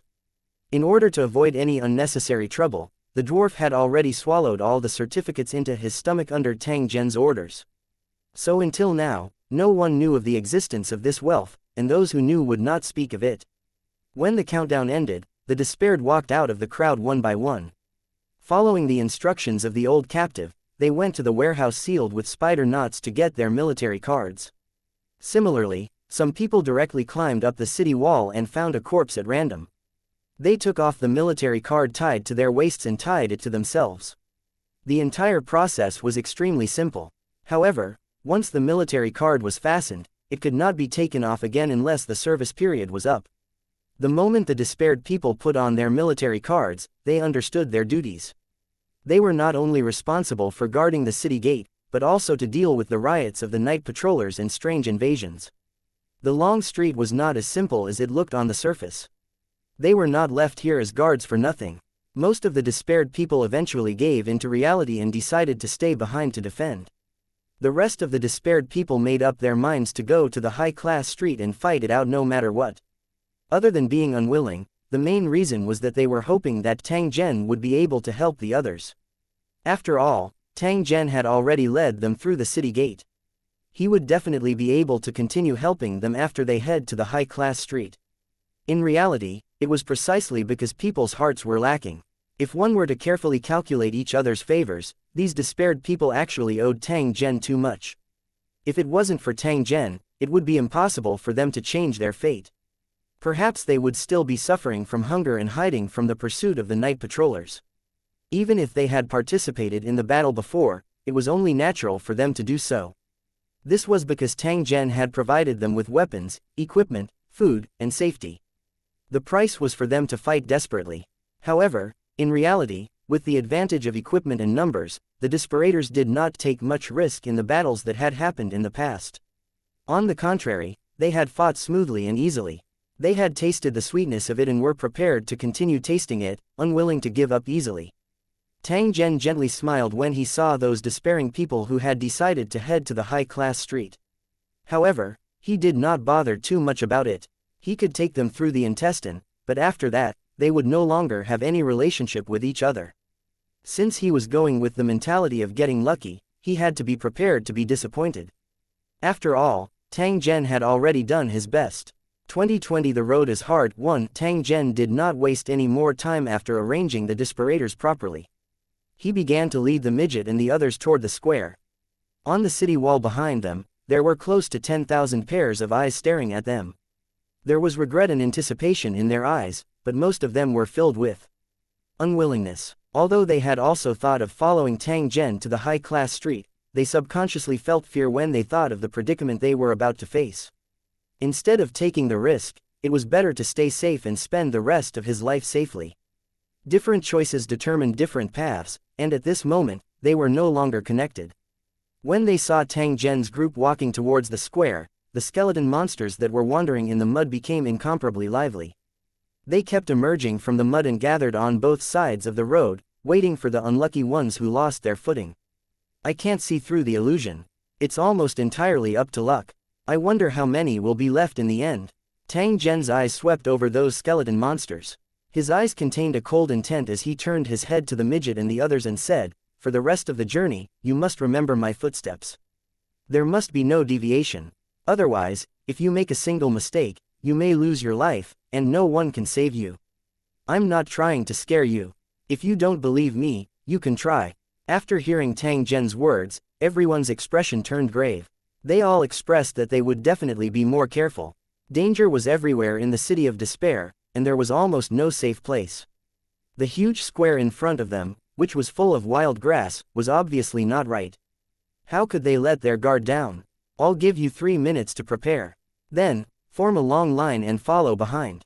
At the same time, tie a rope around your waist. Without my order, you are not allowed to untie the ropes." After hearing Tang Zhen's order, the despaired people followed suit and quickly formed a long line. Once the time was up, Tang Zhen took the lead and walked forward. The midget, Little Wu, and the rest followed closely behind. Behind them were nearly 1,000 desperators who had chosen to follow. Their faces were filled with anxiety as they closely followed behind Tang Zhen. There was nothing unusual at first, but it didn't take long for them to feel that something was wrong. The seemingly empty square was filled with an indescribable stench that made people want to vomit. A series of strange sounds kept ringing in their ears, as if something was rolling in the mud or something evil was whispering in their ears. The already nervous desperator became even more nervous at this moment, carefully guarding against the sudden arrival of danger. Unknowingly, the team's speed was also affected. Tang Zhen turned his head and swept his eyes over. However, he did not say anything. At this time, the road under their feet was still considered wide. Even if the team was a little chaotic, there would not be any danger. However, as they continued to advance, the road became narrower and narrower. If chaos were to occur again, they would have to take countermeasures. The purpose of tying the rope was to ensure that everyone would be brought over. However, if there was really a black sheep present, Tang Zhen would definitely not keep him. Instead, he would eliminate him immediately. At the place where Tang Zhen's group had passed, the skeletons that had gathered on the side of the road let out disappointed wails. Soon after, they struggled in the mud and firmly bit the back of the group. If no one fell here, then there might be someone who would fall later on. As long as they waited patiently, there would always be an unlucky person. After walking for more than 10 minutes, the path suddenly changed. It was originally several meters wide, but now it was only 3 feet wide. Although it was more than enough to walk in this width, he still had to be careful. And compared to the original flat ground, the road had begun to become rough and bumpy, with occasional depressions and bumps. If they were not careful and tripped, they would fall into the mud swamp. When they reached this point, dangerous situations finally appeared more frequently. The despaired could not see the uneven ground, so they would stumble from time to time. If it wasn't for the rope on their bodies, they would have fallen into the swamp and been torn to pieces by the skeleton monsters. But even so, there were still some unlucky ones who fell into the swamp. Then, the skeletons took the opportunity to grab their bodies and desperately tear them down. These skeletal monsters had sharp bone claws that could almost pierce through the skin and flesh.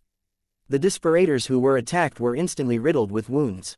Every time this happened, those despairing people would struggle with all their might and shout for help from their companions.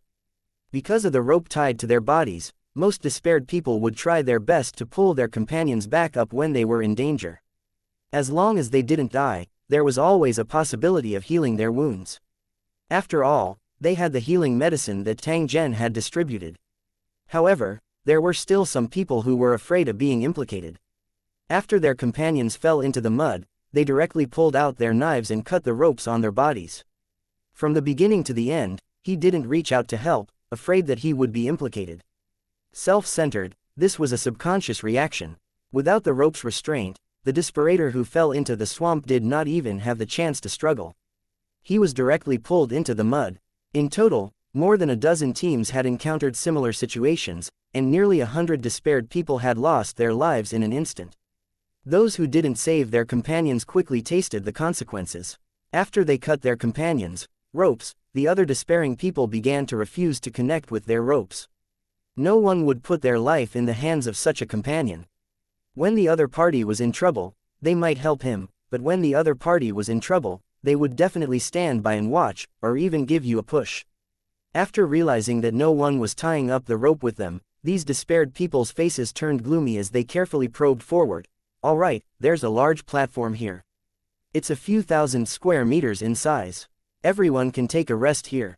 At this moment, Tang Zhen suddenly stopped and spoke to the despairing person behind him.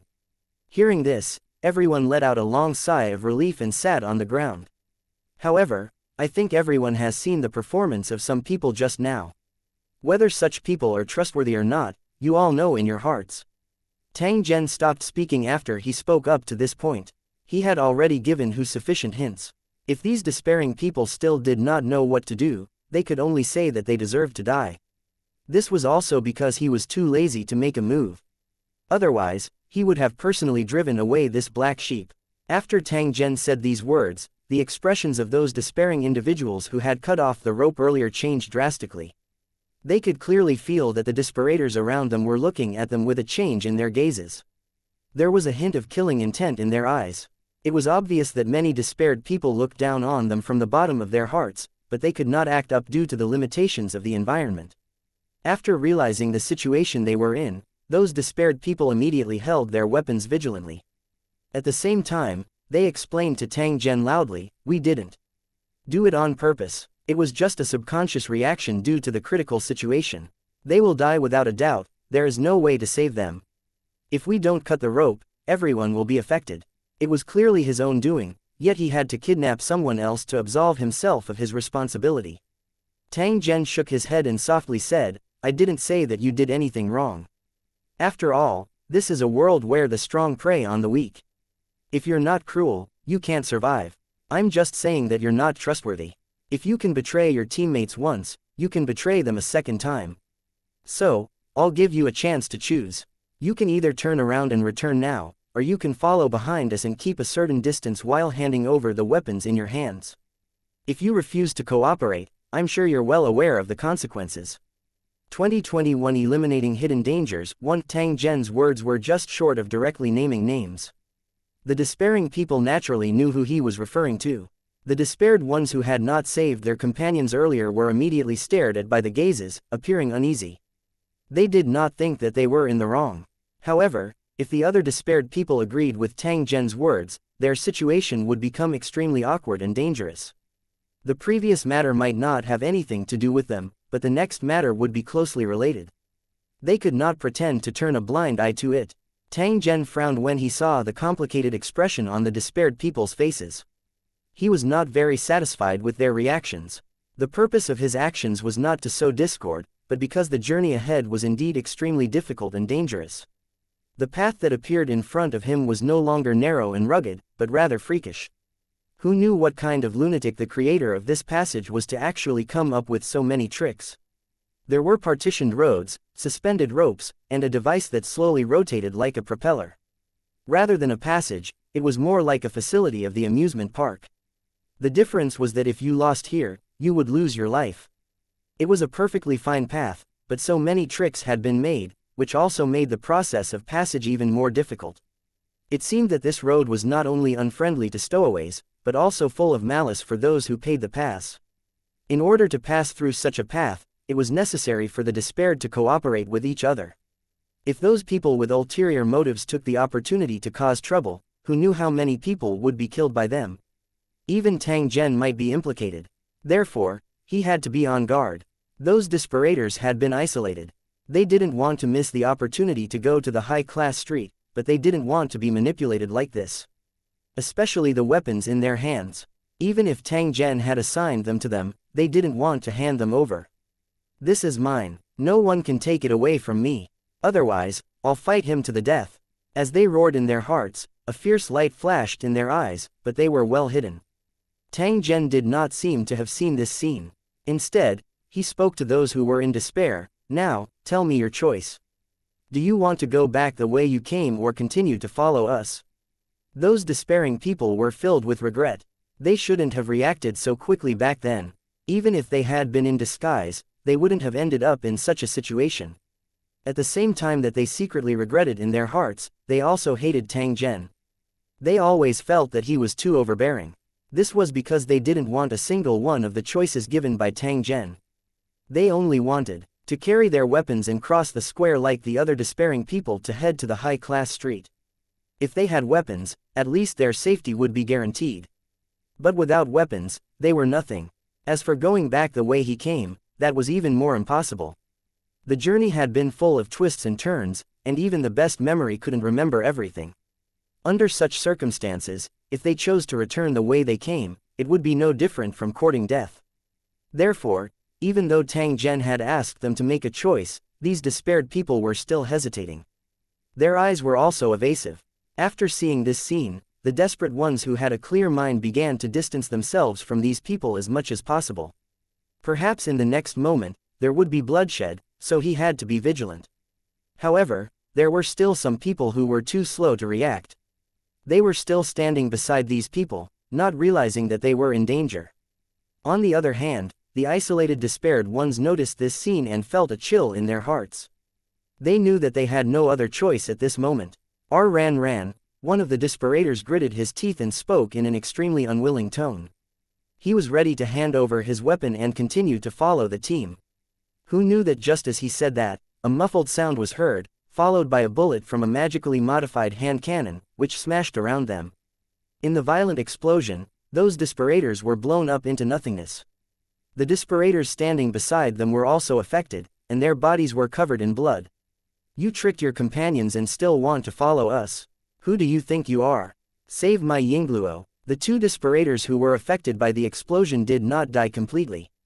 They wailed and asked for help from their surroundings, but unfortunately, they received cold eyes. "Idiots, everyone stay far away from them. Only a few idiots like you are standing beside them. I think you're all in the same group, right?" After hearing this, the two desperators who were injured were filled with regret. They finally understood why they were attacked. Although they were implicated, they couldn't blame anyone else. They could only blame their stupidity. Xiao Wu brought people up and gave the two injured some medicinal cream. As for whether they could persist until the high-class street area, it was all up to their luck. And NBSP, no matter what was said, compared to those unlucky people who had been directly killed by the explosion, the two of them were already considered lucky. As for what the dwarf had done just now, no one felt that it was too much. In fact, this was the cruel rule of the City of Despair. He didn't understand the situation, so he deserved to be killed. It was impossible for the dwarves to remind them to keep a distance from the isolated ones. For one, the dwarves were too lazy to do that, and for two, their lowly status did not have any value for the dwarves to do that. "You can sit down and rest for a while, then eat some food to replenish your strength. We may need to use some tools for the rest of the journey." Tang Zhen really wanted to get a large ship and directly advance in the mud. This was even simpler and more direct. However, he could not be sure if the ship would be attacked by the skeleton monsters. If the ship sank, the lives of everyone on the ship would be lost. Since this method did not work, he could only use the most clumsy method to pass through the path in front of him.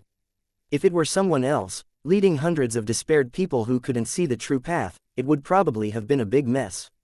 This was because even with Tang Zhen's ability, he felt as though he was walking on thin ice. There was no need to mention those ordinary despaired people. Good things were done. Since Tang Zhen had already brought them here, he would naturally not abandon them halfway.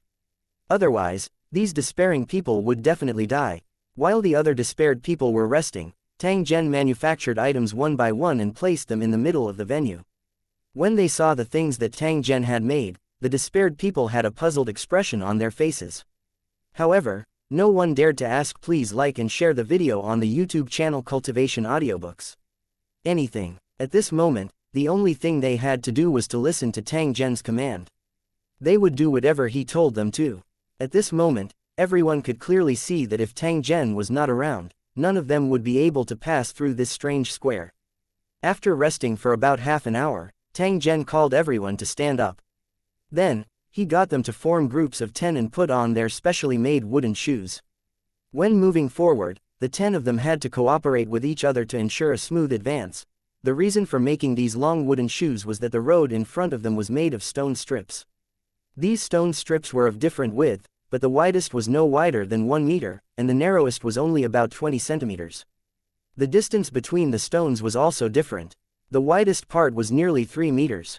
For races that were not good at jumping, it was very difficult to cross this distance.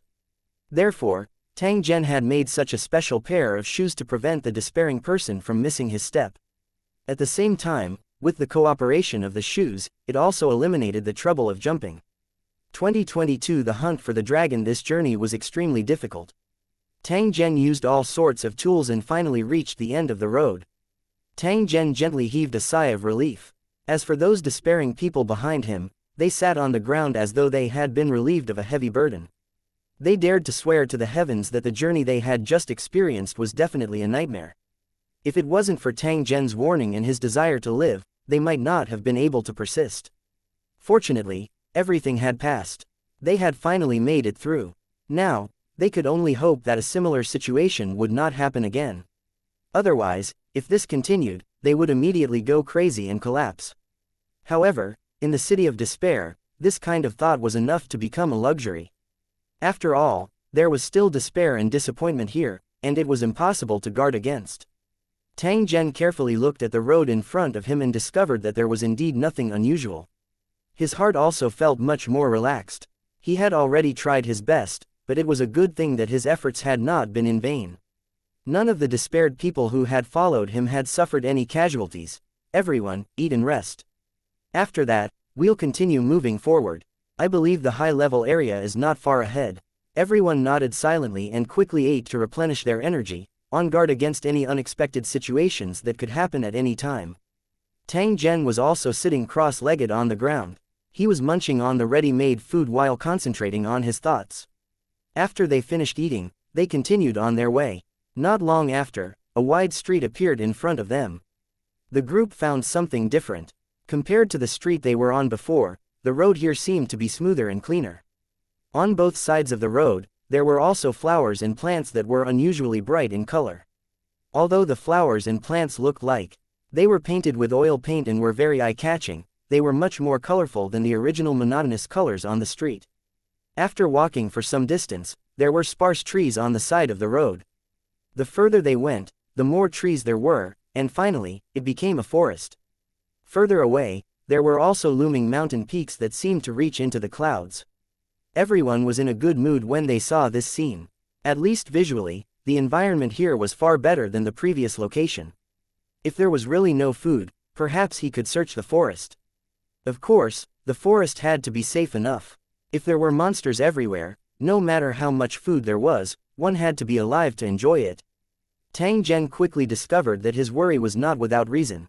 Because as they advanced, they could see strange figures appearing in the forest from time to time. At the same time, there were also greedy eyes peeking through the gaps between the trees, secretly staring at them. It seemed that these monsters could not get too close to the road. Otherwise, they would have already rushed to the road and attacked Tang Zhen and the others. However, he would constantly throw stones and soil or make strange sounds to lure them, which was extremely annoying. Their purpose was obviously to lure the despairing person into the forest and then take the opportunity to harm him. Damn it, is there an end to this? The dwarf's eyes were filled with ferocity. When he saw the figures that were sticking their heads out, he subconsciously picked up the magically modified hand cannon. Your Excellency, do you want me to go and see what that thing is? Tang Zhen nodded his head. The dwarf immediately revealed an excited glint as he waved his hand at the few desperators beside him and directly rushed into the forest by the roadside. The sound of gunfire, the angry roars of the dwarf and the others, and the sound of trees breaking were heard. Tang Zhen seemed to have seen an enormous shadow swaying within the forest. He immediately charged out without the slightest hesitation. In the next instant, he had already appeared within the forest. What appeared in front of him was a dragon-shaped creature that was 16 to 17 meters long. It had a pair of wings on its back and was attacking the dwarfs and the despaired people. To an ordinary despaired person, a monster of this size would definitely be considered huge. However, to a dwarf who was controlling a physical puppet, it might not be that big. At this moment, the dwarf was waving his huge battle sword and slashing at the dragon-shaped creature. As for the magically modified hand cannon he was using, it had already been thrown to the ground. There were 4 to 5 bloody holes on the dragon-shaped creature's body. From the looks of the wounds, it was obvious that they had been caused by the modified hand cannon. Just as the physical puppet approached, the dragon-shaped creature opened its mouth and spat out a mouthful of flames. The dwarf couldn't avoid it in time, so he could only raise his hand to cover his face to prevent himself from being injured. However, in the blink of an eye, it had turned into a fireball, and its entire body was wrapped in flames. However, the physical body puppet was not afraid of pain. It rushed up against the flames and slashed down with its saber. The dragon-shaped creature turned its head to dodge and was cut in the neck, but it was not particularly fatal. The dragon-shaped creature seemed to be enraged by the attack. It opened its mouth wide and bit down on the dwarf's head. When the mouth opened, it was much bigger than a dwarf's head and could be swallowed in one bite. At this moment, the dwarf's entire body was wrapped in flames and could not defend against the dragon-shaped creature's attack at all. Although the other desperators were desperately shooting, they could not effectively stop the attack. Their weapons were handguns, not hand cannons, which were clearly not powerful enough. At this critical moment, Tang Zhen directly made a move. A 3-meter-long metal javelin appeared out of thin air and was thrown out by him. The spear was fast and ruthless. It pierced through the dragon-shaped creature's mouth and penetrated its head. The dragon-shaped creature fell to the ground without even making a sound after suffering such a heavy blow. After its huge body twitched a few times, there was no more movement.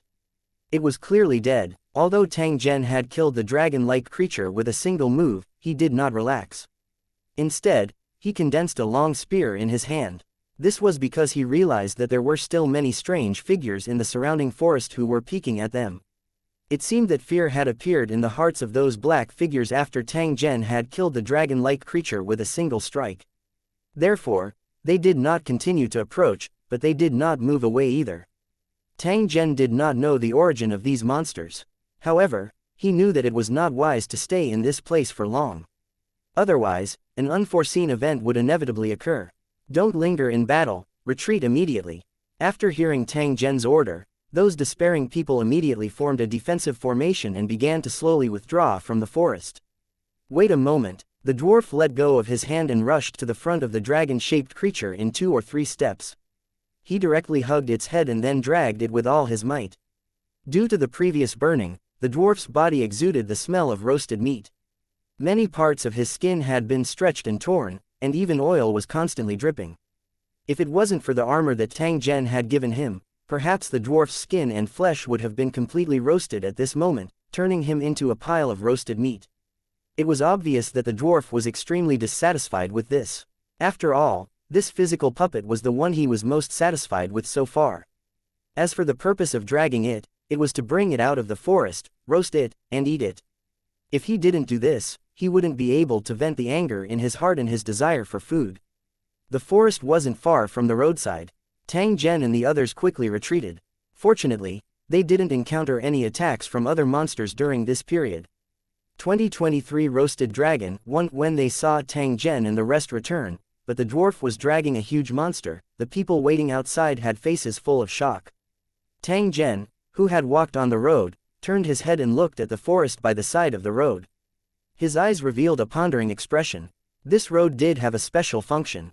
It could prevent monsters from approaching and protect the pedestrians on the road.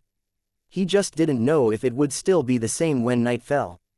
If it couldn't, how would he defend himself?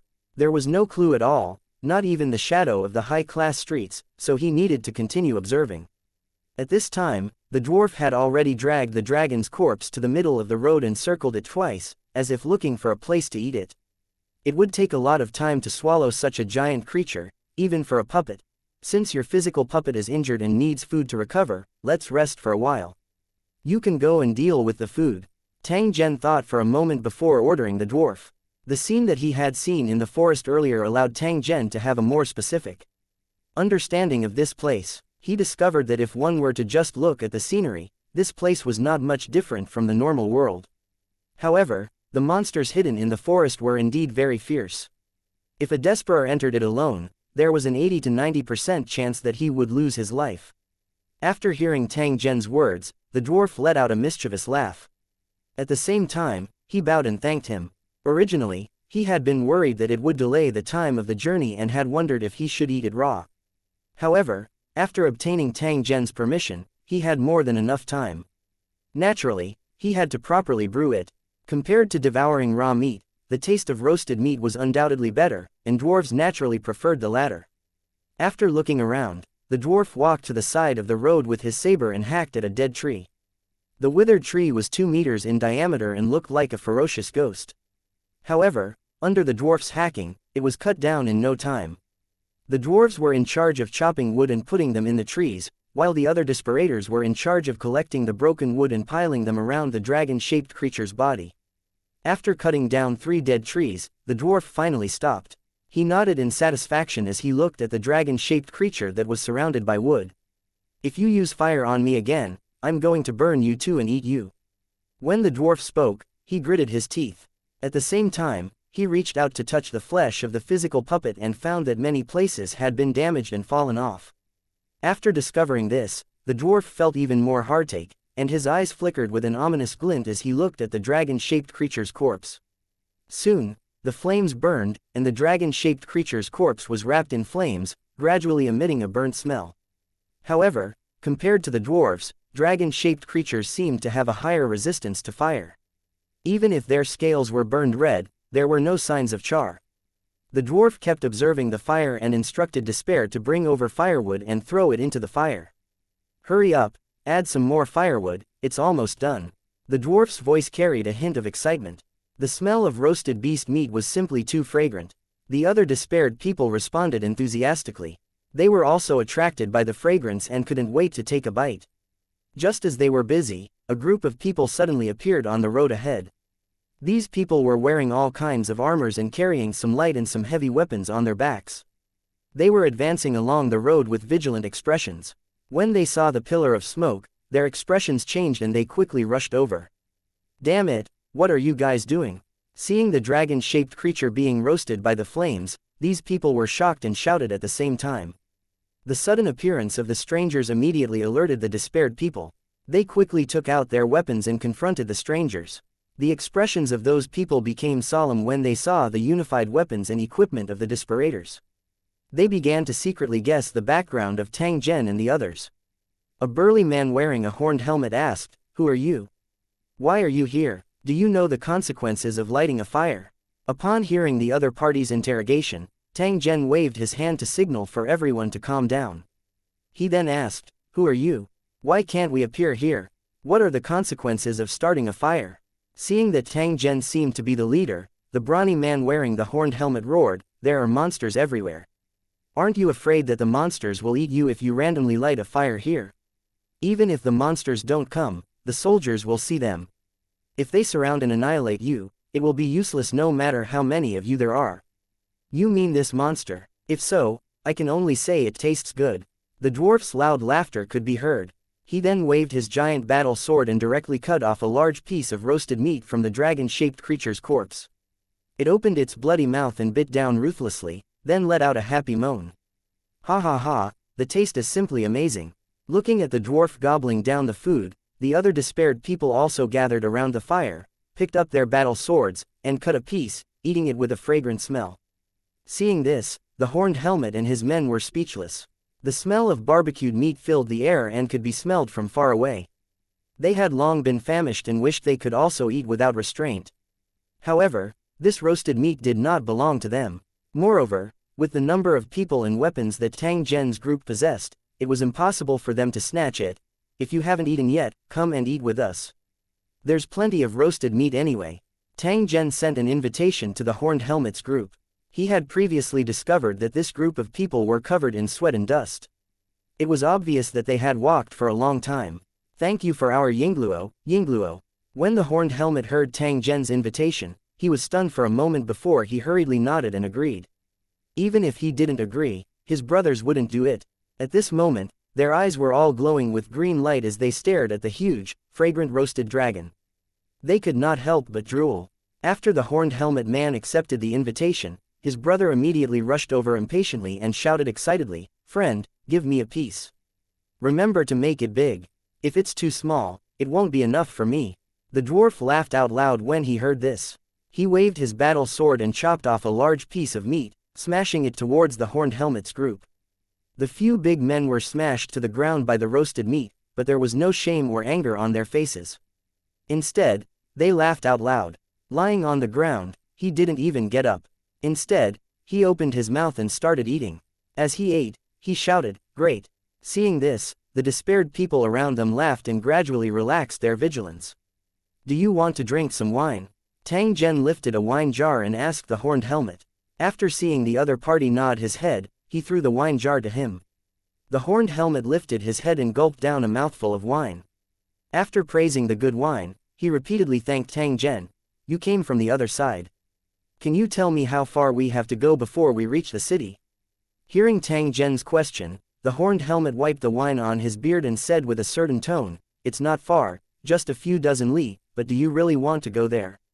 "Why not?" Tang Zhen asked. The horned helmet said in a matter-of-fact tone, "You have to spend money on everything in the city.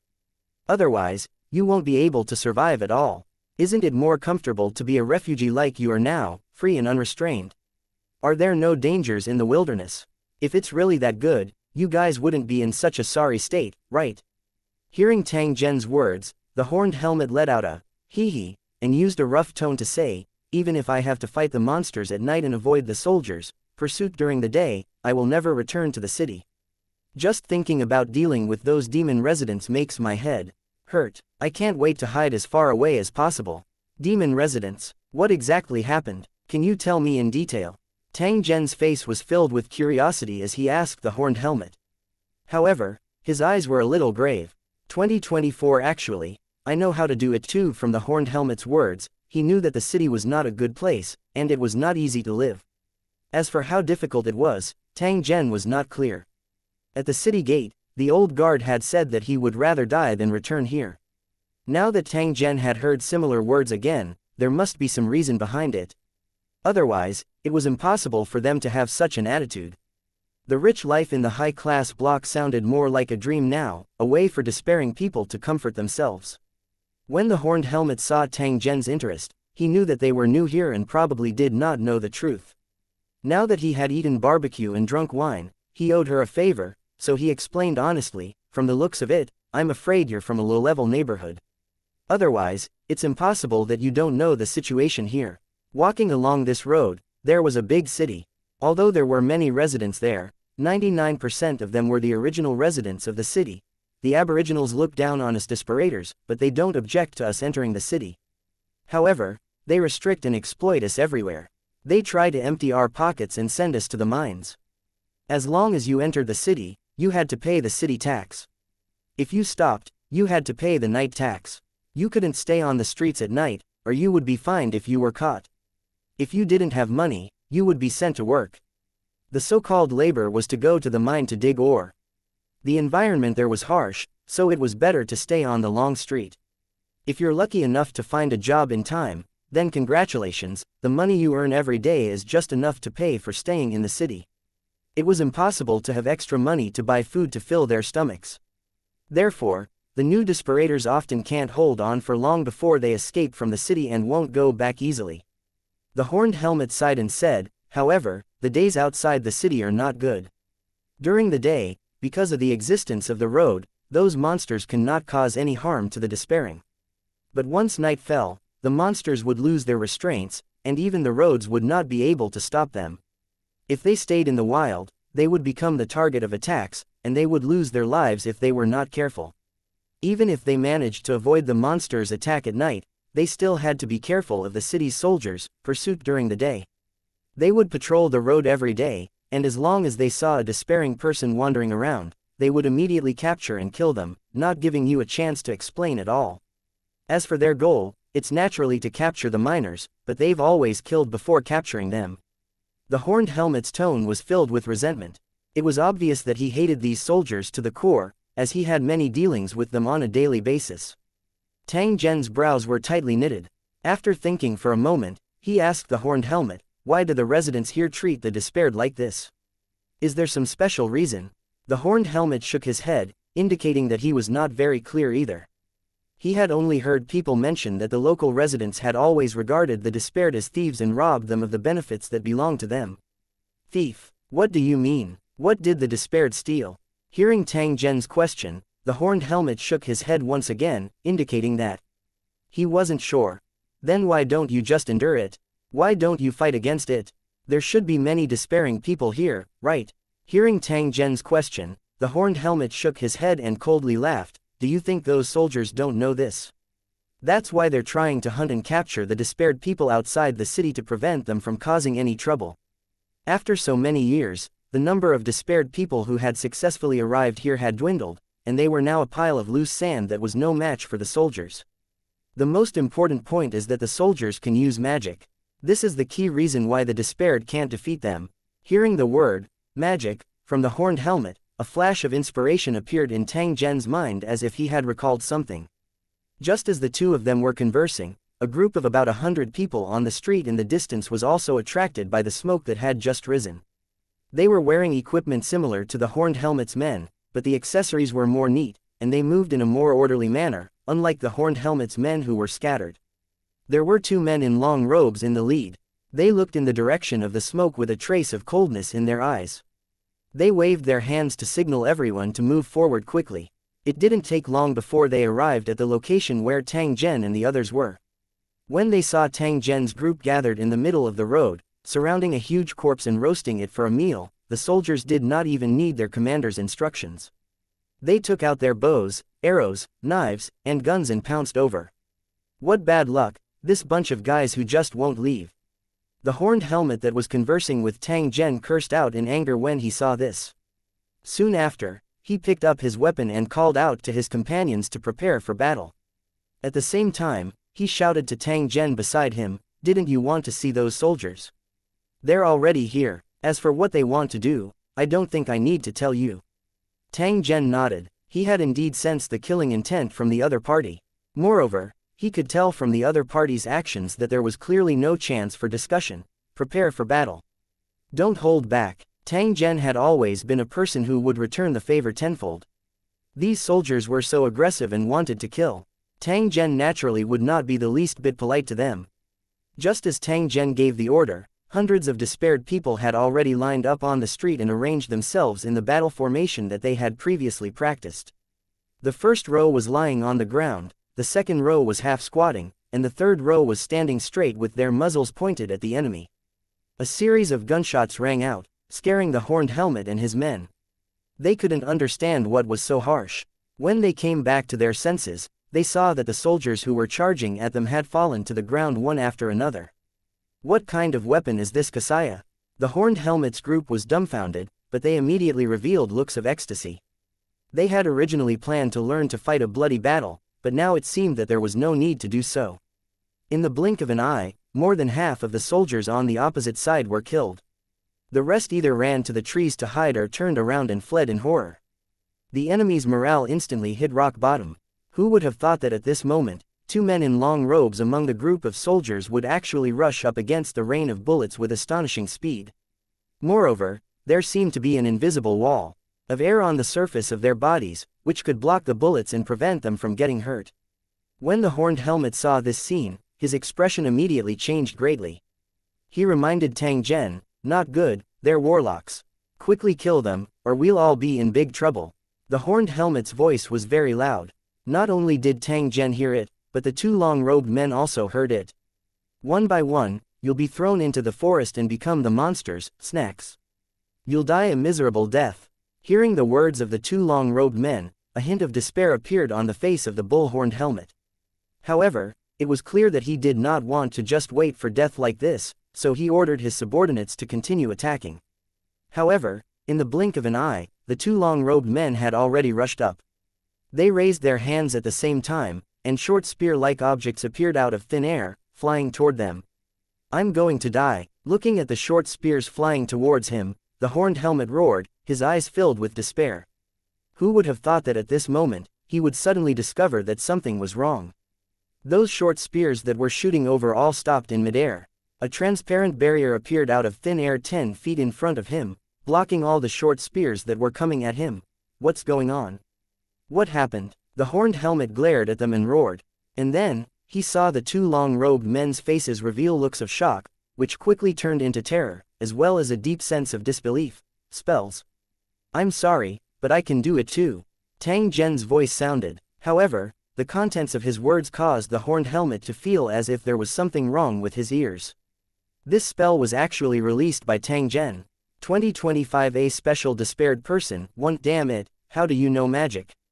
The two long-robed men's eyes were filled with indescribable shock, and they were on the verge of going crazy. It was as if there was a huge mountain in their hearts that was collapsing, causing their faith to collapse. They were stronger than desperators and thought they were superior because they could borrow the energy of heaven and earth to form a crushing advantage. It was also well known that despaired people could not use such an ability. Otherwise, why would they be in such a state? However, what they had encountered today made the two long-robed men realize that nothing was absolute. It was like a fish swimming in the air or a toad flying into the sky with its wings. It was clearly impossible, but it was happening right in front of their eyes. As much as they were shocked, they had a thought in their minds. They had to send this matter back to the city. He had to find a way to get rid of such a special despaired person. Otherwise, there would be endless trouble in the future. At this moment, not only were the two long-robed men shocked, but the horned helmet and the others beside Tang Zhen were also dumbfounded. They looked at Tang Zhen as if they were looking at a monster. The two long-robed men's question was also what they wanted to ask. You're clearly a despairing person, so how can you use spells like these mages? We're all despaired, but you're the only one who can use such a method. Aren't you afraid that others will feel that it's unfair? Of course, this was only a joke. The fact that Tang Zhen was able to use such a method only showed that he had an extraordinary ability. Other people would only be envious and jealous of him. If you want to cause trouble because of this, then the cold blade will tell you what the price of being willful is. Tang Zhen frowned in the face of the questions from the horned helmet and the others. He used an almost doubtful tone, and said, if they can use it, why can't I? Is it inevitable that I'll be much worse than them? Tang Zhen had a face full of smiles. However, in the eyes of the two long-robed men, it was even more frightening than the smile of a devil. It caused them to feel a chill all over their bodies. Moreover, from the attire of Tang Zhen's group, it was clear that they were not a group of desperators who were scattered and traveling. Instead, they were a large group with quite extraordinary strength. Such a group of people was definitely not nameless.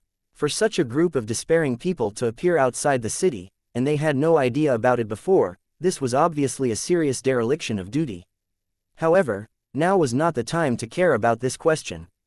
Anyone could see that they were in a very dangerous situation. The relationship between the soldiers and the despairing people was like fire and water, especially when they encountered a battle outside the city. It was even more of a life or death situation. Originally, relying on the fact that they could cast spells, even if Tang Zhen and the others had magically modified pistols, these two long-robed men were not too afraid. Physical attack against magic, the result of the two clashing was often magic taking the advantage, which was the source of their confidence. However, as Tang Zhen displayed extraordinary skills that were even a level above them, the advantage that the two long-robed men had was completely obliterated. On the contrary, they were in a crisis. The two men looked at each other, then released a large cloud of smoke without hesitation and ran back the way they had come from. You want to escape in front of me? You're really delusional. Tang Zhen's voice contained a trace of iciness. His voice had just sounded when he had already charged forward like lightning and disappeared into the fog in the blink of an eye. The dwarf and the others behind him saw this and let out an angry roar in unison. Lone Wolf followed closely behind like a tiger. What are you waiting for? Charge! The horned helmet was the first to react. He waved the two-headed battle axe in his hands, and his face was filled with ferocity and excitement. He roared and rushed into the fog. In the end, he discovered that the long-robed man had long been knocked to the ground by Tang Zhen when he rushed through the fog. He seemed to have already fallen into a coma.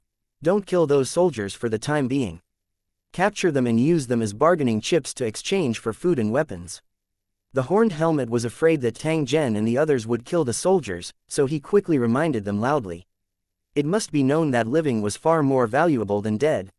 Since that's the case, I'll spare their lives for now.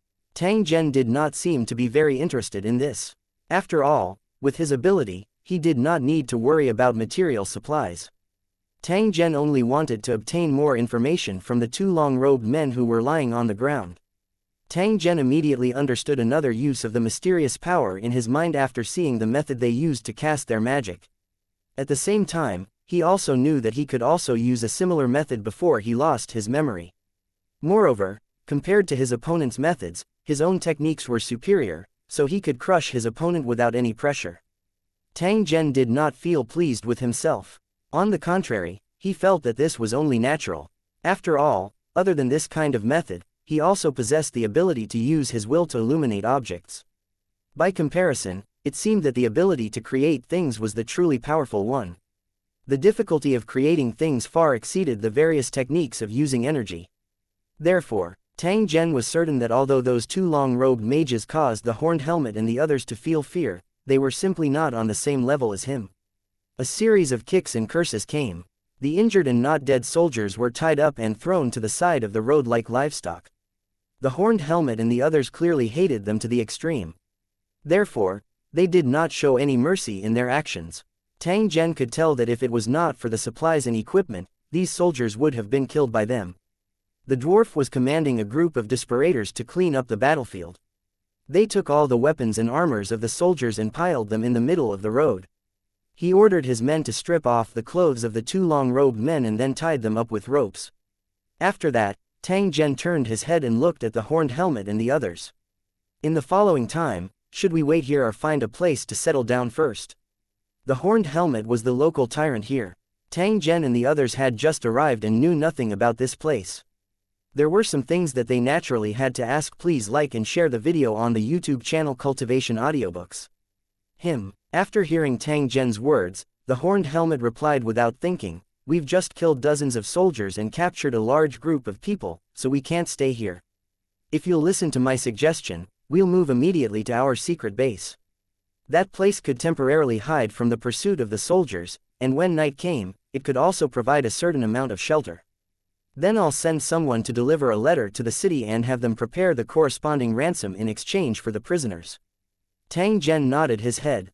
Since the horned helmet had said so, he would listen to his arrangements. "Then we'll have to trouble you to lead the way. We'll follow you." The horned helmet nodded. Seeing that Tang Zhen's subordinates had already carried the spoils of war on their bodies, he called for everyone to walk forward. However, he had only taken a few steps when the horned helmet seemed to have thought of something. He quickly called his subordinates to rush to the front of the dragon-shaped monster. They waved the weapons in their hands and each of them cut off a large piece of roasted meat, then carried it on their bodies happily. To despaired people, food was the most precious resource. Whether it was on the long street or in this area, this was the concept. The dwarf was also reluctant to leave. After seeing the actions of the horned helmet and the others, he also turned around and walked back. He raised his sword and slashed down, cutting off one of the dragon's long legs. Then, he put it on his shoulder. When the captured soldiers saw this, they were all dumbfounded. It was the first time they had encountered such a fierce, despairing person. It would be very difficult to get away from them safely. If he didn't follow the arrangement, he would most likely lose his life. 2026 Shelter. In the process of evacuation, Tang Zhen asked about the origins of the horned helmet and his men. The result was just as he had guessed. They were also desperate people. However, they were the second or third generation of desperators and not like Tang Zhen and the rest, who were desperators who had just arrived. They weren't from Despair Street either. They had lived here for a long time and finally gathered together for various reasons. It wasn't an exaggeration to say that he was a local tyrant. In order to avoid the pursuit of the soldiers, the horned helmet and his men had built many shelters outside the city. They were like cunning foxes, so the soldiers could not catch them at all. Today, they were just moving as a routine. In the end, they accidentally met Tang Zhen and the others, which led to the incident that happened later. It could only be said that everything was a coincidence. If they did not encounter Tang Zhen, the horned helmet's group would have missed an exciting battle. Putting aside the Desperer's weapons and equipment, just the fact that Tang Zhen was able to cast magic was enough to make the horned helmet's group pay attention. If this method could be replicated, then it would undoubtedly be the best opportunity to change the difficult situation for those who were desperate. Of course, the difficulty of such a matter was not small. The Horned Helmet and his group did not have much hope. Perhaps Tang Zhen's situation was just a coincidence. Otherwise, after so many years, why would the despairing people be oppressed to such an extent, living in fear like rats on the street? In the process of heading to the hidden camp, Tang Zhen asked the identity of these officers and confirmed that they were all residents of the city. The deserters were of different races, but these aboriginals all belonged to the same race. They called themselves the survivors of the divine kingdom and had a strong sense of exclusion. Compared to the strange residences on the long street, these captured soldiers were all living people with flesh and blood. There was a fundamental difference between the two. Maybe something strange happened on the long street, and the survivors of the kingdom of God in these cities weren't affected. Tang Zhen had a faint guess. Perhaps, the change in the strange long street had an inescapable relationship with the despairing people. This was the reason why the residents here ostracized the despairing people and tried to make things difficult for them. The problem was, why did they allow the desperators to enter the city and at the same time, exterminate the desperators outside the city? Could it be that they were forcing the desperators into the city? After the deserter entered the city, he still made things difficult for them. What was the reason for this? Tang Zhen felt that he might be able to obtain an answer from the two long-robed men. He would have to interrogate them in detail later on. After walking for about 2 hours, the Horned Helmets group stopped and walked in through the middle of 2 large trees on the side of the road. After entering, he found that there was a stone cave hidden in the shade of the trees and grass. A slightly damp aura filled the area near the entrance of the cave. It was pitch black inside, and he didn't know what was inside. "How big is your cave? Can it hold so many of us?" the dwarf asked. His huge body couldn't fit in at all, so he could probably only squat at the entrance of the cave and be a door guard. "Don't worry, it's not a problem for thousands of people to live here. Of course, the premise is that there is enough food. If there's no food, even if it's a safe place, it's impossible to stay for long." The Horned Helmet's tone was a little helpless. Food was always the biggest threat to the survival of the despaired. If they could effectively solve this problem, they would not have to take the risk and move around all day to collect food. Staying in the cave obediently and living in secret was a pretty good way of living. Tang Zhen did not ask. Please like and share the video on the YouTube channel Cultivation Audiobooks. Why they did not go hunting in the forest. After killing the dragon-like creature, he knew that the forest was filled with danger. The Horned Helmet and his group might not be a match for those monsters. If they were to rashly enter the forest to hunt, it would already be considered lucky if half of their group could survive. If they were not careful, or if they were unlucky enough to encounter a powerful monster, it was normal for them to be completely annihilated. Under the lead of the Horned Helmet, the group entered the cave, and a dark hall appeared in front of them. With the light, the scenery in the cave could be seen more clearly, and everyone could finally move freely. Tang Zhen looked around and discovered that there were obvious traces of man-made excavation in the hall. The builders should be the Horned Helmets group or some other desperator who had now become their shelter. Chase the soldiers into the cave next to it. As long as we send a few people to guard it, they won't be able to escape. The Horned Helmet pointed to the hole at the side. That was a temporary prison cell. The entrance and exit were very narrow, and one could only crawl in and out. In such a situation, they only needed a few desperators and a long spear to defend the place.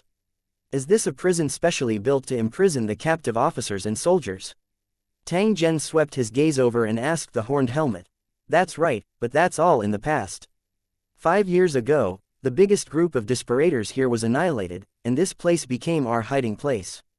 Then aren't you afraid that after the soldiers are redeemed, they will lead a large number of people and block you all inside? Tang Zhen said with a smile. The Horned Helmet chuckled and took out a sticky potion from his pocket. He said proudly, "This is the soulless water. Once you drink it, you will forget everything that happened in the past half a month.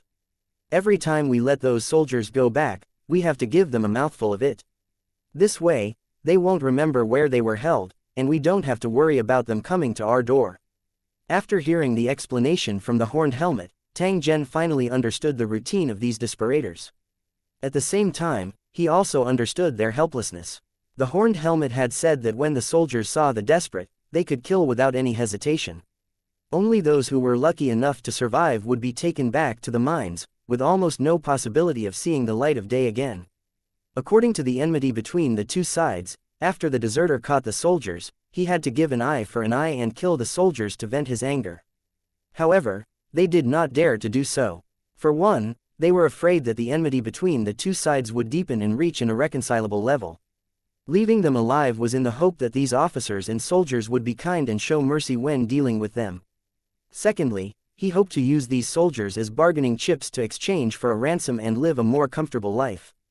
Tang Zhen did not care about the ransom. Instead, he was very interested in the methods of the two long-robed men. He urgently needed to lure out the fuzzy memories in his mind. After ordering everyone to rest, Tang Zhen went to the two unconscious men in long robes and asked his men to find a way to wake them up. The desperators walked around the cave and got 2 pots of muddy spring water, pouring it on the two long-robed men.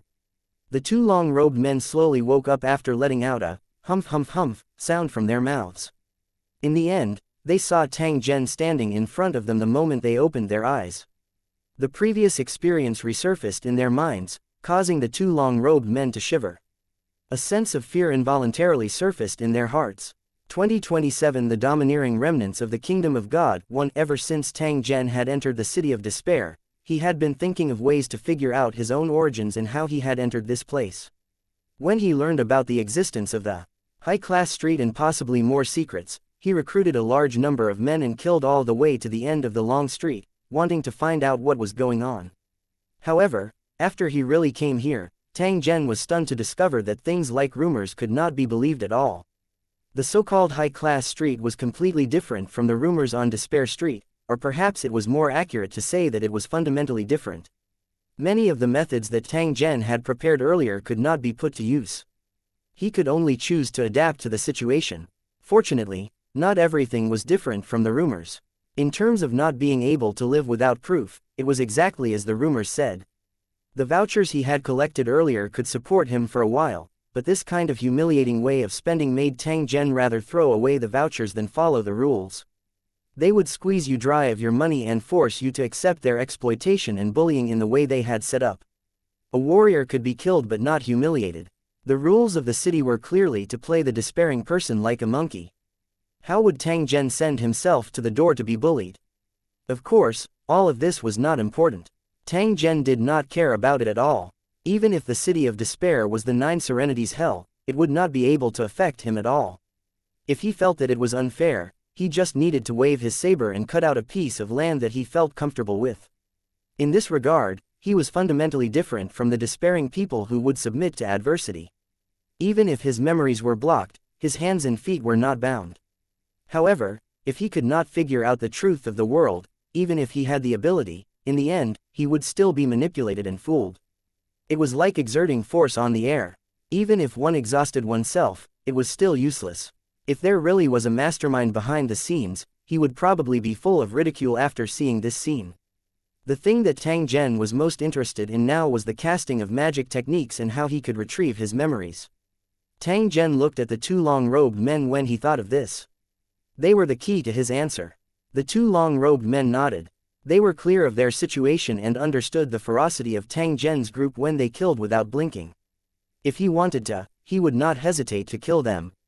He would not care about their identity at all. In fact, if it was someone else who was in despair, the two long-robed men might not have been so cooperative. However, Tang Zhen had used the technique that they were most skilled in to easily defeat them. The two long-robed men were completely convinced of this point. Otherwise, even if they were captured, they wouldn't allow themselves to be bullied and humiliated. To interrogate them, they must have the corresponding identity. Tang Zhen revealed a satisfied expression when he saw the long-robed man's reply. He waved his hand and released a miniature protective barrier. His movements were as smooth as floating clouds in flowing water, and there was almost no delay. This scene stunned the two long-robed men. Even though they had cultivated for many years, they had never been able to do it so easily. This made the two long-robed men feel a sense of defeat. They had always thought that the despairing people were a bunch of trash bugs. However, Tang Zhen's performance had caused their confidence to suffer a huge blow. They knew that there were times when the despairing people might not be inferior to them. Tang Zhen was unaware of the thoughts in the hearts of the two long-robed men. The scene earlier was merely done in passing. There was not the slightest bit of flaunting. You've used such a method before. I want to know where you used the energy. Tang Zhen's energy came from his mind. Therefore, he wanted to know if the long-robed man was the same. In fact, before he asked, Tang Zhen had already carefully sensed it. To his disappointment, he did not sense any energy fluctuations from the two long-robed men. After hearing Tang Zhen's question, the two long-robed men exchanged glances with each other and whispered a few words. The voice wasn't very loud, but at least Tang Zhen could hear it clearly. It was obvious that they understood the rules of being captives. Even if they really needed to communicate, they had to ensure that Tang Zhen could hear them. The energy you're talking about should be Shen power, and the source of Shen power is actually the God Stone in the mine. The long-robed man explained. Only then did Tang Zhen confirm that the source of energy the other party used to cast the spell was completely different from his. According to them, the God Stone was the most precious thing in the God Nation. It was said that it was condensed from God power and only existed in the depths of the earth. The God Stone contained divine power, and spell casters relied on this power to cast all kinds of spells. After God Stones were mined, they couldn't be used immediately. They needed to be processed in a special way. After a spellcaster obtained a God Stone, they could absorb it through meditation and then store it in their body. When a battle broke out, he could mobilize the energy stored in the God Stone in his body and complete the casting of spells. The whole process was very complicated. Not only did it require a very special technique to cast the spell, but it also required enough talent. Ordinary soldiers could not do this at all. It was precisely because there were few spellcasters that they had a very high status. Even if they paid ransoms, they had to pay several times more than ordinary soldiers. However, it was rare for spellcasters to be captured. After all, for the despairing, the attack methods of spellcasters were by no means comparable to that of ordinary soldiers. Most despairing people could only be crushed. The horned helmet was unusually excited. This was also one of the reasons. The value of those soldiers added together might not even be comparable to the two spellcasters. It could be said that Tang Zhen had just arrived here and had already caught two big fish. Moreover, they were frighteningly fat. The horned helmet also knew that if they had not met Tang Zhen today, then their group would have been pursued by the spellcasters and might not have been able to escape. Tang Zhen revealed a pondering expression as he listened to the long-robed man's story. So you're saying that after you caught the desperators, you sent them all to the mine in order to excavate this kind of divine stone? The long-robed man expressed that it was indeed so. It was difficult to excavate a mine that produced divine stones, and the output was pitifully low. And for some unknown reason, it was difficult for the remnants of the God's kingdom to find traces of God's stones, while it was easier for the despairing to gain something. This was the root of all the trouble. In order to obtain enough divine stones, the residents of the city naturally turned their attention to the deserters. The purpose of allowing the despaired to enter the city was to hope that they would take the initiative to accept the heavy work in the mine when they were desperate. Due to the harsh measures of the remnants of the kingdom of God, the despaired people fled the mine or simply ran out of the city to avoid being caught again. The soldiers in the city began to clear out the despaired outside of the city and forced them to enter the city to mine. As a result, the conflict between the two sides grew deeper and deeper, until it reached this level. Tang Zhen felt that the long-robed man's explanation was a little ridiculous. These remnants of the divine kingdom were unable to collect the divine stones themselves and could only rely on the despairing ones to collect them, but they did not want to give the despairing ones any benefits. The despairing ones were not willing to be manipulated by them, but instead, they were hunted down and killed, just to force the despairing ones into the city and continue to be exploited. It seemed overbearing and unreasonable, but the despairing ones had no choice. After all, in this land, despairing people really had no choice. 2028 Temporary Rest 1. The confession of the two long-robed spell-casters seemed to be able to explain the origin of the dispute between the despaired and the remnant of Scandinavia. However, in Tang Zhen's opinion, the matter was not that simple. Why couldn't the remnants of the divine kingdom find the divine stone, but the despairing could? What was the difference between the two? Was it because of a different physique, or was it because of some other reason? The despaired could find the divine stone, but they were not qualified to use it. The remnants of the kingdom of God had obtained the divine stone, but they turned against the despaired. If Tang Zhen was one of those despairing people, he would definitely run as far away as he could. Otherwise, wouldn't he be helping the enemy sharpen their blades to kill him? He didn't dwell on this question and continued to ask, is there a higher level area in front of your city? From Tang Zhen's point of view, the answer would definitely be yes. The spellcaster hesitated for a moment, and nodded, indicating that such a place did exist. Tang Zhen quietly mused that this was indeed the case. From the looks of it, this place was still not the end. The spellcaster continued, "That's the area where only oracles are qualified to go. It's the holiest place in the Divine Kingdom. Ordinary remnants of the Divine Kingdom have no right to approach it." Of course, the main reason was that there was a barrier that ordinary people could not cross. "I've thought about it. Not only do you have to be strong to enter, but you'll also have to pay a sufficient amount of divine stones. In that case, the two of you are not qualified to go." "I'm not qualified." Tang Zhen wasn't surprised by the spellcaster's answer. On the contrary, he felt that it was reasonable. In fact, along the way, he had already discovered that the City of Despair was actually a ladder-like existence. The lowest district was the Long Street of Despair, where despaired people struggled bitterly, hoping to get a chance to get rid of their suffering. After those who had the ability to leave Despair Street and arrive at the city beneath their feet, they would have to head to the area that the spellcaster had mentioned if they wanted to advance further.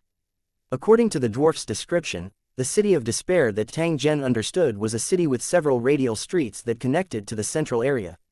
But now, it seemed that the long streets were more like a ladder that gradually ascended to the top of the mountain. In truth, Tang Zhen did not care about the shape of this city. He only wanted to know if he could retrieve his memories in the core region. The two spellcasters were at a loss when they heard Tang Zhen's question. They did not know how to answer. The mystery of the memory loss of the Desperator was something everyone wanted to figure out, but until now, not many people could explain it clearly. However, there were a few theories on how deserters came to be. One of them was that deserters were all chosen by God. Their purpose of entering this place was to accept the test of the gods and then accept the gifts and inheritances of the gods. Therefore, they were honored guests and should not suffer such unfair treatment. It was these remnants of the Divine Kingdom who harbored evil intentions, which led to today's situation. Such a saying was only spread among the despairing, but the remnants of Scandinavia firmly denied it. They believed that everything here belonged to them, and that outsiders had no right to obtain it. In their opinion, the reason why the despaired had entered this place was because they had made some kind of mistake, which was why they had to be sent to the Divine Kingdom to receive punishment. Everything that the despaired had suffered was what they deserved and not worthy of pity. Of course, not many people debated this topic. It was because Tang Zhen mentioned this issue that the two spellcasters brought up this matter. In the following time, Tang Zhen asked a few more questions and the two spellcasters answered them one by one. Although they were law enforcement officers, they were not omniscient. Even if they knew more than ordinary people, there was a limit. Tang Zhen did not expect to find all the answers in one go. Right now, he was just like a puzzle. He was gathering useful information and clues bit by bit until he finally pieced together a complete answer. After the inquiry, Tang Zhen did not bother about anything else. Instead, he found a clean place to rest. The Horned Helmet sent a subordinate to deliver a letter to the city. They would not keep these soldiers for a long time, as the longer they did, the more they would lose.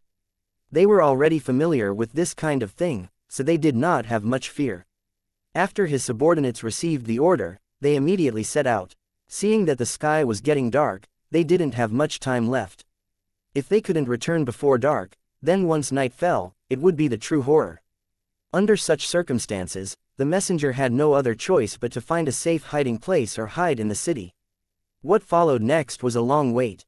Although he was in an underground cave, Tang Zhen could feel the surrounding air becoming restless. This was especially so as the sky was approaching dusk. This kind of restless mood started to become more serious. Knowing that Tang Zhen and the others had just arrived, the Horned Helmet deliberately reminded everyone not to talk nonsense at night and to remain silent as much as possible. If the monsters discovered their location and attacked them, they would be in a very dangerous situation.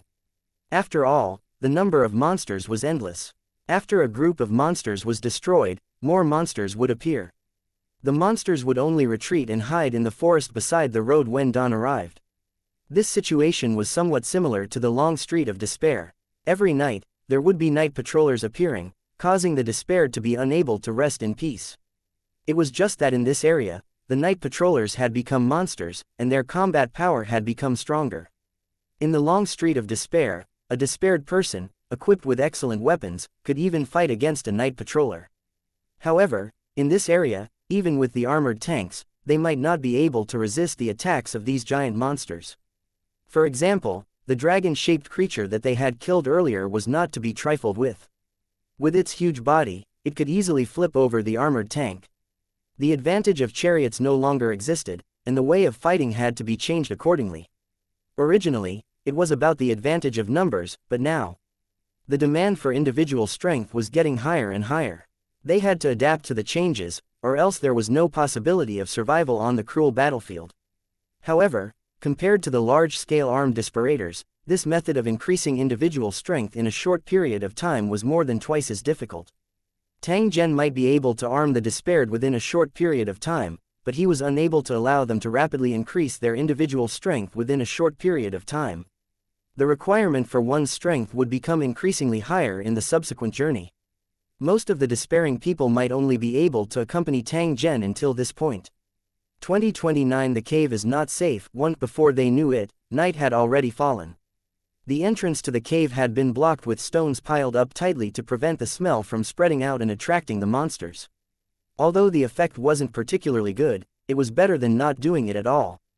At least, it could serve as a cover. He had no choice but to do this. Although he would feel extremely suffocated, it was much better than losing his life. Those who had not experienced the wave of monsters here did not know how terrifying the situation was. They were outside the city, so there was no way to avoid it.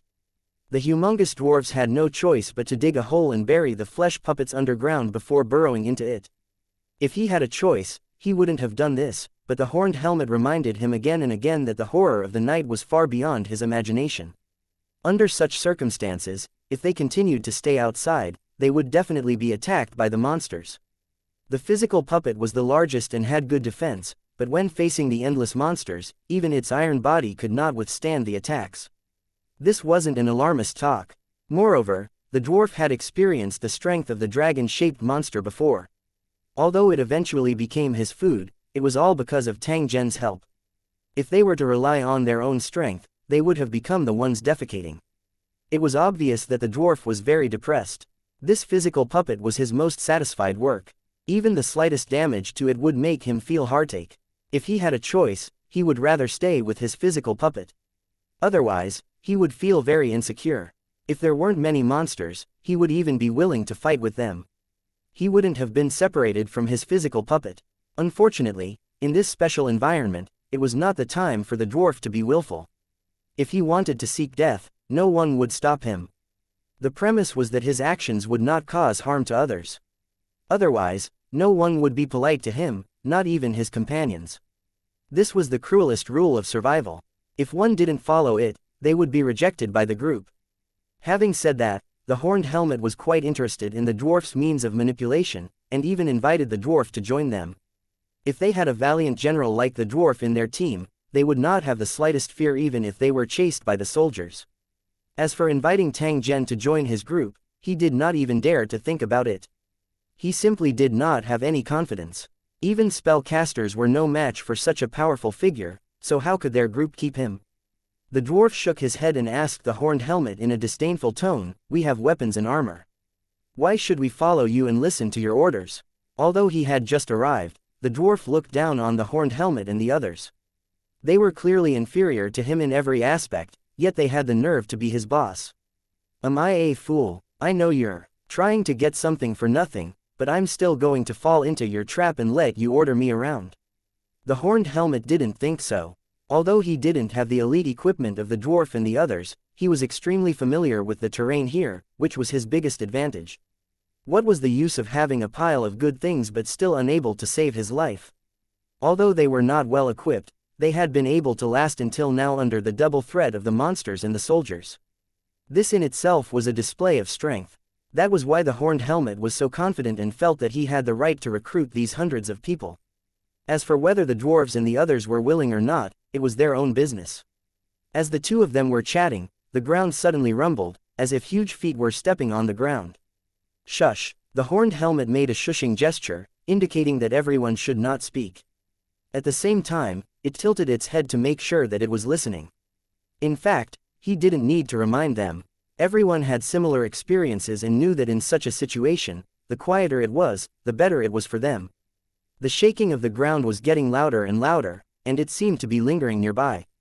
It was obvious that the monster had discovered something unusual and was unwilling to leave. "We have too many people, Yingluo." The horned helmet's expression was a little nervous as he lowered his voice and whispered. At the same time, he subconsciously clenched his two-handed battle axe. The only use of the cave was to hide, and it could not be compared to the defense of a city. However, if they could guard the entrance of the cave and prevent the monsters from rushing in, then as long as they could hold on until dawn, they would still be able to turn the tide. Therefore, guarding the entrance of the cave became their top priority. At this moment, at the entrance of the cave, a large group of people already had their swords in their hands. They were staring at the stone at the entrance of the cave, afraid that something would happen. Right at this moment, a rock suddenly trembled, as if something was being squeezed in.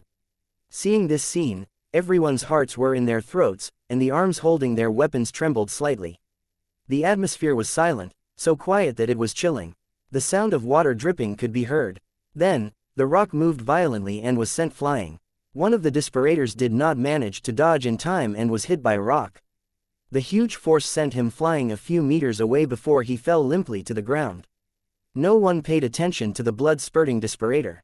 The people guarding the entrance widened their eyes and stared at the gap that had just appeared. Then, a big face with a strange smile slowly appeared from the gap and swept across the crowd with cold and greedy eyes.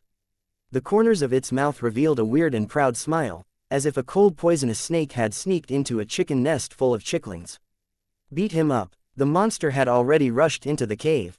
The only thing they had to do now was to kill it as soon as possible.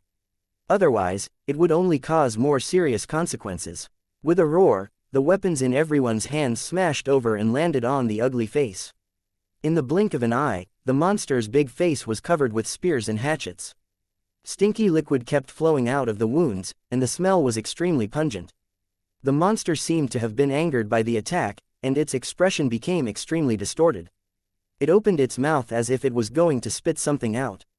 At this moment, everyone saw a black shadow flash by. Then, a huge stone was stuffed into the mouth of the strange face. The strange human face that was about to spit out the poisonous mist had a twisted look on its face. It seemed to want to spit out the stone, but it was unable to do so. How could the horned helmet and the others miss such an opportunity? They all rushed forward, waving their swords and slashing wildly. After suffering a series of attacks, the strange face did not retreat. Instead, it moved forward and squeezed into the cave. It was only then that everyone could clearly see that the strange face's body was like a giant python, and its surface was covered with slender arms. As they wriggled in, the arms kept scratching in all directions, trying to expand the hole. The python-like body swayed left and right in the cave, knocking the despaired people to the side. If their mouths were not gagged, they would have probably opened their big mouths and bitten everywhere. The disparators following Tang Zhen immediately raised their guns and aimed at the monster's body. Bullets were shot out as though they were free. The liquid from the monster's body splattered everywhere, and the entire cave was immediately filled with an unpleasant smell. Stimulated by the smell, the disparators vomited one after another and fell to the ground with pale faces. 2030 The giant palm, one, not good, this smell is poisonous. The dwarf's expression changed drastically. He loudly reminded everyone while tearing his clothes and covering his nose. The other disparators were the same. When they realized that the smell was not right, they immediately held their breath to prevent breathing in more poisonous gas. However, there were still many people lying on the ground, holding their stomachs with pale faces and vomiting. The rhythm of the attack suddenly came to a halt, and some of the despaired people subconsciously dodged backward. However, this kind of poisonous gas that permeated everywhere was simply impossible to guard against. It was not something that could be avoided by retreating. This poisonous gas is very powerful. I have to think of a way immediately, or I'll regret it. The horned helmet was nervous. If they didn't think of a solution as soon as possible, they might be completely annihilated. However, the smell was invisible and colorless. In such a narrow space, it was extremely difficult to defend against it. The human-faced monster was the source of the poisonous gas. Unless it was dealt with, the poisonous gas would continue to spread. However, there was no way to control such a wriggling living thing unless it was killed directly. However, who among the people present had such an ability? When the horned helmet thought up to this point, he subconsciously looked at Tang Zhen. He was the one who had thrown out a large rock and stuffed the mouth of the human-faced monster. If it wasn't for him, who knew how many people would have been bitten by the human-faced monster? Just by looking at its terrifying mouth, one would know that once bitten, they would die without a doubt. However, looking at the current situation, it seemed that even Tang Zhen himself was similarly helpless. Who would have expected that just as this thought rose in his mind, he saw Tang Zhen suddenly raise his hand and gently point at the human-faced monster that was wreaking havoc. Just as the horned helmet was in a state of confusion, the human-faced monster suddenly stopped moving. After struggling for a while, it suddenly collapsed on the ground. Its long tongue hung down, and it was clearly dead.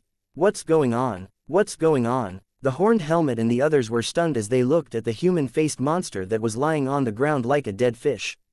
They could not understand what was happening. Stay away from that monster. It's extremely poisonous now. I think it only needs a little bit to kill you. Tang Zhen's voice was transmitted over. There was a trace of solemnness in his tone. When he saw the human-faced monster's poisonous gas leaking out, he had subconsciously locked onto it and forced the poisonous gas back into his body. At the same time, Tang Zhen increased the concentration of the poisonous gas and directly condensed it into a liquid state. Although it was just a simple condensation, the toxicity of the venom had increased more than tenfold. This was his subconscious action, but he didn't expect it to be so effective. The human-faced monster couldn't withstand this attack at all and was poisoned to death by his own poison gas. From this, one could see the magic of creating things with one's thoughts. Not only could it affect one's own body, but it could also affect everything. Of course, this was because Tang Zhen's memory was incomplete. He had already forgotten his original attack methods. Otherwise, a mere human-faced monster would have been annihilated with a flick of his finger. Seeing the human-faced monster die, the despaired people heaved a sigh of relief at the same time. At this moment, after hearing Tang Zhen's instructions, they naturally subconsciously kept a distance from the human-faced monster. The horned helmet didn't know how Tang Zhen did it, but he knew that he was the one who killed the human-faced monster. Therefore, after carefully looking at the monster's corpse, he slowly walked in front of Tang Zhen. "Thank you for your help, sir. What should we do next?" Compared to the beginning, his tone was more respectful. "You're welcome, I'm just trying to save myself. In the following time, you just have to look after the command. If you need any help, please don't hesitate to ask. I will do my best." Tang Zhen wasn't very familiar with the situation here. Therefore, he would definitely not randomly give out commands in order to avoid causing even greater chaos. However, the attack that had given him a flash of inspiration earlier caused Tang Zhen to faintly recall that he seemed to know some long-range attack methods. The horned helmet nodded in acknowledgement and immediately arranged for people to repair the hole to prevent the monster from continuing to expand. Xiao Wu and the others on the side also came up, and began to help the poisoned wounded, giving the ointment to those poisoned people to swallow. Although they had killed the human-faced monster, the atmosphere in the cave was not relaxed. Everyone knew that the long night had just begun, and other monsters could appear at any time. If they discovered the despairing person in the cave, they would immediately attack, and a fierce battle would be inevitable. After taking the ointment, the poisoned despaired people's complexion gradually improved.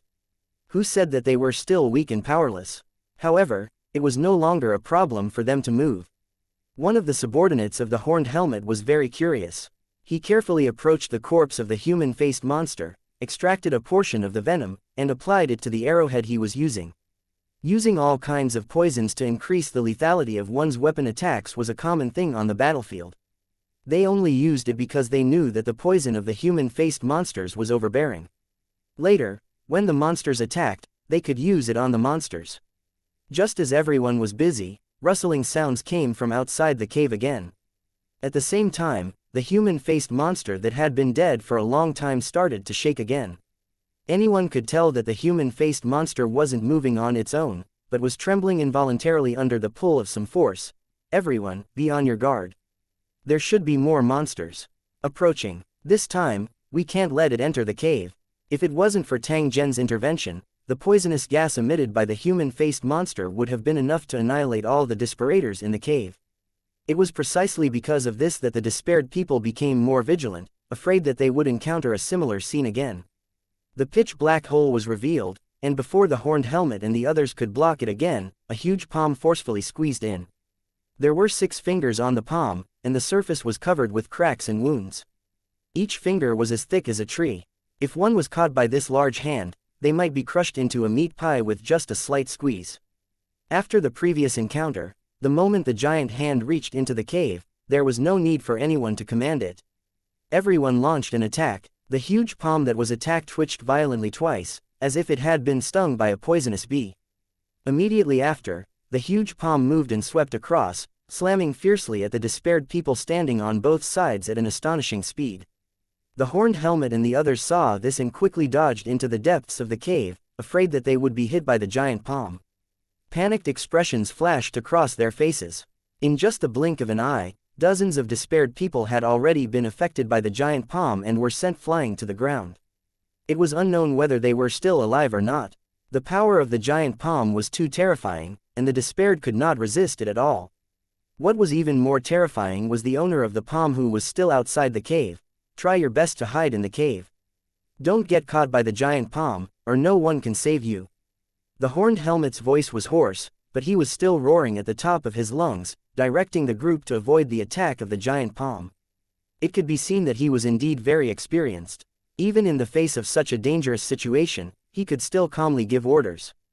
But even so, they still couldn't alleviate the danger because the giant hand was too difficult to deal with. Even if they used all their strength, they couldn't cause any effective damage to it. When a few despaired people were attacking, they were suddenly caught by the giant palm. Then, the giant palm clenched hard, trying to crush them. You dare to be so arrogant in front of me? Tang Zhen's voice rang out.